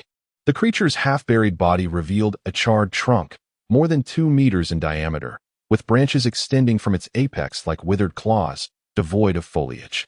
The trunk bore features resembling facial features, albeit made of wood. Long Ao Min, however, was not in the mood for jest. He stated, I observe that this creature is immobile. Even if the branches above could serve as appendages, their range of control is limited. As long as we approach it closely, evading its maw, we may maneuver around to its rear, its blind spot for attacks. As Feng Bujue listened to him, he leisurely retrieved the Eye of Hatred from his satchel and adorned himself with it. Items placed within the dimensional pocket of the satchel emerged pristine. Even weapons stained with blood and flesh returned to their original state after passing in and out of this extraordinary pouch. Thus, the goggles worn by Feng Bujue emit neither odor nor foreign substances. However, onlookers inevitably conjure thoughts of, let me first observe. His current objective is. Before Feng Bujue could finish his sentence, his expression shifted, and he gradually raised his head, turning to gaze at a segment of the handrail on the 5th floor of the shopping mall. It was precisely in a shadowed area where a humanoid silhouette squatted, seemingly aware of its discovery as it unfurled a pair of bat-like wings and swiftly descended along the wall, hurtling towards the ground. What is happening? Is it Batman? Wang Tenji remarked. Personally, I lean towards something more demonic. Get down. Feng Bujue suddenly shouted, being the first to cover his head and crouch. In that instant, Feng Bujue discerned that the creature's target was not any of them, but rather the sinister black tree monster emerging from the ground. Sure enough, as the demon neared the ground, it altered its trajectory, curving and accelerating straight towards the tree monster. The tree monster, in turn, opened its maw wide, emitting a deep, resonant roar akin to a horn. The force of this sound was palpable, whipping up a gust of wind that instinctively made the 5 crouching individuals cover their ears. Yet, for the demon charging forward, this sound seemed inconsequential. It too bared its menacing fangs, continuing its flight while unleashing a howl. This cry was sorrowful, sharp, and piercing, akin to nails scraping across glass, sending shivers through one's very core. These 2 monsters, one a bass and the other a soprano, unleash their howls in a dissonant harmony that fails to evoke any sense of pleasure, instead inflicting a tormenting anguish upon the listener. Chapter 27.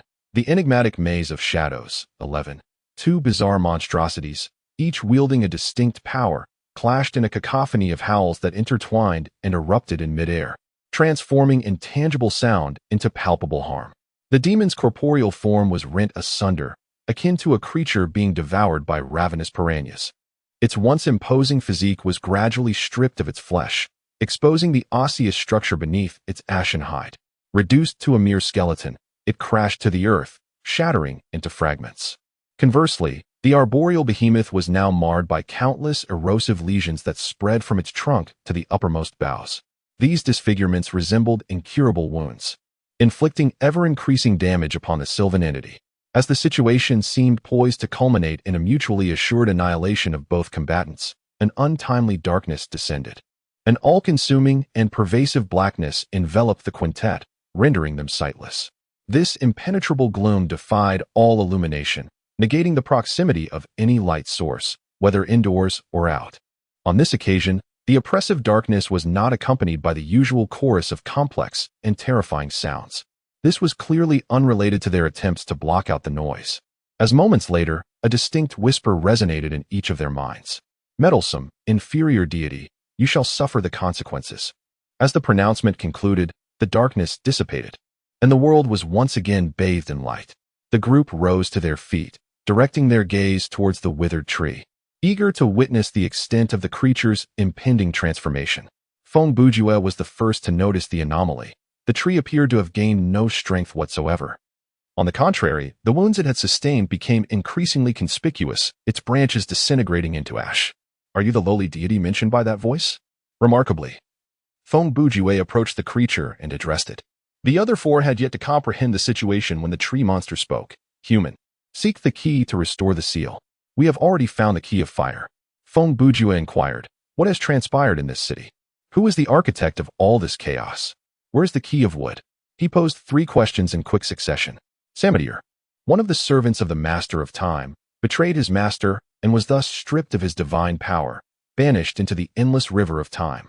By this time, the tree monster's branches had nearly disintegrated, and its trunk began to turn to dust. The centipede, dead yet unyielding. Samadier did not surrender easily. He exhausted his remaining strength to extricate this city from reality, concealing it here. This place is no longer a part of the river of time, but rather a puddle independent of its flow. The bark on the creature's face began to peel away, in a bid to evade the Master of Time's retribution. He summoned the Gate of Demons. Once the seal upon that gate is unlocked, and the city connects with the demon realm, it will signify that this territory has fallen under the dominion of the Lord of all demons, beyond the jurisdiction of the Master of Time. A faction of humanity forged an agreement with Samadier, promising to safeguard their lives in exchange for assisting him in unsealing the gate. Yet, in the moment the demons surged forth from the portal, Samadier unhesitatingly forsook those individuals, greedily engulfing the entirety of humanity within the city into the abyss before the demons could seize them. Only a scant few survivors managed to escape with 2 keys from the demon's gate. At this juncture, the tree monster, nearly utterly withered, persevered in recounting the tale. Samadier himself was incapable of touching the keys or the seal, nor could he consume those who lingered near either of these objects. But the demons could. Thus, he promised the demons that at the conclusion of each cycle, he would bestow upon them a portion of his power through the darkness, provided they sought out and exterminated every living soul within the city to ensure that none could restore the seal. "Where's the wooden key?" Feng Bujue inquired once more, harboring an ominous premonition that the narrative might culminate in this NPC-like creature's demise just as it approached the critical juncture. The bearer of the wooden key perished below ground, replied the tree monster. "I have cleared the path. Upon my demise, you may descend." Its mouth finally crumbled to dust, and moments later, from the trunk to the roots extending underground, everything disintegrated into a cloud of black powder in an instant. Though the tree monster had perished, the gaping chasm it created in the earth became an entrance to the subterranean realm. The prompt echoed, indicating that the current task had transformed, now displaying in the taskbar. "Enter the passage, seek the wooden key." Feng Bujue turned to the group, suggesting, "Let us first check the shelf for daily necessities to see if there are any flashlights before we descend."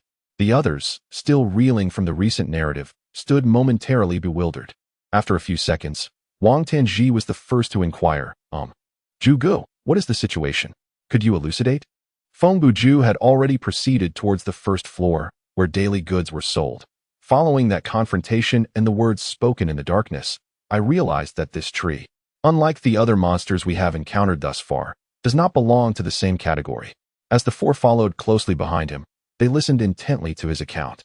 Sensing its imminent demise, I hastened to pose those three inquiries. It fulfilled its role as an NPC, offering a glimpse of battle, revealing the plot, providing a hint, and ultimately paving a path, before tragically meeting its end. He approached a toppled shelf, casually picking up a packaging box from the ground. As he unwrapped it, he remarked, "According to what the great tree conveyed, only those situated near the key or the demon gate will not vanish as completely as the other humans in the city." This clarified the situation at the police station and indicated that the wooden key was not to be found within this desolate shopping center. Additionally, I believe we may be the exceptions, perhaps because we are players, thus not quite fitting into the human category of this temporal realm. Otherwise, upon entering the script, we would have been obliterated by Samadhi. Feng Bujue paused for a moment before continuing. As for the current situation, it is rather clear. The primary antagonist of this script reinforces the demons across the entire map through the darkness approximately every 30 minutes. He himself may not manifest, and he might not even possess a physical form, yet the demons perpetually pose a threat to us. The boss's objective is to eliminate all those capable of using the keys, at which point this space will remain eternally linked to the demon realm, and as long as he remains here, the Master of Time will be unable to pursue him. Our path to victory lies in locating two keys, returning to the demon gate, and endeavoring to restore the two unlocked seals on the door. Upon success, this space will cease to be connected to the so-called demon realm, allowing that fellow known as the Master of Time to intervene and tear Samadhi to shreds. This worldview is truly unprecedented. Wang sighed. Feng Bujue had already discovered several intact flashlights. However, they lacked batteries. These can be utilized. So each person should take 2 for precautionary measures, and we ought to search for a few batteries. He added, "Oh, by the way, I noticed in the sporting goods section there are hockey sticks, baseball bats, golf clubs, and the like. Such items should not have any specific equipment requirements, and we can each arm ourselves with one." Thus, the 5 individuals armed themselves, each now wielding at least one ordinary quality melee weapon. In the kitchenware section, Jima found a Western-style chef's knife, longer than the fruit knife previously held by Wang Tansher, and everyone selected one for themselves. Shuten finally discarded the fruit knife he had acquired during the novice tutorial. Only Long Almin opted for a Chinese cleaver, specifically a heavy bone-cutting knife, believing that such a weighty weapon would prove more dependable and practical. After nearly 10 minutes had elapsed, and with the potential lurking monsters below and the approaching darkness, the group refrained from any further delay and, under Long Almin's guidance, ventured into the passage. Upon first entering the underground, they noted the surroundings felt quite constricted, with the ground beneath them consisting of soil and the path ahead sloping downward, devoid of any illumination. However, after traversing some distance, they arrived at a relatively spacious sewer where one could stand upright. It appeared that the tree monster had merely opened a passage between a section of the sewer and the underground shopping center, and the path ahead was one that the holder of the wooden key had previously traversed. Given that the tree had clearly indicated the holder had met their demise below, the likelihood of some lurking creature inhabiting the sewer seemed exceedingly high. The cylindrical sewer evokes a peculiar sense of oppression, as if the surrounding space is perpetually contracting, yet this is merely an illusion. The true assault on the senses stems from the repugnant odors permeating the air and the unsightly debris floating within the water beneath one's feet. The solitary girl, upon descending, wore a grim expression, wielding a flashlight to illuminate the path ahead, entirely neglecting the unsavory sights below her. As she trailed behind the lonely young man, Long Aomin, brandishing a shield in one hand and a baseball bat in the other, led the group, ready to strike at any lurking monster should it emerge unexpectedly.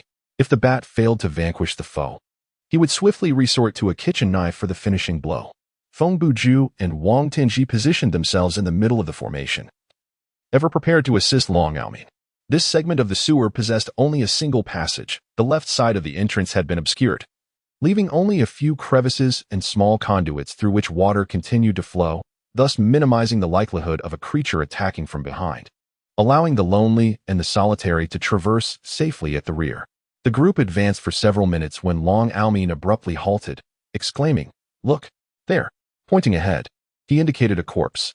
Feng Bujue craned his neck to see over Long Aomin's shoulder and discerned that a mere few meters ahead marked the end of this section of the sewer. A sealed iron gate barred their path, with water trickling through the gap at its base. In that corner, the beam of the flashlight illuminated the lifeless form of a body. Chapter 028, The Enigmatic City of Shadows, Part 12, based on our experiences thus far. Whenever we discover something, a creature or an event, it invariably triggers. Feng Bujue had only partially articulated his thoughts when, unexpectedly, the corpse before them suddenly rose. Simultaneously, an eerie laughter infiltrated the ears of the five companions. Its head slowly lifted, revealing a face still shrouded in a ghastly pallor under the beam of the flashlight, with features barely discernible and skin resembling a shade of leaden blue. "Could it be that he is not dead?" Long Aomin murmured. "Not dead?" Feng Bujue pivoted, moving in front of Long Aomin towards the figure that appeared to have risen from the grave. That would indeed explain the earlier burst of laughter. It must have been the elation of this survivor upon being discovered. He had been wearing goggles, and now he was acutely aware that the target of animosity was directed squarely at him. As the creature perceived Feng Bujue's rapid approach, it promptly adopted a second course of action. "Ah!" Loner suddenly screamed from behind. Not only did she cry out, but even Solitude was startled, letting out a shriek. Wang Tanji's voice caught in his throat, failing to emerge as he turned pale, his heart halting for several seconds. Only Long Aomin maintained a semblance of composure, though he too felt the hairs on his neck bristle, gasping in trepidation. Around the walls of the pipe, countless decayed arms emerged, grotesque and foreboding. The air was instantly filled with a tide of wailing and despair, echoing through the sewer like a haunting symphony. Loneliness retreated in panic, eyes shut tight, as she wildly swung the golf club in her grasp. Solitude approached, attempting to restrain her, yet narrowly avoided being struck several times. Wang Tanji was nearly rendered speechless, his eyes wide with fear, paralyzed in place, his grip on the knife trembling, palms slick with sweat. Moments later, Long Aomin bellowed, "It's all an illusion. Do not move." He had not yet succumbed to despair, and quickly recognized that those hands were merely phantoms. As he noticed several arms extending from the ground passing through his calves, yet he felt no sensation. "Even if they were real, they could not touch us." Long Aomin shouted again. Gradually, loneliness began to regain her composure, and Solitude seized her, softly offering words of comfort, though he too felt a chill run down his spine. Witnessing his girlfriend's terror steeled his resolve. He repeatedly reminded himself that this was merely a game. No matter how terrifying the scene, it was transient and illusory. Meanwhile, a dozen meters away, Feng Bujue strolled leisurely to confront the monster, entirely unfazed by the horrific imagery and sounds, his eyes barely blinking. He grasped a baseball bat in his hand and stretched his neck, adopting a stance ready to swing. The monster, seeing that its previous tactics had no effect, resorted to a third method of attack. It transformed in an instant from a lifeless male corpse clad in tattered garments into a stunning young woman, appearing to be in her 20s. She donned a black spaghetti-strap mini dress, her silky hair cascading over her shoulders, her skin as fair as freshly fallen snow. Her bosom, partially exposed, and her delicate legs, subtly revealed at the hem of her dress, exuded an enchanting allure that was simply irresistible. Feng Bujue was momentarily taken aback, and then, astonishingly, he stowed his baseball bat away into his bag. The male companions behind him cast disparaging glances in his direction, though they secretly comprehended his actions. Almost forgetting, Feng Bujue quickly retrieved a pair of pliers from his bag. Since it was a humanoid creature, he opted for this weapon with enhanced effects to attack, which would also allow him to earn skill points. He spoke in a light-hearted tone as he swung the pliers toward the creature's head. Bang, bang, bang. The pliers struck the creature's skull repeatedly, black blood splattering in a shocking display. At the moment Feng Bujue made contact with its corporeal form, the monster's appearance reverted back to that of the original green-faced corpse, and the surrounding illusions dissipated along with the creature's severe injury. The four onlookers remained silent, observing Feng Bujue's efficient, bold, and merciless assault. Among them, 3 were unable to stabilize their fear levels, their minds racing with thoughts, primarily contemplating whether the name Feng Bujue concealed some profound significance. Once the monster's head was utterly pulverized, Feng Bujue reached into the corpse's jacket pocket and retrieved a wooden key, its description almost identical to that of the fire key. Upon retrieving the key, a checkmark appeared beside the task on the right, and a new line of objectives emerged: return to the demon gate and restore the seal. With that settled, Feng Bujue remarked as he turned around, "Let us proceed." "How did you discern that this creature was so feeble?" Long Ao Min inquired. "The moment it rose, I knew," Feng Bujue replied. "When those arms manifested, my certainty only deepened. This creature is evidently designed to test the player's fear threshold. Should any member of the party hesitate to approach out of fear, various illusions will escalate progressively. Even if it doesn't frighten someone into disconnecting, it will at least tarnish the evaluation at the end." He paused briefly before continuing. "When it transforms into a beautiful woman, it signifies its lack of options, resorting to becoming something that holds sexual allure for me merely to buy time." Suddenly, he stroked his chin and pondered, "Wait. How does this system ascertain my sexual orientation? If I were homosexual or bisexual, what form would it take?" At that moment, the solitary figure interjected. "When you log into the forum using your ID, there should be a question regarding that in your user profile, right? Is it possible that the gaming company possesses my data, allowing the system to know?" Feng Bujue contemplated. "Very well, let us hasten our return and discuss this further." As they made their way back, the 5 individuals endeavored to quicken their pace as much as possible. They could all sense, albeit faintly, that this script would not conclude in such a manner. Even if the final antagonist, known as Sanity, did not manifest or was unable to appear, there ought to be a formidable demon to serve as the climactic villain. At that moment, reaching the gate before the next wave of darkness descended seemed impossible. However, it was imperative to ensure that the final boss would not be empowered by the impending darkness. Indeed, while the 5 were still en route back to the square, darkness fell upon them once more. This marked the 4th occurrence since their entrance into the script, and considering the initial minutes before the first wave of darkness, their time spent in this narrative had approached 2 hours. During this 4th descent of darkness, they heard not a single sound, no breaths, no whispers, nor laughter. Feng Bujue felt an ominous portent in this silence. In a horror game, any deviation from the norm heralded a turn for the worse.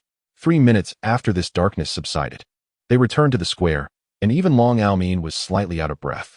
After nearly 2 hours of relentless activity, battling, traversing long distances, and moving objects, their physical stamina had been significantly depleted. Both loneliness and solitude had each consumed over 400 stamina points. They were at levels 7 and 6 respectively, and with the intermittent rest they had managed, they still had over 200 stamina points remaining. Long Ao Min had suffered the greatest depletion, having burned 300 stamina points merely from the encounter with the monstrous infant during the lightning charge attack. And coupled with his role in the battle against the blood corpse, his total expenditure had surpassed 700. In truth, this is already a modest amount, as his stamina expenditure during running is considerably lower than that of others due to non-explicit attributes. The same principle applies in combat. The disparity gradually accumulates. Coupled with his stamina recovery, he currently has 289 out of 1,000 available. In comparison to the aforementioned trio, the 2 5th-level individuals, Feng Bujue and Wang Tianji, astonishingly still retain several dozen points of stamina after engaging in battle, which is nothing short of a miracle. "The mission has been updated. We should be able to use the keys now," Wang Tianji gasped. Feng Bujue stepped to the forefront of the 5, facing the entrance, and produced 2 keys. He held them close to the grand door, yet after several moments, no event was triggered. "Something feels amiss," Long Ao Min remarked. Observing the situation, "Why is there still no response?" "No. I fear something has gone awry." Feng Bujue cast his gaze into the distance. "Look." The square was expansive, offering a view of several hundred meters in all directions. At this moment, from the streets of the city, hundreds, if not thousands, of monsters emerged. Their appearances were bizarre and grotesque, Yet they could generally be categorized into two types: the ferocious and violent, and the eerie and curious. These creatures moved at a sluggish pace, their presence undoubtedly creating a sense of despair. When this feeling of hopelessness is prolonged, it only serves to amplify the fear. How can this be? Where have we gone wrong? The solitary figure panicked, his voice involuntarily rising. Is our situation now certain doom? Feng Bujue found the current developments somewhat unexpected. He remarked that Samadier could not approach the key or the seal on the door. It was impossible for him to personally come forth to eliminate them. The demons were also reluctant to approach this place. They were not afraid of the key, but certainly feared the door, or rather, dreaded returning to the realm on the other side of the door. Hence, this expansive plaza was devoid of any demon's presence. He intended to use this observation to stabilize the situation. Their proximity to this place was a matter of necessity. Let us position ourselves as close to the entrance as possible and observe the circumstances, he suggested. What if they disregard the demon gate and charge directly at us? Long Aomin inquired. We will retreat inside the door, Feng Bujue replied. Brother Ju, that is the demon realm. Wang Tangji exclaimed. What if there are even more monsters on the other side? That may not necessarily be the case, Feng Bujue countered. I suspect the area beyond the door resembles a prison. Perhaps all the prisoners have escaped, and it might already be empty. Besides, dying in one place or another makes little difference, does it? Ultimately, it merely leads back to the landing space. The five swiftly retreated to the entrance. Standing with their backs to the demon gate, Feng Bujue continued to ponder the intricacies of this scenario. What piqued his interest was the tree monster's remarks about cycles. What sort of cycle was this city, detached from reality, undergoing? Perhaps unraveling this enigma will reveal certain patterns or vulnerabilities of Samadier, or perhaps restore the means to unseal it. Numerous clues intertwine and evolve within his mind. And time is running short for Feng Bujue. He meticulously reorganizes his thoughts, a puddle isolated beyond the river of time, darkness that descends every half hour. The whispers that vanish within the obscurity. Chapter 029. The Enigmatic City of Shadows. Part 13. The monstrous army surrounding them loomed ominously, a dark mass that, while visible at the edges, rendered any thoughts of breaking through utterly impractical. 5 players of level 30 might contemplate a desperate escape from the encirclement of hundreds of monsters. But for their team, with an average level of merely 6, such a notion was beyond consideration. Brother Feng, they are drawing closer. Long Aomin cautioned the pensive Feng Bujue. It's all right, let me ponder for a moment, Feng Bujue replied. Given the circumstances, retreating into the door seems to be our last option provided by the game. There must be a formidable boss inside, and defeating it would likely lead to a conventional conclusion, such as although the players successfully escaped this realm, Samadier will forever linger there. Very well, however, I would prefer not to meet my demise at the last moment. Should they truly charge at us, let us retreat into the door, Long Aomin suggested. Feng Bujue nodded thoughtfully, then settled cross-legged on the ground, examining the 2 keys in his possession. The encroaching demonic horde appeared to wield little pressure over him. With his elbows resting on his knees, he lowered his head, gently tapping his forehead with 2 fingers. After a few moments, he gradually lifted his gaze, allowing his fingertips to glide down the bridge of his nose. As his sight ascended, it eventually met the hazy moon above, and suddenly, a spark illuminated his eyes as a thought flashed through his mind. Do you recall what the narrative described when we first entered the script? Feng Bujue inquired. Wang Tangji gazed at the monstrous horde encroaching within 100 meters, his breath growing increasingly erratic. Isn't it merely a matter of detailing the location as a city, the time as night, and the characters as us survivors? Feng Bujue recounted, reflecting on the second passage, until one fateful night, the sun descended and never rose again. The drifting clouds occasionally revealed the hazy moonlight, casting its glow upon the desolate city. He recited it flawlessly. So what? Long Aomin inquired. This line does not merely indicate that the events occurred at night, Feng Bujue replied, but rather highlights the phenomenon of cycles. He suddenly posed a question. Up to this point, have any of you encountered a watch or any timekeeping device? The other 4 were overwhelmed with confusion. Palpable fear loomed closer, and as the creatures approached, their forms became increasingly vivid and terrifying. They could hardly calm their minds to recall such trivial details, and loneliness. Without much thought, retorted, who remembers that? What relevance does it hold to our current predicament? Feng Bujue asserted the underlying principles of this script, the so-called cycle, and that darkness. I have come to understand. He continued, if we perceive the time of this virtual realm as a straight line. With both ends extending infinitely, this line cannot trace its origin nor foresee its conclusion. Thus, the city extracted by Samadhi resembles a line segment, finite with a beginning and an end, lasting approximately 30 minutes. He stood up and gestured, illustrating how he bent the segment to connect its ends, forming a circle. This city perpetually operates within that circle. He pointed at the demons. These beings, like us, do not belong to this city. We reside within the circle, not along that segment. Thus the power of Samadhi cannot engulf us. He can only directly target those traversing the segment. At this moment, loneliness wore a startled expression, staring at Feng Bujue. Brother, my dear brother, I truly am not a science student. Mathematics is comprised of 3 parts talent, 7 parts effort, and the remaining 90 parts fate. I am not discussing geometry. I merely utilize shapes to illustrate this concept. Feng Bujue continued his calm explanation. Brother Feng. No, Jugu. You need not elaborate for us. Truly, your understanding suffices. Please tell us what options remain besides retreating indoors. Long Ao Min thus became yet another individual to address Feng Bujue as brother, and he was 4 years the elder. In truth, restoring the seal required no extraordinary actions. As Feng Bujue spoke, he lifted 2 keys, holding them aloft, his gestures unchanged from before. Hey, isn't this just waiting idly? Wang Tinji exclaimed, as the monsters drew ever closer, now only 20 meters away. This is a challenge to our courage. To see if we dare to stand until the very last moment. Remarkably, Feng Bujue could still chuckle. Heh, this system truly excels at crafting these last-minute escapes from the brink of death. Where could one escape? You are merely holding a key, the lonely young man exclaimed. While at the police station, I claimed that the riddle of the fire key was too simplistic, a statement I now retract. Feng Bujue's thoughts once again drifted to that moment. 69185, which also serves as another clue. When combined with the element of time, we shall discern the answer. I said, Jugu, at this moment. Long Ao Min had yet to finish his sentence. Feng Bujue interrupted, stating, the minute hand on the clock begins its clockwise journey from 6, first reaching 9, which accounts for 15 minutes, then from 9 to 1, 20 minutes, from 1 to 8, 35 minutes, and finally from 8 to 5, 45 minutes. He continued to hold the key, under the premise that the minute hand does not reverse, meaning time does not regress. The total of 69,185 indicates that 115 minutes have elapsed. As we entered this narrative, the current game time is. He glanced at the monstrous beings that had revealed their claws or bared their fangs, yet he spoke calmly. If my estimation is accurate, at this very moment, it is. The brilliance of the key interrupted his words, a dazzling light shooting towards the heavens. Even the heavy air of the night seemed to lighten somewhat.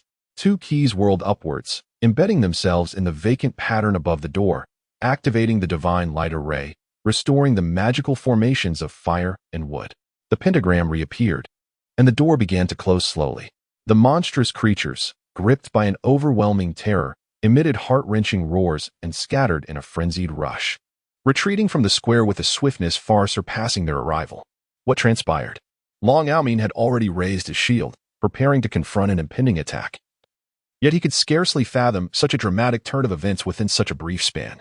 Xiao Tan, engulfed in solitude and desolation, found his mind ensnared in a state of confusion. Moments ago, the surrounding pressure and the calm demeanor of Feng Bujue had stirred a sense of irritation amidst their despair. However, at this juncture, words eluded them. It is no wonder, for the elation akin to a resurrection often takes time to fully manifest. In the 115th minute, bringing the keys to the door would restore the seal, nothing more. Feng Bujue remarked, regarding the monsters. The situation was straightforward. The system would orchestrate a surrounding circle that would draw near to the door at the final moment, testing whether we would be driven into its confines. The creatures approached at such a languid pace solely to create a dramatic effect of miraculous survival when the seal was activated. Collecting 2 keys and arriving at the demon gate would trigger the encirclement of monsters, questioned Wang Tan. What if we arrive too early or too late? Attempting to gather both keys and return here at an earlier time would likely prove challenging. The script is calibrated according to the team's strength, and we have performed commendably. With only a few minutes remaining before the deadline, do not forget that we are an advanced police department.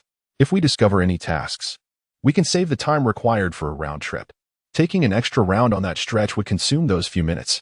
Later, we indeed delayed for a while in the shopping center, Had we found the flashlight immediately and descended without searching for equipment, we might have gained a few minutes. However, we spent less than a minute dealing with that illusory monster, which somewhat compensated for the delay. Feng Bujue replied, in any case, although there are gains and losses in total time, the boundary set by the system remains unchanged. Arriving here with 2 keys 115 minutes ago allowed us to engage in such a scenario. As for arriving late, naturally, we would miss the ceiling time and ultimately be forced into the door. And now, have we completed the level? Long Aoming asked, why hasn't the system mentioned? At that moment, the system notification indeed sounded, but surprisingly, it did not finish its statement. Ants from another world, do you know what you have done? This sentence appeared directly in the minds of the 5, abruptly interrupting the system's voice, and the speaker's tone was the same clear whisper from the third darkness. Feng Bujue astutely opened the menu to observe. Although the system did not complete its statement, the taskbar showed that the ceiling task had been checked as completed, and a new task was added below, survive the attack from Samedir. You see the new task, right? Feng Bujue's tone suggested that the situation was not particularly alarming. Is that fellow tangible? Wang Ten asked. From my conjecture, Samedir lacks a physical form, or rather, as per his designation, his essence resides in a higher dimension. To manifest before us, he must assume a form comprehensible within our own dimension. Feng Bujue replied, much like the image of Star Devourer which appears as a lecherous man in purple attire. If Samedir wishes to confront us directly, he must first adopt a corporeal shape and then inflict harm upon us on a physical level. In simpler terms, Wang Ten interjected, observe, much like that. Feng Bujue remarked, raising his hand to point towards a specific area of the square. At that moment, the dark clouds had dispersed, and the moonlight bathed the cobblestone path in a frost-like sheen. The crowd followed his gesture, and there, upon the ground, appeared an unusually dense circular shadow, approximately 5 meters in diameter, resembling a black abyss that seemed to absorb even the light around it. Chapter 030, The Enigmatic City, Conclusion. Moments later, from the shadows on the ground, a black humanoid figure gradually emerged, standing approximately 2 meters tall, its form enveloped in a thick shroud of darkness, resembling a 3-dimensional shadow. Yet, it was evidently not merely a regional optical phenomenon created by an obstruction of light. It was a genuine entity existing within 3-dimensional space. Disregarding Samedir's rather lackluster entrance, Feng Bujue nonchalantly continued the previous discourse, stating, a whirlpool beyond the river of time would be a more fitting metaphor. Although Einstein proclaimed that time and space are mere illusions of human perception, mere parameters for describing the motion of matter, within this fantastical realm, we may regard them as something more tangible. This is an essence that must perpetually remain in motion, akin to the flowing waters of a river, forever in flux. If the water were to stagnate, the river itself could no longer be deemed a river. Building upon this perspective, since Samedir had extracted this space, he inevitably had to withdraw a portion of time as well. Otherwise, everything within this realm, including himself, would be rendered static. However, the amount of water he could draw from the river was limited, and he managed to procure merely 30 minutes. This 30 minutes belonged solely to this city, destined to perpetually cycle, with each cessation of the cycle marked by a few moments of void as a buffer. The dark moments signify the junctions where the segments of the timeline forming the circle connect. After passing through the buffer point, a new cycle begins anew. The shadowy circle beneath Samedir began to shift, his humanoid form advancing in tandem with the dark ring connected to his feet, drawing closer to the 5 individuals. Zhuge, do you have any suggestions? Wang Ten asked, hesitant to act impulsively. The others awaited Feng Bujue's words. Surely, we need not do anything particularly special, Feng Bujue remarked. Given the current trajectory of events, the difficulty will undoubtedly not surpass that of crossing through the door. He then added, please refrain from interrupting. I have not yet finished. In conclusion, the onset of darkness is merely a phenomenon occurring at the temporal junction, not an action executed by Samedir. But why do the monsters grow stronger after each descent into darkness? The reason is singular. That brief interlude of darkness, which lies outside the time loop, is the moment when Samedir can unleash his full power. He can only act within those fleeting seconds, perhaps by bestowing strength upon demons or instantaneously devouring the inhabitants of the city.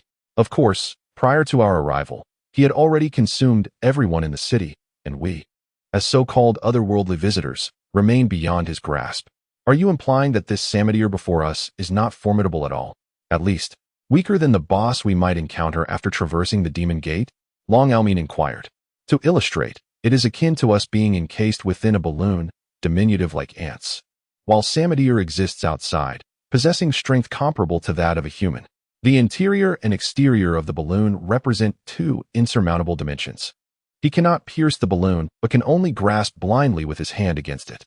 And what we perceive is merely the silhouette of his fingers pressing against the balloon's surface.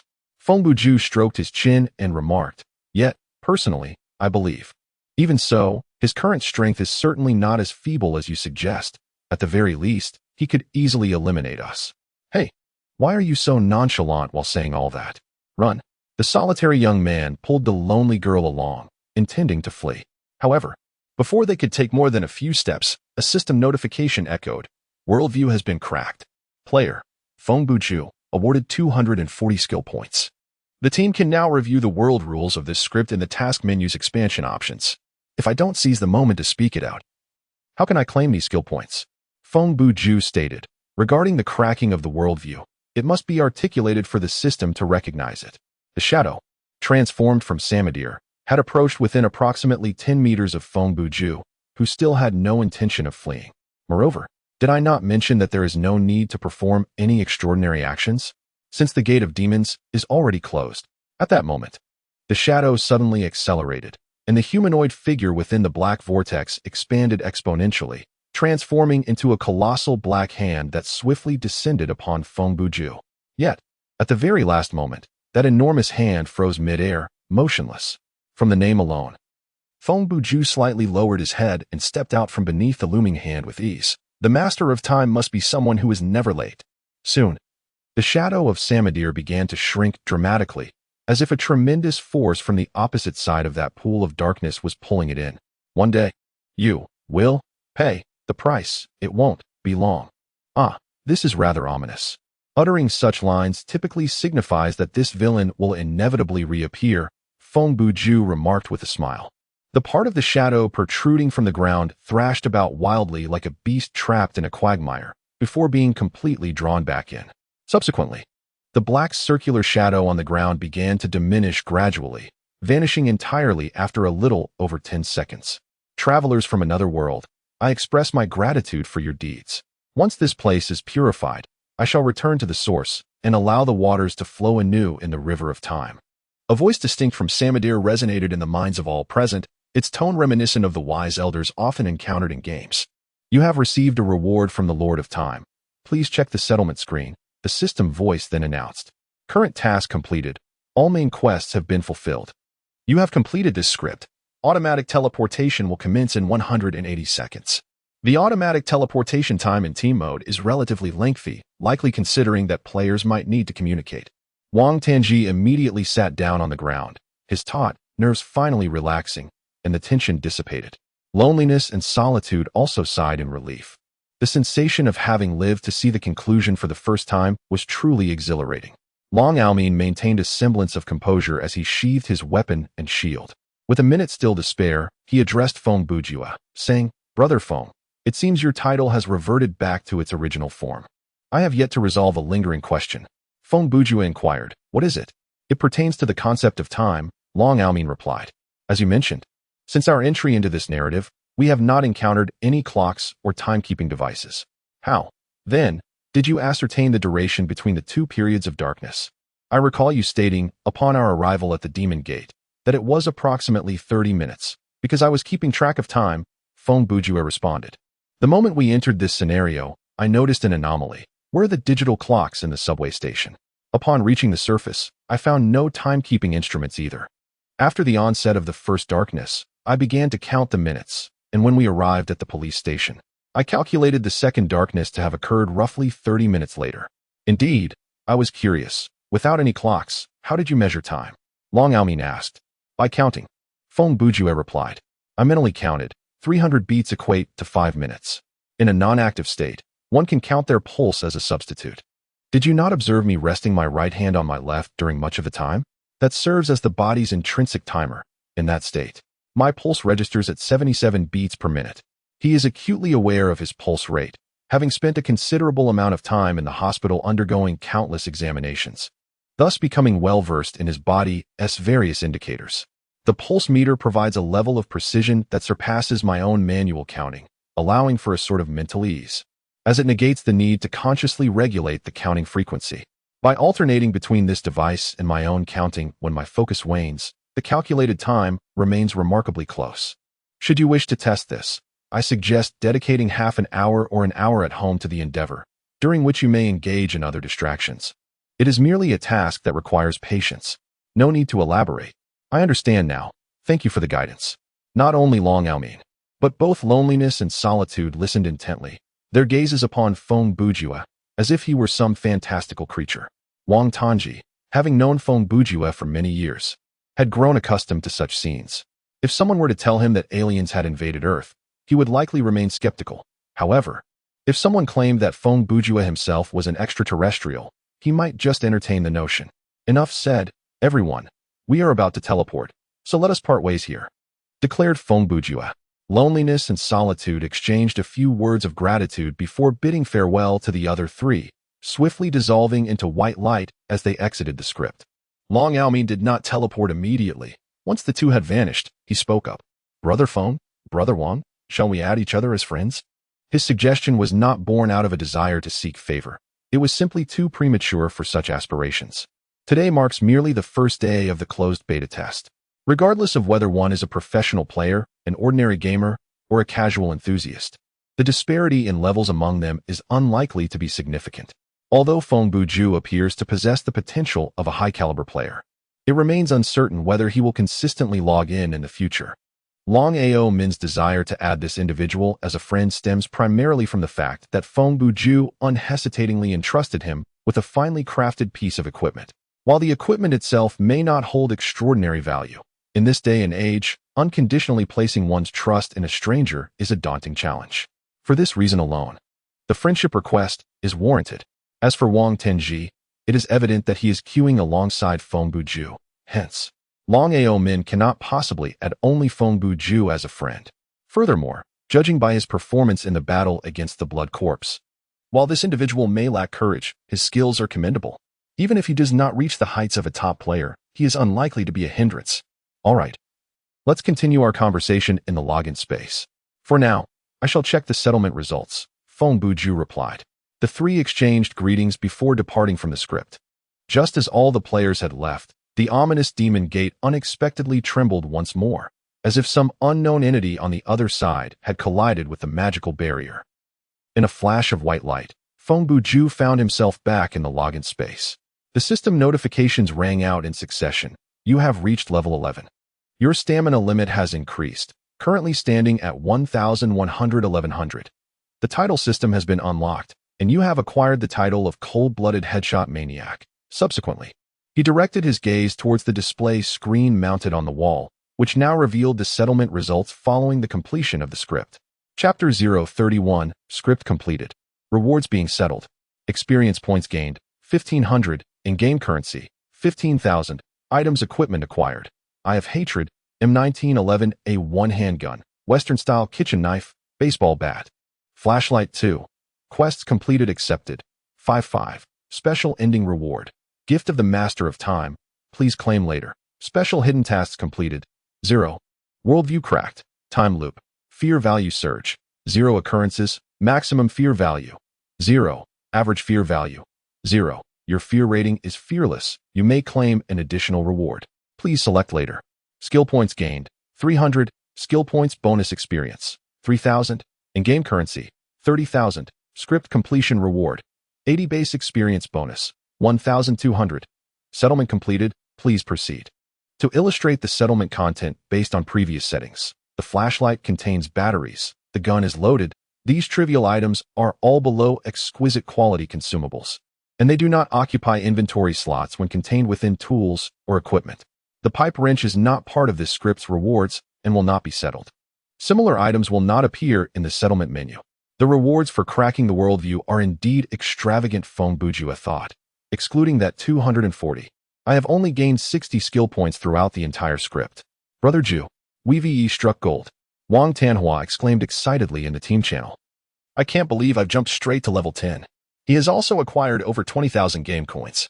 Upon hearing this, Feng Bujue instinctively calculated that Xiao Tan's skill points this time ranged from 60 to 150. He replied, I've seen it. The team list displays the level. He noticed the friend request sent by Long Aomin and accepted it while saying, don't forget to accept Brother Long's friend request. Yes, I have already accepted it. Wang Tan responded, you should group with him. After a few simple operations, Long Aomin's voice resonated through the communication channel. Hey, both of you have doubled your levels. Brother Feng is already at level 11. At this moment, his level was the same as Feng Bujue's, also at level 11. One might wonder how this situation came to be. Let us take a glance at Feng Bujue's character details thus far. Game nickname: Feng Bujue level, 11 experience points, 1350 11,000 skill points, 430 game coins, 51500 specialization, General F. Equipment F, Reconnaissance F, Combat F, Shooting F, Inventory 710, Mario's Wrench, Eye of Hatred, Western Chef's Knife, Baseball Bat, Flashlight X2, M1911 A1 Pistol Login Space 130. Puzzle Card. Monkey. Everyone can see his experience points. Indeed, to advance from level 11 to 12, he requires 11,000 points, not 1,100. In the realm of the thrilling paradise, the experience required for upgrades manifests a gradual transformation every 10 levels. To ascend from level 1 to 2 necessitates a mere 100 points, while progressing from 2 to 3 demands 200, and so forth, culminating in a requirement of 1,000 experience points to transition from level 10 to 11. However, upon reaching level 11, players are confronted with a staggering leap. Long Aomin, aside from the 1,500 experience points gained from clearing a level and an additional reward of 1,200 points, also accumulated around 170 skill points, often precisely measured in single digits during combat. The final tally for his level completion yielded nearly 4,500 experience points, yet upon attaining level 11, he was astounded to discover he was still several thousand points shy of level 12. After exchanging thoughts, he relayed the experience requirements beyond level 11 to Wang Tanji, who momentarily paused before Long Aomin inquired, by the way, what is your title? Feng Bujue casually replied, cold-blooded headshot maniac. The other two were rendered speechless, plunging the group into a brief silence. Moments later, Wang Tanji chuckled awkwardly, commenting, in truth, the system is quite reasonable. Throughout that script, all your attacks were aimed at the head, and your demeanor was indeed quite cold-blooded. What about your title? Is it screaming rich second generation? Feng Bujue retorted instantly. Surely, there cannot be a title such as rich second generation in the game. He conceded. That is indeed true. Rich second generation refers to a social class, not a profession. Feng Bujue continued. My title is Flustered Attacker. Wang Tanji, disinterested in prolonging the banter, hastily declared his title. Feng Bujue pondered. Is this a representation of a state of panic and an inability to confront the enemy in battle? This system is rather incisive. Is it truly a mere needle? It should be a blade. Such a title would surely invite disdain from strangers. Wang Tanshi remarked. The distinction is negligible. Strangers will either begin to scorn you the moment they glimpse the title, or the instant your first helpless and futile scream escapes your lips. Feng Bujue responded, haha. Long Aomin chuckled lightly, attempting to smooth over the situation. In truth, Brother Wang, you need not worry excessively. Titles may change each time a script is completed. Just a moment ago, after finishing one, my title transformed to Team Defender. The trio engaged in further conversation, during which Long Aomin mentioned that he had been online for quite a while and intended to log off for a few hours of rest, planning to enter sleep mode in the early morning. Wang Tanshi, disinclined to continue playing that day and opting not to log back in, noted that including the novice tutorial, he had already completed 4 scripts in succession. To persist would be akin to self-torment. Feng Bujue also indicated that he would log off after collecting his rewards, not due to fatigue, but rather to consciously manage his level. During the beta testing phase, the level cap was set at 20, and for non-professional players, there was no urgent need to rush. Once the number of players reaching this level exceeded 10 of the total beta participants, the testing would conclude, followed by a server shutdown, after which the system would undergo a full upgrade to launch the official version. The game Thriller Paradise has already captivated a multitude of gaming studios, as previously mentioned. On the very first day of the internal testing, one could readily find strategies pinned by players of various levels on forums. It is evident that most of these articles originate from the hands of professional gaming studio members. These individuals are adept, approaching gaming with meticulous planning and division of labor. In such games, operations are typically conducted in shifts. One group begins their day at 8 in the morning, entering sleep mode, while another diligently strives in a non-sleep mode, subsequently swapping shifts in the evening. According to the relevant legal provisions of 2055, strict limitations are imposed on players' online time within the gaming pods. In non-sleep mode, the actual time spent connected to the neural interface of the game cannot exceed 10 hours. In sleep mode, due to a 1:10 time ratio, the connected read time must not surpass 8 hours, with a general recommendation of remaining below 4 hours. Should both modes reach their time limits within a 24-hour period, the connection will be forcibly severed, necessitating a wait until the next 24-hour cycle to reconnect. Thus, an individual may engage in a total of 18 hours of neural connection gaming in a single day, comprising 10 hours in a waking state and 8 hours in a sleeping state, the absolute maximum. Changing gaming pods is futile, as all neural connection networks will refuse to recognize that citizen's ID number. This is mandated by law, primarily to safeguard the health of users. In the early days of neural connection gaming, there were instances of individuals who remained connected continuously, save for meals and restroom breaks, often culminating in sudden death or irreversible brain damage. Certainly, one cannot blame the gaming pod or the game itself. Long before, in an era when fourth-generation computers were still in vogue, numerous individuals succumbed to sudden death in internet cafes. Who can be held accountable for that? After bidding farewell to Xiao Tan and Long Go, he concluded the communication and disbanded the team. Feng Bujue then opened the elevator door and turned to enter the space designated for equipment retrieval. Within that chamber, 2 glass pillars still stood, and within the left-hand pillar, an object floated, presumably the gift from the Lord of Time. Had the outcome of sealing the demon gate not been achieved earlier, this reward would naturally not exist. Feng Bujue first stored one of the 2 flashlights from his pack into the login space, adjusting his pack's capacity to 610 before retrieving the object. During this process, he glanced at the special ability conferred by his title, which was displayed above the skill bar without occupying any slots. Name, concussion, ability type, passive, effect. A 30 chance to stun the target for 2 seconds when striking the head with a blunt weapon. Note, it doesn't matter if a single blow does not break through. Just apply more effort, for it is merely a head. This title's special ability proved rather advantageous, being passive and requiring no physical stamina. When combating lower-tier monsters, it should synergize well with the Mario's pipe wrench. However, when faced with formidable foes, such as non-human entities, incorporeal specters, or bosses, the opportunity for Feng Bujue to strike the target's head with a blunt weapon may indeed be scarce. Feng Bujue soon arrived at the first glass column, within which floated a small glass bottle containing half a vial of sand.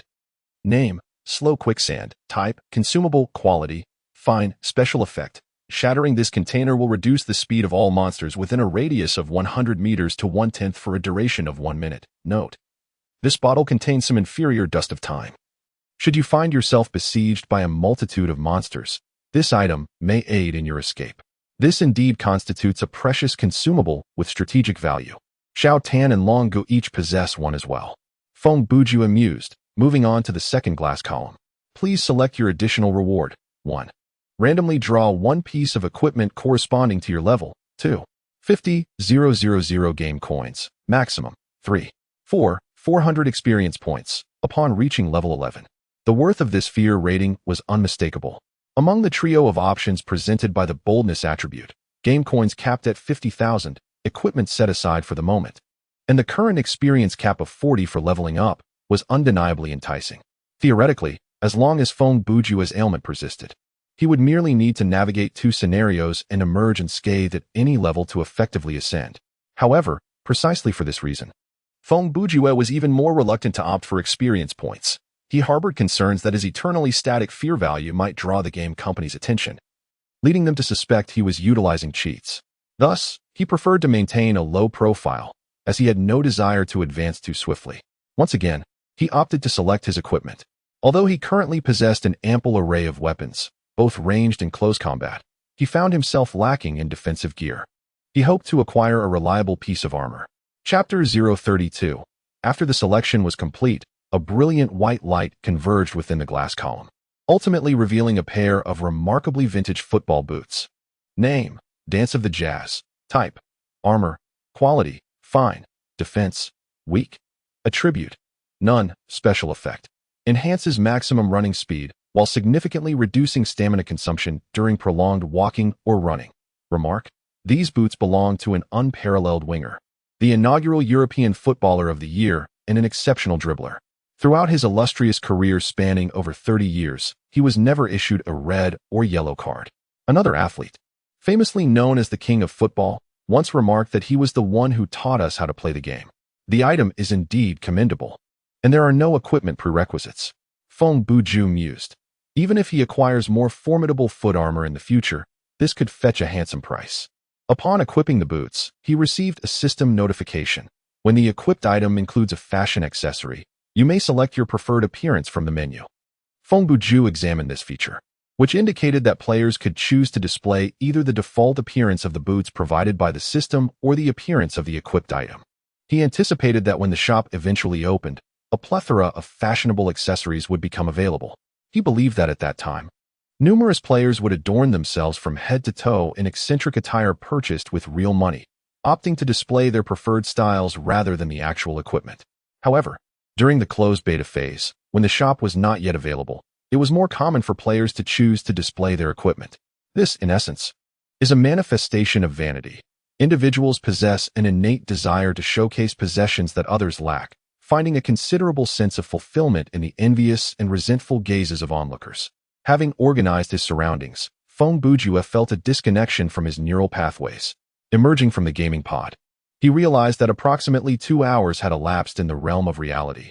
The night was profound, the wind howled outside, and the urban sky offered no glimpse of stars. Indeed, Feng Bujue seldom gazed upward. Young people in bustling metropolises, regardless of the need to rise early the following day, rarely succumbed to slumber before midnight. They would rather doze off in the crowded subway or bus at 6 in the morning than relinquish the precious hours of personal time after work. Feng Bujue epitomized the archetype of a nocturnal dweller. He typically arose at noon and would not retire until nearly 4 in the morning, convinced that the early hours were when his creativity flourished most vividly. However, on this particular night, despite the clock still being a few hours shy of midnight, he was suddenly struck by a surge of creative inspiration. He brewed an entire pot of coffee, settled before his computer, and began to tap away at the keyboard. His pen name was Bujue, and he was currently serializing a novel titled The Second-Rate Detective and the Cat for a magazine. Initially, he had aimed to craft a tale of a first-rate detective. Yet, in his era, commercial fiction necessitated a certain gimmick. Akin to how many comics employ female characters to attract attention, the literary industry too had to adhere to market trends. Regardless of the passage of years, the human psyche's insatiable curiosity and desire for allure remained timeless avenues for exploration. When Feng Bujue found himself in dire straits, he entertained the notion of penning some sensationalist novels. As one who fancied himself an artist, he effortlessly identified characters who resonated with his spirit, such as Millet, the French painter who, out of necessity, traded sketches for shoes and oil paintings for a place to sleep, and even created some risque works to cater to the bourgeois sensibilities, or Titian, who engaged in such pursuits purely out of interest. Ultimately, however, Feng Bujue capitulated to the allure of sensationalism, allowing him to write the detective stories he both cherished and excelled in. The premise of his work, The Second-Rate Detective and the Cat, merely involves the dissection of a single protagonist into 2 distinct characters. Initially, the main character was envisioned as a shrewd individual, yet he has transformed into a benevolent but inept second-rate detective. This changes when he discovers that his cat can speak, and curiously, he is the only one who comprehends its words. Moreover, this feline possesses an almost divine capacity for deduction. The editors at the magazine have praised Feng Bujue, noting that this clever device allows for humorous interactions between the detective and the cat, which serve to alleviate the overall somber tone of the detective narrative. Feng Bujue gradually recognized the advantages of this approach. It not only alleviated the tension within the storyline, but also helped him meet his word count. In addition to this serialized work, he is also crafting a lengthy narrative, the aforementioned publication that holds the promise of financial reward. The creation of that book had nearly succumbed to a creative impasse, with no progress made for an entire month. However, this evening, Feng Bujue was suddenly struck by inspiration and resumed weaving the tale entitled Nightmare at Both Ends. The night passed in silence, and as dawn approached the following morning, Feng Bujue saved his document and finally rose from his desk. He stretched lazily and, yawning, glanced at the time. It was already 4:40 a.m. It then occurred to him that yesterday was the Qingming Festival. The Dream Company had deliberately chosen such a date to commence the beta testing of their horror-themed game, which could certainly be viewed as a promotional strategy for a game centered on fear.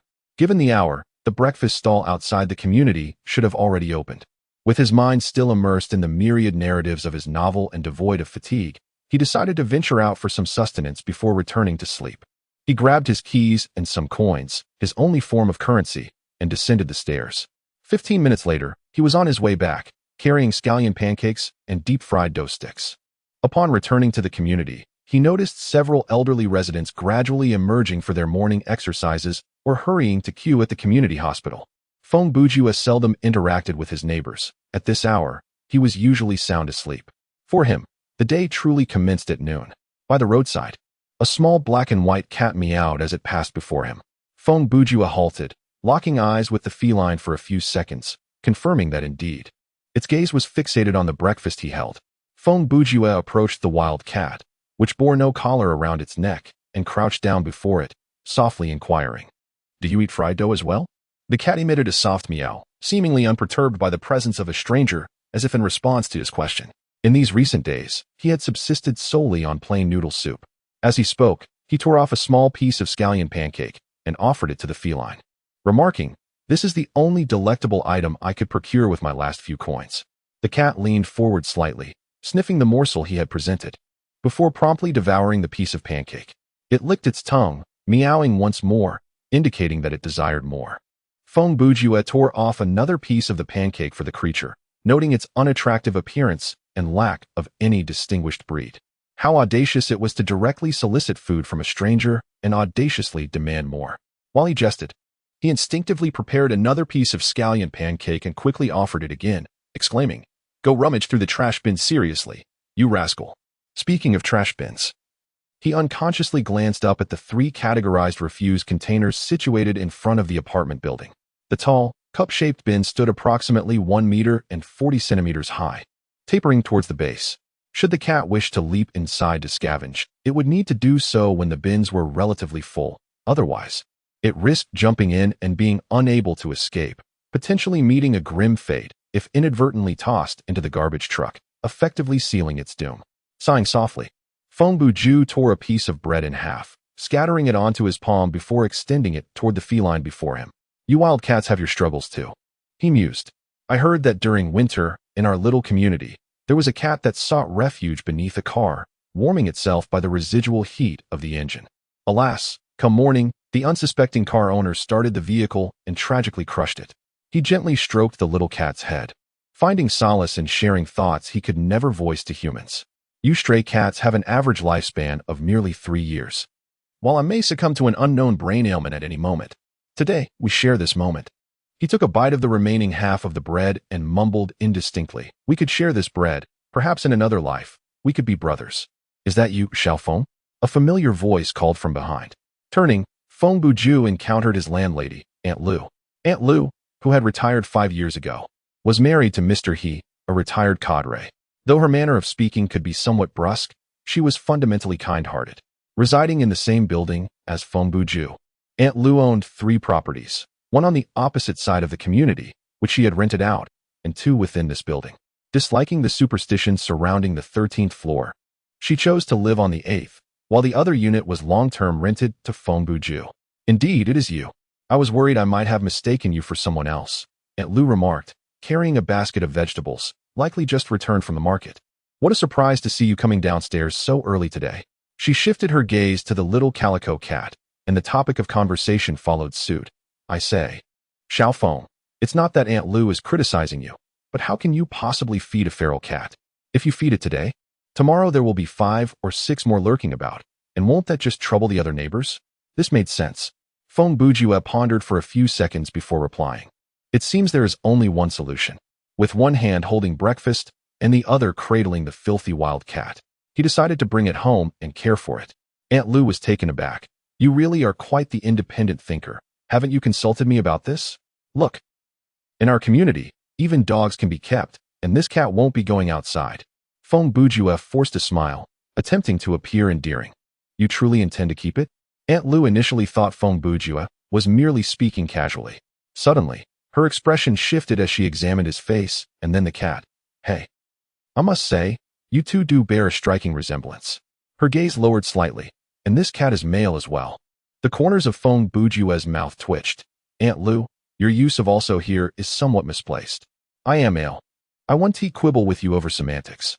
You are the cultured one, not me, Aunt Lu replied. Let us be clear, if you truly want to keep this cat, that is fine. But your place is already quite chaotic. Adding a cat will require even greater attention to cleanliness. Most of the residents in this building are elderly. And if anyone comes to me complaining about odors from your apartment, I shall cook it and eat it, Feng Bujue interjected. Meow. The little calico cat seemed to understand, letting out a disgruntled mewl from his arms. How absurd, Lu Dama exclaimed. Even if you cook, it won't be of any use. She continued her stride, pondering. Where to? Feng Bujue inquired. To the community pet clinic for its vaccinations, Lu Dama replied. What if it has cat distemper? Feng Bujue hesitated for a moment before saying.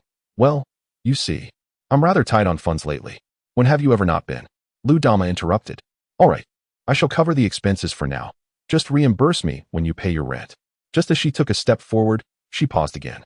Oh dear. Let me first go upstairs and drop off the groceries. By the time Feng Bujue returned home, it was already 7 in the morning.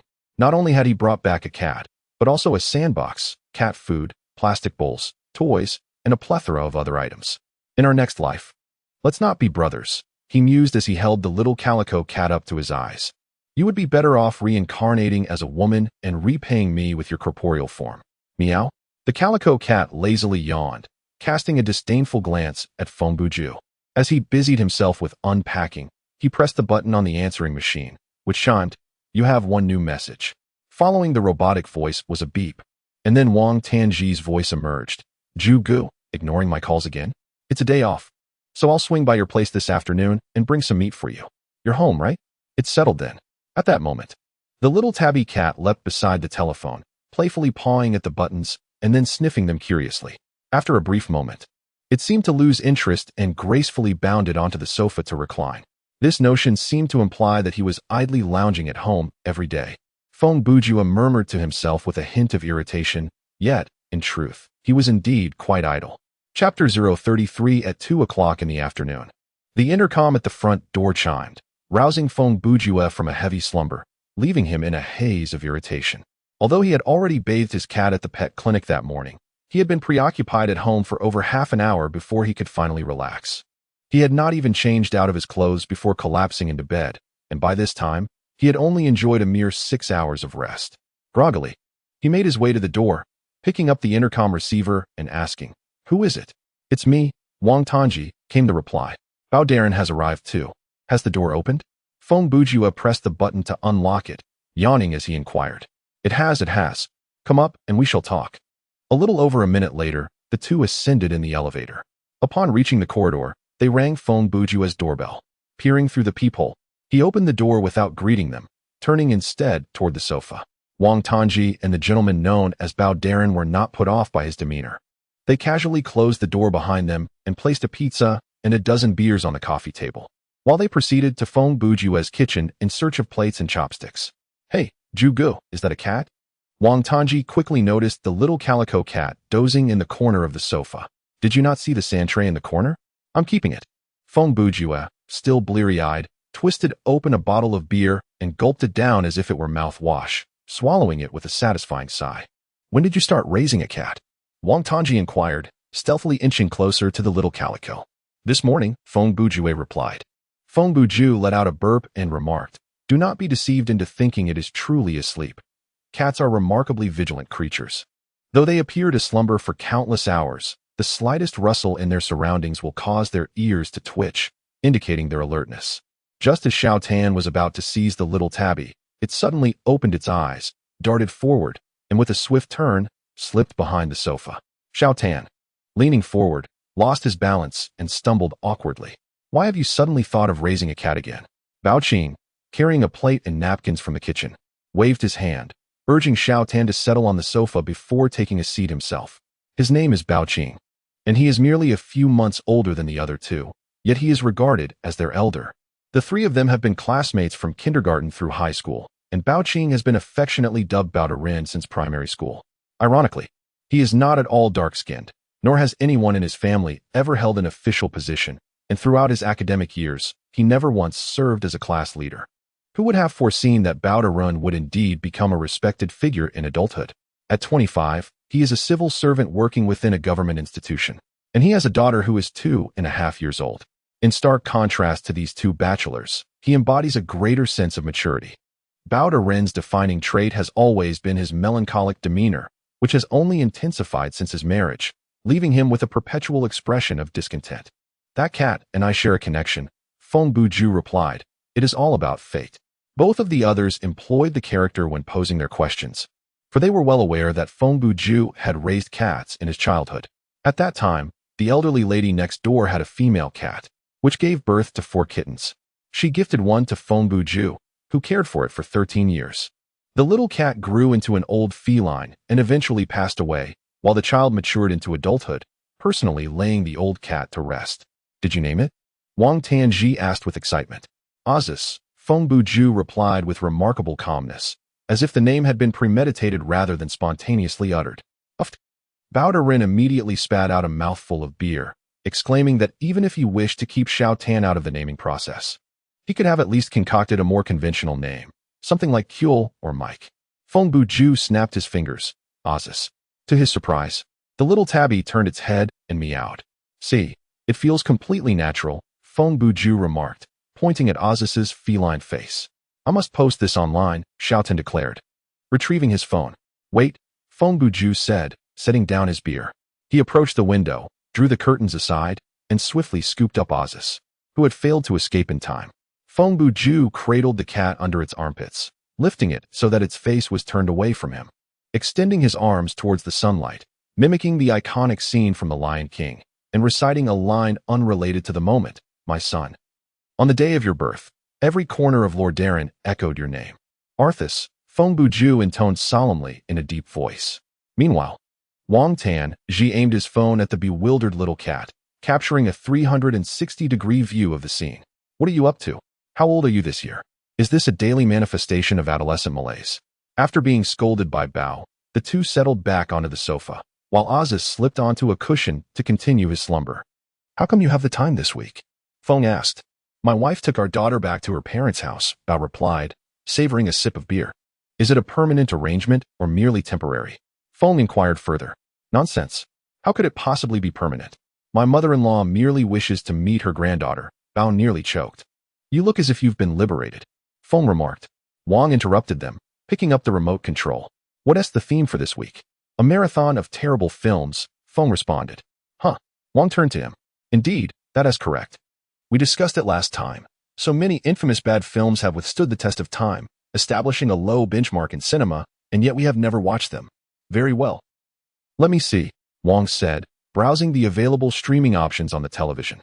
Whenever the three of them found time to gather, they would conceive a theme and indulge in a cinematic binge lasting over 10 hours. As for the films viewed, most of them are works from the late 20th century to the early 21st century. Subsequently, with the advancement of computer filming technology and the widespread adoption of fifth-generation computers, it has become increasingly rare to find poorly made films. In the future, regardless of the quality of a movie, at the very least, there will be visuals and sound effects to embellish it. What about Ghost Rider? Wang Tan asked. Are you familiar with Daredevil? Feng Bujue inquired. I've seen it. Wang Tan replied. Same director, Feng Bujue noted. All right.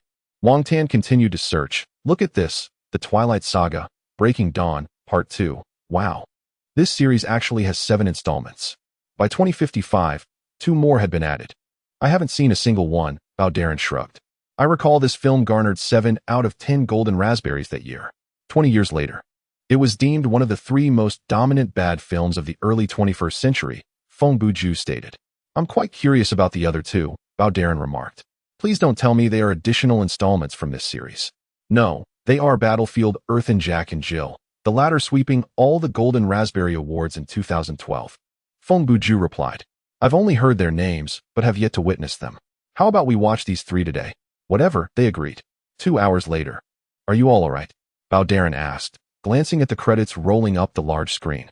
Wang Tanshi gazed morosely at the floor, reflecting. I feel as though I have lost something of great significance. Feng Bujue, with a vacant expression, stared out at the sunlight streaming through the window, lamenting. These have been the most humiliating 2 hours of my life. My mind has been violated. There remains a science fiction film and a comedy to view. Let us commence with the comedy. The countenance of Lord Bao was one of grave seriousness. 90 minutes later, Al Pacino's later career has been disappointing. Wang Tanshi remarked. The performance was difficult to critique, and the plot was simply. Feng Bujue inquired. What is your opinion, Lord Bao? Silence ensued. Lord Bao? He turned to find Lord Bao, astonishingly, had fallen asleep with his eyes open, emitting faint snores. This despicable civil servant. Around 6 or 7 o'clock. The trio ventured to a roadside stall to indulge in some unsanitary barbecue. Zhu Gu and Xiao Tan shared their recent escapades in the thrilling amusement park with Lord Bao, who expressed little interest, remarking that men with families lead rather arduous lives, lacking in personal space and leisure. The three conversed for several hours, parting ways shortly after 9 o'clock. Feng Bujue and Wang Tanshi agreed to log onto the game at midnight to tackle a few scripts, after which they returned to their respective homes. The bond shared among these three was hard-earned and profoundly sincere. In their youth, they were mere snot-nosed children, blissfully naive. Such friendships are the most genuine, even when they reach the age of 50 or 60 and reflect upon these companions. The sentiments nestled deep within their hearts shall remain unchanged. On that day, having not slept sufficiently during the day and contemplating the impending login to the game, Feng Bujue lay down in the gaming pod as midnight approached. Once the scanning concluded, he selected sleep mode for his login and set the connection time. Connection type set to sleep mode, adjusting. Adjustment complete. Please set the loading time for the game or return to the previous options. Setting completed. The connection program will initiate on April 6, 2055 at 1 o'clock a.m. Wishing you a good night. After hearing the voice prompt, Feng Bujue closed his eyes. The gaming pod was remarkably comfortable, and with a hint of drowsiness, he quickly drifted into sleep. When he regained consciousness, he found himself standing in the familiar elevator, with the wall screen displaying the current time in the real world, April 6, 1 o'clock a.m. However, the electronic timer did not indicate seconds. Although it felt as if several minutes had passed, the time had not advanced to 1:01. Clearly indicating that he was in the eerie amusement park of sleep mode. Shortly thereafter, a party invitation from Wang Tanji popped up on the screen. After joining the team, Feng Bujue discovered that Long Aomin was also part of it, having been added by Xiao Tan upon noticing that the other player was in an idle state. Brother Ju, something significant has happened, Wang Tanji exclaimed. Has someone already reached level 20? Feng Bujue replied. You already know? I merely guessed from your tone. Hee. Brother Feng is indeed astute, Long Aomin said. Around 12:30 in real time, the first level 20 player emerged from the server. Feng Bujue glanced at the team interface. In just one day, Long Aomin had ascended to level 13, while Xiao Tan had reached level 11. It seemed he had logged in approximately 10 minutes earlier to complete a solo quest for a level boost. Is there an announcement for the first player to reach the maximum level in the game? Feng Bujue inquired. Indeed. All players logged into the game will hear a system notification, and a news bulletin will appear on the touchscreen. Moreover, the forums have already erupted with excitement. Long Aomin replied. Let me take a look. Feng Bujue opened the forum and found the official pin post. Its title boldly proclaiming, Congratulations to the fearless hero from the Order Studio for becoming the first player to reach the maximum level during the beta phase. Chapter 034, The Haunted House of Mountain Pool, Part 1. The name of the studio has also been revealed.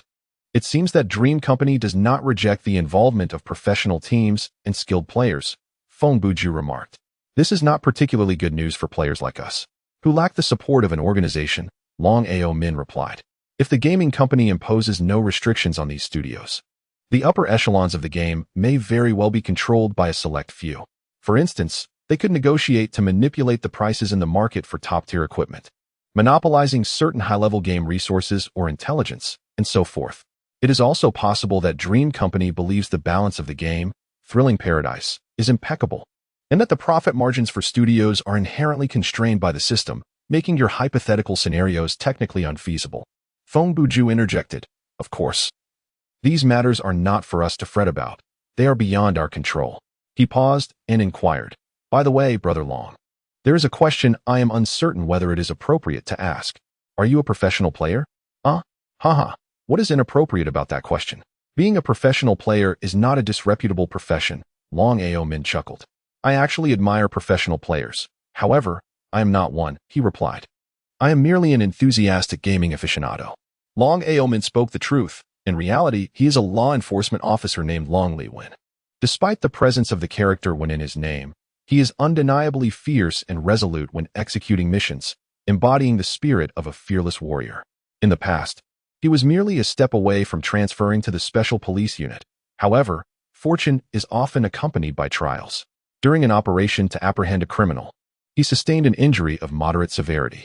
To cut a long story short, ever since that incident with his knee, he has been relegated to a desk job within the department.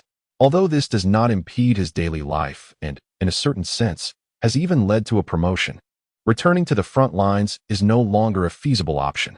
Ah, I see. Feng Bujue remarked. I had assumed you were one of those solitary professional players. Haha. In truth, my time online is rather limited. These past few days, my wife has accompanied her mother out of town for tomb sweeping, and while they are visiting relatives, I happen to be on leave, which is why I've been online more frequently. Tomorrow, however, I must go. He hesitated slightly, opting not to mention the department. To the office for duty, which means I might not log on again. Then let us hasten to organize the script, tonight. Let us aim to complete 2 or 3 rounds of team survival mode, Wang Tanji eagerly suggested. Then you may join the queue, Feng Bujue replied. I am also prepared. Let us proceed, Long Ao Min added. Little Tan responded with a soft O, and the system prompt soon followed. This time, Feng Bujue was not the captain and lacked the authority to make selections, thus the content of the prompt was somewhat different. Omitting the initial part and proceeding directly to, your squad is entering team survival mode, normal, and the random team size has been generated, 6 members. Your team has entered the queue, searching for other prepared individuals or teams. The match is complete, coordinating neural connections, and the script is being generated. Loading begins. Please hold on. Welcome to the thrilling paradise. This voice seems to emanate from an individual suffering from dissociative identity disorder, shifting abruptly to another tone mid-sentence. Loading is complete. You are currently engaged in team survival mode, normal. This mode offers a brief synopsis of the script and includes the possibility of side quests or hidden tasks, as well as a unique worldview. The rewards for completing the script include a randomly drawn skill card that can be learned. The script synopsis is about to play. The game will commence immediately after the playback concludes. The opening CG unfolds within a mountain forest, the scene advancing slowly from a first-person perspective, accompanied by a narration. On an autumn night, you and several newly acquainted fellow travelers find yourselves lost in the mountains. Starved and cold, you tread through dense reeds and navigate through wilting thickets, miraculously discovering a solitary mansion standing tall. At this moment, the image reveals an ancient manor, shrouded in gloom, with the low-hanging clouds casting a shadow over the somber estate. Beside the house lies a mountain pool, and on the water's edge, 2 windows adorn the wall, resembling hollow eyes gazing down at the distorted reflection of themselves in the lake. A foreboding atmosphere seeped from within the house, emanating from the withered thickets, the somber walls, and the silent marsh. Yet, you had no alternative. The chill air pierced your bones, and the pangs of hunger dulled your vigilance. You resolved to enter the mansion. At this juncture, the narrative abruptly halted. Feng Bujue's vision brightened as he found himself standing within the grand hall. This appeared to be the drawing room, spacious and lofty, with wooden flooring and furnishings that seemed to echo the style of the 19th century. The chandelier above and several sconces adorning the walls were evidently electric. Yet no other appliances were in sight. Opposite the drawing room lay a staircase approximately 2 meters wide, leading to the second floor, flanked by 3 or 4 doors. Behind the staircase, a corridor stretched forth, though the dim lighting obscured its depths, leaving its destination a mystery. Feng Bujue took a few moments to survey his surroundings, ultimately directing his gaze towards 3 unfamiliar players within the drawing room. The first was a male player, intriguingly named Invincible Hero, a name strikingly similar to that of the first player to reach level 20, Fearless Hero, differing by but a single character. However, this individual was far from level 20, currently standing at level 15. His title is the Reckless Brawler. In terms of appearance, He shares a towering and formidable stature with the valiant Yundi and the imposing Long Almin. However, when compared to Long Schwarzenegger-like physique, he evidently falls short in height, musculature, and overall presence. Additionally, there are two female players who seem to have entered as a team, standing relatively close to one another at the starting position. Their names, reminiscent of poetic illusions, are Shi Ruo Li and Bei Ling Xiaogu, both of whom are at level 30. Shi Ruo Li appears to be in her early 20s, with short hair that barely grazes the nape of her neck. Curiously, while her face is undeniably beautiful, it somehow lacks the captivating allure one might expect. Given the advancements in gaming technology that allow for extensive cosmetic alterations, it is perplexing that she would not choose to enhance her appearance to its utmost potential. In this era, it is akin to stepping outside without makeup. Is it possible that this young woman possesses such an unusual appearance in reality that her current look represents the pinnacle of modification? As Feng Bujue observes her, their gazes lock. The impression one leaves on others is significantly influenced by the intensity of one's eyes. At this moment, while Feng Bujue's eyes convey tranquility, the gaze of Shi Ruo Li exudes a chilling aura, reminiscent of a murderous intent, icy and foreboding. This expression was not one of glaring anger, nor was it a feigned indifference. Rather, it was an unconscious manifestation of emotion in an utterly mundane state, such as the demeanor expected of those engaged in the assassin profession in real life. As his gaze shifted upward, Feng Bujue caught sight of the moniker, the Ruthless Beheader. At that moment, he couldn't help but internally exclaim, "What on earth is an agent from the Security Bureau here to practice their courage in a game?" In contrast, the lady known as Bei Ling Xiaogu appeared considerably more composed. She seemed a year or two younger than Shi Ruo Li, with an oval face and a strikingly charming appearance. Her long hair framed her face, devoid of bangs, and her lips occasionally hinted at a subtle smile. However, her eyes held not a trace of mirth. Bei Ling Xiaogu's title was the Astute Marksman. Presumably, she was a player inclined towards shooting specialization and likely excelled at it. "What's the matter?" Shi Ruo Li suddenly inquired, her gaze fixed on Feng Bujue, her expression frigid and her words succinct. Feng Bujue understood this as a query regarding his persistent scrutiny and managed to muster a smile, opting for a casual topic to initiate conversation. "Well, your nicknames have quite a thunderous vibe, don't they?" To his surprise, Shi Ruo Li chose to remain silent, as though his comment were mere triviality unworthy of response, leaving Feng Bujue in an awkward predicament. Observing this, Bei Ling couldn't suppress a chuckle before replying, "Likewise, your IDs are rather intriguing as well." She was aware that her cousin was not particularly loquacious, hence she interjected a remark to provide Feng Bujue with a graceful exit. To elaborate on their circumstances, Shi Ruo Li's maternal grandmother, Bei Ling Xiaogu, is the sister of her grandfather. Thus, their familial connection can be succinctly summarized. Remarkably, both young women share the same age this year, each being 22. Shi Ruo Li has always been reticent, yet she possesses a strong will internally. She has never faced defeat in a brawl, even against male adversaries, as her innate coolness is undeniable. Conversely, Bei Ling Xiaogu resembles an eternal child, whimsical and playful, often delighting in teasing others. She is exceedingly intelligent, perhaps even more so than Feng Bujue, though she lacks peculiar inclinations such as a penchant for reading or deduction. What? You inquire why I am detailing this so thoroughly. Naturally, it is because these two are pivotal characters. After 30 chapters, it would be remiss not to introduce the leading ladies, wouldn't it?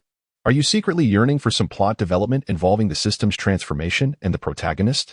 For such narratives, one ought to indulge in light novels, you scoundrel. Huh, too kind, too kind. Feng Bujue seized the opportunity and promptly turned to the valiant brother, inquiring, "Might I ask what connection you have with the fearless hero?" The response came with a demeanor that suggested disinterest, as the valiant brother displayed a face of annoyance, clearly weary of being interrogated by you so-called casual players. His delivery of those 4 words was laced with sarcasm and disdain. "Ah, so you are a professional master. A pleasure to make your acquaintance." Feng Bujue uttered a compliment with a tone of disdain. The other party responded with a dismissive snort, turning their face away in contempt. Had it not been for the system's intervention, they might have resorted to vulgarities. At that moment, a voice from the system shattered the somewhat oppressive atmosphere.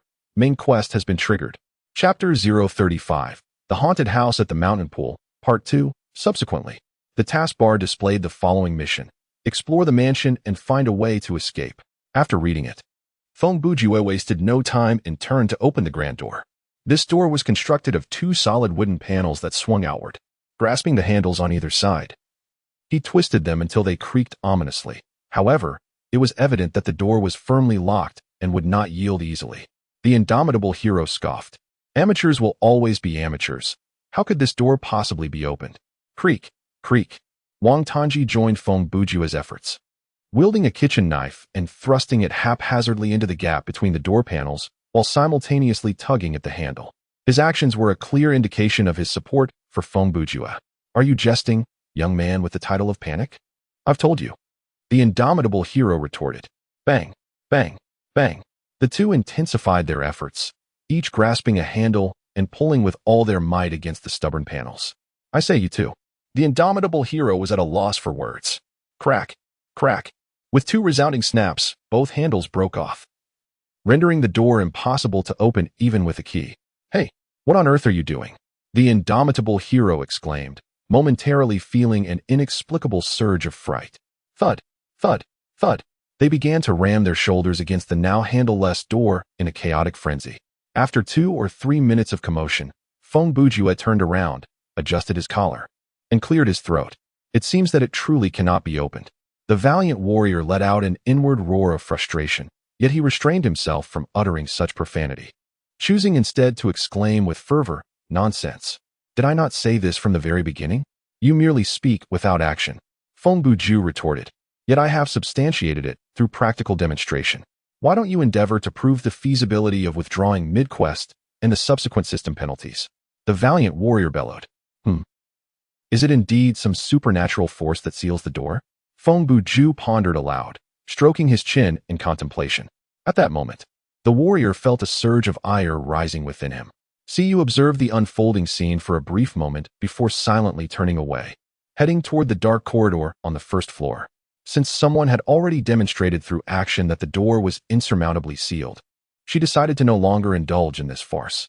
Bei Ling followed suit, departing the parlor alongside her. As the two retreated into the distance, Long Ao Min hesitated. Caught between words, the irate warrior also took note of their departure and called out, "Hey, don't wander off. If you trigger something, it's fine." Feng Bujue suddenly interrupted from behind. From the nature of the task, the more triggers, the better. As he spoke, he approached a glass window adjacent to the door. The window was rectangular, standing over 1 meter tall and more than 1 foot wide, with a sharply angled top and a wooden frame. Gazing outward, the other side of the window appeared shrouded in a veil of mist, obscuring the view of the outside world. Feng Bujue retrieved a pipe wrench and swung it with force. Upon striking the window, the heavy metal tool met the glass with a resounding impact, leaving Feng Bujue with a tingling sensation in his arm, as if his wrench had collided with some resonant metal. Indeed, this window, much like the door, possesses a barrier formed by an unseen force, Feng Bujue remarked. Yongzhe Wudi shook his head with a sigh. This is precisely why you amateurs lack fundamental knowledge. How could the system possibly craft a scenario that could be breached solely by brute force from the outset? He turned to ascend the stairs, declaring, "You three are together, correct? I implore you not to follow me. Navigating a confined space with 3 clumsy novices might hinder even my progress. You are to manage the first floor. I shall handle the second alone." In his mind, Yongzhe Wudi had already dismissed these 3 as exceptionally inept companions, save for one named Long Aomin, the designated guardian of the squad, who appeared to possess a modicum of skill. The other 2, however, were deemed highly unreliable. The title of the panicked attacker alone suggested incompetence, while the cold-blooded headshot maniac bore an ambiguous designation, coupled with a most unpleasant demeanor and a display of ignorance. What vexed Yongzhe Wudi the most was the incessant inquiries regarding his achievement of being the first to reach level 20. Those utterly unfamiliar with their studio's operations were particularly fond of asking endless questions, both trivial and profound. In truth, within the Order Studio, swift advancement in levels held little significance. It merely reflected the differing divisions of labor. By the year 2055, the profession of gaming has matured into a well-established industry, predominantly characterized by numerous small studios. These entities often perceive themselves as professionals. However, they frequently lack both planning capabilities and execution skills. Typically, the owner assumes multiple roles, encompassing management, finance, and team leadership, and many still harbor the heart of a casual gamer. This often leads them to engage in self-serving practices, exploiting communal resources to bolster their reputations in the online realm. Such studios are exceedingly common, with formations and dissolutions occurring at an alarming rate, resulting in highly unstable incomes. These teams constitute the foundational layer of the industry. Ascending further, the mid-tier of the industry consists predominantly of small to medium-sized studios that possess a degree of managerial competence and talent reserves.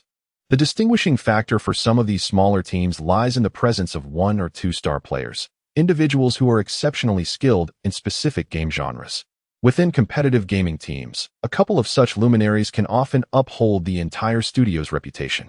Nevertheless, most studios that manage to thrive at this level have moved beyond the rudimentary, bandit-like management styles, instead employing a more strategic utilization of their team's resources. In essence, regardless of the industry, long-term sustainability necessitates thorough planning.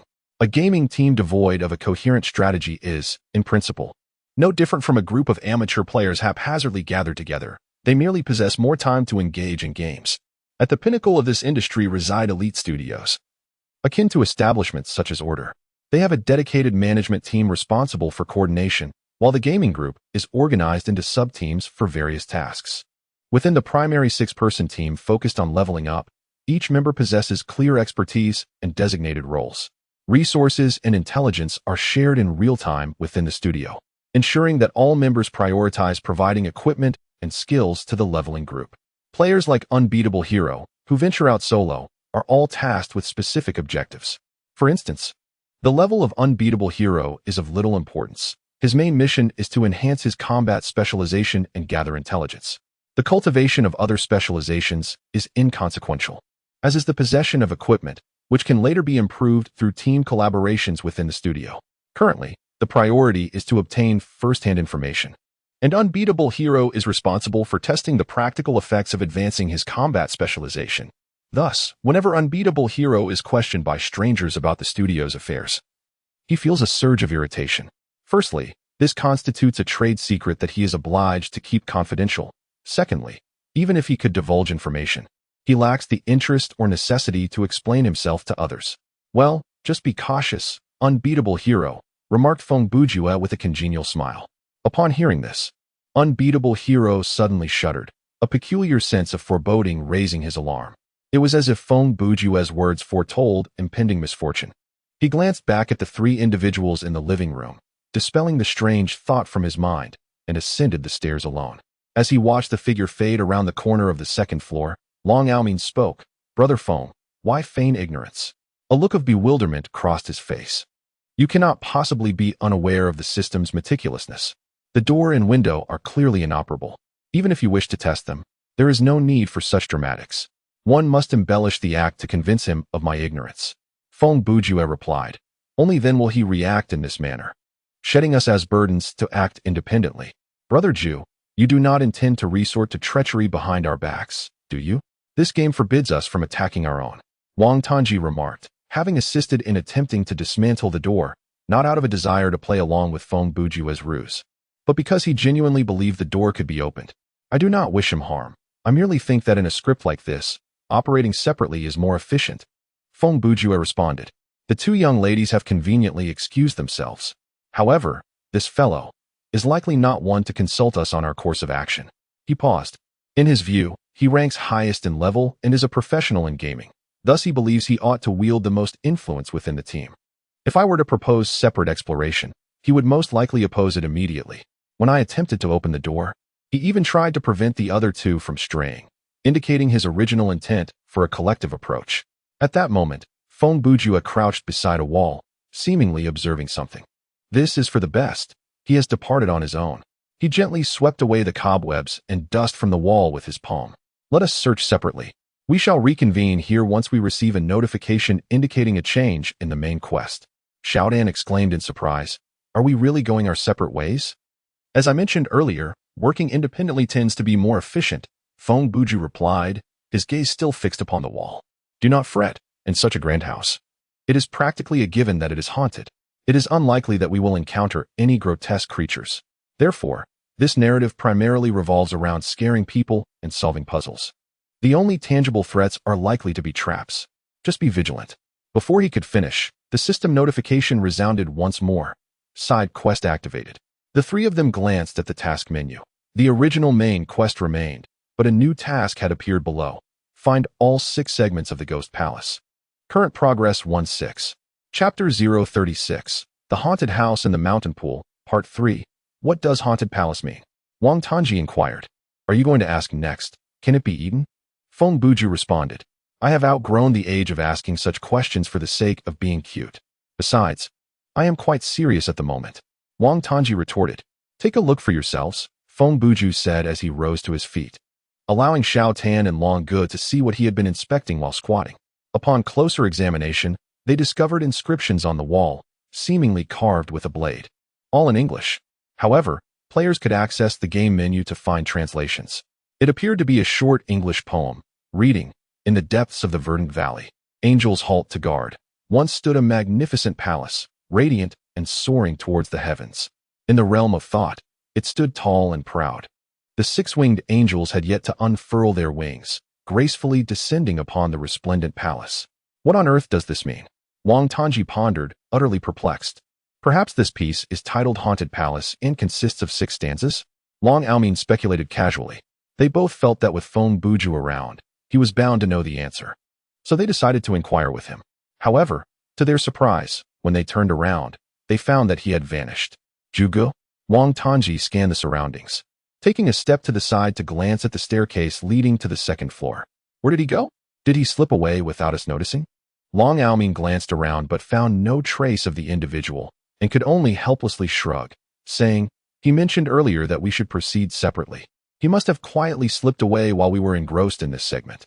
Wang Tanji replied, Then let us search for clues as well. After all, Brother Zhu stated that we should regroup here once the main quest changes. Long Aomin nodded in agreement, and the two promptly began their investigation of the 1st floor, systematically opening doors to inspect the rooms for any remnants of the Ghost Palace or other pertinent clues. Within the intricate corridors of the 1st floor, 2 female players advanced cautiously and deliberately. The tension in the air suggested they had encountered various traps along their journey. At this moment, Siyu Ruoli wielded a gleaming longsword. Though of ordinary quality, she had earned the title of Relentless Executioner with this unremarkable weapon, a testament to her exceptional skill. Beiling Xiaogu had not drawn her firearm, aligning her judgment with that of Feng Bujue. If the narrative was indeed rife with spirits and traps, firearms may prove unnecessary. Suddenly, Beiling, trailing behind, paused in surprise and remarked after a few seconds, they have stumbled upon a side quest. Siyu Ruoli glanced at the task details and inquired, Should we also seek out this Ghost Palace? There's no need to search deliberately, Beiling replied thoughtfully. We don't even know what it is yet, and besides, we are already in pursuit of clues. Then let us continue, Siyu Ruoli agreed. As if responding to a whisper of rain, he pressed onward once more. On the 2nd floor, the valiant warrior found himself in a remarkably spacious chamber. Much like the living room, this room featured narrow, elevated windows that stood a considerable distance from the dark, polished oak floor. A crimson glow seeped through the window panes, casting just enough light to illuminate the more prominent objects within, leaving one to ponder the source of such illumination at this late hour. The warrior strained his eyes but could not discern the distant corners of the room or the intricately patterned ceiling. Yet, he cared little for such details. It sufficed for him to know that no monsters lurked in the shadows. The walls were draped with dim curtains, and the furnishings were grand yet dilapidated, exuding an air of discomfort. Scattered books and musical instruments did little to enliven the room, while a palpable sense of desolation hung in the air, saturating the atmosphere with gloom and foreboding. Upon receiving a task notification, the warrior glanced at the menu, his immediate thought being that the 2 female players had uncovered something within the estate, triggering a side quest. He held little belief that the other 3 novices could have stumbled upon it. Although not particularly skilled in puzzles, the warrior was nonetheless a seasoned player, possessing ample gaming experience, if not deductive reasoning. He began by conducting a cursory search of the room, hoping to uncover equipment or consumables. Regrettably, within this chamber, the only instruments available for wielding are a lone wooden guitar and a violin with a broken string. Employing these fragile wooden artifacts to combat foes is scarcely more effective than confronting them barehanded. For the title of Reckless Brawler bestows upon him a unique ability that passively enhances the destructive power of his fists. Unable to locate any equipment, the indomitable hero begins to seek out quest items. He remains oblivious to the nature of the Ghost Palace and possesses no interest in gathering the scattered tomes strewn across the floor for perusal. Instead, he strides towards the most promising clue within the room, a letter enveloped upon the writing desk. All other readable materials in the room lie either discarded or heaped upon the ground. Only this envelope remains atop the desk, secured beneath an inkwell. Upon lifting the inkwell, the hero observes that some ink has seeped through the envelope, leaving behind a dried stain. He takes up the envelope, gives it a brisk blow, and gently taps it to dislodge the dust before carefully unsealing it and extracting the letter within.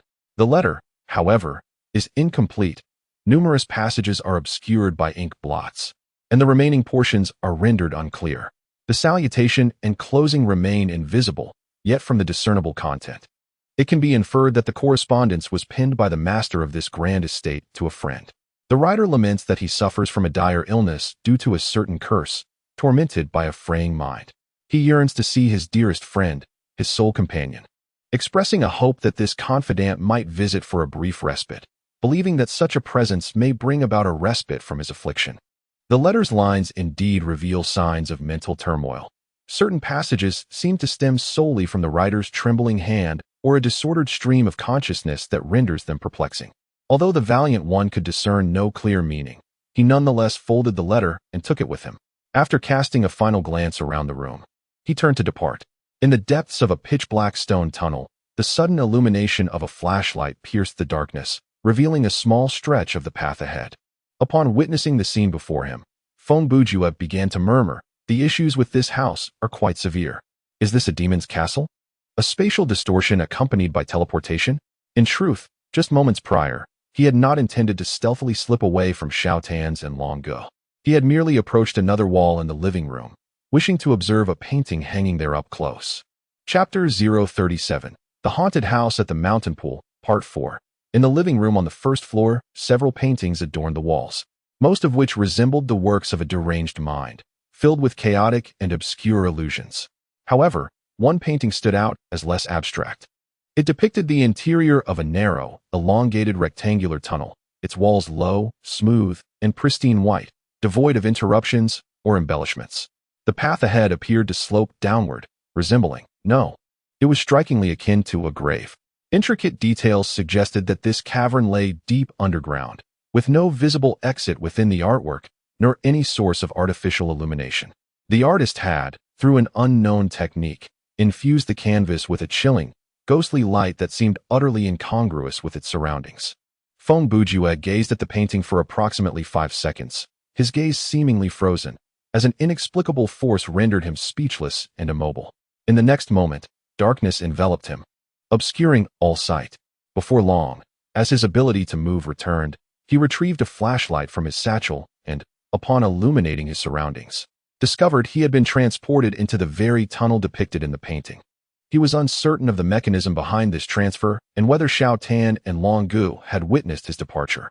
Regardless of their awareness, he realized he would have to rely solely on his own strength to escape this place. Behind him stood a stone wall, unyielding to his push, while the low ceiling offered no apparent means of escape above. With a resigned sigh, Feng Bujue donned the eye of hatred from his satchel, holding the flashlight in one hand and a wrench in the other, as he began his descent along the tunnel. With jazz dance gracing his feet, Feng Bujue felt no concern over the potential depletion of his stamina due to exploration. The distance traversed mattered little to him.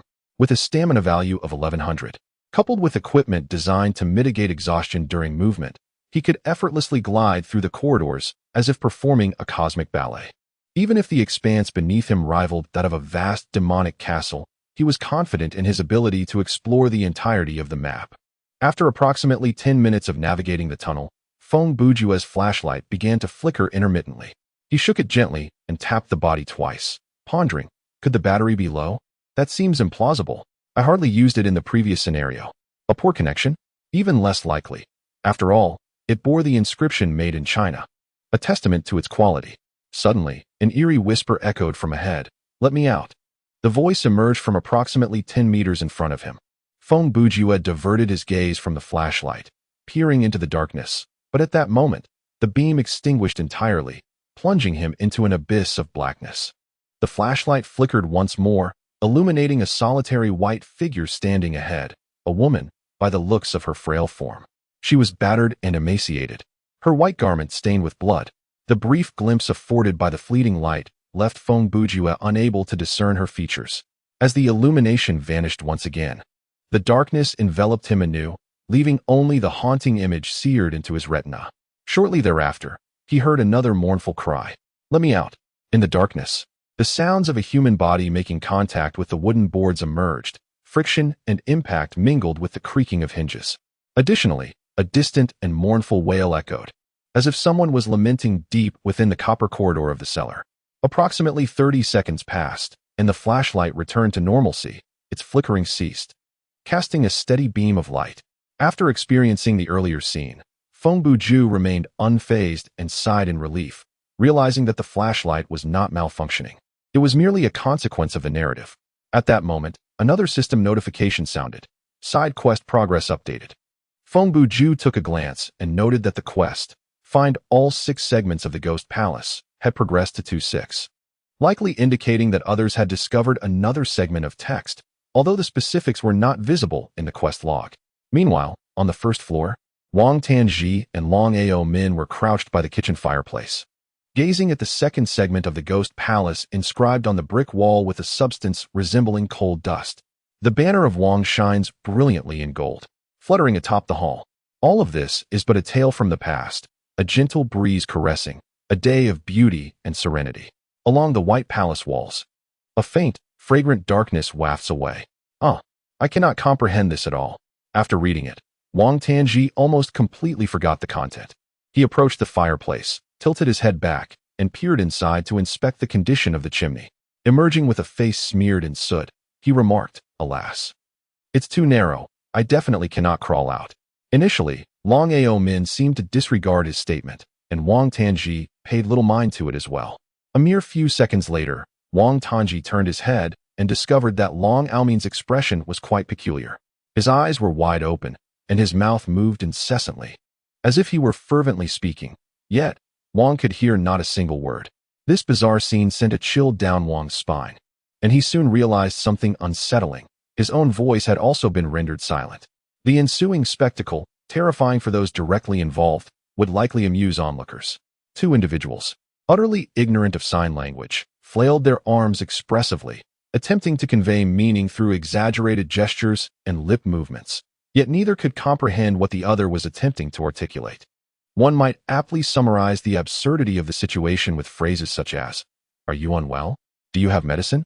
How much do you have? How much do you consume? You have as much as you eat. Are you unwell?" However, in truth, their respective dialogues were as follows. Wang Tanji: "What is happening? What are you saying? What does your gesture mean?" Long Ao Min: "It is that black substance on your face that is causing the trouble." From Long Ao Min's perspective, the dark soot on Wang Tanji's face resembled a living mask, contorting into a grotesque grin. The expression of this charcoal visage bore no relation to Wang's actual emotions, appearing instead as a painting floating upon his countenance. At last, Long Ao Min devised a plan. He discovered a rag in the disheveled kitchen and held it before his face at a distance, performing a clockwise wiping motion. Then, he pointed at the cloth and subsequently at Wang Tanji's face. The latter seemed to comprehend and took the cloth, indiscriminately applying it to his face in a hurried manner. When he removed the rag, both regained their ability to speak normally. "Wow, what sort of creature is this?" Wang Tanji exclaimed as he gazed at the cloth in his hand.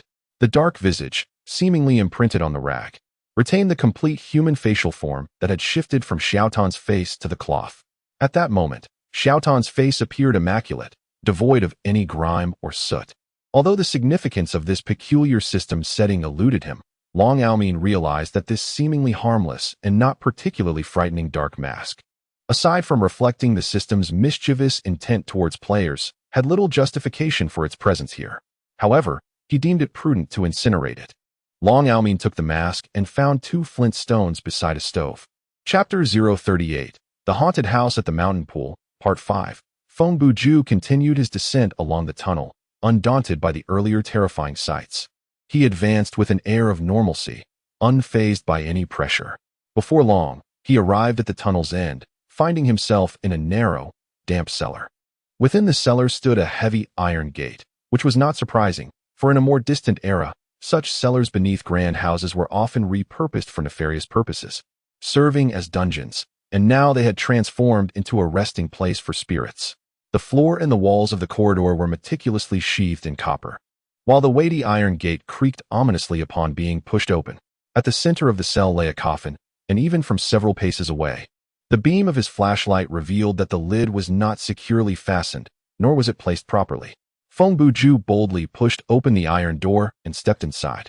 Yet he did not hasten to lift the coffin lid. Instead, he first scanned the surrounding walls with his flashlight. His efforts bore fruit. On one wall, he discovered another segment from the ghostly realm, inscribed in blood.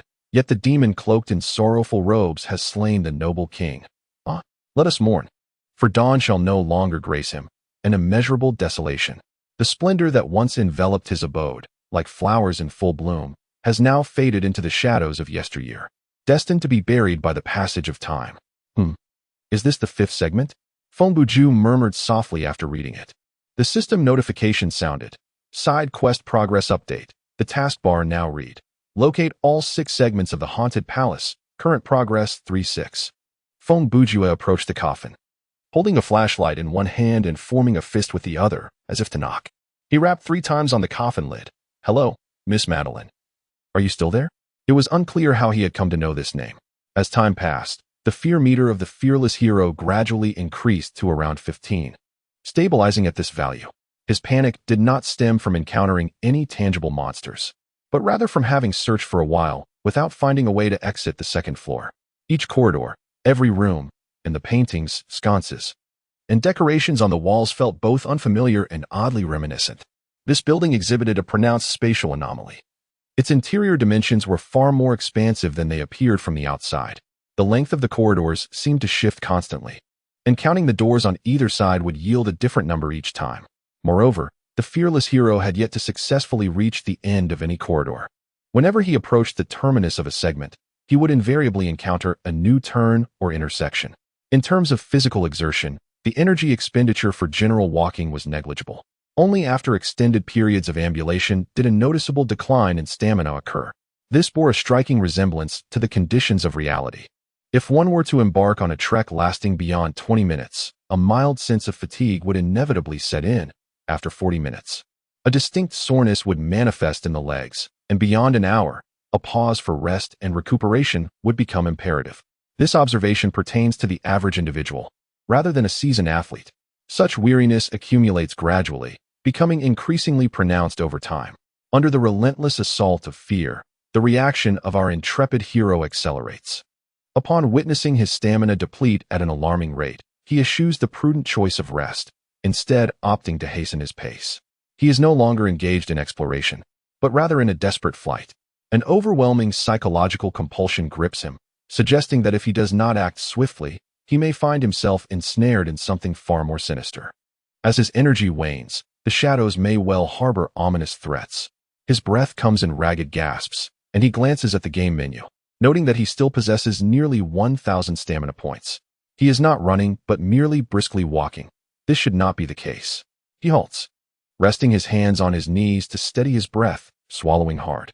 In that moment, he becomes acutely aware of an unusual sensation within his abdomen, though he cannot quite articulate its nature. What is happening? He murmurs, engaging in self-dialogue to mitigate the encroaching dread and sharpen his focus. Suddenly, his gaze caught something. He turned his face away and discovered a mirror beside him. A tall, square mirror, approximately 2 meters in height, embedded in the wall of the corridor, adorned with a wooden frame featuring simple yet exquisite carvings. How peculiar. Was this here just now? He couldn't help but voice his confusion, a look of bewilderment crossing his face. At this moment, the valiant hero was already numb, fixated on the end of the corridor, steadfastly advancing without paying heed to the numerous doors lining the sides or the decorative elements such as paintings, sconces, and sculptures.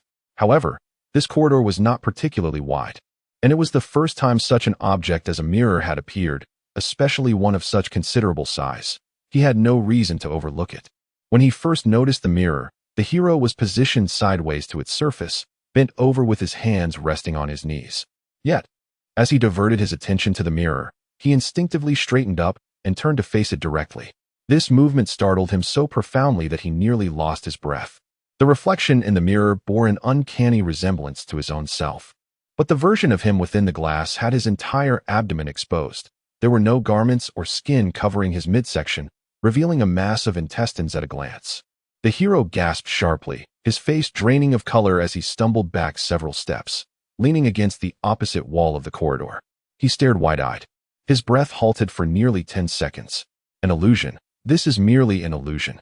After regaining a modicum of composure, he approached the mirror with a fierce expression, challenging the apparition. Was it merely a glimpse of his own innards that frightened him? Though he spoke with bravado, the terror was unmistakable. He was indeed frightened. When a person is gripped by fear, various responses may manifest, and anger is but one of them. The indomitable gaze of the brave warrior inadvertently fell upon his own abdomen in the mirror, where he discerned the unsettling movement of his innards.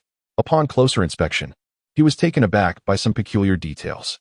The cross-section of his intestines appeared increasingly bizarre, resembling a corridor. A chill crept down his spine, rendering his neck rigid and immovable. 2 seconds later, he bellowed in fury, delivering a powerful kick to the mirror, shattering it, and then turned to flee. However, as he pivoted, he was met with the sight of countless mirrors lining the corridor on either side. The original doorways vanished, leaving mirrors virtually everywhere. The invincible warrior let out a roar, charging forward with unwavering determination. He was oblivious to whether this was merely an illusion or a genuine transformation of the grand house. Yet he felt an overwhelming sense of dread and peril, wishing to linger in those corridors for not a moment longer. With a resounding crash, a figure shattered the glass window, leaping from the second floor of the mansion. In that instant of free fall, the brave warrior was caught unawares. Just a moment prior, he had been racing through the corridor, with a clear path ahead. The next instant, the sharp glass sliced through his skin, and the impact delivered a jolt of pain as he collided with something, causing him to lose his balance and begin to plummet. In the fleeting moment before death, he beheld the scene outside the house.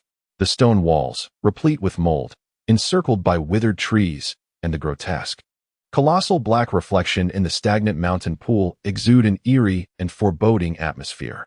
An unsettling essence seeps from the waters, the mountains, and the depths of the grand mansion, casting a shadow over both the material and spiritual realms. In the intangible silence, the valiant hero, unrivaled, plunged into the exterior mountain pool. Where the sinister marsh swallowed him whole, he could not utter a single sound, and the imposing mansion loomed above like a merciless specter, observing yet another life fade away.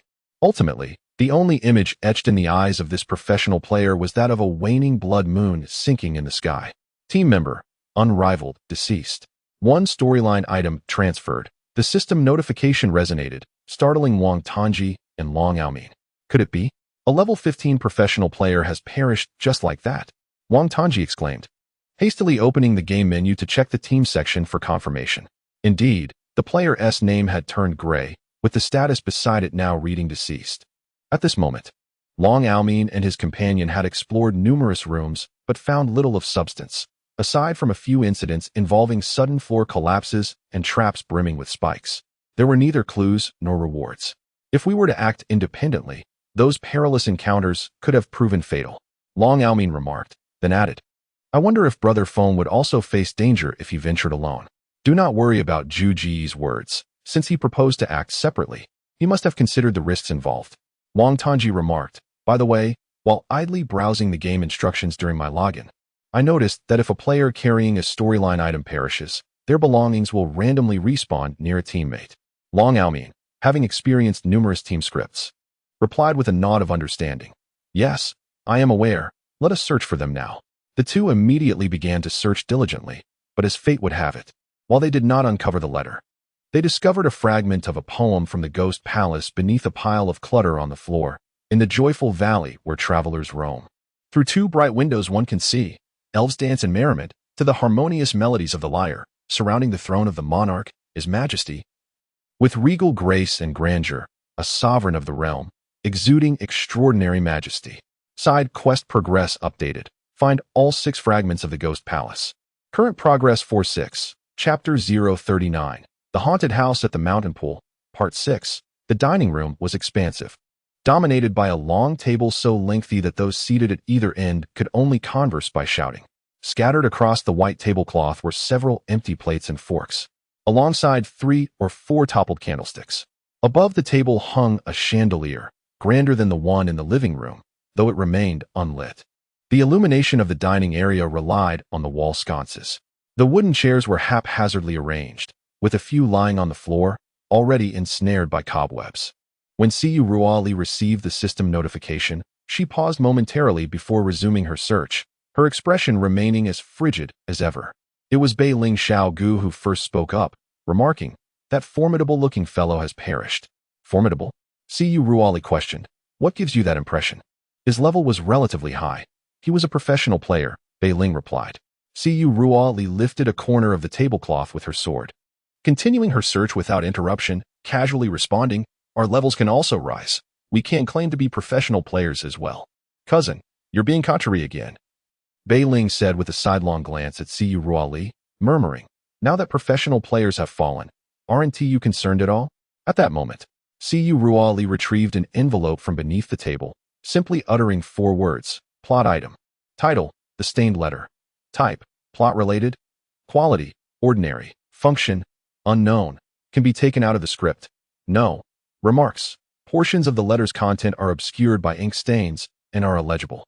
She extended her hand to pass the letter to the sorrowful spirit, Sad Bone, while remarking, "This item likely did not originally lie beneath the table. It must have been reset after the demise of that invincible hero." Sad Bone accepted the letter, unfolded it briefly, and then tucked it into the satchel hanging at his waist. Licking his lips, Assuming this letter serves as one of the keys to unraveling the main storyline.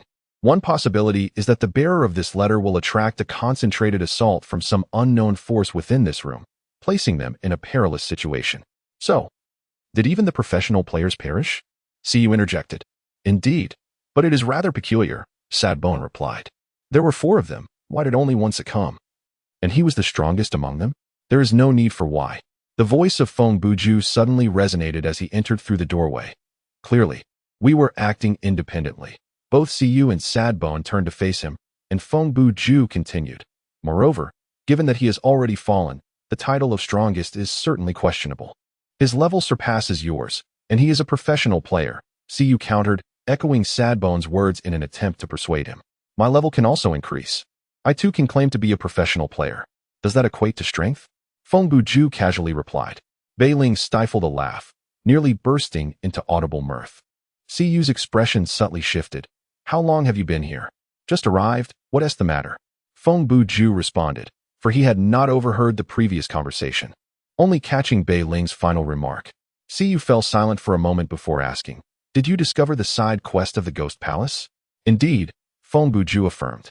"I found the 1st and 5th segments. Were the other 2 uncovered by you?" Bei Ling shook his head in negation. "No, we encountered numerous traps along the way." Siyu continued, "What exactly is the Ghost Palace? Is it a text or some kind of object?" "It is a poem." Wang Tianxi also appeared at the doorway of the dining hall, with Long Ao Min beside him. "Well timed," Feng Bujue remarked. "Which segment have you found?" "The good news is, we discovered 2 segments," Long Ao Min stated.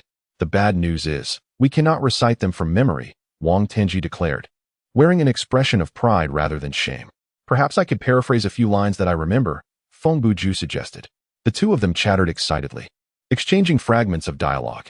After listening, Feng Bujue concluded, it must be the 2nd and 3rd segments. Then, he performed an astonishing act. He recited verbatim the 2 segments that Xiao Tan and Long Gu had found, inquiring if they were correct. "Zhu Gu, what is going on?" Wang Tianxi exclaimed. "Are you secretly following us?"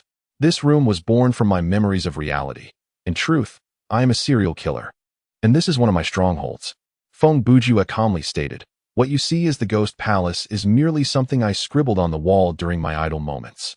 Wang Tianxi's jaw dropped as if dislocated. He stared at Feng Bujue with wide eyes, his mind a chaotic whirlwind. After 10 seconds, Feng Bujue remarked, "You are the only one who has yet to grasp that this is a jest." "Haraha." Long Ao Min suddenly burst into laughter. He had quickly understood that Feng Bujue was joking, though he found it rather unamusing. However, Wang Tianxi's gullible reaction rendered him speechless. This madman, he thought. Having finished his dark humor, Can you please enlighten us on the actual circumstances? Bei Ling interjected. Not only do you know the sequence of those passages, but you can also recite the content. Surely, you are aware of the origin of the Ghost Palace poem? Feng Bujue replied. This poem is derived from Edgar Allan Poe's short story The Fall of the House of Usher. I believe this script is also inspired by that work. He pulled up a stool and sat down. Has anyone among you read it? No, replied the other three in unison. Their voices elongated as if they were elementary students responding to a teacher's question, except for C.U. Ruoli. Perhaps it's for the best. His novels are not particularly captivating. Feng Bujue continued. Poe was merely a highbrow literary rogue, dabbling in gambling and alcoholism, chasing after mature women, and marrying young girls. Throughout his life, he tirelessly wielded his pen to satirize others, with the majority of his novels prioritizing atmosphere over plot. At times, he resorted to clever tricks, such as fabricating a quote at the beginning of Laquilla, attributing it to Joseph Granville with a mere dash. Fully aware that had there been search engines in the 19th century, he would have been publicly shamed by critics. It sounds like you are quite the devoted fan, remarked C.U. Ruoli coolly. You seem to be envious and resentful, retorted Bei Ling Xiaogu with a disdainful glance. The more I listen, the more it resembles you, Wang Tianji observed. Dear brother Feng, please conduct yourself with dignity, Long Ao Min suggested, unsure of what else to say. Feng Bujue stood up, maintaining a composed facade as he insisted, I merely have a passing knowledge. It is nothing of significance. You can recite that poem, so spare us the explanations, C.U. interrupted. This elder sister. Feng Bujue began. How old are you to call me elder sister? She inquired. This younger sister. Try calling me that again. Feng Bujue inhaled deeply. Heroine C. I am quite the well-read individual. Mr. Feng, truly, you need not explain yourself to me, C.U. Ruoli replied, a barely perceptible smile gracing her lips. Feng Bujue appeared momentarily stunned, then casually turned away, stating, the wind today is quite boisterous. Long Ao Min felt a sense of embarrassment and said, Dear brother Feng, even if your ruse has been exposed, there is no need to take it to heart. Let us continue our search for clues. Feng Bujue could hardly suppress a surge of blood rising in his throat. Pondering internally, why not simply utter the latter part of your statement? Was the first half merely a dagger to the heart? By the way, I was just about to inquire, don't you find this peculiar? Feng Bujue remarked solemnly. How is it that we have all gathered in the dining hall? The structure of this room should be subject to change. Our simultaneous convergence here could signify. Before he could finish his thought, a resounding bang echoed as the sole door to the dining hall swung shut of its own accord. Chapter 040. The Haunted House of the Mountain Pool, Part 7. Moments prior, the invincible hero had not yet met his demise, and Feng Bujue remained ensconced within the confines of the cellar. He rapped lightly upon the coffin lid and, in a teasing manner, uttered, Hello, Miss Madeleine. Are you still there? Naturally, he did not anticipate a response from within the coffin, let alone one delivered in a displeased tone. Get lost. For he was well aware that the interior was devoid of any presence. After perusing the initial segment of the ghostly abode, Feng Bujue surmised that the setting of this mansion likely mirrored that of the Usher house from a certain novel. Upon entering the cellar, encountering the coffin, and observing the fifth segment of the haunted mansion, his conviction grew stronger. Feng Bujue was indeed erudite, yet he had not ascended to the level of perfect recall. Aside from the trivialities dismissed as informational detritus from his memories attic, he could generally recollect about 60 to 70% of the content from novels he had previously read. It was impossible for him to stand there and recite the entire 6 segments of the ghostly mansion after merely glancing at the first. Thus, he prompted Xiao Tan and Long Gu to articulate certain phrases, allowing the verses from his memory to gradually crystallize. Of course, he retained a fairly clear recollection of the overarching narrative of that novel. The name Edgar Allan Poe is familiar to many. He is heralded as the progenitor of detective fiction, and his Murder on Morgue Street is regarded as the first true detective novel in modern literature, a title he employed upon its publication. However, that was in the year 1841, and The Fall of the House of Usher was penned prior to this narrative, serving as a gothic horror tale steeped in an atmosphere of profound gloom.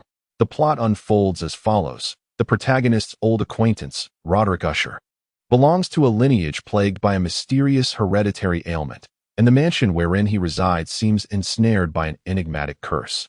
For centuries, the Usher family has perpetuated a grim legacy, with death begetting death, rendering the original name of this ancient estate all but forgotten. The edifice and the family have become synonymous. When one speaks of the House of Usher, they refer not only to the dwelling but also to the family itself. One fateful day, Roderick penned a letter to the protagonist, foretelling his imminent demise, as illness had ravaged him, leaving him gaunt and delirious. He warned that an unknown terror within the House of Usher threatened to obliterate his sanity and claim his life. The protagonist, intent on visiting and providing solace to his ailing friend, hoped for his recovery. Yet, on the very night of the protagonist's arrival, Miss Madeline, Roderick's sister and his sole remaining kin, succumbed to her long-standing illness. She had been Roderick's only companion throughout the years, battling her affliction without ever succumbing to bed rest. Roderick's profound melancholy and near-deranged state of mind were primarily induced by her condition. He requested that prior to her burial, her body be placed in a crypt for a period of 14 days. The protagonist personally assisted his friend in placing Miss Madeline into the coffin, interring her in the cellar, yet unbeknownst to all, she was not dead. After 7 or 8 days, the grief-stricken Roderick succumbed to madness. On that terrifying night, the protagonist witnessed the horrifying visage of Miss Madeline materialize within the house, instilling fear that ultimately caused her brother to perish, after which she too breathed her last. The protagonist fled the House of Usher, witnessing the structure collapse into the tarn. This narrative is rife with inexplicable elements. For instance, how did Madeline come to be buried alive without anyone noticing? How could a woman who had struggled in a coffin for days possess the strength to return to the mansion with such ferocity? What caused the estate to crumble? Was it a localized tremor or a controlled demolition? However, readers of the 19th century would hardly pose such inquiries regarding a tale of horror and suspense. It was only in the latter part of the 20th century that a proliferation of professionals, engaging in excessive interpretation and nitpicking, emerged across various fields. Particularly within the cultural domain. Had Poe lived in the 21st century, it is likely that any charlatan masquerading as a professor would have the audacity to diminish his work to insignificance, or perhaps would seek to articulate unfounded viewpoints derived from his writings through deep analysis. Yet, I digress from that topic and return to the story. According to the narrative, the coffin must surely be empty, regardless of whether the specter seen by the protagonist in the tunnel was indeed the ghost of Madeline. Her corpse was no longer in the cellar, but rather within the mansion. Upon prying open the coffin lid, the protagonist discovered, to his astonishment, that it was indeed vacant, devoid of any remains. He waved his hand to disperse the swirling dust, and then illuminated the interior of the coffin with his flashlight. Soon, he discovered a small inscription on a wooden plank at the head end, seemingly etched out painstakingly with a fingernail. The message consisted of a single sentence, devoid of punctuation, and the letters appeared to be "Ask you." Considering the circumstances, in the darkness of the coffin, Madeline could not ascertain whether her letters were neatly formed, and she had to maintain a particular posture to carve them above her head. Thus, the fact that they were decipherable was already quite commendable. Hidden task has been triggered. Feng Bujue heard the system prompt and promptly opened the menu. At that moment, he noticed another notification window overlaying the forefront. Hidden tasks within the script can yield substantial rewards, but the discovery and completion of these tasks will be more challenging than main and side quests. Relevant system prompts for hidden tasks, including voice, text, and task content in the menu, are visible only to the player who discovers the task. If hidden tasks are discovered in a multiplayer setting, all present players will jointly receive the task. However, hidden tasks cannot be shared with a delay, whether executed by one or multiple players, if they describe the task content to others. The latter will gain access to the task details and progress in the menu, but will not be regarded as having accepted the task and will not receive completion rewards. The above prompts will only appear when a player first discovers a hidden task. If you wish to review it again, you may search in the game instructions. This implies whoever discovers it must handle it independently, subsequently claiming the reward for themselves. Feng Bujue contemplated as he closed the two prompt windows. Glancing at the task, rescue Miss Madeline's soul, he mused, so this is the situation. He had formed an inference regarding the narrative direction of this script, yet the pressing question remained, how to extricate himself from this cellar. Once more, he raised his flashlight, conducting a more meticulous search of his surroundings, but to no avail. His gaze returned to the coffin. Apart from the inscription and some scratches left on the wood, there were no valuable clues to be found. Feng Bujue tilted the flashlight inside the coffin, propping the illuminated end upward, then bent down to retrieve the heavy coffin lid from the ground. He leaned it against the wall and examined both sides thoroughly. Yet the substantial piece of timber revealed nothing of interest. Suddenly, his actions came to an abrupt halt as he pondered. The individual lying within the coffin should be supine. If there were inscriptions, they ought to be etched onto the coffin lid. Even if she feared that someone might overlook the engravings on the lid upon opening the coffin, why was there not a single trace of struggle on this board? The scratches and marks of kicking were evident elsewhere, while this lid appeared as pristine as new. Feng Bujue picked up the flashlight and directed its beam towards the coffin lid resting against the wall. He crouched down, scrutinizing the piece of wood. After a moment, he extended his hand to tap it. The lid emitted the ordinary sound of solid wood, suggesting it did not conceal any hidden compartments. At that moment, Feng Bujue made a rather audacious decision. At least, it would be deemed so by others. He lifted the coffin lid, covering 2/3 of the coffin vertically, and then he himself crawled inside. Once comfortably positioned, he supported the lid with both hands, straining upward to restore the coffin to its closed state. Lying within, he felt a distinct discomfort, not due to psychological reasons, but rather because the coffin lacked a soft lining. It was merely wood, akin to resting on a hard plank bed with no bedding at all. Feng Bujue found himself in a predicament reminiscent of Miss Madeline. He shone his flashlight at the coffin lid and murmured, "How on earth did you manage to escape?" As he spoke, he attempted to push the lid with one hand. To his surprise, it would not budge. "Oh." Feng Bujue paused, promptly resting the flashlight against his neck. He exerted both hands and feet, straining with all his might, kicking several times, yet the lid remained impervious to his efforts.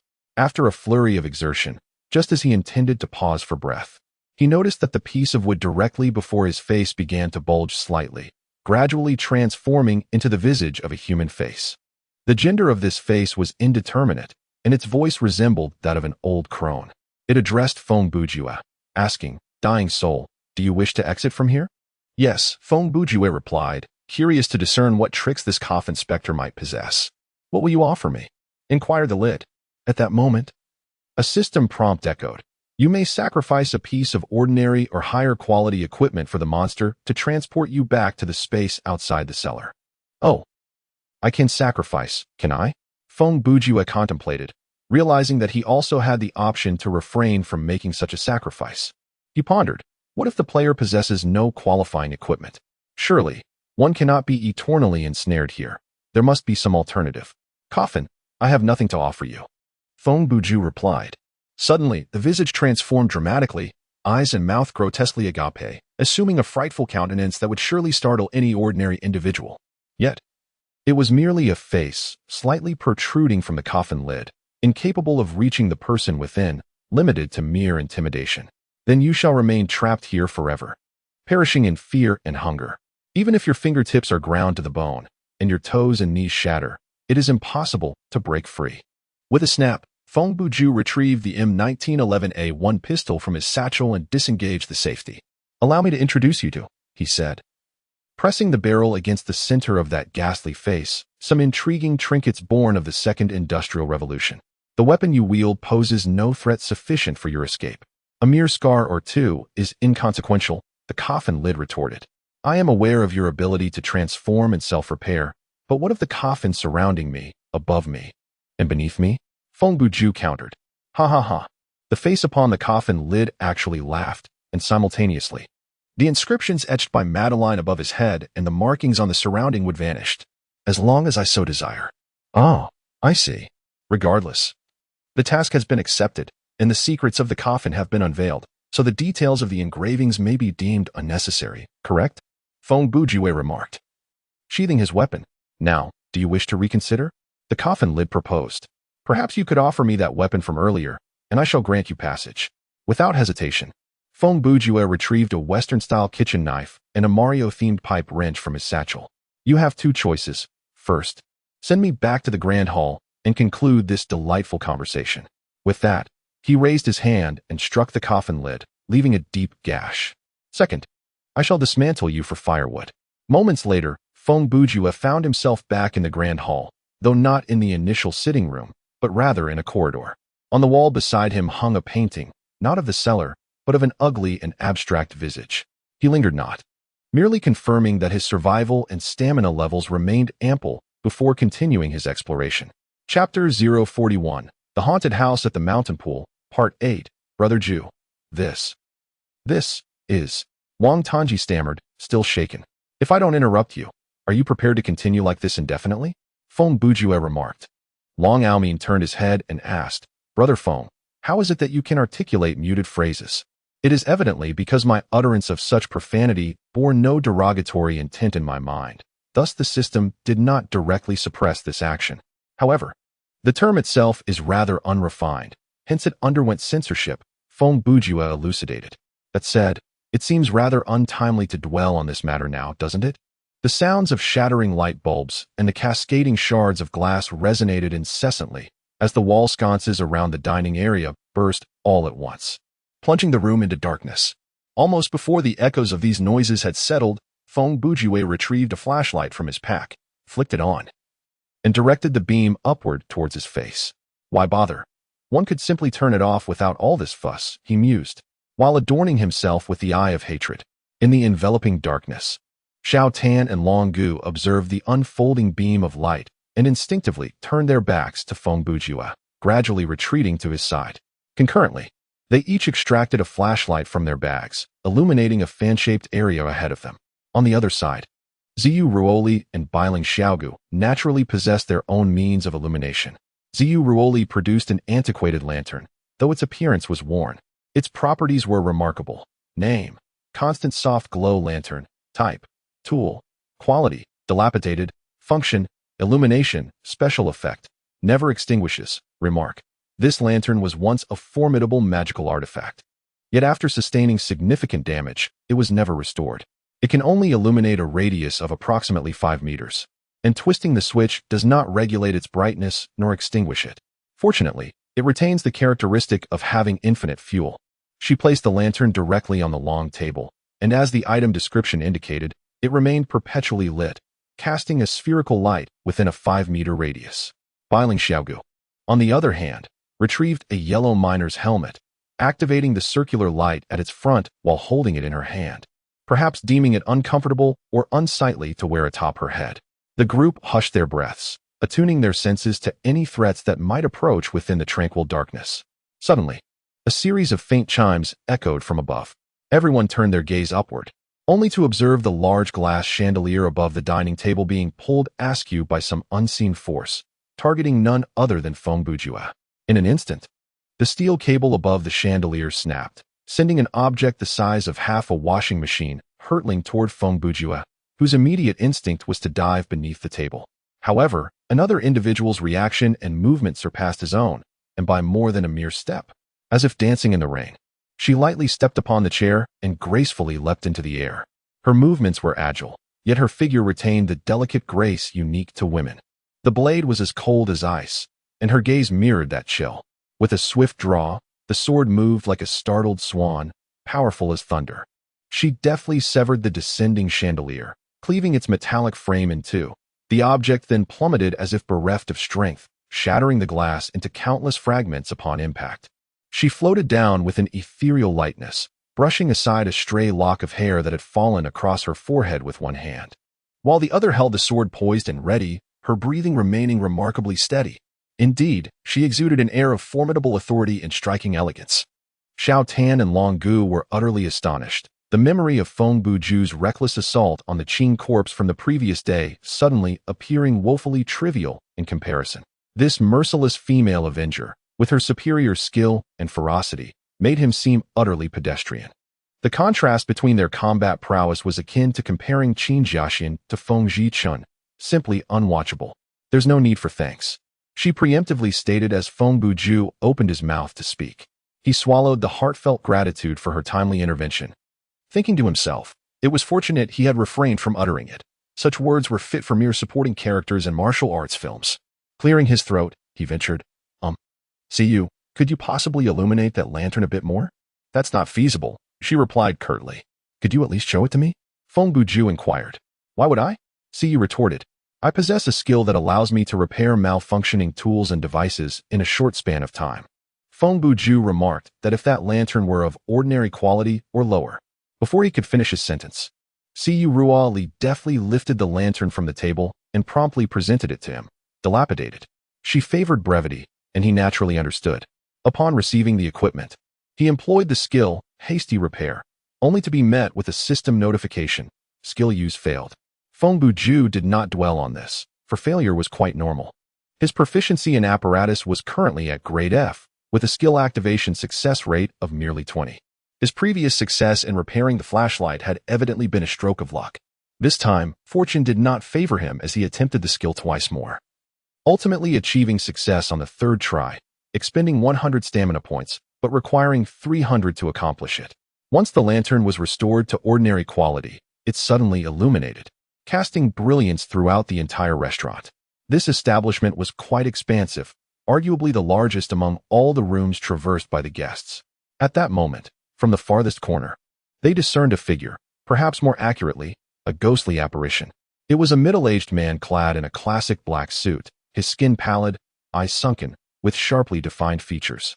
His broad forehead and square jaw made him unforgettable at first glance. According to some common legends, the appearance of a ghost, including attire and demeanor, often reflects how they looked at the moment of death or their most frequently maintained visage in life. Judging by this man's appearance and demeanor, it was unmistakably Roderick Usher. Originally, this specter concealed itself in the obscure corners untouched by the beam of the flashlight, ensconced within the shadows of darkness. Yet, at this moment, the sudden illumination from the lantern rendered it utterly visible. Roderick appeared to cower before the light, shielding his eyes with his hand and curling into himself. Emitting a fierce roar, Feng Bujue, undeterred and with unwavering steps, advanced towards the apparition while brandishing the lantern, his voice resonating with confidence. "Mr. Usher, please enlighten us on how we may depart from this place. Do not approach." Roderick uttered, his initial tone surprisingly gentle, almost conveying a sense of weakness. However, as he reached the final words, he withdrew his hands from his face, revealing a contorted visage, akin to a frenzied beast, bellowing, "Pay the price." Feng Bujue stood merely a meter away, displaying no reaction whatsoever. Behind him, several individuals were visibly startled by Roderick's abrupt transformation. "What do you intend to do? Use a chair to strike me from behind?" Feng Bujue understood that this entity was merely an intangible specter, capable only of manipulating the objects within the room to launch its attacks. In the blink of an eye, a chair indeed levitated, hurtling swiftly towards Feng Bujue's back. This time, Long Ao Min, positioned relatively close, took a significant stride forward, extending his arm to block the blow for Feng Bujue with the shards of Ultron. "There are 5 individuals present, and it seems you have a peculiar interest in me."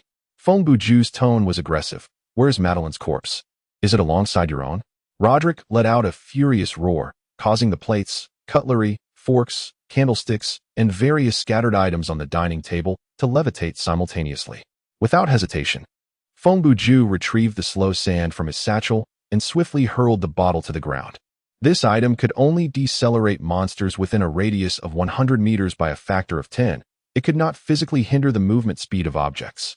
However, once Roderick was subjected to this deceleration, the mysterious force maintaining the levitation of those objects appeared to be affected, resulting in their abrupt descent.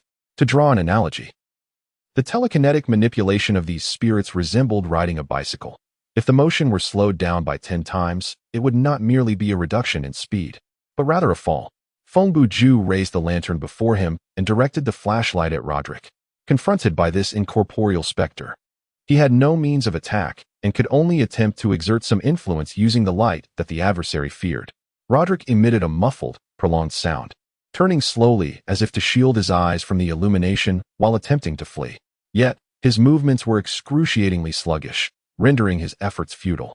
The difficulty of this scenario is quite ordinary, as long as one possesses powerful lighting equipment, remains vigilant in the face of traps within the Grand Hall, and does not succumb to illusions or similar deceptions. There is no need to worry about survival. Feng Bujue remarked that it could be deemed primarily a test of courage rather than combat prowess. He deftly passed his lantern-wielding hand through Roderick's ethereal form, the illumination rendering the specter increasingly translucent. However, this did not obliterate his presence. A minute swiftly elapsed, and Roderick retreated into the wall. Disappointed, Feng Bujue shrugged and returned to the long table, setting down the lantern. Let us clarify our thoughts, he said, propping up a wooden chair and seating himself. The narrative item that the invincible brother was transferred after his demise should be nearby. We must first seek it. The sad spirit directly produced a letter, stating, "This is it." Although the information it provides is rather limited, one can roughly deduce that the letter's author was not in a sound state of mind, afflicted by illness, and invited a friend to visit. "May I take a look?" Feng Bujue inquired. "Certainly." The sad spirit handed him the letter, adding, "If you are searching for any hidden messages, such as acrostics or romanized phonetics, this letter contains none." She had merely glanced at it earlier and had already confirmed this. Feng Bujue scrutinized the fragmented letter for a minute, concluding, players familiar with the novel may surmise from its content that this is the Esh House, while those unacquainted with it can glean some basic narrative settings. He returned the letter to the sad spirit, stating, "This item cannot be removed from the script. It appears to be merely a common narrative annotation, of little consequence to the progression of the game." The spirit of sorrow spoke, "Then please elucidate the current situation in detail. You seem remarkably well acquainted with this tale, and, just now, that specter was clearly fixated on you for its assault. As for me, possessing the narrative artifact left me unscathed. Surely, there is a reason for this?" Chapter 042, The Haunted House of Mountain Pond, Part 9. Feng Bujue succinctly recounted the plot of the novel, sharing his experiences of entering the cellar and the hidden task he had received. Subsequently, everyone was able to see his task listed in the task panel. However, they could only observe it, and even if Feng Bujue completed it, the rewards would be his alone. As he spoke, the lamp on the table dimmed again due to the expiration of his skill's duration.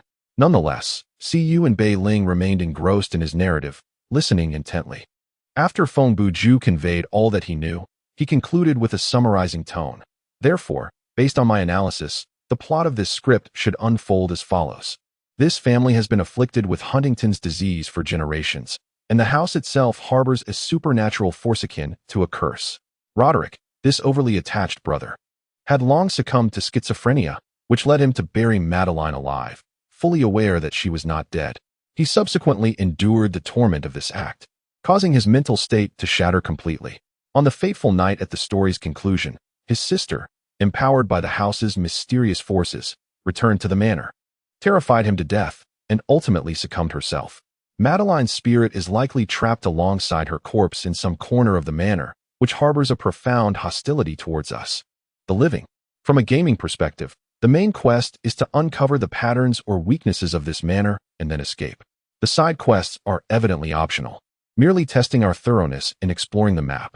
If one ventures into numerous rooms and searches meticulously, they can uncover all 6 segments of the ghostly realm and reap the rewards. As for the souls of the siblings, they serve merely as a continuation of the narrative, existing as a hidden task that is equally dispensable. Upon hearing his account, Ciyu was the first to respond. "It matters not. We can assist you." Feng Bujue had just clarified the situation. The main quest is not arduous, side quests are optional, and hidden tasks are not obligatory. He intended to solicit Ciyu and Bei Ling's opinions, inquiring whether they would be willing to aid him in completing the side and hidden quests. However, once again, the others preempted his question with their response. "Then I thank you both," Feng Bujue said. Ciyu did not reply, as she was not particularly fond of conversation. Bei Ling politely responded, "No need for thanks. We were already planning to undertake the side quests. As for the hidden tasks, they will undoubtedly be challenging, but we will do our utmost to assist you within our capabilities." Feng Bujue then rose and remarked, "Now, let us return to the question that was interrupted earlier. Why have we all arrived here simultaneously?" Xiaoten immediately interjected, "Isn't this house known to shift? It merely needs to alter a few corridors to connect the spaces, naturally guiding us here." Long Ao Min replied, "You speak of how we arrived here, rather than why we have come." The sorrowful spirit licked its lips and murmured, "The factors triggering such events are merely a few. A certain moment arrives, an object is acquired, or..." Feng Bujue interjected, "The exploration of the map is nearing a critical point." "What does that mean?" Xiaoten inquired. "Are you familiar with the game The Cabin's Terror?" Feng Bujue asked. "That tabletop game?" "Yes, precisely. What would happen if the map tiles for a certain level were exhausted?" Feng Bujue continued. "Then that level would..." Wang Tanji seemed to grasp the issue. "We would no longer be able to reveal new maps. Given the current circumstances, it appeared that the first floor had been thoroughly searched, and further exploration would merely lead us back to previously visited areas. Feng Bujue remarked, thus, we simultaneously found ourselves in a room, this dining area being akin to the last remaining piece of an unturned puzzle. So, shall we proceed to the second floor? Long Ao Min suggested, uneasily reminding, the invincible hero perished there for no apparent reason. The first floor contains 3 segments of haunted chambers, with another hidden in the cellar. Thus, the remaining 2 segments are undoubtedly on the second floor. And to pursue side quests, we must ascend. Feng Bujue replied. Furthermore, given that the first floor has been nearly explored, yet the main quest remains unchanged, it is impossible to complete any of them, main, side, or hidden, without going up. The sorrowful spirit added, as the concluding segment of the script, the difficulty upstairs.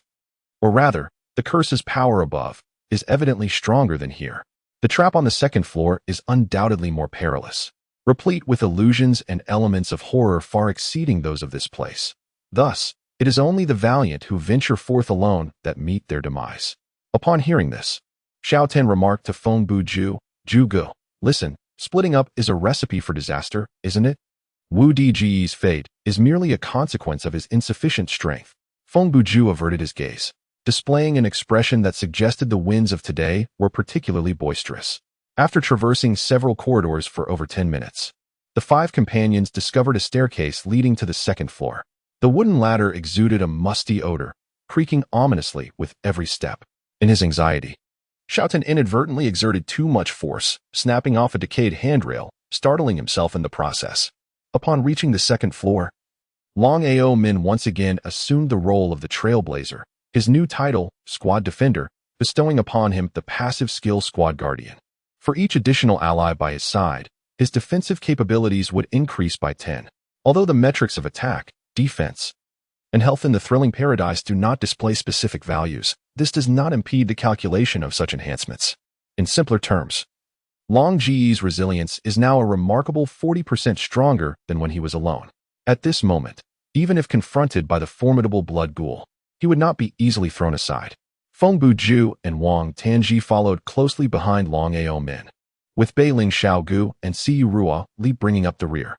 As they progressed, Beiling suddenly tapped Wang Tanji on the shoulder.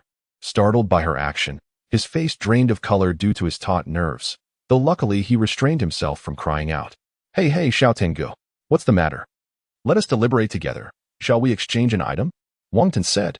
Which one? Huh? What do you possess? Beiling inquired with a smile.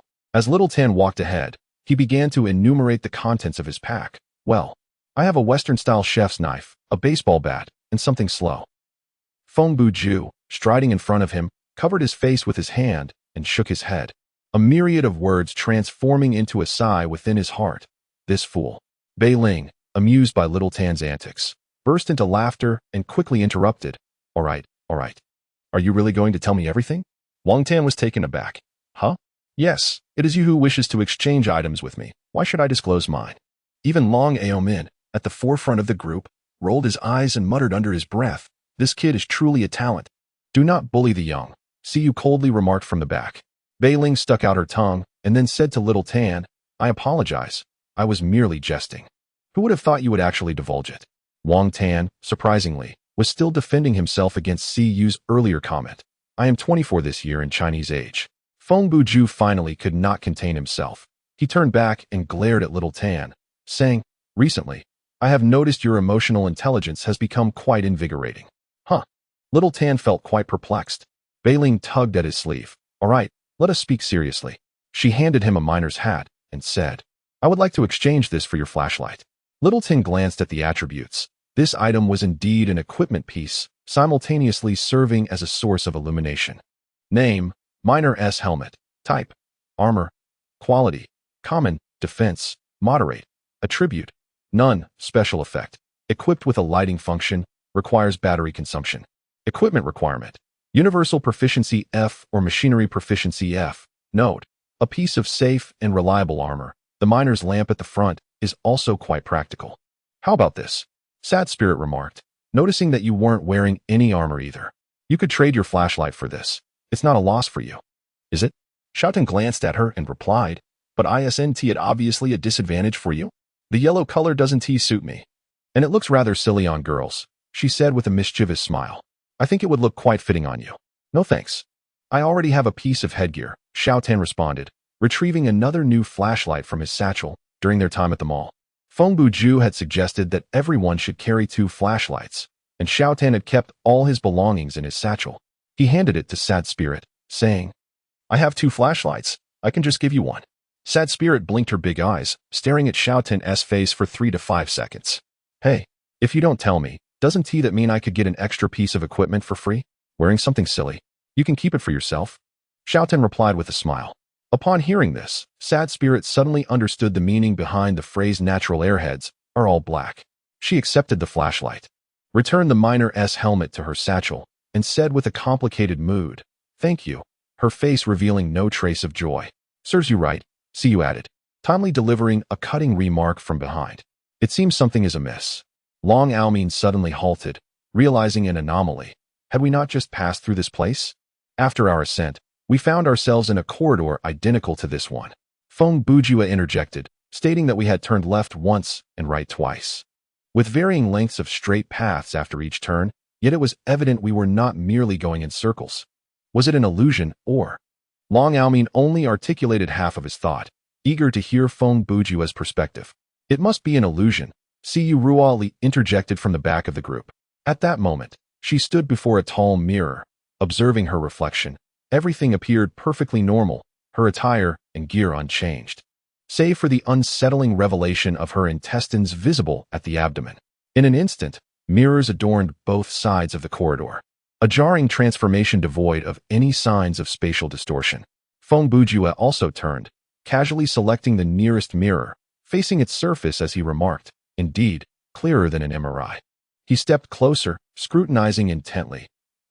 The cross-section of the intestines reveals intricate details of these corridors. How fascinating. Chapter 043, The Haunted House of the Mountain Pool, Part 10, Brother Feng. Have you perhaps become overly composed? Long Aoming remarked, feeling a touch of unease at the scene before him. However, Xiaotian exhibited a remarkable calmness, as he was not particularly troubled by visceral matters. Biling Xiaogu displayed little reaction, merely furrowing her delicate brows in mild disgust, while Siyu Ruali's level of composure rivaled that of Feng Bujue. Let us hypothesize that Invincible Brother encounters a similar sight on the 2nd floor. Feng Bujue mused. Alone, he finds himself repeatedly confronted with the same corridor. The reflections in the mirror implying that he is ensnared within the writhing confines of his own intestines. What would be his response? Run. Siyu's answer was consistently straightforward, concise to the point of being terse. Indeed, Feng Bujue nodded. Therefore, we must refrain from running and instead, slow our pace. Was it panic that led to his demise? Long Aoming pondered for a moment before suggesting, perhaps this repetitive corridor might suddenly reveal a trap? Or some nearly invisible steel wires suspended in midair? Xiaotian interjected, we have traversed this path before. Why did we not encounter any traps or? Were there mirrors here just now? Feng Bujue interrupted. The surroundings are subject to change at any moment. It is meaningless to dwell on it. He tapped against the wall on one side of the corridor. This wall may appear to be a wall, but it could also be a door, a window, or perhaps nothing at all, an utter void. He retrieved a baseball bat from his bag, declaring that from this moment onward, the visible environment could no longer serve as a reference point. Feng Bujue stepped in front of Long Aoming and announced, I shall lead the way with my eyes closed. He extended the bat before him like a blind man's cane, instructing them, you need not close your eyes. Simply follow closely behind me. Regardless of whether it appears that I am about to collide with a wall or stepping into thin air, do not alert me. Just keep following. After a moment of contemplation, he added, I will endeavor to concentrate and proceed swiftly, so the task of memory falls to you. There is no need to remember the entire route. Just recall the directions of the first 2 turns. If I turn in the same direction for the 3rd consecutive time, please speak up to prevent me. I must ask. Bei Ling could no longer restrain herself and voiced the question that Long Aoming had once posed. What exactly is your profession? A distinguished literary figure, Feng Bujue replied unabashedly. Upon hearing this, Siyu's expression shifted, and she inquired with curiosity, a novelist? Wow, Si, you are truly impressive to deduce that. Xiaotan remarked. Feng Bujue found himself perplexed, pondering, how many times has she seen through me? What is happening? Oh, so you are somewhat of a celebrity? Bei Ling asked. Perhaps my fame is on par with that of a second or third-tier actor, Feng Bujue candidly replied. Bei Ling paused for a moment, then promptly opened the menu to glance at the player nicknames in the team section, thinking to herself, Feng Bujue. Could it be? Is he really that Bujue? Surprisingly, both his pin name and online alias are Bujue. Cousin, it is indeed you. Bei Ling turned her head, lowering her voice as if she intended to whisper something to CU. I understand, but CU interrupted her. Raising her voice slightly, this is not the time for idle chatter. Lead the way, great literary master. Feng Bujue remained oblivious, shrugging his shoulders before turning away, closing his eyes, and extending the baseball bat ahead of him, beginning to move forward with a stoop. The necessity of bending was unavoidable. The bat measured approximately 100 centimeters, while a typical guiding cane could extend to the user's chest, yet the bat barely reached the waist. The group's pace was naturally a bit slower than before, but in terms of navigating without sight, it was still remarkably swift. As they reached the first corner, everything seemed normal. The wall at the end of the corridor was indeed tangible. Feng Bujue touched the wall and then turned left. Strangely, after his turn, he was not aligned with the corridor on his left, but was slightly askew. The four individuals with their eyes open followed him and soon encountered a shocking sight. Feng Bujue's body gradually merged into the wall on his right. They remained silent, merely trailing behind him, and as Feng Bujue proceeded along his straight path, the wall of the corridor intersected with this line, leading them all to sequentially pass through the wall. Human vision is easily deceived. Yet the innate sense of balance within the human body allows us to traverse a straight line without reliance on sight. Though these corridors appeared to form right angles, they were, in truth, slightly skewed. With his eyes closed, Feng Bujue navigated forward, relying solely on his instincts to turn at a right angle upon reaching the end. Thus, he deviated from the corridor's intended direction. Under his guidance, 5 individuals traversed the space between walls, unable to fully comprehend the ground beneath their feet, the stairs, or the decorations flanking them. The second floor of this grand residence was an extraordinarily peculiar expanse, where every object perceived, be it a door, a window, a wall, or even a vast hole in the ground, was a perplexing blend of reality and illusion, rendering it far more enigmatic than an ordinary labyrinth. What appeared to be a straight corridor was, in truth, curved, and places that seemed to be walls could be traversed. Only by closing one's eyes could one hope to walk in a straight line and proceed undistracted along the path envisioned in their mind. Otherwise, confusion would ensue. This bizarre journey persisted for a full 30 minutes, during which they encountered neither traps nor assaults from phantoms. It seemed that this realm of illusions was so daunting that even the spirits capable of passing through walls dared not enter. Along the way, aside from the environmental changes designed to disorient players, numerous endoscopic visions appeared, accompanied by a plethora of distorted images on the walls that threatened to induce dizziness at a mere glance. Undoubtedly, this path grew increasingly eerie. If one were to navigate this scenario alone, keeping their eyes open while exploring, success could indeed be attainable, but only with exceptional mental fortitude. The prolonged silence had significantly dampened the spirits of the group, yet, at last, this ordeal came to an end. Feng Bujue arrived at a door, a genuine door, flanked by solid walls on either side, indicating that this location marked the terminus of a series of illusory corridors. In reality, such a distance, if traversed in a conventional corridor, could be covered in a brisk 15 minutes. However, at this moment, even if he took half an hour to complete the journey, Feng Bujue found himself utterly exhausted. While his physical stamina remained adequate, it was primarily the mental fatigue that weighed him down. He was neither blind, nor had he undergone any specialized training, and walking with his eyes closed for such an extended duration proved exceedingly challenging. Should any curious observers wish to experience this, they might try closing their eyes and, without peeking, traverse their familiar home, visiting each room, which would reveal the difficulty of the endeavor. Do take care, however. It seems we have arrived, remarked Long Ao Min, who walked second in line. Feng Bujue opened his eyes, adjusting to the somewhat dim light surrounding him. Immediately, he beheld the end, a door that appeared to be forged from human flesh. Upon this grotesque portal, intricate networks resembling blood vessels inscribed a verse from the ghostly realm. Pearls glisten, gems shimmer, illuminating the portal of the celestial palace. Silken robes flutter. Radiance emanates. Fairies come forth in throngs. Echoes linger, melodious sounds entwine. Their sole mission is to sing, to extol the unparalleled wisdom of their sovereign. Side quest progress updated. Discover all 6 segments of the Ghostly Palace. Current progress 5-6. This is the 4th segment. Thus, only the 6th segment remains. Feng Bujue spoke nonchalantly as he reached for the doorknob made of bone. Let me take the lead here, Long Ao Min suggested. It's fine. Feng Bujue had already put away his baseball bat, and this time he wasn't even wearing the gaze of hatred. Previously, when Roderick manipulated the chandelier in the restaurant, the gaze of hatred had failed to detect him as he lurked in the shadows. Later, when he controlled a chair, Feng Bujue observed that Roderick's target was the wooden chair itself. This indicated that for such a creature, which employed indirect attacks, the gaze of hatred was of no use. Upon pushing open the door, he found himself in a moderately sized room, devoid of windows and illumination, with walls forged from flesh and a floor constructed of bones. The ceiling was entwined with strands of black hair, intricately woven together to form an arched roof. Apart from this door, there was no other exit from the room. Suspended from a human bone beam in the center of the room were 2 corpses, one male and one female, both ensnared by something akin to intestines, dangling in midair. The man was clad in a classic black suit, while the woman wore white attire. The bodies showed no signs of decay, their skin a ghastly pale, eyes tightly shut, exuding an indefinable aura of death. Chapter 044, The Haunted House of Mountain Pond, Part 11. Upon entering the room, Feng Bujue instinctively exclaimed, "Could this possibly be SCP-002?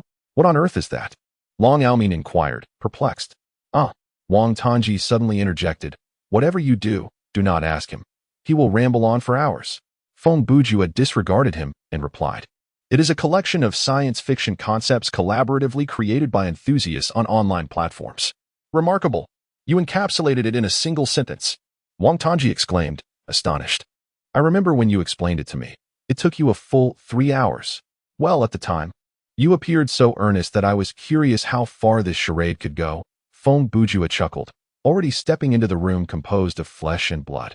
The other 4 followed him inside, none wishing to linger in the ever-shifting corridor outside.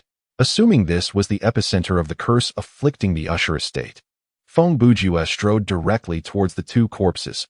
The entire room was constructed from the souls or bodies of the Usher family's ancestors, and inevitably, the remains of Roderick and Madeline would also become part of this chamber. He grasped Madeline's foot, attempting to detach it, but the intestines were ensnared tightly, rendering his efforts futile. Feng Bujue retrieved a kitchen knife from his bag, holding it horizontally in his mouth, appearing to intend to scale the body and sever the intestines above. "I will do it." With a delicate hand, Siyu pressed down on Feng Bujue's shoulder, halting his actions. Feng Bujue turned to face Siyu, who held his gaze intently. Without uttering a word, Siyu pointed at him and then gestured towards the ground. To his astonishment, Feng Bujue comprehended her intent. He knelt on one knee and leaned forward, presenting his back to her. Siyu advanced with her sword, stepping lightly just behind his shoulder, and with a graceful leap, she ascended, her sword tracing a perfect semicircle in the air, swiftly severing the 2 ropes that suspended the corpses. The lifeless bodies plummeted to the ground. Upon landing, Siyu expressed her gratitude to Feng Bujue with a simple, "Thank you." "It's nothing," Feng Bujue replied, feeling rather as though he had inconvenienced her. At that moment, the ghost of Roderick reappeared, materializing just outside the door, standing behind the weeping spirit. "You cannot change anything," Roderick proclaimed. His sudden voice startled the weeping spirit, causing her to whirl around, her flashlight sweeping towards the entrance, yet illuminating nothing. Meanwhile, on the floor, Roderick's corpse began to stir, the intestines that encircled him naturally loosening. As everyone's gaze shifted towards the doorway, the ghost manipulated its own lifeless form to rise from the ground, launching yet another assault on Feng Bujue. Feng Bujue remained vigilant. His eyes were fixed on the doorway, but upon hearing movement from his side, he instinctively reacted. He raised his kitchen knife and pivoted to block, the blade colliding precisely with Roderick's arm. Though this corpse had regained the semblance of mobility, it was ultimately still a mere vessel of flesh and blood. Feng Bujue's blade plunged directly into Roderick's right forearm, yet it became lodged against the bone, failing to sever it. Long Ao Min was not slow to react. Upon witnessing the scene, he sidestepped and advanced, raising his shield to deliver a horizontal strike aimed at Roderick's temple. The fragments of the Aochuang were indeed exquisite equipment. The designation of secondary Edmund alloy was no jest. Coupled with Long Ao Min's robust physique, The strike effortlessly dislodged Roderick's skullcap. The exposed brain appeared a ghastly shade of blackish gray, resembling crushed tofu, and emitted an exceedingly repulsive odor. Observing that the adversary's head had been nearly cleaved in twain, Feng Bujue hastily retrieved a pair of pliers with his free hand and began to jab at the corpse's chin with fervor, as if compelled by an urgent need. It seemed as though if he did not act swiftly, the head would be beyond his grasp. Seeing that these two were fully capable of handling the situation, Siyu chose not to intervene. Soon, only Feng Bujue remained, mercilessly beating the corpse.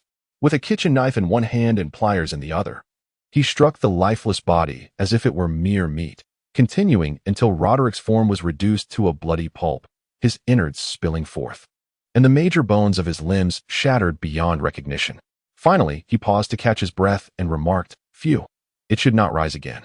Even Xiao Tan, accustomed to the sight of corpses, found it hard to contain himself, covering his mouth and exclaiming, "Rise? In such a state, how could it possibly rise? Surely, these objects could be fashioned into dumplings." The remains of Roderick lay in ruin, yet his specter once again manifested in a corner of the room, futile. "My flesh and blood are destined to merge with this abode. You are no exception."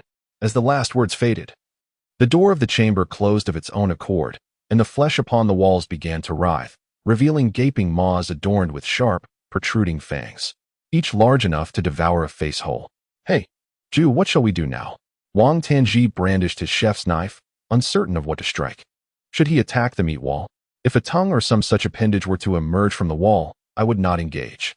Bailing gazed at the mouths on the wall, her expression twisted in disgust. "Since we are inevitably to be devoured, why resort to such theatrics as to possess your own corpse to assail me?" Feng Bujue muttered, illuminating Roderick's specter with his flashlight. Yet the latter appeared unperturbed by the light. "Oh, so in this chamber, you are no longer afraid of illumination?" Feng Bujue remarked, moving beside Madeline's remains. Feigning a crouch, Roderick's face was clearly one of astonishment. "What are you about to do?" Madeline's spirit refused to become a part of the House of Usher. Her image briefly appeared in the cellar, beseeching my aid, Feng Bujue explained. Upon reflection, her plea of "let me out" was not a request for me to liberate her from the coffin, for she had already escaped that vessel in life. After confirming Roderick's reaction, he stood up again and smiled, saying, "Madeline wishes for me to remove her corpse from this room, lest she, in time, become assimilated by it, just as you have." Roderick's face grew increasingly ghastly, the visage of a malevolent spirit fully replacing his human features. "Look around you. How do you intend to carry her out?" Feng Bujue questioned. "Do these sites truly exist? If this house can consume a person so swiftly, your bodies would have long been reduced to mere remnants." He strode confidently to the wall, extending a hand to touch the grotesque, bulging maw of flesh. The others remained silent, showing no inclination to intervene, as Feng Bujue's assured tone and composed demeanor instilled a sense of confidence. Roderick could only glare at him with malice, yet remained powerless. Feng Bujue's palm passed through the phantoms of blood and flesh, reaching the true wall, a mere wooden surface, indeed. The illusion had concealed the room's genuine appearance. "Now, I merely need to locate." He suddenly paused, chuckling. "Ah, I have been rather slow. Where else could it possibly be?" Feng Bujue approached the corner where Roderick stood, the latter's expression one of terror, letting out a furious roar. However, Feng Bujue completely disregarded this translucent specter, passing through him to explore the wall behind Roderick.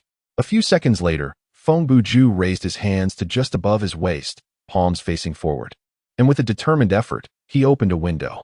The voice announcing the update of the main quest echoed, stating, "Current task has changed. The main quest has been updated." In the taskbar, the primary objective, explore the mansion and seek a way to escape, was finally marked complete, revealing a new task, disrupt the magical array and flee the mansion. The crimson glow of the blood moon streamed through the window, and the moment Roderick came into contact with this red light, he vanished without a trace. Simultaneously, this illumination dispelled all illusions, restoring the house to its original state. It was merely an attic, constructed entirely of brick and wood, devoid of flesh, bones, or hair. The bodies that had previously hung were not dismembered remains, but rather two thick ropes. The room was barren, save for a peculiar magical array etched into the ground at its center.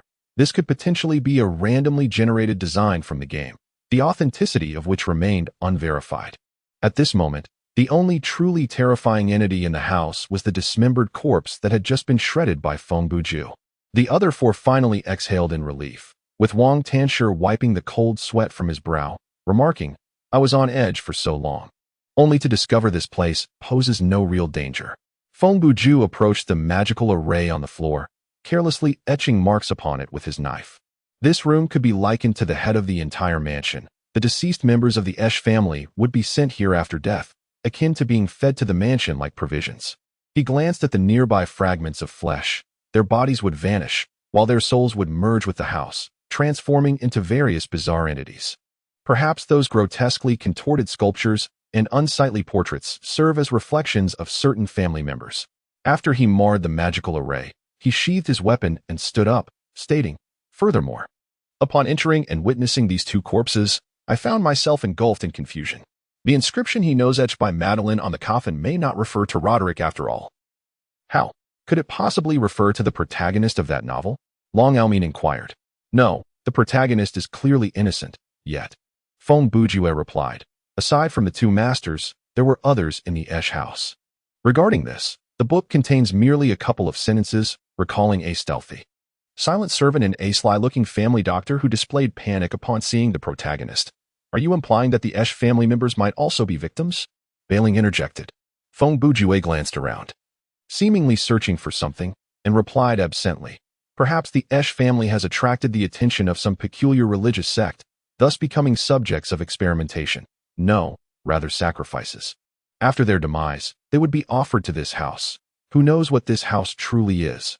It's possible that its power derives from some fictitious evil deity." At that moment, Shiyu suddenly spoke. Feng Bujue immediately lifted his gaze, and, upon the slanted ceiling, he beheld the final segment of the ghostly palace. As travelers now tread into the valley, through the window reflecting a ghastly crimson light, they behold the eerie silhouettes of spirits dancing chaotically to a dissonant melody, like a terrifying river of the underworld surging forth, breaching the pallid palace gates. The horde of demons has arrived, their cacophony of laughter resounding, no trace of serene smiles to be found. A system prompt announces the completion of the side quest. Feng Bujue exhales deeply and remarks, "Well, now that the magical formation has been destroyed, this place should revert to its normal state, and we should soon find our way out. Why not simply leap through this window? It is a rare opportunity to discover an escape." Wang Tanji responds, "Then you should jump." Feng Bujue hoists the lifeless body of Madeline from the ground and strides towards the door, saying, "I wish you success." Chapter 045, The Haunted House of Shachi, Conclusion. The departure from the manor transpired with unexpected ease. Once the protective array lost its potency, the Esh mansion transformed into an ordinary residence. A noticeable change on the journey home was the artwork adorning the walls, which had devolved into chaotic scribbles, resembling a tumult of paint. The phenomena of illusions and spatial distortions had, of course, vanished entirely. The five soon found themselves back in the living room near the front entrance on the ground floor. This time, Long Almin forcefully kicked the door open, and a gust of cold wind rushed in. Yet, even with the frigid conditions outside, the group had no intention of lingering within the house. As they stepped through the front door, a system notification echoed. Current task completed. Main storyline tasks all accomplished. Meanwhile, Feng Bujue, carrying the corpse of Madeline Esh, received another message. Hidden task completed. Is it sufficient to merely bring her out of this house? Feng Bujue pondered as he gently laid Madeline's body on the ground. Shortly after being placed down, the corpse began to decompose at a visibly rapid rate, swiftly reducing to a mere skeleton, which then disintegrated into dust within moments. A faint, ethereal mist wafted away, dissolving into the crimson sky. You have completed this script. Automatic teleportation in 180 seconds. It has been a pleasure collaborating with you all. The Spirit of Sorrow remarked with a soft smile. Indeed, it has been a delightful collaboration, Feng Bujue replied. Long Almin stretched lazily and let out a sigh, exclaiming, "Ah. This script is truly constraining. It's quite a frightening affair. My fear rating must surely be dismal this time." Brother Long, do you still concern yourself with fear ratings? I find myself trembling with trepidation almost every time, and I have only experienced sheer panic once. Xiao Tin remarked. Farewell. See you said softly, gently patting Bei Ling's shoulder to indicate she could leave the script before vanishing from everyone's sight. Bei Ling waved goodbye to the three of them. then turned to Xiao Tan and said somewhat irritably, "Hey, thank you for the flashlight." Before Xiao Tan could respond, she transformed into a beam of white light and was teleported away. At that moment, Feng Bujue said, "Let us teleport as well, to settle our rewards and select the next script." Long Aomin replied, "Brother Feng, I think I shall call it a night. I set my connection time for 11:40. Before you logged in, I had already immersed myself in over 10 hours of gameplay, and this script has consumed more than 3 additional hours. If I continue, I fear I shall awaken with a headache tomorrow." "Very well," Feng Bujue agreed. "Then Brother Long, you may log off first. We shall continue." Feng Bujue and Wang Tanji bid farewell to Brother Long, and the 3 of them departed from the script in succession. The autumn breeze swept through the large house by the mountain pool. This world remained oppressive, obscure, and silent, as the blood moon descended in the sky. At the darkest hour before dawn, the gates of the Isher's mansion were once again abruptly closed by an unseen force. Long Aomin briefly glanced at the settlement details before disconnecting. After all, the rewards within the settlement could be claimed at any time before the next script began, so leaving them in the login space was of no consequence. The screen displayed that after he left the team, his name in the friends list had turned gray. Feng Bujue had yet to examine the settlement details when he noticed 2 friend requests upon opening them. He found they were indeed sent by Siyu Ruali and Bei Ling Xiaogu. At the same moment, Wang Tenji's excited voice resonated once more in the team channel. "Zhuge, I know, they added you as friends." Feng Bujue replied directly. "How do you know that?" Xiao Tan inquired. "Oh right, they must have added you as well. Your exuberant reaction gives it away," Feng Bujue remarked. "What is there to be so excited about? Aren't you thrilled that beautiful women are taking the initiative to add you as a friend?" Wang Tanji retorted in a tone of righteous indignation. "You, who are considered a tall, rich, and handsome fellow, how can you be so superficial?" Feng Bujue countered, "Moreover, even if they appear as unattractive in reality, they can transform into beauties within the game. Zhuge, if you continue to perceive others this way, you may end up living a life of solitude. The length of my life remains a question mark. Why should I concern myself with solitude or companionship?" Feng Bujue remarked, "Moreover, I resolved at the tender age of 10 that one must always consider the worst possible scenario to face every challenge with composure." He spoke these words with remarkable calmness, observed my demeanor when my parents passed away, and when I learned of my inexplicable illness, I remained remarkably composed. He chuckled softly. "Ah, well," Xiao Tan's lips twitched, leaving him speechless. Nonetheless, it must be said that that female warrior was indeed formidable. Purely in terms of combat prowess, based on the few techniques she had displayed, I can confidently assert that she surpasses Brother Long. As Feng Bujue spoke, he accepted the 2 friend requests. As of now, the number of players we've encountered has been quite limited. Thus far, she is arguably the strongest player I have encountered. "Should we invite them to join us for the next round?" Wang Tanchi inquired. "Certainly not," Feng Bujue replied. "You just mentioned our limited acquaintance with players. And you propose a scenario that would make it even more challenging to meet new players." "Oh right," Wang Tanchi conceded. "In a party of 4, we may encounter at most 2 unfamiliar players, or perhaps none at all. In any case, let me check the results. Once I have organized everything, I will call you. For now, take a moment to rest," Feng Bujue stated.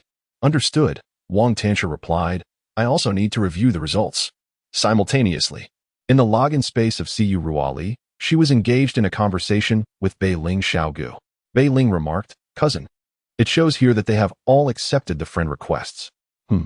After Brother Long accepted, he logged off swiftly. "The same here." Siyu remarked, "Hey cousin, you already know, right? Are you referring to that madman, Bujue?" Bei Ling inquired. "Indeed, he is a novelist. His name contains Bujue, and he claims to be somewhat obscure, all of which aligns perfectly with that persona. Perhaps so. But one cannot rely solely on the name he uses in the game," Siyu replied. Although claiming to be a great literary master certainly resonates with Bujue's style. When I asked him if he was a novelist, it was actually his rather naive friend who responded first. But that does not conclusively indicate his true identity. Hee. But what if it is? Bei Ling chuckled mischievously. "If it is, then so be it. Why are you laughing?" Siyu retorted. "Cousin, are you not his fan? Isn't it every fan's dream to meet their idol?" "I merely enjoy reading his novels," Siyu responded, her tone calm and devoid of defensiveness. "I know nothing about him. Hence, the term idol does not apply." She paused before continuing. "Moreover, if what you say is true, I should refrain from getting to know him any further." Bei Ling shook her head thoughtfully, pondering. So, is admiration the emotion that creates the greatest distance from understanding? Do you think that by stating this so earnestly, I am unaware that you are quoting Eisen? See, you coldly countered, unyielding in her rebuttal of bailing, humph. After all, he is your idol, not mine. Perhaps in the future they may choose to ignore you for altering your appearance to something less appealing. Sigh. Bailing stuck out her tongue and made a grimace at the screen. Even though the other party could not see her at all, I simply wish to remain inconspicuous, yet it appears I have failed in that regard. If one displays excessive prowess, many will seek to befriend them, said CEO. Regrettably, once one's appearance has undergone a transformation in the script, it cannot be altered again. Otherwise, I would have modified it to an utterly hideous visage, ensuring complete protection from harassment.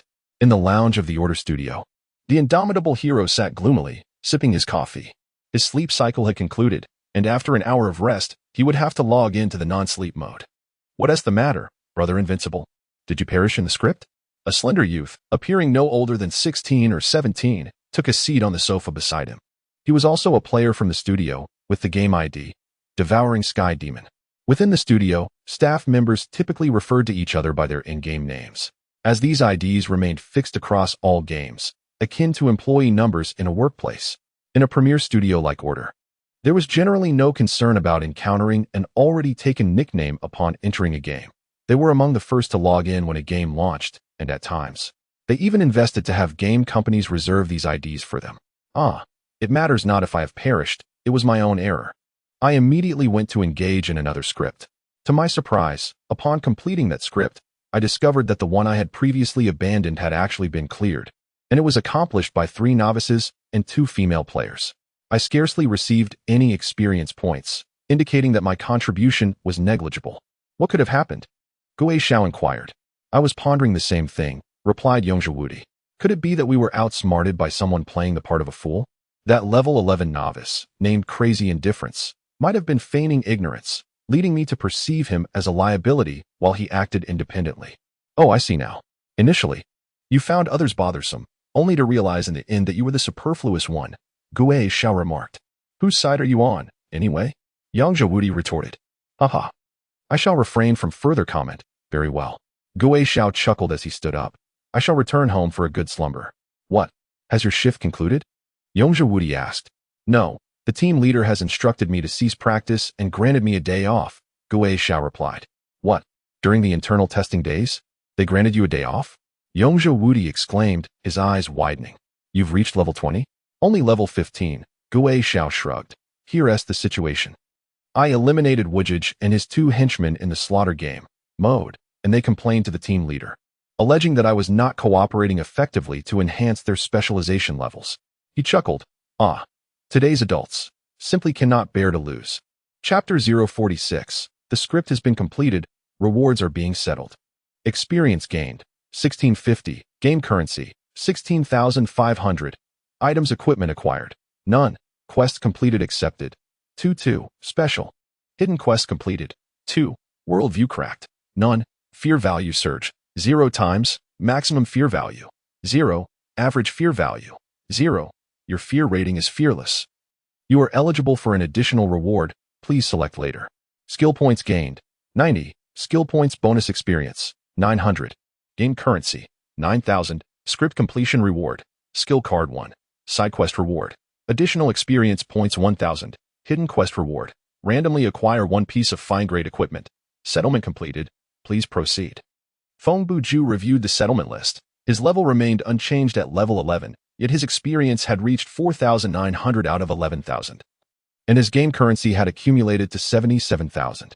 It appeared that his previous concerns regarding leveling up too swiftly were unfounded. In reality, he had not advanced nearly fast enough. The experience gained this time could be deemed quite standard. In the team survival mode, the experience gained from skill points and game currency was calculated at 10-fold and 100-fold, respectively, while in the solo survival mode, it was merely at 1-fold and 10-fold, a significant disparity. Moreover, the duration of the game significantly influences the amount of experience gained. For instance, this particular script took approximately an hour longer than the previous one experienced by Feng Bujue. Although the difficulty was not particularly high, given that scripts with a lower emphasis on combat are relatively easy for Feng Bujue, The final tally of basic experience points was slightly higher than that of the earlier script. Nevertheless, these experience points were still woefully inadequate for Feng Bujue to level up, without breaking the constraints of the game's worldview. One typically needs to engage in 4 to 5 similar difficulty team scripts to ascend a level. This illustrates the considerable challenges faced by members of those studios. From the commencement of the internal testing on April 4th at 8 a.m. until approximately midnight on April 6th, roughly 40 hours of real time elapsed. When converted into game time across 2 modes and accounting for necessary offline intervals, it becomes evident that they battled in the virtual realm for nearly 5 days to reach level 20. Currently, Feng Bujue's total game time in the virtual world does not exceed 10 hours, placing him at the nascent stages compared to his professional counterparts. It appears that accumulating experience points is the more prudent choice. Feng Bujue mused. Xiaotian's level will likely trail behind mine by 1 or 2 levels for the foreseeable future. However, once the public testing begins, if he purchases some experience cards or similar enhancements, he should quickly catch up. He pondered, to speak of it. Although the ascent beyond level 11 is rather sluggish, during the beta phase, the disparity in levels below 5 holds little significance. The difference between players at level 10 and 15 merely amounts to a mere 500 points in stamina. Acquiring equipment undoubtedly yields a remarkable enhancement in strength within a short span. Yet the true path to enduring growth lies in honing expertise and augmenting skills. It was akin to the image of Siyu Ruali gracefully wielding her sword and delivering swift strikes emerged in his mind. Her level was not vastly superior to his, yet her prowess. Her combat expertise must have reached at least a D grade. Upon this reflection, Feng Bujue accessed the game menu, surveying his own proficiencies. Following the previous scenario, his expertise had evolved to General E, Machinery E, Reconnaissance E, Combat E, Shooting F, with only the medical skill remaining unactivated. In summary, he had succeeded in elevating all 4 F-grade proficiencies, except for shooting, by 1 level. E-grade, poor, entry-level standard. Upon reaching this level, the success rate of skills in this category is 40. Thus far, aside from his disconnection from medical expertise, Feng Bujue possessed a rudimentary understanding of the other proficiencies, yet none stood out remarkably, casting a significant doubt upon his combat capabilities. Furthermore, his title, Cold-Blooded Headshot Maniac, remained unchanged after the conclusion of this scenario. Thus, his special ability persisted as a concussion. After reviewing the system summary, Feng Bujue proceeded to the metallic chamber outside the elevator, where he discovered 3 glass pillars now stood within the confines of the metallic room. The rewards for clearing levels consist of random skills, optional rewards based on fear ratings, and random equipment from hidden quests. He first approached the section for optional rewards, where an immediate prompt appeared. Please select your additional reward. 1. Randomly draw an item of equipment corresponding to your level. 2. 50,000 game coins, maximum 3. 4. 400 experience points. It seemed that as long as one achieved a fearless rating above level 10, the game coin option would consistently yield 50,000. Feng Bujue mused. During this period when game coins were rendered practically worthless, the exchange rate with RMB remained uncertain, so he opted not to make any purchases and decisively chose the experience points instead. After claiming the current level's 40 experience, Feng Bujue's experience rose to 9,300 out of 11,000. After completing another scenario, he would likely advance to level 12. Subsequently, he approached the glass column for clearing rewards and retrieved a random skill card, perusing its details through the menu. Name: Bearchild's Downward Kick. Skill card attributes: active skill. Disappears after 3 uses. Skill category: combat. Effect: ignores specialization levels, 100 chance to trip any monster theoretically capable of falling, and provokes them to attack you. Consumption: 100 stamina. Learning conditions: combat specialization F or level 10 and above. Note: you are performing the Blue Cat's mischievous 3000 kicks. What an extraordinary phenomenon. Feng Bujue gazed at the skill card for an extended period, utterly bewildered by its incomprehensible name and annotations. Yet, the skill's effects appeared to be quite formidable.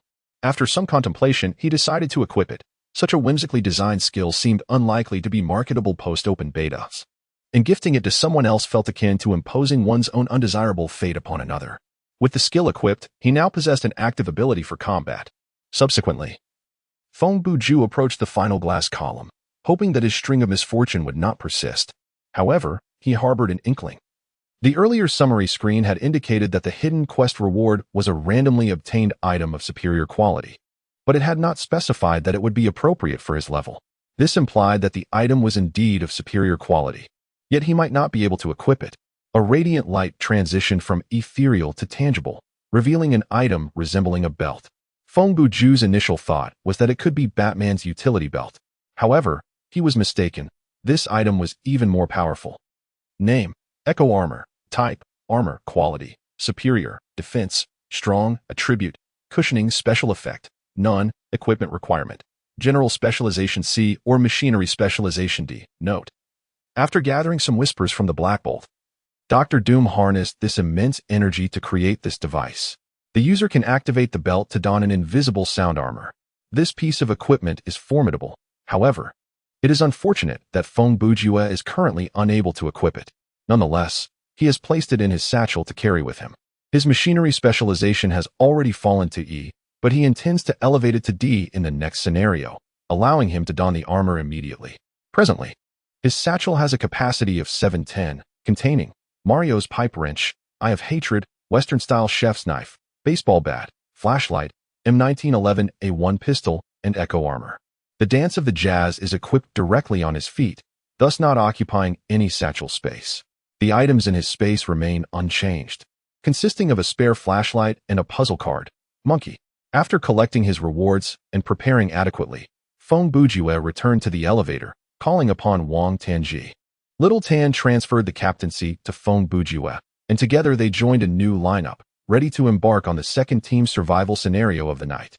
Chapter 047, The Unmatched Garlic, Part 1. Mad Unawareness, Level 11. Regrettable Sigh, Level 11. Please select the game mode you wish to join. You have chosen the Team Survival mode, Normal. Please confirm. Your squad is joining the Team Survival mode, Normal. The random team size has been generated, 6 members. Your team has entered the queue, searching for other ready individuals or teams. Match complete. Coordinating neural connections. Script generation in progress. Loading begins.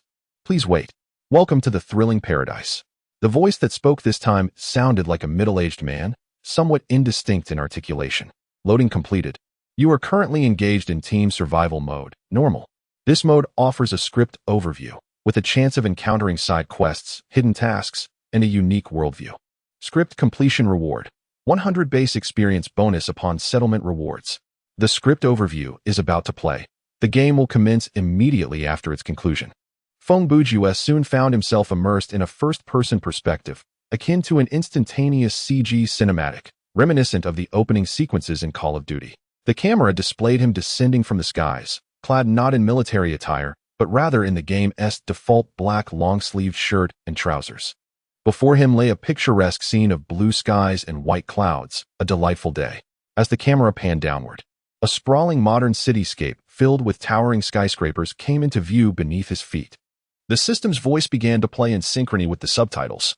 You are a member of a rescue team, tasked with locating Dr. Ashford, an employee of the Alerma Company. In this city, however, due to an unforeseen malfunction of the aircraft, you and your 5 companions have unfortunately lost all communication devices and heavy weaponry while parachuting, scattering across various locations in the city. What is Alerma? Isn't it merely the word umbrella reversed? Feng Bujue remarked while observing the subtitles that appeared before him. Isn't the city's name simply the English name of Raccoon City reversed and transliterated?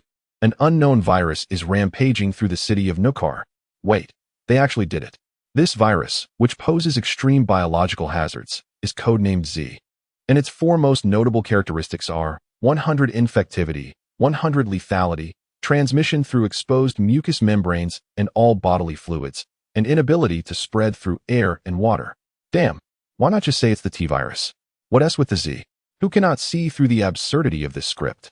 All infected individuals transform into vampire werewolf zombies. Huh. Feng Bujue suddenly froze, a grotesque image flashing through his mind. This creature possesses basic abilities and habits akin to ordinary zombies, but also exhibits certain traits of werewolves and vampires, colloquially referred to as bloodwolf zombies. What? Silver can inflict burns upon the bodies of the bloodwolf zombies, while the aroma of garlic, when mingled with saliva, serves to instill a certain degree of deterrence against them. Their mobility and intellect are remarkably limited. Severing their heads or shattering their occipital region suffices to eliminate them. Is this not a sign of weakness compared to ordinary zombies? What purpose does this setting serve? The blood wolf zombies harbor a profound aversion to sunlight. Though sunlight does not inflict any significant harm upon them, they possess a keen sense of smell and exhibit reactions to sound and flashes of light. Their carnivorous instincts are independent of their digestive system, even if they lose their jaw, esophagus, stomach, and other related organs. They will continue to attempt to tear apart their prey and consume it.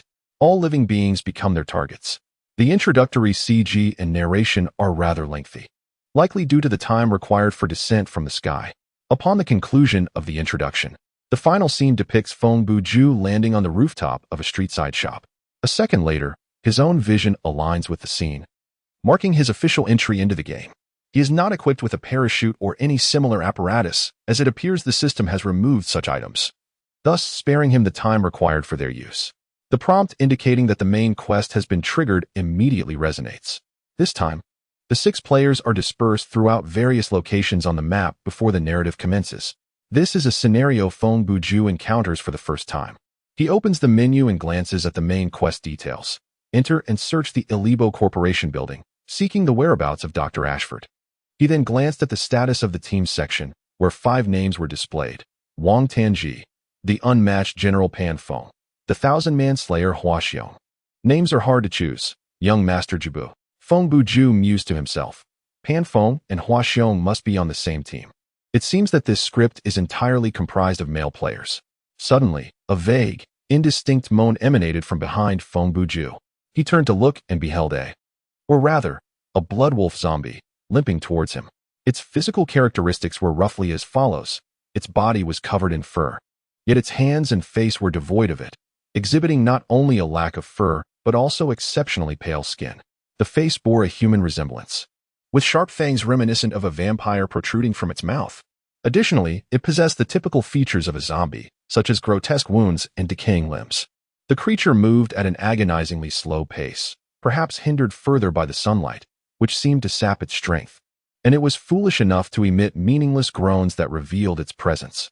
Feng Bujue regarded this creature with a sidelong glance from a 45-degree angle for several seconds, then circled around it, positioning himself behind the monster.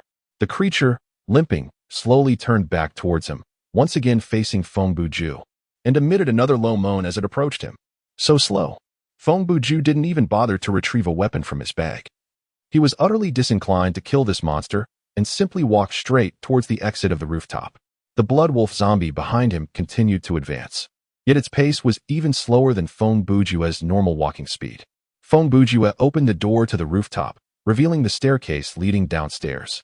Although he harbored a slight disdain for the monster's capabilities within this narrative, he remained vigilant, taking a moment to assess the situation beyond the door before stepping through. Before departing, he made sure to close the door securely behind him. Descending the staircase, he arrived on the ground floor, which housed a modest little restaurant. The kitchen stood directly across from the bar, while a row of tables and chairs lined the street-facing window, with additional seating at the bar. A handful of tables bore remnants of meals long abandoned: sandwiches, fries, and bacon and egg dishes, now serving as a feast for the flies. As Feng Bujue surveyed the area, he heard a low moan. Within the bar, another bloodwolf zombie slumped against the oven, its upper body resting on the appliance while its lower half had been entirely devoured, intestines spilling onto the floor. Upon noticing Feng Bujue's presence, the creature raised its arm in his direction, emitting a series of grunts that almost seemed to beckon him closer. Feng Bujue disregarded the creature, peering through the window to observe the street outside. To his sight, several bloodwolf zombies wandered aimlessly, yet they remained shrouded in the shadows of the buildings, their movements equally sluggish. It appeared to be a situation lacking significant danger. Perhaps it was time to conduct an experiment. He retrieved a pair of pliers and ventured into the storage room. 2 minutes later, he emerged, cradling a basket of garlic. Feng Bujue placed the basket upon the bar, retrieving a clove of garlic after setting aside the pliers and drawing forth a chef's knife.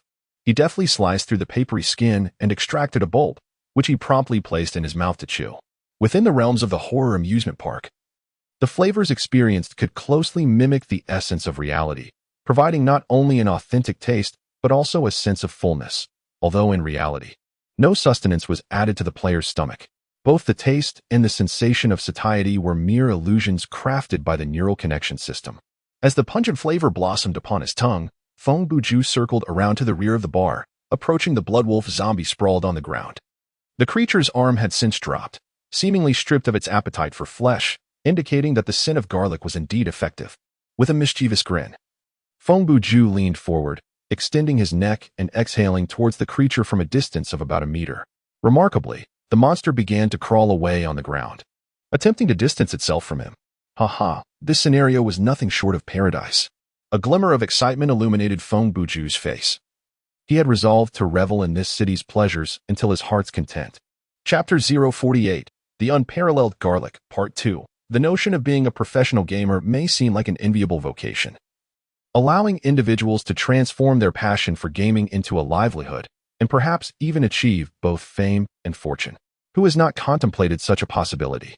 In the year 2055, this indeed became a socially recognized profession, with the elite within the industry wielding influence comparable to that of renowned athletes. The age range of professional gamers spans from 14 to 35, though there are exceptionally talented individuals even younger, hindered only by age restrictions imposed by certain games.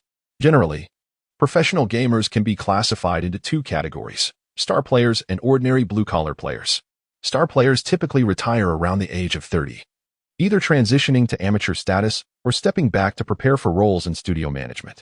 Some may shift to other related positions within the gaming industry, such as commentators, referees, or organizers. Others amass substantial wealth, ultimately becoming entrepreneurs themselves. All who enter this field aspire to ascend to the status of star players. However, many commence their careers immediately after middle school and by the age of 30 find themselves without notable achievements, ultimately seeking opportunities in the broader society. These individuals have wagered their youth on this pursuit, and only they truly comprehend the outcomes of their gamble. The non-star players represent the blue-collar echelon within this industry. They constitute the backbone of the sector. Without their support, studios would falter, and even star players rely on these steadfast allies. One of the most lamentable aspects of this realm is the brutal nature of competition. Any game that achieves fleeting popularity inevitably entails a struggle for supremacy. If a game offers no means for players, whether individually or in groups, to establish who reigns supreme, it will fail to attract the interest of any studio, and the potential player base will be exceedingly limited. In the realm of multiplayer online games, it matters not whether the game is competitive, even in scenarios involving monster slaying. Leveling up and acquiring equipment, player versus player combat serves as a definitive measure of victory. The most straightforward and evident way for professional players to validate their worth is encapsulated in a single word: victory. Alas, in this world, there are but fleeting glories, and no invincible champions endure. No one can maintain a continuous winning streak. Factors such as aging, fluctuations in competitive performance, and the decline of certain games contribute to the gradual fading from public consciousness of once revered elite players. Those who manage to withdraw from the fray at the peak of their prowess are few and far between. The more prestigious the gaming studio, the fiercer the competition becomes. They perpetually seek youthful and vibrant talent, individuals who maintain an elevated state of competitiveness, possessing a spirit of ambition and a drive for progress, those who can unseat even the most exalted of players from their lofty perch. In simpler terms, they seek ambitious prodigies, such as the formidable Throat Swallower. This time, the Order Studio has mobilized 4 teams within the thrilling paradise, each comprising 10 members, with 1 or 2 star players in each group, while the remainder consists primarily of seasoned, adept blue-collar players. Among the 4 teams, the formidable Swallowing Sky Demon is the only newcomer under the age of 20.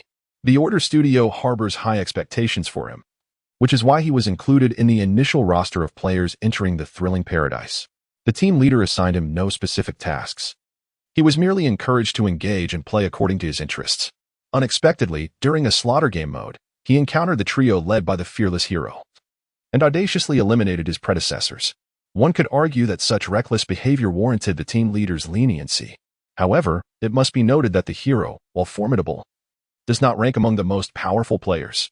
Among the numerous star players of the Order, he does not secure a place within the top 10, whether in terms of past gaming accomplishments or notoriety. Although his team did achieve the distinction of being the first to have a level 20 player during the closed beta, the true strength of the Order far surpasses this. Currently, These 4 teams can be considered as pioneering squads. They represent the strongest players in the studio. Yet they have merely registered their accounts and secured their usernames without further engagement. This implies that the genuine experts of the Order have not yet been officially dispatched to this project. The studio's higher-ups have long made the decision to adopt a wait-and-see approach, opting to withhold the deployment of their top-tier talent until after Dream Company initiates currency exchange and payment services, at which point they will reassess the allocation of their premier resources. Having elaborated on this, one might find it perplexing how the narrative has strayed. What of Feng Bujue? What of the script from Nuka City? Allow me to succinctly redirect the discussion back to the pertinent matters at hand. When it comes to the studio, the script penned by Feng Bujue features members of a studio. However, he does not belong to a prestigious faction. He is the proprietor of a rather mediocre studio. As I previously mentioned, functioning as both the financial officer and a player himself. He is none other than Master Atobi. Well, I believe you have already surmised correctly. Indeed, his studio is named Ice Emperor. In reality, Master Atobi is 23 years old and graduated from university just last year. His father owns a factory, and the family enjoys a modest degree of financial stability, allowing him to embark on this venture. After all, the cost of establishing a game studio is not exorbitant. It merely requires renting a space and purchasing a few gaming pods. The investment in manpower is negligible, as his employees are merely his friends from school. Currently, Master Atobi has only 3 employees, one of whom is It's Hard to Name, who is presently in the same script with him. While the other 2 are affectionately dubbed, naming is truly difficult, and it's really hard to name. Although Master Atobi once earnestly requested that these 3 gentlemen adopt monikers such as Hozuki or Nitsuki, he was met with unrelenting refusal. When he resorted to threatening them with their salaries, he was met with a defiant response. The studio is aware of the necessity of alternating shifts. Thus, they have divided into 2 gaming groups. At present, the other 2 are enjoying a late-night snack during their intermission. In the game, Master Atobi's character is depicted as an elegant, fair-skinned young man, slender in stature, and his appearance is not vastly different from his own, though the alterations to his face are somewhat conspicuous. The name is indeed difficult to choose. One possesses an average physique and stands slightly shorter than the esteemed Atobi. This individual's gaming avatar exudes an air of dishevelment, not only foregoing any attempts to appear handsome, but opting for a bald appearance to experience the sensation of baldness within the game. The title of Atobi seems to be a malicious mockery from the system, referring to him as a swordsman. The weapon he wields is a simple sword, reminiscent of the weaponry typically used by minor characters in martial arts dramas, possessing ordinary quality with neither attributes nor special effects. Yet, at the very least, it is a legitimate weapon. In stark contrast to Atobi's pedestrian title, the name that is so challenging to choose boasts a high level of recognition. Encapsulated in the 4-character phrase strong outside, weak inside, his bald, efficient appearance sharply contrasts with his performance in terms of fear levels. This individual, lacking even a proper weapon, carries within his bag 2 baseball bats and a rusted iron pipe, the origins of which remain a mystery. Fortuitously, their landing sites are only a block apart, so their reunion will be swift. Although they may appear unreliable, they possess certain remarkable qualities. After all, one does not establish a studio without a modicum of knowledge about the game. Thus, Atobi has made a prudent decision to set aside the task for the moment and seek out a gun shop to arm himself first. The condition of the city clearly indicates that the narrative is set within the territory of the nefarious American Empire. Thus, it is highly probable that the city harbors a gun shop. Even if it lacks any astonishing heavy weaponry, the presence of standard handguns, rifles, and notably, an ample supply of ammunition holds considerable value. As the 2 individuals proceeded, they frequently encountered groups of wandering bloodwolf zombies on the streets. However, these creatures posed minimal threats. They preferred to circumvent them, and if evasion was impossible, a swift strike to their heads sufficed. Although these monstrosities exhibited a sudden increase in speed when approaching their biting range, with careful caution and avoidance of being surrounded by 3 or more at close quarters, they proved to be quite easily dispatched. After traversing 2 blocks, young Master Taibu entered a telephone booth. He picked up the receiver, only to find the line entirely different. In fact, even if it connected, he would not know whom to call, perhaps dial 911? His primary intention for entering was to peruse the telephone directory. After searching for 3 to 5 minutes, he successfully located the address of the nearest gun shop. He and his companion, whose name was indeed quite difficult to ascertain, I have decided to refer to him by a nickname henceforth, quickened their pace towards their destination. After walking for over 10 minutes, they neared their goal, only to discover a rather peculiar scene. Lying scattered across the street were approximately 30 blood wolf zombie corpses, each head gruesomely mutilated, with the bodies stretching all the way to the entrance of the gun shop. On the street before that shop, under the bright light of day, a large cylindrical ice bucket emblazoned with the Gatorade logo sat conspicuously in the center of the road, filled to the brim with a crimson liquid. Scattered across the ground were numerous empty plastic blood bags, and the overwhelming, pungent scent of blood could be detected from a considerable distance, even by the keenest human nostrils. Beside the ice bucket, two speakers blared the Toreador song, and the drag marks on the ground suggested that they had been dragged from a nearby electronics store across the street. An electrical box at the roadside had been pried open, its contents obscured, yet the power cables for the speakers extended into it. "What is happening?" inquired the young man. Lord Akutsu, equally bewildered, was unable to respond in time. Just then, a bloodied wolf zombie staggered out from a corner behind the ice bucket. Following closely, a man drenched in blood emerged. In one hand, he wielded a sharp knife, while the other grasped a pair of pliers. Slung over each shoulder were strings of garlic, crossed in an X across his chest, now stained with blood. He moved to the rhythm of the Toreador song, dancing in a manner reminiscent of the Axe Gang from Kung Fu, all the while chewing on a white, unidentifiable substance as if it were gum. With a light-hearted gait, he approached the fallen wolf zombie, delivering a flurry of savage strikes to its head, shattering bone and sending blood splattering. After dispatching the creature, he seemed to have an epiphany, suddenly straightening up and turning around, only to catch sight of Lord Akutsu and the young man, frozen in astonishment. "Run! Quick, flee!" After exchanging glances for 2 brief seconds, the two of them shouted in unison and turned to escape. Feng Bujue did not linger. He immediately pursued them. He desperately wanted to shout, "Why are you running? I am a player." But his mouth was filled with garlic, rendering him incapable of raising his voice. Meanwhile, upon witnessing the formidable figure sprinting towards them with agility, Xiao Ming's fear escalated instantly. As they ran, he exclaimed to young Master Jibu, "We're doomed. If that guy catches up to us, we're finished. It's all your fault. Why did you insist on visiting the gun shop?" Clearly, a small boss was lurking at the entrance. Young Master Jibu occasionally glanced back at the rapidly approaching Feng Bujue, retorting, "What does that have to do with me? How could I have known this would happen?" He cast another look behind him and remarked, "By the way, it seems he's running faster than we are. I noticed that long ago. It's absurd how fast he is." Xiao Ming shouted, even from a distance of about 20 meters. Feng Bujue could hear their conversation and thought to himself, "Of course, I have jazz dance on my feet. You two think you can compete with me in speed?" However, at that moment, the two ahead of him suddenly exhibited remarkable coordination, simultaneously declaring, "Split up." At the next intersection, they veered left and right, each taking a different path. Feng Bujue was taken aback, realizing these two rascals have quite the tactical acumen. Without further contemplation, he turned left and randomly chose to pursue one of them. Unfortunately, that happened to be young Master Jibu. "This is bad." There was no hesitation at all. Young Master Jibu muttered to himself, "Ignoring that bald-headed target, so glaringly obvious and charging directly at me, must be a consequence of my own handsomeness." As he observed Feng Bujue closing in on him, his anxiety intensified. He realized he was likely to be caught. Rather than face this minor boss's lethal strike from behind, he might as well turn and fight back. With this thought in mind, he abruptly halted, brandished his blade, and positioned it before him, preparing to sweep it at the swiftly approaching Feng Bujue. However, as Feng Bujue drew near, young Master Jibu found himself unable to move his weapon.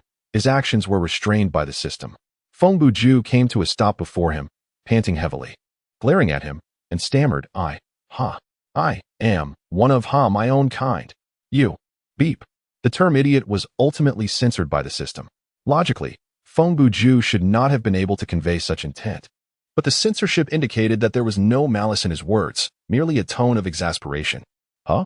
Young Master Jibu, in a moment of overwhelming emotion, slumped to the ground, his face ashen, his lips quivering. I'm sorry." To his astonishment, he actually apologized. Chapter 049, The Unrivaled Garlic Episode, Part 3. As Feng Bujue chose not to pursue Xiao Ming, the latter, after running for a while and noticing no one followed, gradually slowed his pace. Moments later, Xiao Ming came to a complete stop and turned to gaze into the distance. He caught sight of Feng Bujue having caught up with young Master Jibu, initially expecting a swift defeat for Jibu, only to realize that no confrontation ensued between the two. After 2 minutes, to his surprise, the pair returned side by side, with young Master Jibu even waving his arm towards Xiao Ming, seemingly indicating that he was unharmed. Before long, the trio reassembled at the street outside the gun shop, where Feng Bujue turned off the audio and shared the current situation. So, after conducting several experiments, I have essentially grasped the primary characteristics of this pack of blood wolf zombies. Although some details were mentioned during the opening cutscene, I shall elaborate based on our actual experiences. Firstly, they exhibit a strong aversion to the scent of garlic, akin to our reaction to tear gas. Raw garlic is somewhat effective, but the odor becomes significantly potent after it has been chewed and expelled. By the way, Xiao Ming inquired, eyeing Feng Bujue's blood-soaked attire and the garlic cloves stained crimson at his chest. Aren't you concerned about infection? Feng Bujue pointed to his face, which remained relatively clean. Just be cautious not to let the creature's bodily fluids splash into your eyes or mouth. He gestured towards his attire and remarked, as for these, they may appear quite extravagant, but not all of it is the blood of monsters. I merely splashed some on myself while pouring the plasma from the container. He then retrieved a bulging plastic bag from his satchel and placed it on the ground, revealing it to be filled with pristine garlic. These 2 strings I wear serve as my last line of defense against bites. The garlic intended for consumption is safely stored in my pack. You should each find a bag to share some. As long as we chew on cloves during battle, those creatures will find it exceedingly difficult to counter us. Well, I only need 1. A single bulb can be divided into 6 or 7 cloves. If that's insufficient, we can always ask you for more, replied Xiao Ming. Young Master Jibu decisively responded, I do not require any, thank you. It seems neither of you are fond of the scent of garlic, Feng Bujue observed earnestly. Do you not understand that garlic possesses a transformative effect akin to turning plain noodles into a sumptuous dish? Not really, they chorused in unison. Huh. Feng Bujue grinned mischievously, blowing foul breath towards their faces. We're not monsters. What are you doing? Feng Bujue immediately regained his composure and said, Now, let us continue discussing the characteristics of the blood wolf zombie. You transition topics rather swiftly. Sunlight causes them to become sluggish. Feng Bujue resumed his prior narrative. Their movements are as slow as a magical girl transforming by the time she finishes. Oh no, I mean by the time it approaches. I could recite 2 tongue twisters. Your breadth of knowledge is quite impressive. Feng Bujue gestured towards the corpses scattered on the street. Although decapitation renders their bodies immobile, their heads continue to survive. Through my experiments, I have discovered that only by damaging their occipital region or obliterating a significant portion of their brains can they be entirely vanquished. As he spoke, he retrieved a weapon from his pack, regarding the Winchester he had found in the gun shop with a look of admiration. This firearm is remarkably effective, creating a sizable hole even upon striking non-crucial areas at close range, far superior to any handgun. Indeed, the gun shop. Lord Jibu's eyes widened in realization. I almost forgot. We must scavenge for equipment first. He exchanged a quick nod with Feng Bujue and, alongside Xiao Ming, rushed into the gun shop in a frenzy. These 2 belong to the category of players severely lacking in equipment, having yet to encounter a single piece of refined gear. For them, upgrading from melee weapons to firearms represented a monumental breakthrough. The likes of Feng Bujue, possessing 4 pieces of exquisite gear despite his low level, one of which remained in his bag due to temporarily being unwearable, was simply unimaginable to others. Upon their entrance into the gun shop, Jibu and Xiao Ming were met with a scene of utter devastation. The wall-mounted racks were nearly bare. Scattered gun parts littered the counters and floor, and the door behind the counter appeared to have been thoroughly ransacked. Feng Bujue followed closely behind them, entering with his trademark calm demeanor, stating, from a theoretical standpoint, once the virus outbreak occurs within the city, the gun shops will undoubtedly be stripped bare. In terms of game difficulty, the selection of weaponry should not be overly generous. Lord Jibu appeared utterly oblivious to Feng Bujue's remarks, as he gleefully picked up 2 handguns from the ground and stowed them away, then brandished a TMP with a broad smile, exclaiming, Now we're in business. Xiao Ming, rummaging through his pack, discarded a baseball bat and a rusted pipe, securing 2 handguns for himself before slinging a UMP-45 submachine gun over his shoulder, his countenance radiating sheer delight. Having acquired a few ordinary quality firearms, The two felt an exhilarating rush akin to impoverished souls suddenly struck by fortune, albeit tinged with a hint of embarrassment. Compared to genuine professional players, these two from the Ice Emperor could only be deemed amateurish pretenders. Their mentality and skill level distinctly unrefined. Prompted by Feng Bujue's reminder, the duo recalled a crucial detail, sheepishly retrieving the handguns they had hastily packed away. After checking the caliber, they located suitable ammunition and gathered a few rounds. Upon their return to the street, they encountered 4 or 5 bloodthirsty wolf zombies drawn to the commotion. Feng Bujue suggested using these creatures as live targets to practice their shooting skills and familiarize themselves with the firearms. The two, in a flurry of confusion, took a while to grasp the mechanics of firing. Once they managed to pull the trigger, they quickly realized that they could not hit their mark from 10 meters away, utterly bewildered by the errant trajectory of their bullets. However, when the distance is reduced to approximately 5 meters, stabilizing the shot significantly increases the success rate.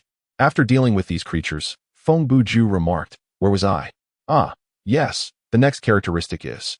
He paused momentarily, organizing his thoughts. The vampire's thirst for blood is also evident in these blood wolves and zombies. They are drawn to the scent of blood, specifically that of uninfected, normal human blood. I suspect they discern this through their sense of smell. While the olfactory abilities of these blood wolves and zombies are certainly inferior to those of pure werewolves, they are evidently far superior to typical zombies. A living being like myself would be detected by them within a 50-meter radius without the need for sight. Furthermore, exposed human blood can be detected from nearly a kilometer away, possessing an extraordinarily strong allure. Could it be? This city is rife with murder scenes, and they can distinguish the scent of a bucket of human blood mixed among them? Master Jiebu inquired, gazing at the bucket filled with blood. That is quite normal. One of the hallmarks of heightened olfactory sensitivity is the ability to separate scents, akin to bloodhounds, which can analyze the composition of odors at the molecular level. Feng Bujue replied, "It is akin to the experience of smelling a pile of refuse. You would merely recognize its foulness, whereas a creature with acute olfactory senses could ascertain what the individual who produced it had consumed the previous day. I am merely curious as to why you have not been censored for such language." Master Jiebu remarked. This indicates that, under normal circumstances, the term feces is not regarded by the system as a vulgarity, it is merely a noun. Feng Bujue remarked, "I surmise that in this game, this matter may indeed become a topic of discussion under certain specific conditions." He said with a grimace. For instance, in some random scenarios, players may find themselves drowning in. I could hear nothing at all. Young Master Taibu hurriedly covered his ears, repeatedly murmuring. Feng Bujue shrugged, leaving the repulsive topic unfinished, and instead stated, "Now that we have encountered you, things will be easier. The current time in this scenario is 2:30 in the afternoon, so you should establish a base in this area and try to defeat as many monsters as possible. After all, the gun shop is right next door. Even if there are only a few guns left, at least there are plenty of bullets." I immediately set off to search for the others, intending to bring them here once I found them.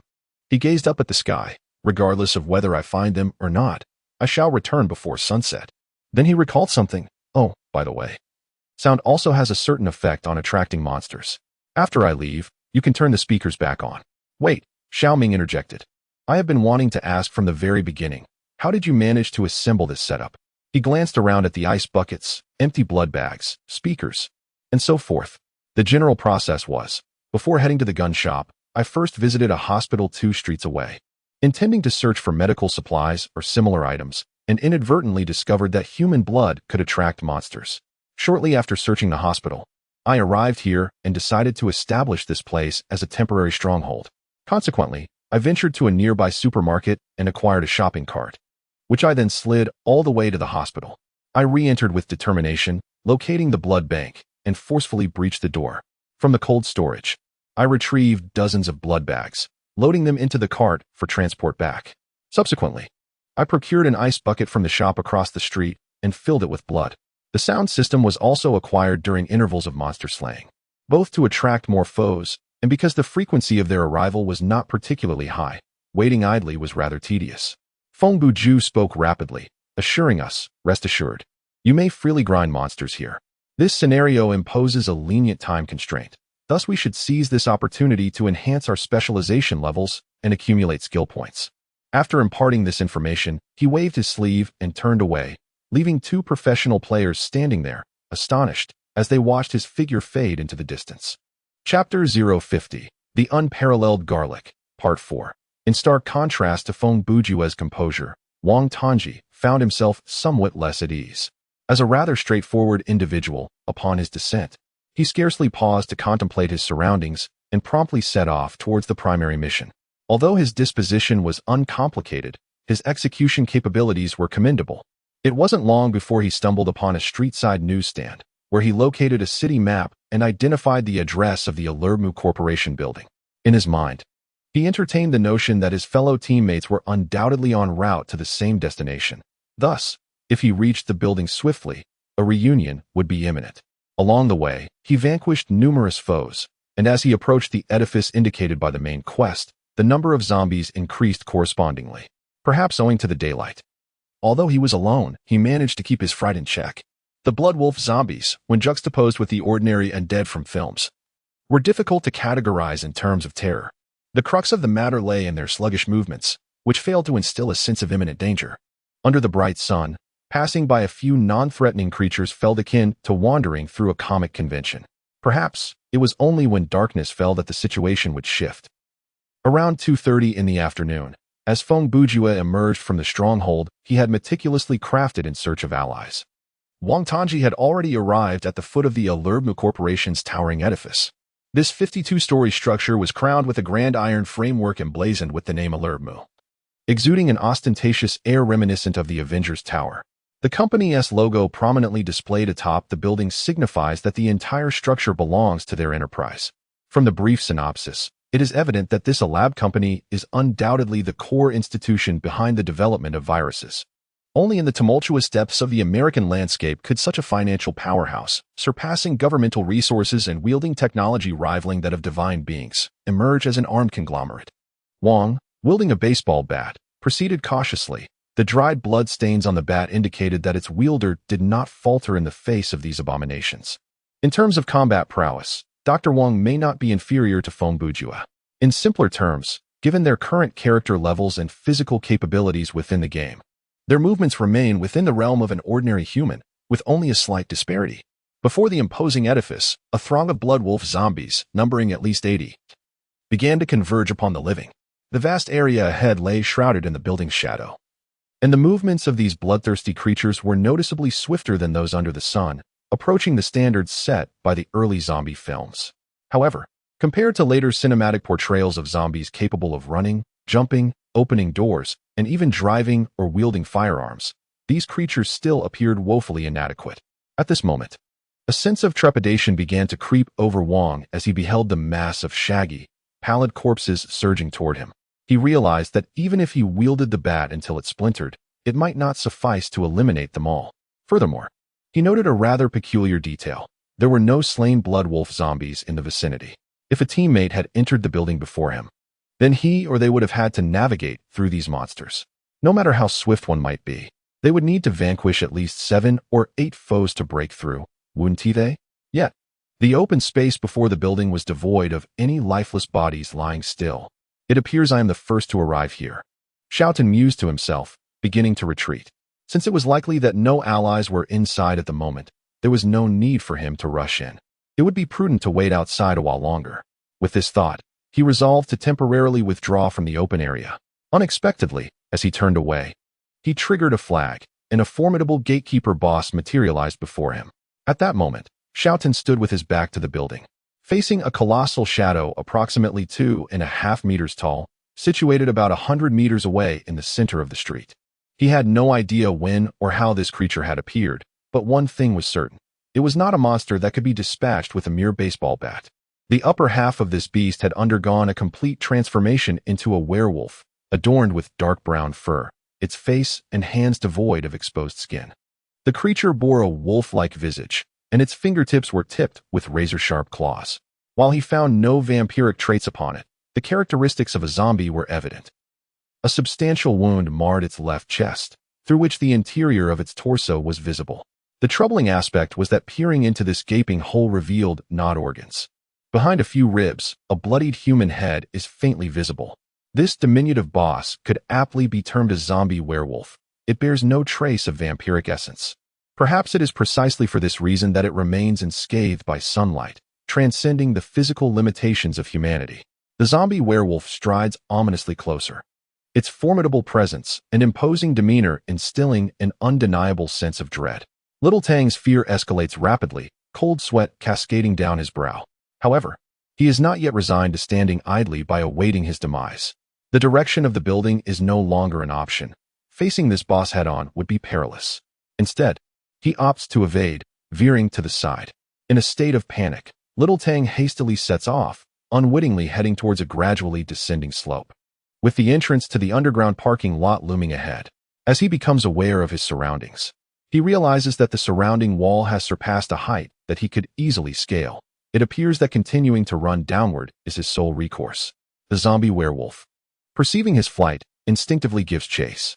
Fortunately, this creature is not a pure werewolf. It seems incapable of moving on all fours, pursuing him instead on two legs. Thus its speed is not excessively alarming. Nevertheless, its agility far exceeds that of the sluggish bloodwolves, making it impossible for Little Tang to gain any distance. Before long, he approaches the entrance of the underground parking lot. Observing the height of the horizontal barrier, he believes it is surmountable with a simple push. However, a troubling realization dawns upon him. The parking lot ahead is shrouded in darkness. His legs continue to propel him forward as his hand delves into his bag, seeking to retrieve a flashlight. At this very moment, a dreadful vision flashed before his eyes. He discerned, not far behind the parking lot barrier, some ominous shadows in motion. Subsequently, a horrifying scene unfolded. Initially, Xiaotan could only perceive a few indistinct silhouettes, but as he drew closer, the reality became starkly apparent. The dim parking lot was teeming with bloodthirsty wolf zombies. How astonishing it was to realize that such a multitude of monsters lurked in this sunless enclave. Xiaotan's heart swelled with astonishment, yet there was no time to process this revelation. He was compelled to choose between the horde of ravenous wolf zombies and a formidable zombie werewolf. Given the circumstances, it was evident that charging into that darkness would surely lead to his dismemberment. Thus, he had no choice but to retreat and confront this minor boss. Eliminating the zombie werewolf would prove to be a formidable challenge for Xiaotan, but if he wished to escape without regard for his resources, he had two options. First, to utilize the slow quicksand. Second, to employ the special ability, Rapid Retreat / bestowed by the title, Frantic Ambusher. Name, Rapid Retreat / special ability type, active, consumption, 30 of maximum stamina. Effect, upon striking the target, the user can instantly initiate a high-speed maneuver, creating a distance of at least 10 meters from the target. No cooldown period, can only be activated when wielding bladed melee weapons. Note, here I am again. Back in the fray. Here I am again. What do you think? Come at me, fool. The first method should reliably ensure Xiaotan's escape. Evading the creature within a minute poses no challenge. However, the role of the slow quicksand in this narrative is self-evident. This script undoubtedly leans more towards combat. And when faced with a horde of bloodthirsty wolf zombies or the final boss, utilizing this item could potentially turn the tide. It would be a pity to squander it now. Conversely, the second method carries considerable risk. To employ this skill for escape, one must swiftly maneuver behind the zombie werewolf or at least position oneself with their back against the slope, successfully striking the creature's body in the process. The memory of Brother Long being flung away by a single blow from an enhanced blood corpse remains vivid. Xiaotan does not underestimate the strength of the werewolf before him, which is certainly no less formidable. In terms of levels, the average player level in this script is nearly double that of the previous encounter, and disregarding numerical factors, the power of the monsters is quite apparent. Just as Xiaotan hesitated, the werewolf drew near, poised to launch. Suddenly, the creature halted, turning away and completely disregarding Wang Tan's presence. It glanced back, alert to another direction, emitting a low growl. The sound of heavy metal boots striking the ground echoed as two elongated figures approached from the slope. Due to the backlighting, Xiaotan could not discern their features, but judging by the monster's reaction, these two were likely players or some adversarial NPCs. In Hebei, there are heroes, and among them, the renowned General Pan Feng, who harbors ambitions as vast as the universe and conceals 1,000,000 soldiers within. Pengu emerged into the mortal realm, with the vermilion bird heralding his grand name. With unmatched renown, a mere smile could belittle even the most valiant of heroes. Among them, A figure recited verses of such pedestrian quality as he advanced forward. This individual bore no remarkable features. He appeared to be around 30 years of age. Sporting a scruffy beard, he wielded an exceptionally conspicuous great axe, towering above him. In all his time playing this game, Wang Tongji had never before encountered anyone brandishing such a towering weapon, and its presence indeed exuded an extraordinary aura, deserving of the designation majestic and formidable. "Fear not, young lad," spoke the one known as the unmatched General Pan Feng. "With my brother Hua beside me, I assure you, you are in no danger." The formidable, thousand-man slayer Hua Xiong also grasped a long-handled weapon, resembling a lance, and appeared to be of similar age to Pan Feng, sporting a ring of facial hair. "What my brother has said is indeed true, young lad. Just wait here. Such monsters are hardly to be feared. I shall take their lives as easily as one would butcher a pig or dog." At that moment, the sole thought occupying Wang Tongji's mind was, these two middle-aged gentlemen are indeed afflicted with a severe case of delusions of grandeur. Chapter 051. The Peerless Garlic, Part 5. Wang Tongji pondered this, while the zombie werewolf, devoid of such contemplations, recognized only the strength of its opponents. As a gatekeeper-level boss with limited intelligence, the zombie werewolf surprisingly abandoned the easily attainable prey before it, turning instead to focus intently on two approaching figures, maintaining a vigilant stance despite the distance separating them. This clearly indicated the formidable prowess of the two individuals. From their mutual address, Shouting deduced that they were none other than the Team S, Peerless General Pan Feng, and Thousand-Man Slayer Hua Xiong. Since the players had begun the scenario scattered apart, and with names and titles no longer visible above their heads, the team panel only displaying names, levels, and survival status. Xiaodang was unaware of their titles and could not infer their strength from that. However, given that these two had taken the initiative to rescue him and boldly proclaimed their intentions, it was reasonable to assume that vanquishing this boss would be well within their capabilities. Esteemed generals, Xiaodang stammered, feeling somewhat awkward. There are numerous blood wolf zombies below. Perhaps we should lure this minor boss up too. Suddenly, as he spoke the latter part of his sentence, his mouth fell agape in shock. Do not be alarmed, he reassured. He has not been bitten. Although 5 or 6 zombies from the parking lot behind him were closing in, they had yet to reach Xiaodang. One need not be overly concerned about those peculiar creatures, for they are obstructed by the horizontal railing.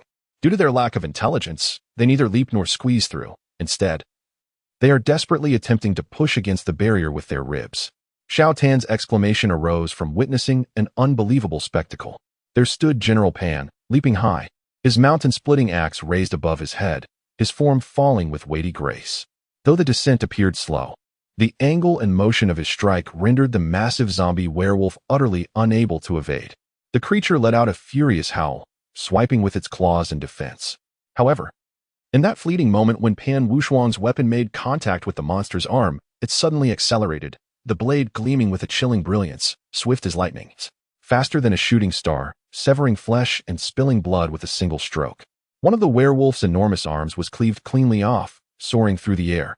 Its mournful roar stifled before it could fully escape its throat. In that instant, Hua Xiong's long spear arrived with even greater swiftness, almost too quick for the eye to follow, and as the blood erupted, the monster's knee was pierced through. With its left arm severed by the axe and its right knee impaled by the spear, the zombie werewolf, already top-heavy, lost its balance and collapsed heavily to the ground. In the next moment, a cold glint flashed in the wolf's eyes, followed by a resounding thud as the mountain-splitting axe struck the earth, splattering blood across the ground. And soon after, a wolf's head began to roll slowly down the slope. Xiaotan stood transfixed, utterly astonished that these two had dispatched a minor boss in a mere 3 moves. The sheer power they exhibited was beyond imagination, especially given that they were only 2 levels above him. A low growl from the blood wolf zombie behind him jolted him back to reality. Xiaotan turned back to glance and saw that dozens of zombies had already gathered behind the railing. Deeper within the pitch-black parking lot, countless shadowy figures of the deceased lurked. "Little brother, shall we return to the surface for the time being?" Pan Feng inquired. Xiaotan promptly replied, "All right. Let us first find a place devoid of monsters." He hurriedly ascended, and as he passed by the headless corpse of the zombie werewolf, he could not help but cast another glance at the grotesque body. Meanwhile, after leaving the stronghold, Feng Bujue was also making his way towards the building of A Libo Corporation, knowing that it was more likely he would find his teammates there. At that moment, he could only hope that Xiao Tan and the other two players would not recklessly enter the building before his arrival, leading to their demise. He was not in a hurry to rescue Dr. Ashford from the main storyline. To be frank, the Doctor's death was inconsequential, as the system had never indicated that his demise would result in a failure of the narrative. This was a team survival mode. Only the total annihilation of the players would result in a failed script. The death of narrative characters would merely increase the difficulty of the script or alter the story's conclusion.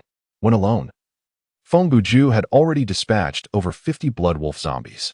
In truth, he could have eliminated more, but his time was consumed by various experiments to test the creature's reactions.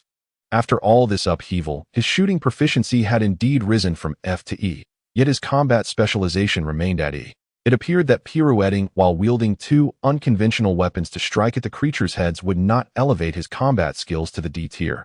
He needed to reassess his strategy. Feng Bujue could not help but recall Siyu Ruo Li, reminiscing about the nimble and graceful movements that characterized her technique. Such finesse was beyond his current capabilities, but perhaps once he could replicate it, his combat proficiency would also ascend to D. Of course, engaging with creatures that moved as slowly as crabs would not forge such skills. He would need to contend with adversaries of comparable or superior strength to have any hope of advancing his combat specialization. Presently, Feng Bujue's foremost concern was donning the Echo armor. He understood that elevating his general proficiency to C would not be an easy feat. Yet achieving D in weaponry specialization seemed feasible, given the mere one-tier difference. Throughout his journey, he contemplated how to exploit the flexibility of this scenario to reap greater rewards, opting to circumvent any monsters he encountered. Soon, he found himself nearing the L building, estimating that only a few blocks remained. At that moment, Feng Bujue noticed an increase in the surrounding Bloodwolf zombies, and he spotted several corpses of the slain undead. Thus, this fellow took a keen interest in conducting an autopsy on the zombies. He crouched beside a corpse, observing the shattered skull and the pooling fluids with meticulous attention, examining the wounds as if he were a detective investigating a crime scene. Was this inflicted by a baseball bat? He pondered, noting the initial strike to the front, followed by two subsequent blows to the side and rear. Could it be Little Tan? Rising to his feet, he grasped a pair of pliers and casually toppled a nearby creature to the ground, stepping on its chest and delivering two decisive blows that pierced through the monster's skull. However, the baseball bat appeared to be a rather accessible weapon, and it seemed that the one with the difficult name possessed several of them.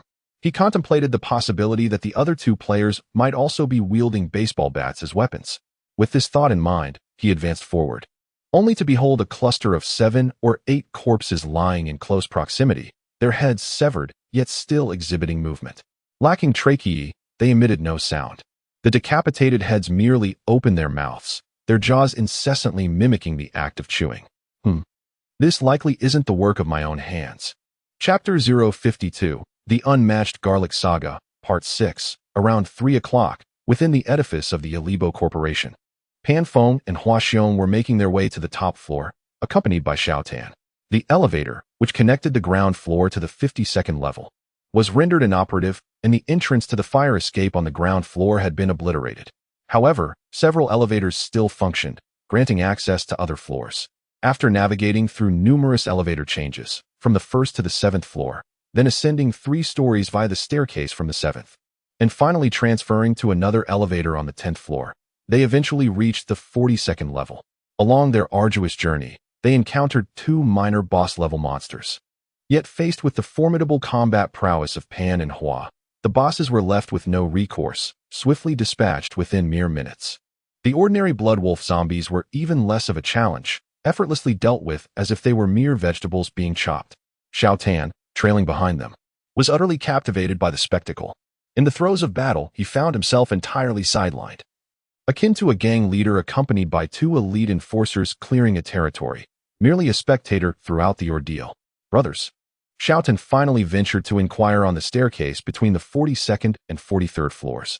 Are you truly intent on battling your way from the ground floor to the top and then back again? Not at all, Hua Xiong replied. We are on a mission to rescue Dr. Ashford. Upon hearing this, Xiao Tan was momentarily taken aback. Well, I wonder if it's too late for me to say this now. When I was on the 1st floor, I caught a glimpse of the building schematic. The research facility is located underground, not above. Logically speaking, having already fought our way to this level, it would be expected for someone to retort, "Why didn't you say so earlier?" However, to my surprise, these two remained remarkably calm. Huaxiong merely turned around and chuckled. "Haha, young brother. We are aware that the research site is underground. Nevertheless, the doctor may not necessarily be in the research facility itself." Xiaotan pondered inwardly. If the doctor isn't in the facility, where could he possibly be? Surely he wouldn't be hiding in a restroom? According to the conventional tropes of science fiction films, after a viral outbreak, researchers like him would typically seek refuge in a relatively secure isolation facility to protect themselves, endeavoring to find a method to control the virus or call for rescue. Moreover, the top floor of this building is merely designated as an office area on the schematic. If Dr. Ashford were truly there, he would likely have been consumed by now. Although doubts lingered in his mind, Xiaotan refrained from voicing them. After all, he was not tasked with fighting monsters. He merely needed to follow in their wake. Even if it turned out they were on a futile path, he could simply accompany these two gentlemen down the route of slaughter. A few moments ago, Feng Bujue successfully entered the building. Along his journey, he deduced from the wounds of the corpses and the footprints stained with blood that there were two individuals accompanying Xiaotan, one wielding a bladed heavy weapon, and the other seemingly armed with a spear or something akin to it. Both exhibited formidable combat prowess, dispatching minor foes with a single strike. Thanks to the impressive performance of those three clearing the path ahead, Feng Bujue found his progress considerably eased, encountering only a limited number of monsters within the building's interior. After glancing at the building schematic, he made his way towards the underground laboratory, unaware that the trio was hastening to the top floor, mistakenly assuming his companions had descended to the basement. Consequently, Feng Bujue discovered an elevator leading to the lower level in a certain corridor and boarded it. This elevator was quite spacious. In all honesty, it bore a resemblance to a landing bay, albeit lacking mirrored walls and touch screens. Although there were some bloodstains inside, no corpses or severed limbs were present. As the elevator only facilitated travel between the first floor and the underground laboratory, the control panel featured merely 5 or 6 buttons. Feng Bujue pressed the button for the basement and then the door close button. Shortly thereafter, the elevator began its descent. Analyzing the previous combat feats he had witnessed, he concluded that within a confined space, the Blood Wolf zombies would find it exceedingly difficult to escape the grasp of Pan Hua and his companion. However, he still clutched the wrench tightly, remaining vigilant against any stragglers that might emerge from the elevator doors. Although the likelihood of such an occurrence was minimal, just as the doors were about to part, a sudden cacophony of undead wails erupted, catching Feng Bujue slightly off guard. An arm reached through the narrowing gap, soon followed by another.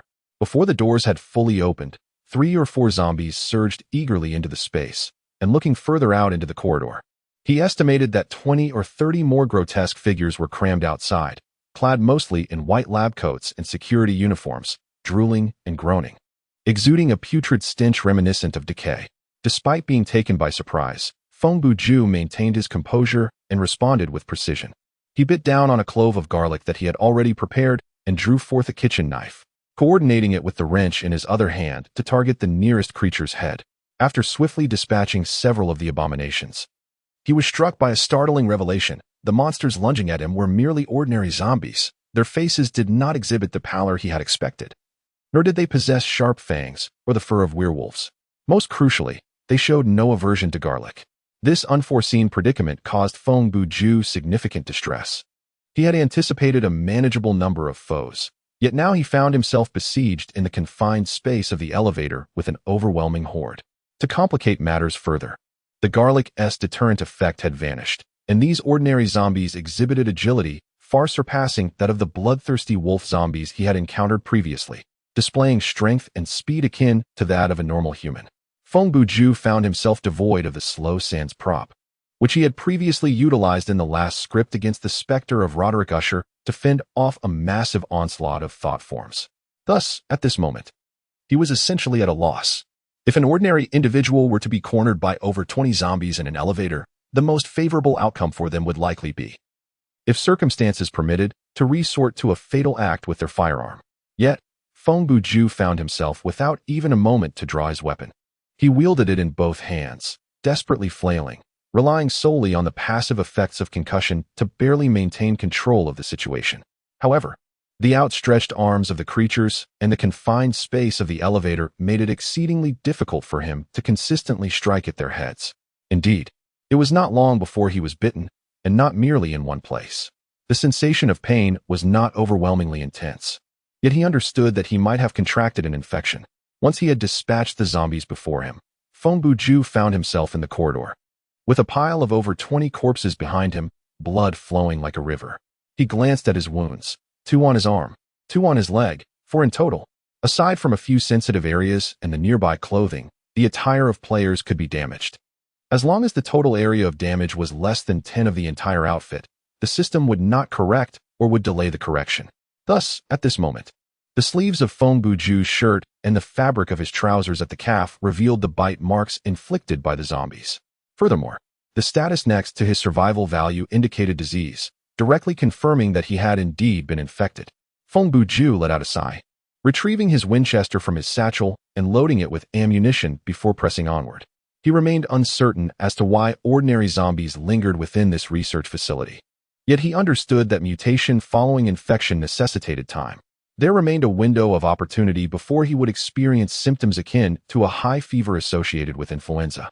He aimed to scour this institute for any semblance of a serum, while simultaneously investigating whether Xiao Tang and the other 2 individuals were present. Should they be absent, it would indicate that the trio had inexplicably ascended to the upper levels of the building, if they were indeed there. The scene at the elevator entrance must hold some significance. Meanwhile, at the entrance of the gun shop, Lord Akutobe and Xiao Ming decided to reposition a large sofa across the road, taking a seat upon it to practice their marksmanship on the approaching Bloodwolf zombies. Despite their playful demeanor, they maintained a level of caution. After all, hitting a target's head from a distance proved to be quite challenging given their shooting skills. Thus, for every zombie that had its legs shattered or lay prone on the ground, the 2 would later approach to ascertain whether it was truly deceased, ensuring to deliver a finishing shot to any that still lingered. The firearms within the shop were predominantly compatible with the Universal F system, presenting a lower threshold for equipment than the M1911A1 Feng Bujue had acquired at level 5.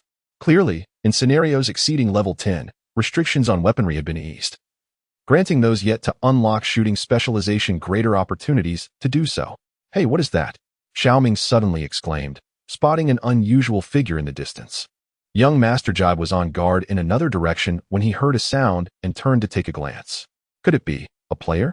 The figure's movements were evidently not those of a zombie, which caught the attention of Xiao Ming. As she approached, the 2 gradually discerned more details. It was a young woman of exquisite beauty, her figure graceful, with long hair cascading over her shoulders. She possessed a delicate, fair complexion, a charming oval face, eyes like autumn waters, and a petite nose paired with full lips. Clad in a fitted black tailcoat, the attire accentuated her slender, fragile frame, forming a striking contrast with her ample bosom. Clearly, this was not the default outfit provided by the system, Xiao Ming remarked. Indeed, that makes sense. Furthermore, judging by her appearance, it is unlikely she would bear the name of a character like the unmatched General Pan Feng or the thousand-man slayer Hua Xiong, Jibe commented.